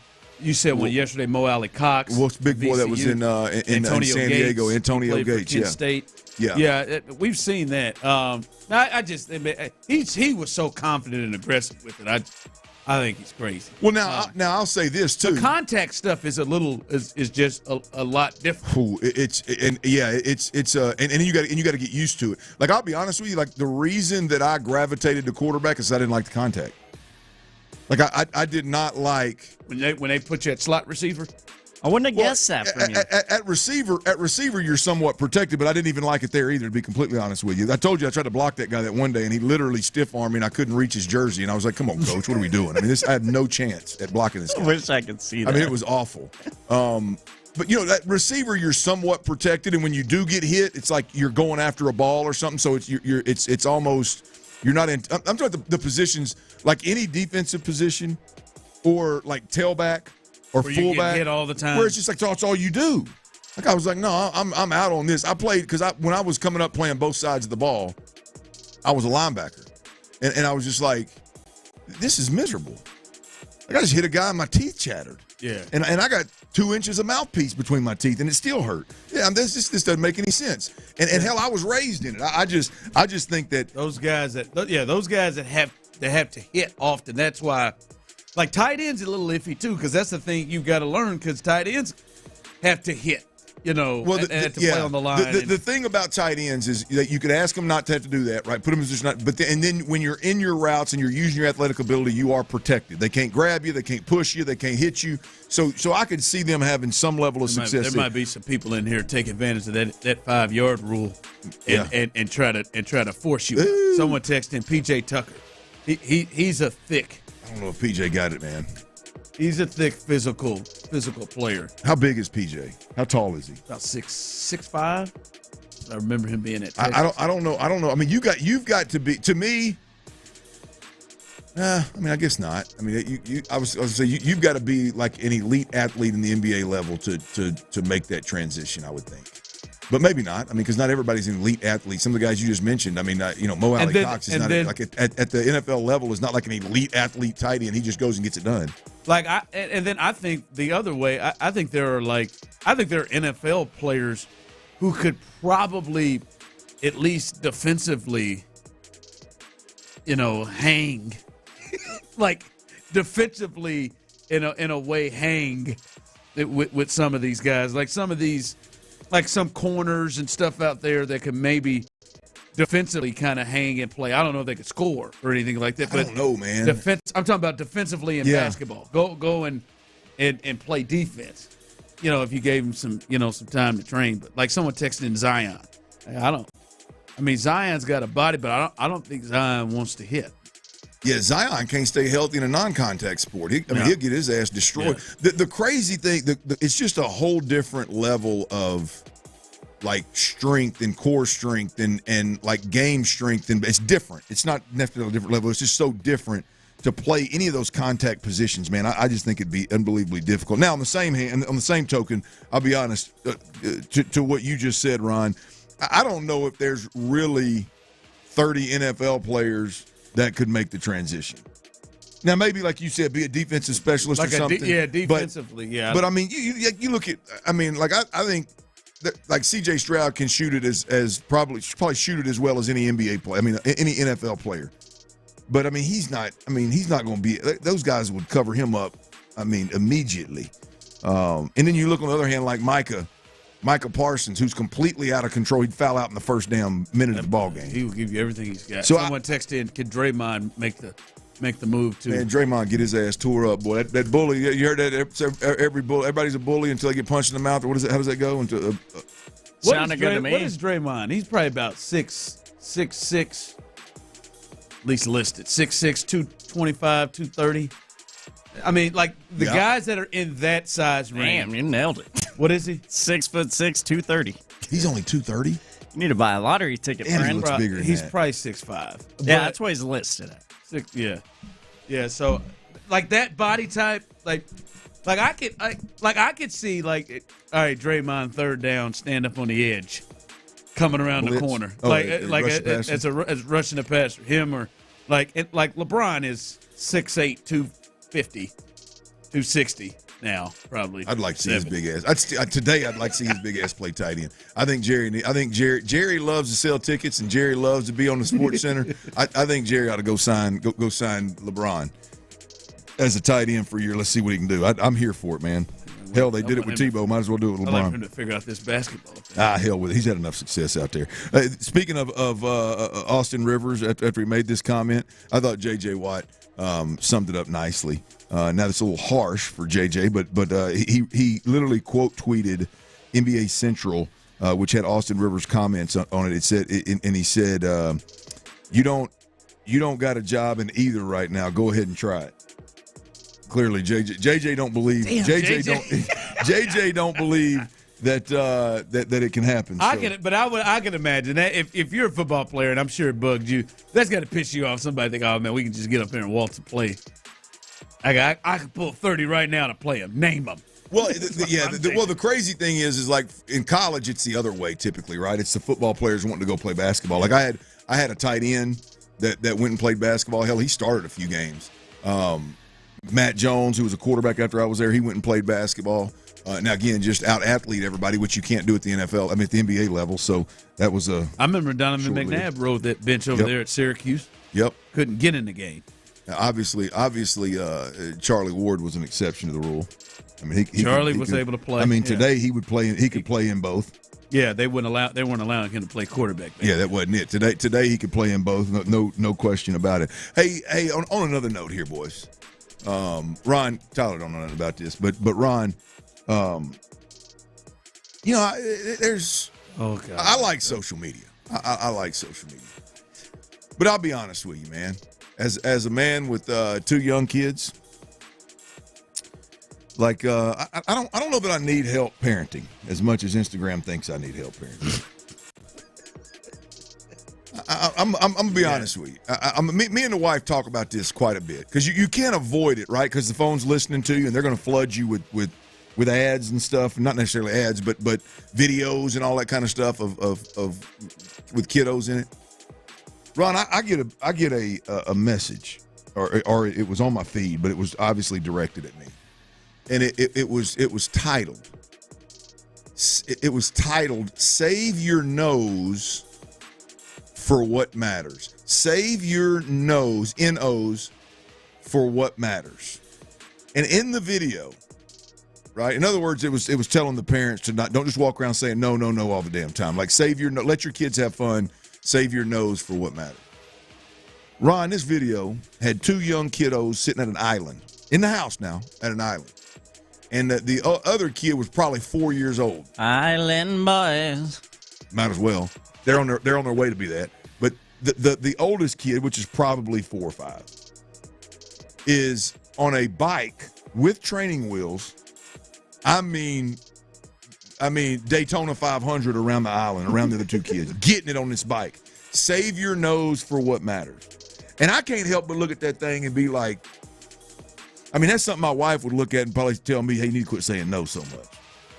And I look at it and say, no, I need to snatch that little sucker up right there and throw that bike outside. You ride your bike outside, not on my floors, not around my island, fool. And not only that, you're training the other two kids to be idiots too. I ain't got no use for you. A bike with training wheels in the house doing 90 to nothing, talking about you can buy more floors.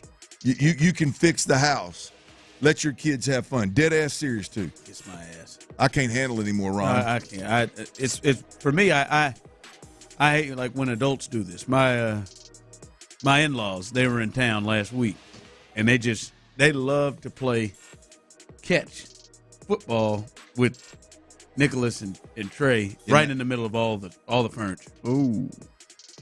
And like I'm just waiting as Nicholas is running an out route towards the television and entertainment center. I'm just waiting for it. Like I'm just waiting for all of this to occur. And they just when adults jump in there and say, oh yeah, let's go in here and mess up. Let's mess up the furniture like this. Let's mess up the furniture like this. Boy, it runs me smooth hot. All right, coming up, Clint's got to read, so stay tuned for that. And there is news coming out. Not just the news that we told you earlier about Alex Bregman, but there is more news from the bench coach, Joe Espada. We'll let you hear what he had to say coming up next. Look, I know there's a lot of y'all out there that you get ready to go to work, man. Maybe you're an Astros player and you put on the uniform, man. You feel really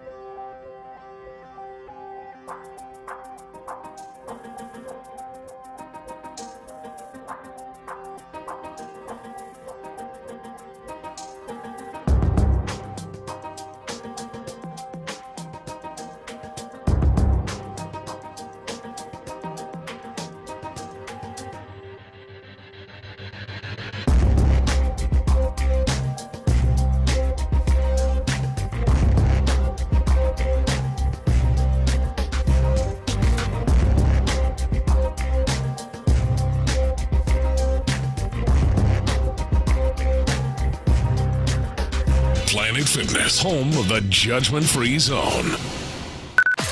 Sports Radio 610 presents The Drive with Stoerner and Hughley.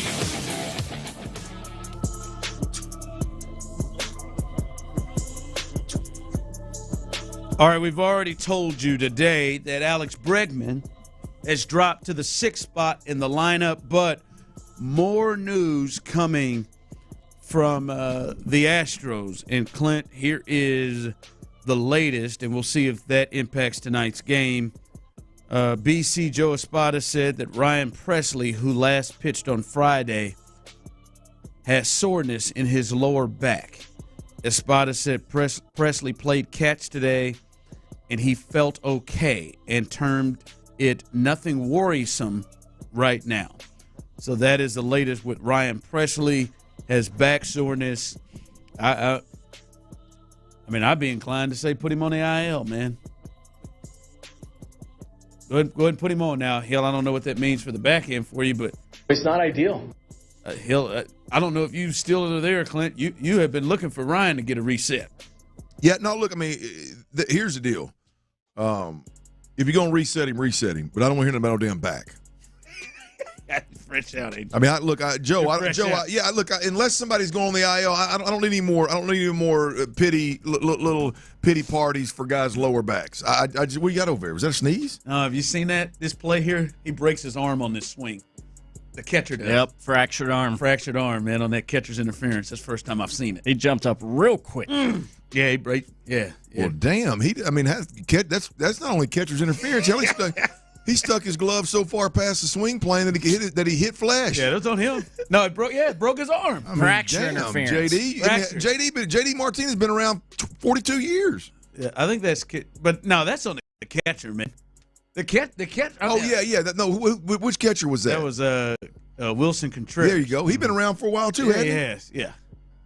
Damn. Should know better than that. He didn't know that was coming. I'm sorry. I saw that up there, and that thing is – woo! Like, I read it. I have not seen it yet. I've read, like, he broke his arm on a catcher's interference. Yiner better watch out. Well, look, that's perfect timing. If that happens to an Astro and there's something like that, then let's hear about it. I don't want to hear. I don't want to hear about tight backs, man. Well, I will say tight backs don't feel like they're going to just go away without a little rest for him. So, well, he's had plenty of rest. When was the last time we saw Ryan Presley? Friday. Was it? I mean, it's going on 5 days of rest. He'd be fine. What do you do? Sleep wrong? Him and Javier? Oh, you're right. Probably. What is going on in these beds? I need to get them some sleep numbers or something. Go see Mattress Mac. Look, I just don't want to. I just don't want to hear about it. Well, that is the latest. So Ryan Presley, we'll see. Said he played some catch, and said he's okay. Wouldn't worry about it. I'm just glad to see Jordan playing after last night, man. I was freaking out for a second. I looked bad. And I know we joke around about it, but that dude was down on the ground for a minute. You talking about fouling the ball off his knee? Mm-hmm. And everything's, especially with that area. I know that doesn't sound like, but the dude went to get up after it happened and his knee buckled. Yeah. I'm glad. I didn't think he'd be in the lineup. When you get dead-legged and then you try to stand up, it happens. I didn't think he'd be in the lineup today. Yeah, but we know his pain's different.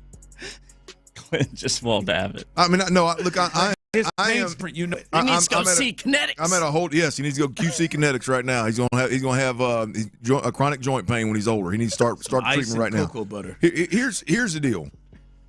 Heals everything. Scars too. Like we got a big part of the problem here is handling these dudes with kid gloves. Like, get your ass up and get to first base and let's ride. We got to have you. We got to have you. I think we should just make sure he's good, though. Let's just make sure he's all right. He's fine. It was that time somebody fouled a ball off of their leg and sat out time. Jermaine died, broke his leg. No, that's a different deal. You break your leg, you break your hand. That's a different deal. We've seen some guys do that. Get your ass up and get to first base. He's got bad knees, man. It was a direct hit to that left knee. I will say this, Clint. I am over like using the injuries as an excuse anymore. Like this is just a bad baseball team that, at least at this point, I think severely underestimated how important their manager was and the leadership on this team, because they replaced it like the way that some fans talked about it last year, the Astros kind of replaced it that way. Like anybody can manage this team. Yep. It doesn't matter. These guys are so great. They can self-manage themselves.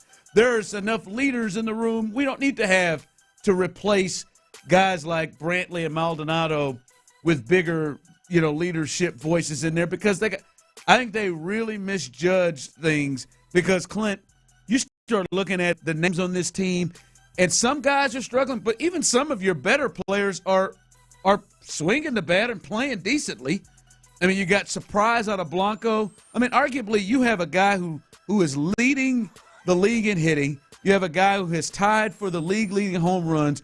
You have Ronel Blanco, who is probably in some sort of early Cy Young case. Now, you got some guys messing up and not playing well. But, I mean, there's too much talent on this roster, Clint, for them to be staring down 12 games under 500 and 0-6 to the Yankees if they lose tonight. I mean, there are just too many guys that are too good on this team in which they've had struggles with injuries like this prior that this is beyond injuries at this point. These guys they're just too good. They got too many players. I will agree with that point. They're not a good baseball team, but they got too many good players on their team. Dana Brown said that yesterday for them to be sitting here at 12 wins. No, I think that's fair. Look, I saw a stat last night. 1-9, is that right, Tyler? 1-9 in one-run ball games. Did I see that last night? I believe that's correct. 1-9 in one-run ball games. Your best players, like you're 1-9 in one-run ball games because your best players have stunk. Whether Especially you're talking about when it matters. Yeah, that's what I'm saying. When it matters, like whether you're talking about Yordan Alvarez not swinging it well, Altuve with runners in scoring position early on in the season. I say early on, hell, 25 of the first 34 games. Bregman, obviously. Then you get to the Presley, Hader, Abreu bit. I mean, that's it. That's how you're. I mean, look, you're not. You would be in trouble overall just because it's been a struggle. But those guys struggling in critical moments, whether it's with runners in scoring position at the plate or it's in a tight ball game in the 8th or 9th inning, your best players have stunk. That's how you get to 1-9 in one-run ball games. 1-9. It's just it is unacceptable how bad they are and how bad this record is with what they have there. It's unacceptable. Like it's just, as you say there with that, they are finding ways to lose. They are finding ways to lose. But as I said, tonight's it for me. Tonight's the line in the sand. I'm gonna be out somewhere here in Houston. Tonight is the line in the sand. Have a good time. And I'm throwing this sucker is this a birthday? Is this really a birthday, Sally? I don't know what this is. I'm gonna make him pay. But you said you said out, like this ain't just gonna swing by Twin Peaks and catch a little bit of the game. This is that's my out. I'm not going to no club. I don't half-ass anything. Well, I've seen your catch a couple innings with Tyler end up in the Heights. Now I've seen that. Yeah, but I'm not changing my clothes. No room to half-ass this, Ron. No room to half-ass. I ain't changing my clothes. You ain't going to Beauty and Essex in New York. Hell, you just going to the Heights with Tyler. Tyler's gonna have his hat on backwards in his Oilers shirt. Hell, you ain't got to dress up. That still has me with low boy. I mean, how she pulled that out of her ass? She's first class. She is. I'm telling you. That was great. That done me in. All right, it is Wednesday. We'll have our guy Brandon Scott with our Texans report. And Tyler texted me early today and said, Brandon Scott can't wait to get to your ass. He cannot wait to get to you about this J.J. Watt stuff. So we'll hear what Brandon has to say. That's coming up next. Really, dog? The Drive is live and on location tomorrow from 2 to 6. Come hang out with Ron and Clint and watch some afternoon baseball at Twin Peaks off Kirby.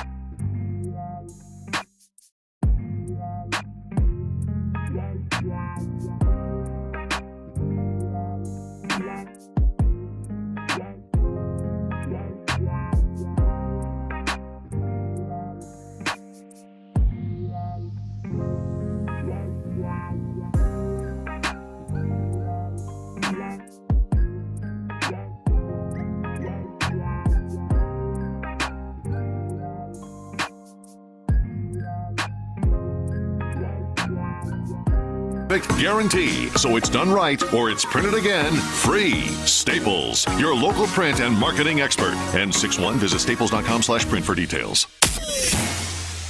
Football in H-Town is on the rise. I love D'Amico Ryans, man. I tell you what. H-Town, I'm back. Our guy B. Scott has all the latest from the gridiron. I don't see no bitches nowhere around here. It's time for your weekly Texans report. We ain't laying down for nobody. On The Drive with Stoerner and Hughley.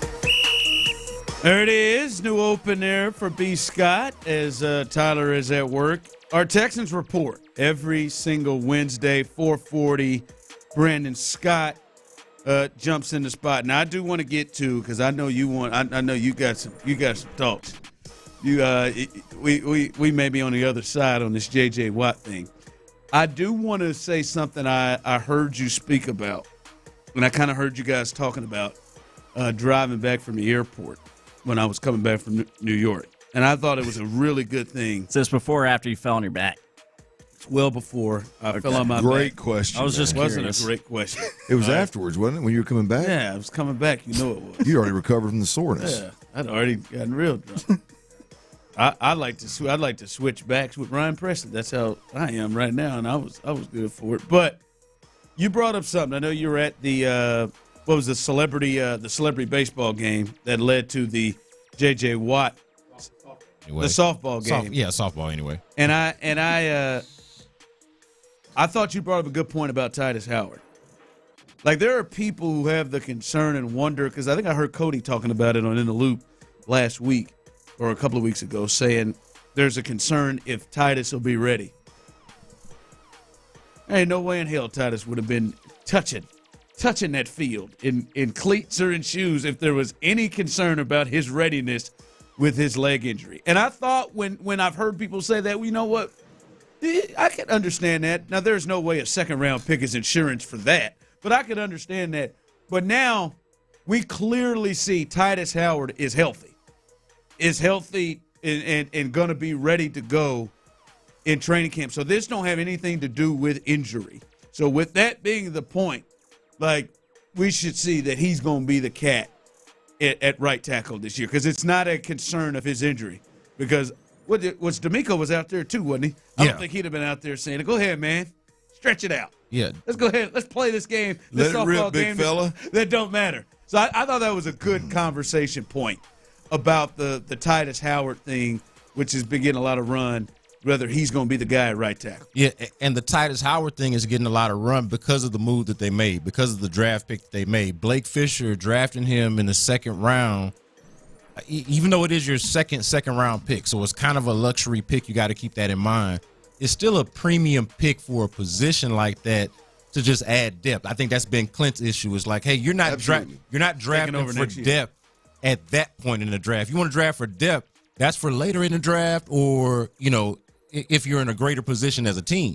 But in Clint's view, and I think I agree with him, I would agree with him, they could still stand to fill some needs. So you think about it, it's like, is this a real need, or should it be if you've got Titus Howard and Laramie Tunsil under contract over the next couple of years?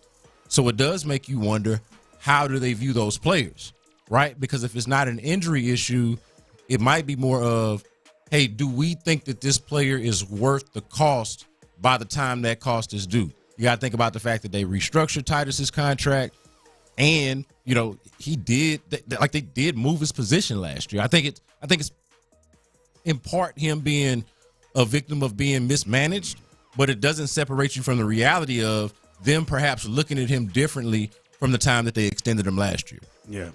So I thought that was a good point you guys discussed. It's real odd. I'm going to be honest with you, man. It's a real odd thing, because ideally, and I said this at the time, I'm like, look, in an ideal world, those are your two tackles at least for the next 2 years. You should be at least one, if not two drafts away from needing to draft a tackle at that spot. So I thought it was a year or maybe 2 years early for drafting a tackle. I could see them, Clint, saying to themselves, by the time we have to start paying CJ big time, we want one of those tackle high numbers off. But that's not for another 2 years. Like, this is year two. You get three. Really, but I mean, it's really another 4 years. Yeah, that money doesn't kick in for another few years. After it's set up that way to not kick in until after these contracts are expired. Yeah, I mean, either way you slice it, like there's an out after next year with Titus. There's an out in 2 years with Laramie. So, like, I don't disagree with. I don't think there's like any of the takes are crazy. Like, I get drafting for the future. I like drafting for depth. I like forward thinking. But at the end of the day, if you're going to do all those things, I mean, one of your more solid positions on this team, assuming everybody stays healthy, is tackle, right? We have older players playing that you're depending on at the other safety position, and a guy that severely underperformed last year in Jalen Petrie. You have two corners that have never played up to their ability. I mean, there's several other positions that depth is more likely to come into play than at the tackle position. Well, here's the way I rationalized it. It is still true, and I'm agreeing with you, but it is still true that since the last time we've seen those guys play football, both tackles, Laramie Tunsil and Titus Howard, both have had knee surgeries. Sure. Okay, and nobody knows more about that, obviously, than the Texans do. Yeah. So you got to think about the fact that they had the knee surgeries and why they had them and what that meant.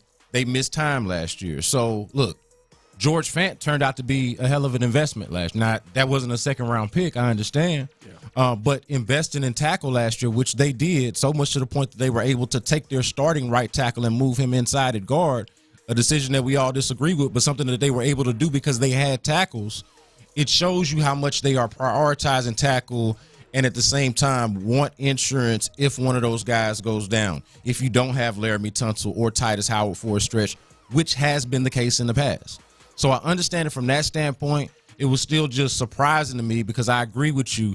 There should have been I thought at least that there should have been higher priorities. Yeah, and to your point, Clint, I think D'Amico and Nick would say, well, we drafted a corner in the second round and we drafted a safety in the third. Yeah. I think that's what and we moved up. Which I like. That. And then we drafted from this tackle because one of them dudes ain't going to be here after next year. Probably Titus. Just the way they drafted. Man, that's the way they drafted. And I know you hate that. The way they drafted and the way they structured the contract. Yes. Both. Well, I got a real problem with that line of thinking on their part. I mean, it literally, if you make Titus Howard one of the top paid right tackles in the game, play him at guard for another year. That's it. And then give him 17 games at tackle, and you're already planning the exit strategy. Like, I don't know. I got to question what the hell you're doing, giving away that kind of money to a guy that you're planning the exit. You're going to play him in a different position and then plan the exit strategy before you ever see what he can do at tackle. I don't know. To me, it's an odd way of going about it. Again, if you were a team like the Eagles or the Ravens or the Chiefs, one of those squads where it's like, hey man, we're on top. We're just trying to stay here. I think the Texans are more in build mode than that mindset. I don't know. That's just where I'm at with it. All right, B. Scott with us as he is always on Wednesdays. Texans Report, and Brandon, you're allowing yourself to dream, aren't you? You're trying to allow yourself to dream with the J.J. Watt situation. Well, I mean, I don't know how much of a dream it is. I went there with the mindset that this was a news item and this was something to get comment on, and the man commented. I'm just dealing with the comments that I get, man. Look, it might happen, it might not happen, but I'm just dealing with the news. I don't know why you're so against the news, man. What's with that? This is my thing. You're really not feeling this JJ thing. There's a couple of routes for me. One, like they just don't need this. This is like the J.J. Watt coming back thing was the circus. Let's get something good. Let's get something to pom about. It's here. Like these guys, it's their time to roll, and they are ready. They're a real contender. And I know for JJ in his career, it sucks. They're a bigger contender than they ever were in any of the years that he was here. And they've done that because they have built this thing, and these cats are ready to roll. And JJ, listen, he retired, and he hasn't played here for years, and I think he is done. And and just a little, hey, let's throw it out here and let's have fun with it. And I look at D'Amico and Nick; they're laughing the whole way every time they discuss it, every time they talk about it. They make jokes, even when people try to turn it seriously. So like, what would it take? I got his number. I'm gonna go ahead and call him now. I got his number. Like, we don't have to have here in Houston. Do they strike you as jokesters? Do they strike you as comedians? They were there. Like are they guys that joke a lot? I've seen them when they were joking then. They were joking and laughing then. I've seen them be serious. For me, it's like this is finally real football. Like it started last year, but finally coming into it, real football and real expectations for them to win big. And now, this sweeping story is coming in. It's just not real. Yeah, the thing it's not happening. And let's go. It's CJ. This is CJ's time. Let him roll, man. And you go ahead and chill out in CBS. Go do your thing. Be that advocate for the Texans. I understand that. I can respect that. The thing I don't think I gave enough credit for in the beginning was how many people actually resent J.J. Watt as like this attention seeker and like this guy that has to be the center of attention, this dude that has kind of adopted this hero persona and all of that. Like a lot of people are turned off by that. I am not personally. I like J.J., but I did not give enough credit for how many people view him in that way. To your point, Ron, about being a distraction and taking the shine off of what they've got going on, the reason why I will push back against that is because I do think they have the leadership structure to handle that. I think it's a legitimate question, but I do think they have the leadership structure to handle that. From a straight-up football standpoint, it's not like you're asking J.J. Watt to come in and be the J.J. Watt. You're just asking him to come in and be a situational pass rusher, your third or fourth best guy, which I think he could be. I think you are pretty comfortable with Danielle Hunter and Will Anderson as your primary guys. And Danico Autry as your primary guys. But after that, I don't know if you've got guys better than J.J. Watt if he's ready to go. So if they got intel that he's ready to go, I think he could help you from a football standpoint.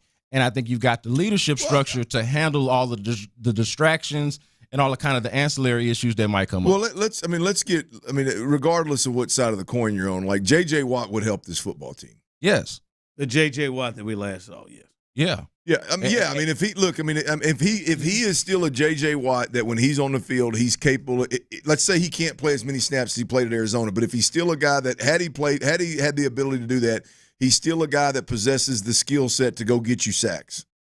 He would help this football team in a big way, not just adding depth, but you're adding quality depth. Now, the thought of like, does J.J. Watt take a back seat to Will Anderson and let Will Anderson lead? Does J.J. Watt disrupt the leadership in any way, shape, or form? Mm-hmm. Does J.J. Watt understand, hey, you're a depth guy now. You're not a starter. You're not 99 that's in the rafters. I mean, those are legitimate questions. In the rafters. Those are all legitimate questions. I don't disagree with that. I'll tell you this much. As somebody that's been around both now, J.J. Watt and Will Anderson, okay, and this is not a shot at J.J. Watt, but Will Anderson has a lot more of that culture leadership quality to him, okay? J.J. Watt, see that. J.J. Watt is who he is, no disrespect. I can see that. But I don't see that being an issue. Like, I could see J.J. Watt recognizing in Will Anderson, hey, I'm going to let him do that. Yeah. And I'll just be J.J. Watt over here.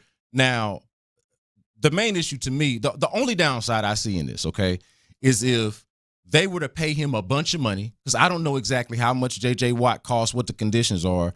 If they were to pay J.J. Watt a bunch of money, spend it on him where they could have spent it elsewhere, and he not produce for you, that would be the obvious downside. But even that to me is something that could be worked out.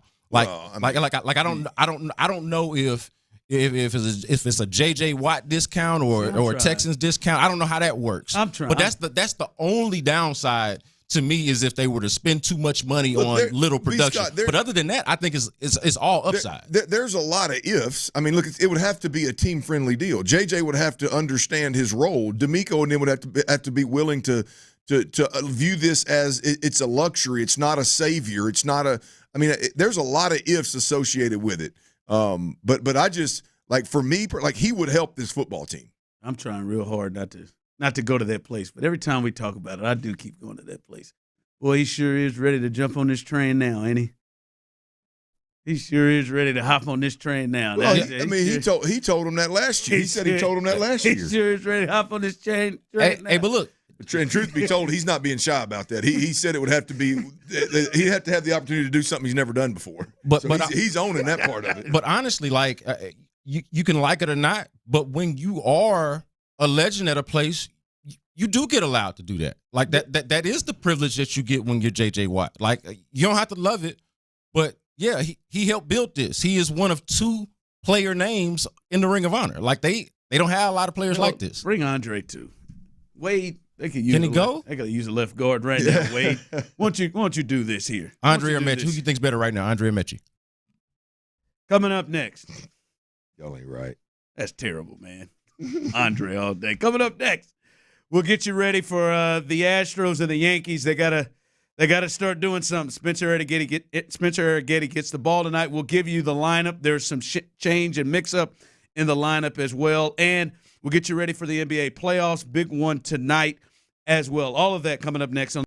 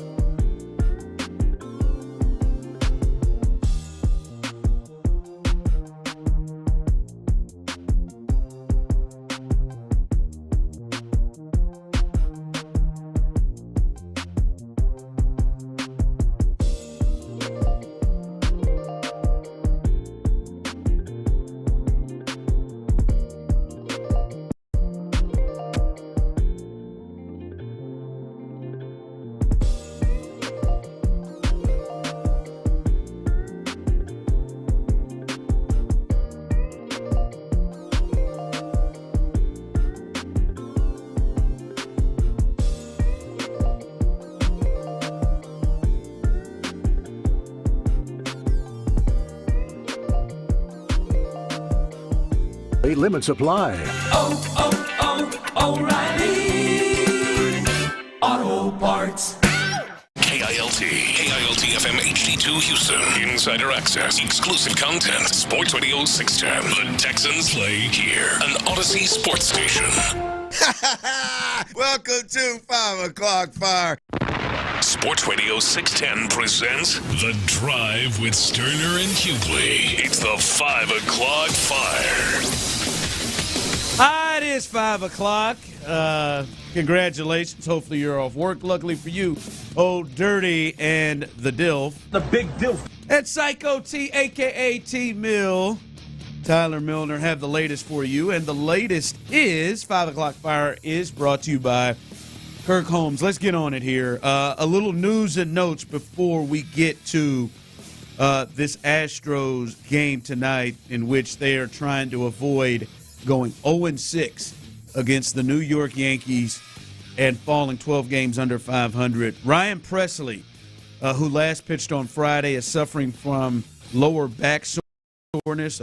Joe Espada, he played catch today, and Espada said he felt okay, said it's not worrisome right now. So we'll see what happens there. There's been no news of him being placed on the IL or even any news about him being unavailable tonight. We'll see what happens there. That is that news. And then I think the news right now with the Astros on field is when we look at the lineup.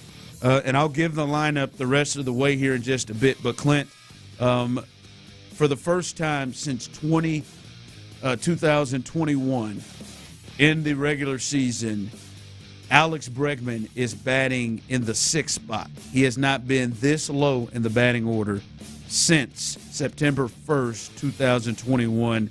And, Clint, we had talked about this off-air before the show started and before we got this news. But it was imperative that they did something with Alex Bregman, whether that's a day off, whether that is moving him down in the order, not moving him up, not trying to swing him in the top 4. He had to come out of that top 4, and finally, whoever it is, made the decision, Clint, to put him in the 6th spot. And I do give the credit to the Astros for that, because this is something that had to happen. Yeah, look, Ronnie, he's hurting the team. Yes. I mean, he's hurting the team batting in the top 4. You just watched Abreu struggle and consistently get moved down until I believe he batted as low as the 8th spot, and now he's in West Palm Beach. Clearly, I don't think Bregman's in that position where he's broken, but there's no way around it. This year has been absolutely awful for Alex Bregman in every major statistical category. Alex Bregman is as bad as anybody not named Abreu on this team. He is the only guy worse is Abreu, and that's a bad spot to be in. We've seen a large enough sample size at this point in time with Alex Bregman. At the very least, you got to move him down. You can't continue to bat him in the top 4 in this lineup, especially when guys like Pena, Yainer Diaz, Dubon, Singleton, all these guys below him are swinging the bat better. Whether you're a stat head or you just watch the games, they're swinging the bat better. You cannot continue to let Alex Bregman live in the top 4 in this lineup. And here's the truth of the matter, Ron. The Astros are in a spot where this is very similar to late season or even playoff baseball. You don't have the luxury to continue to allow a name to be in the top 4 and not produce, because you've dug a hole where you've got to get production night in, night out right now. It is panic time for the Astros as it pertains to that. It was panic time yesterday. Yes, I agree. And how they what they do then? They left Alex Bregman up there. They put Yainer Diaz and Dubon on the pine and played Cabbage and Myers and Carantini and all these guys. Like, it is panic time. You're going to have to play guys this next stretch of baseball where you got 29 games in 30 days. You're going to have to play guys more than you typically would. You're going to have to, and everybody is going to have to understand, we've dug a hole. First and foremost, as players, y'all have dug a hole. You're going to have to strain a little bit more down the stretch here to see if we can't dig out of this thing. It's just the way it is. And part of that is is Bregman. You're not swinging the bat well. In fact, you're swinging it terribly. You're not the quality at bats that you used to get even when you were struggling. You're not doing that this year. You got to move down the lineup and see if you can't work your way out of that slump from the 6 hole, from the 7 hole, from that, whatever it may be. It's time that they make those decisions. Really, it's past time that they make those decisions, but better late than never. Yeah. The rest of the lineup here with Bregman batting 6th, Altuve, Tucker, Alvarez in that top 3. In the 4 spot, batting cleanup, your shortstop, Jeremy Pena. By the way, shout out to him. He's having a bounce-back season, hitting .313 behind Altuve, the best average on the team. Singleton staying in there, batting 5th with Bregman 6th, and then Yainer Diaz and Dubon, 2 of the better averages and 2 of your better hitters with runners in scoring position, if not your 2 best, are batting 7th and 8th in the lineup, with Jake Myers batting 9th in center field. So that is what the Astros have with Spencer Arrighetti on the mound versus Carlos Rodon. And I'm not going to lie to you, towels in the hand, man. I said this, Tyler, I put it on him. We're going to watch this game somewhere tonight, and if they lose this game, I've been one of the few here. Our show has stayed in and not thrown in the towel on the Astros like some have. Like Brandon Scott, who we just have, John Lopez, who they're probably right. But they lose tonight and push this thing to 0-6 tonight, which is very, very possible. I'm out. 12 games under, 12 wins on the season. I'm out. I'm out of here. Tonight, lose tonight and you're out. I'm out. Yeah. Well, I just want to see. This will be they'll have a losing record on this in this little 9-game stretch that we looked at when they played the Guardians and the who Rockies. The hell, no, there was the Guardians. Who did they just the Guardians and the Mariners and then the Yankees. That little run. I was like, all right, that's a 9-game. They've got to at least finish 500, and I'll be out. Well, look, I'm not in win or lose, and I'm in or out mode right now. I'm in, let's start making some decisions that are going to give us a shot to win ball games. And for me, one of those, actually, 2 of those have already been answered with Bregman falling in the lineup and Dubon and Diaz simply being in the lineup. Now, I still don't understand how they're below Bregman, how they're below Singleton. 7th and 8th. But they're there. That's fine. They're in the lineup. They're swinging the stick. They're going to be able to hopefully produce tonight. Those 2 things absolutely had to happen. And look here, tonight, if things don't go well, if guys continue to struggle, I want to see somebody break a bat over a knee. I want to see somebody throw a helmet. I want to see somebody rip an umpire's ass. I want to see a pitcher throw his glove in the dugout or something. I want to see Joe Espada go out there and like forcefully get tossed out of the ball game, not just go out there and whisper something negative and get his ass sent to the showers. There's got to be a different approach. There's got to be more of a sense of urgency. There's got to be I give a rip. And it's not just your typical Astros arrogance that we've been there before. We got plenty of time. Like that. This, to me, the demeanor, the approach, the sense of urgency, the tone, all of that stuff has to change along with the lineup. And I like the lineup changes. Yeah. 5 o'clock fire. 7th and 8th. They can't all make sense. I guess. Just can't have them all make sense. All right. NBA playoffs. First last night.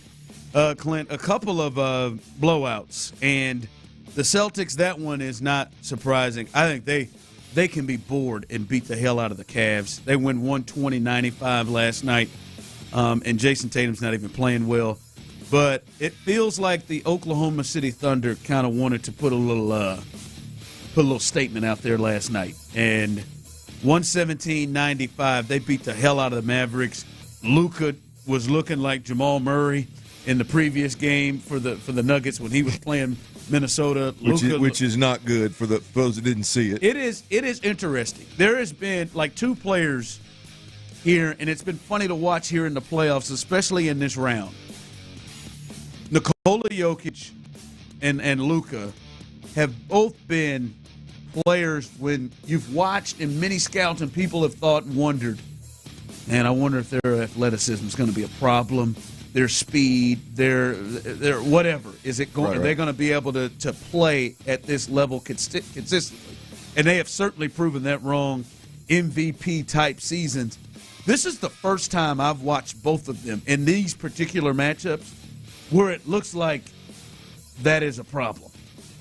Like last night, it looked like Luka just could not get away from these young guys. Now I expect him to bounce back, but in the first two games against Minnesota, it seemed like Joker couldn't get shots off. Like he said, and Luka looked like that last night. Well, look at all the guys you're talking about: Jamal Murray, Jokic, and Luka. I mean, they're great players, no question about it. Clearly, some of the best, but they don't have that elite twitch to athletic ability, whatever you want to call it, to get by somebody.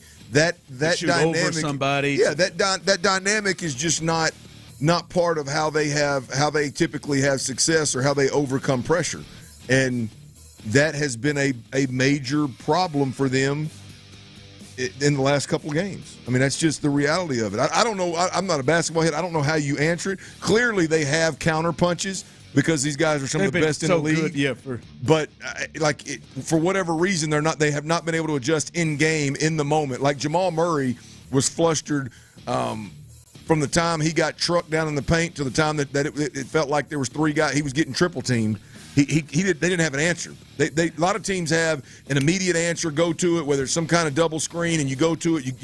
You essentially force the defense out of that scheme, but they didn't have an answer. So Oklahoma City and Minnesota just kept doing it. Yeah. No, and I expect those two, Luka and Joker, to have, games that we're more accustomed of watching. Right, yeah. But it was just the first time I've ever watched where I was like, damn. Like, he can't get around this guy. And he can't get his, like, he just like he's getting his shots like he usually does, right? And the same thing with Jokic. Naz Reid was just throwing his stuff. Yeah. Like, I haven't seen that. I mean, he went against AD all last series, just throwing his stuff. Bro, it was the crazy thing is I immediately go back to, boy, how times have changed, right? But you go back to the Iowa UConn game. Oh, Remember when O'Gal was locking down? They was locking down. Caitlin Clark was in her grill in the second half. They came back out and set up this double screen move and got Caitlin Clark some space. They're going to have to help. They're going to have to help Luka. Yes, absolutely. At least to start to get into absolutely. It. By the way, tonight Pacers-Knicks. I think the Knicks is the biggest draw right now, especially when they're playing at home. Is the biggest draw right now in the NBA playoffs, when a lot of the known stars are out right now. But this over-under, this is interesting to me. And it is Jalen Brunson. This is a high-ass number. Like, I wonder, is anybody else, like, anywhere close to this high? I can't wait to see what Anthony Edwards' number is coming up on Friday. But his over-under in points in this game is 37.5. Good 37. God. Now, he does have 4 consecutive games where he's been over 40 in this series, and we were talking about this before the show. He is getting up attempts now. I mean, he is getting up his shots. He had 43 in the last game. He only made 1 3. That just seems rather aggressive. That's a big number, man. 37.5. That's a big number. Like, doesn't that scream the under? God, well, yeah. It'd be painful, though, if he throws up 25 in the first half. Now, I will say this, fellas, if you're thinking about it. The Pacers just really don't give a rip about defense. I mean, they're the highest scoring team in basketball, and they want to get up and down, and their defense is, let's wear you down by us running up and down, and we don't even care, how many points you score. So I could see the game being a really high possession game, but man, 37.5. That's a big number, that is man. Aggressive. Why don't you put 100 on that? You want me to? No. I don't. I figure your advice is just as good as mine. Got just as good a chance of hitting as I do. My advice would be, and I've heard Tyler say this, I'm going to stay away from that one. Bet $3 or don't bet at all. Yeah, I'm going to stay away from that one. All right. Positives to me for the Texans. This upcoming season, this is something to me that I think could be the missing – or at least the missing thing we're not talking about, the key to this team really getting to that AFC Championship game level? We'll discuss that coming up next. I think Alex Bregman and Jose Abreu, I think they've both been injured in an accident. Right? I think they have. And the thing is, they didn't call anybody. They haven't called for any help. They're just going to suffer through it. Here's the deal, Houston. If you've been injured in an accident,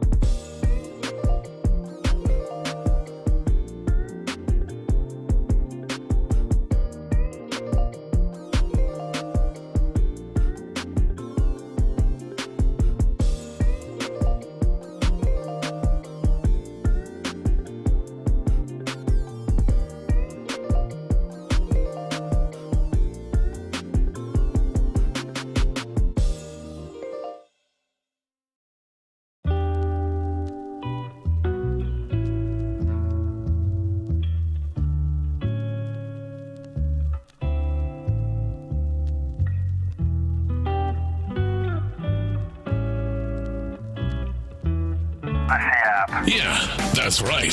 Download the Odyssey app now and don't miss a minute of the conversation. Houston's sports leader. Sports Radio 610. Sports Radio 610 presents The Drive with Stoerner and Hughley.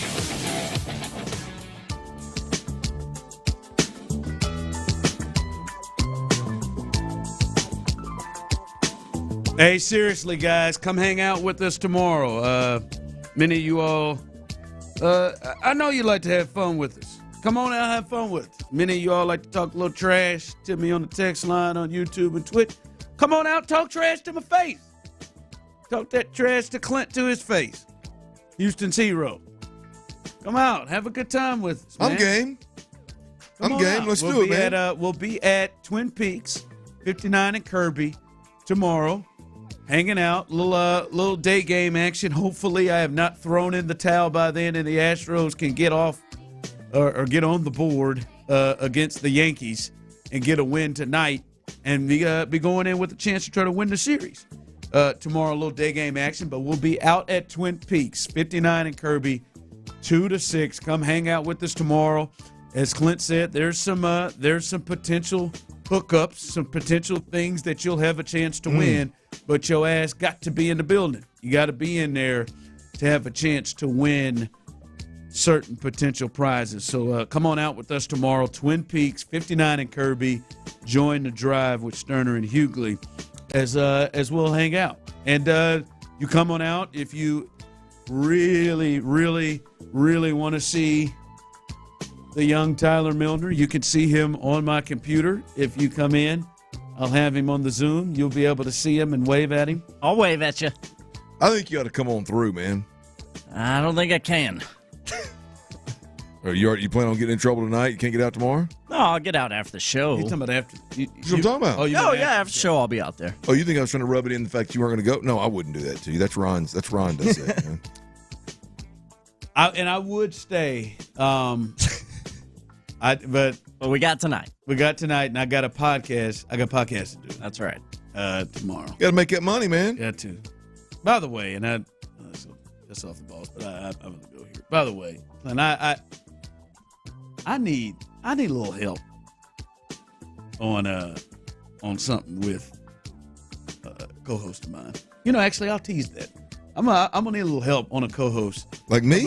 Me as in co-host? No, another one. Oh, okay. Another one. He's doing something that really concerns me, and I just, maybe it's me, maybe you and other people have other experiences to me, but I want to confront him about it. But I feel like it has the potential of me being really judgmental and taking a relationship to another level. So I'm gonna tease that. I want to get to that a little bit later. I know it's something that it'd take you a minute. You try to figure out how to say it to me, but I think eventually you would say it to me. It's really concerning to me. That's coming up here in a bit. But I think this is a hidden thing with the Texans for next year. I think we're all like, the thought of, hey, man, CJ, is he going to continue to be and take this step to being one of the best quarterbacks in the game? And Will Anderson, is he going to take another step from being rookie defensive player of the year?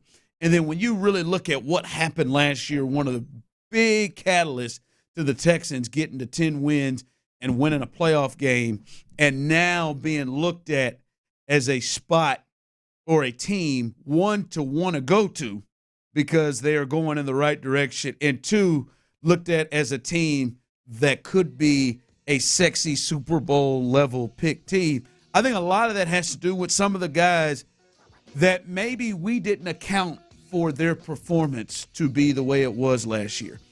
And two guys that really stick out to me are Nico Collins, right? Hell, I was probably the biggest, defender of Nico on this show, but hell, I didn't see him as 1,300 yards.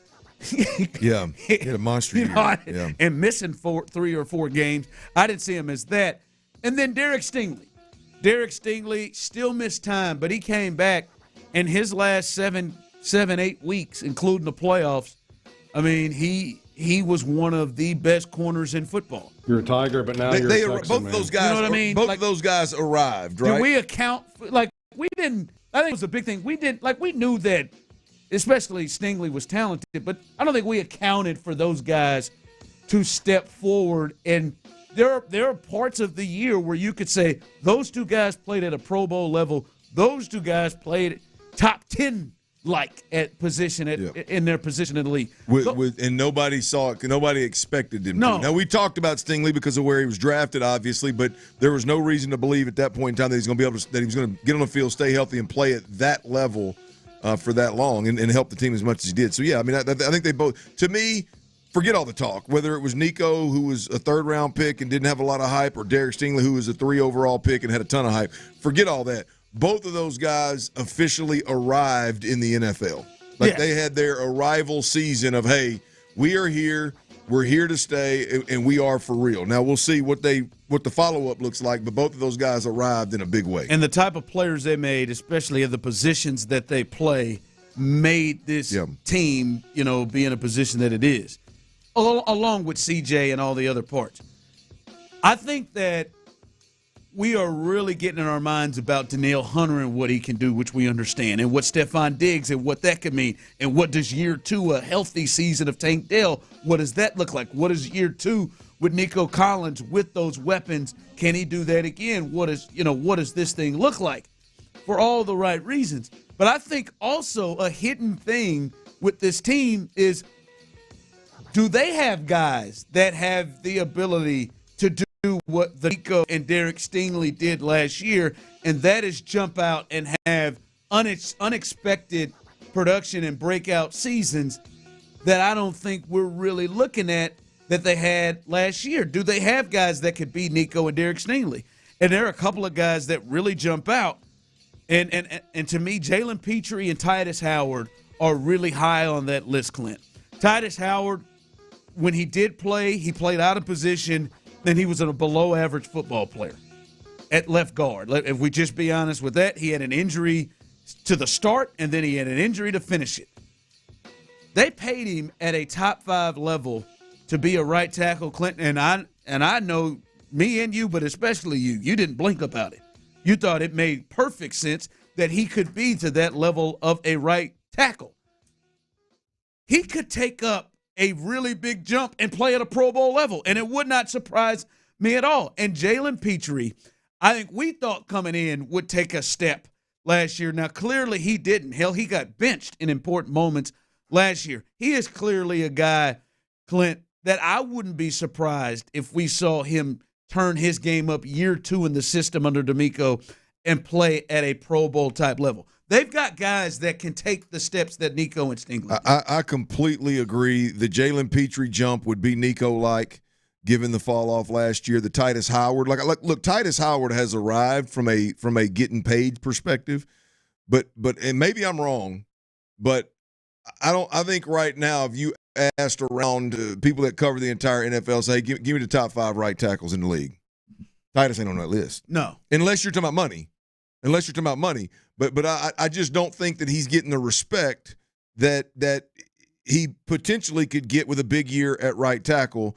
Jalen Petrie would be the Nico Collins. Titus Howard would be more of the, okay, now you get the money, it's time to just arrive and play at a Pro Bowl level which I think he is more than capable of doing, by the way. If Titus Howard can stay healthy, and can play the position he's supposed to play. The health has been a little bit of an issue, but more important, the playing out of position has been more of the problem in terms of why we don't know what caliber tackle Titus Howard is. I think Titus Howard is going to be a tremendous right tackle. I think he's going to earn every penny that they paid him at the right tackle position, and I think if he can stay healthy, I wouldn't be shocked at all if he plays at a Pro Bowl level. Jalen Petrie, again, I know some people are down on Jalen Petrie. Clearly, he had a rough year last year, but I'm going to hang my hat on why everybody initially out of the gate loved Jalen Petrie. The instincts are through the roof. The instincts are elite. The leadership qualities are there. I got to believe that D'Amico Ryans turns the corner in a big, big way with Jalen Petrie. Or I guess I should flip that. Jalen Petrie turns the corner and plays lights out in a big, big way under D'Amico Ryans. Yeah, got a couple of others we'll look at here on the other side. Ooh, Kenyon Green. Boy, that would be a major plus. step would be him just if he got to start. That would be a major step. We'll look at a couple of other ones that people have sent in here on the text line and on YouTube and Twitch, as well as I'll bring up the tease here. I need some help with this because this don't make a lot of sense to me. It really doesn't. We'll discuss that coming up next. Thank you guys for bringing us a first-class sports show to the city.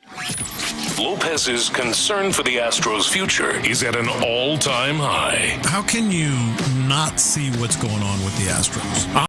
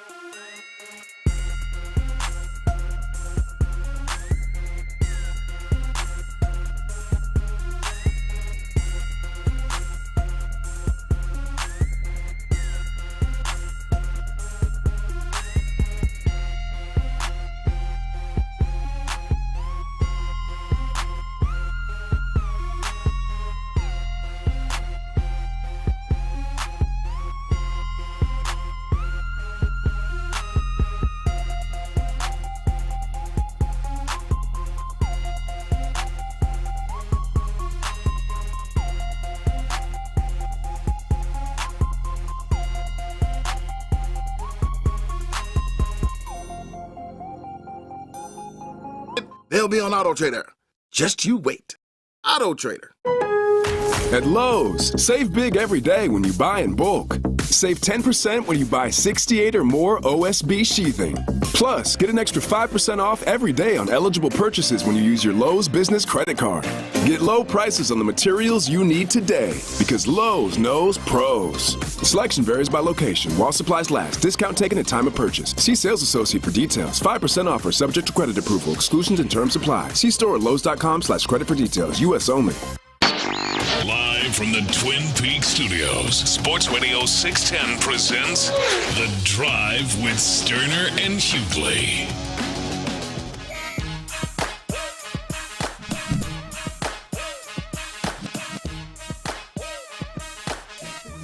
All right, as we were talking about this, I'll let some folks roll through here. I said one of the hidden things that could be a major positive for the Texans this year is they've got some young players and some players that could pull the Nico and Derek Stingley, meaning guys that we really didn't expect to have Pro Bowl level type seasons that really helped this team last year get to the space they got to. They've brought in some some free agents and have added some guys, but I think the secret and the potential secret for this that people are looking at, little hidden look, is guys like Jalen Petrie, guys like Titus Howard, guys like Christian Harris, that you could see for the full season their play jump up to a Pro Bowl level like we saw those guys last year. Some people text in Kenyon Green could take a big step. John Mechie could take a big step. Those two are in the same period or same kind of position to me. If Kenyon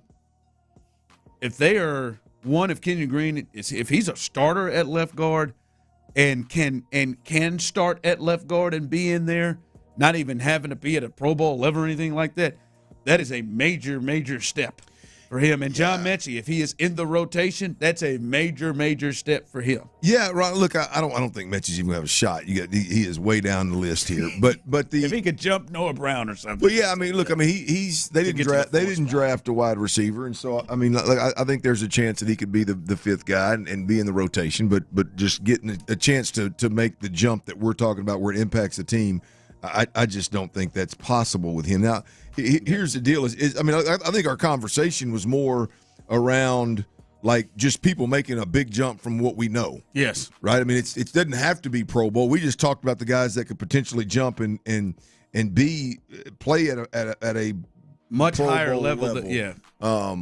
There's a handful of those, but yeah, I mean, to me, Kenyon Green is one where that could impact the team as much as anybody out there. Any of the guys we've talked about. If Kenyon Green can, and again, I'm not talking about play up to the expectations of the number 15 overall pick or whatever the hell it was, the first rounder.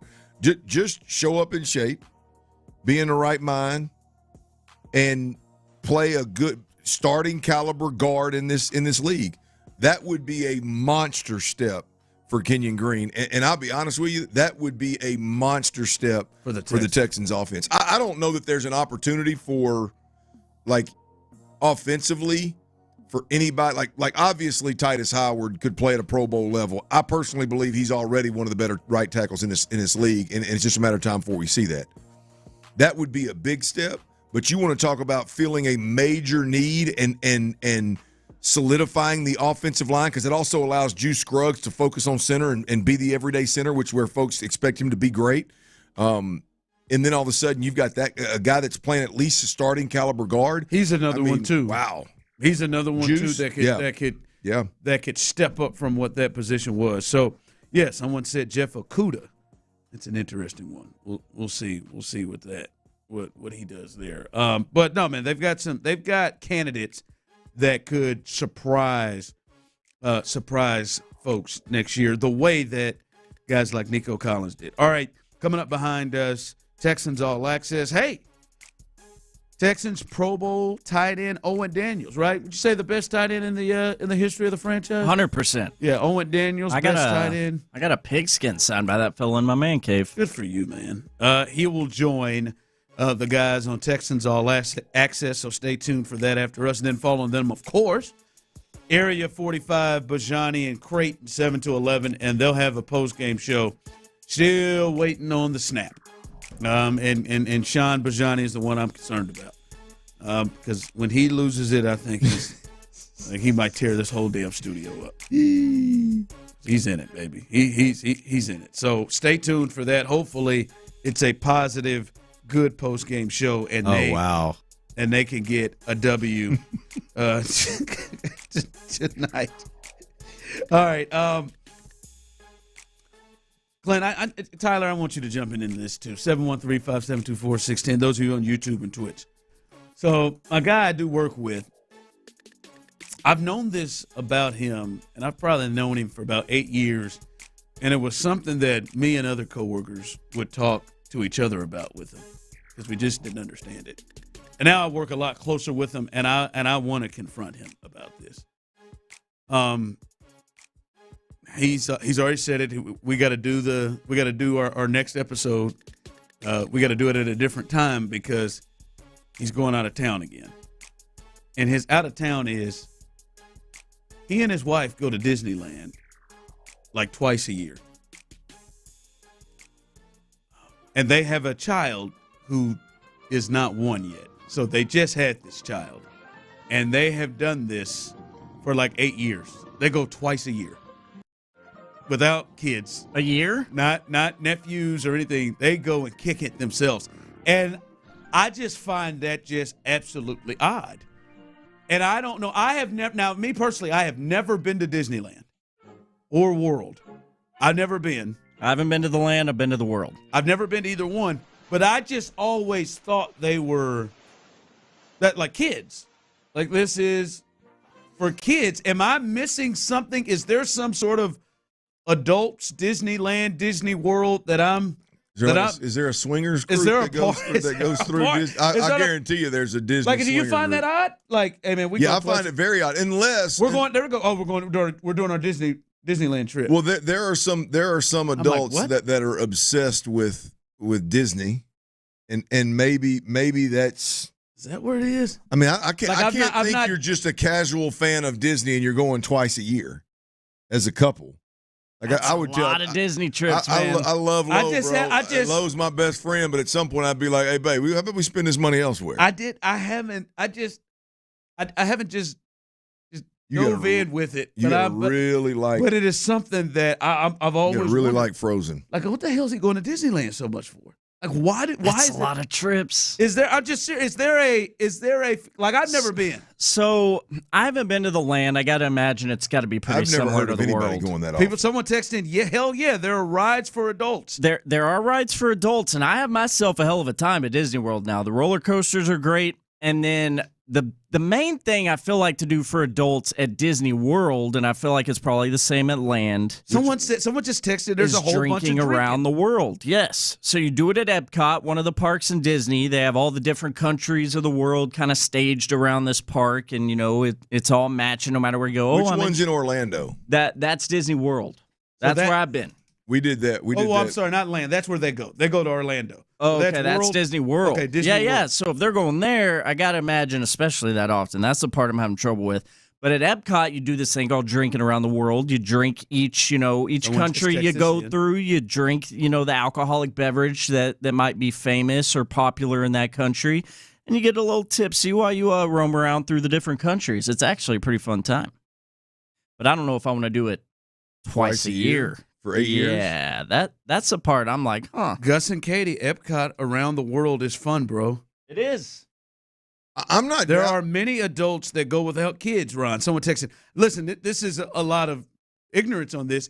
Clearly, it's just that when I hear Disney World, Disneyland, that sounds like people rolling out there with their kids. And I think that's normal. I'd say my wife and I, we went to Disney World, just us. You did? 2 or 3 years ago. 3 or 4. No, it was longer than that. Hey, 4 or 5 years ago. Pendergast. I'm not surprised. Epcot got bombed. It's dope. I've been tanked at Epcot. Pendergast, who did you go with? Did you just go by yourself? No, he went with his old lady. I mean, but not like just adults. Yeah, really, I think so. I think I saw where he went recently, didn't he? Did Pendergast go recently? He may have. They do that trip each year where they kind of like They road trip and stop spots. I feel better about it. I'm just.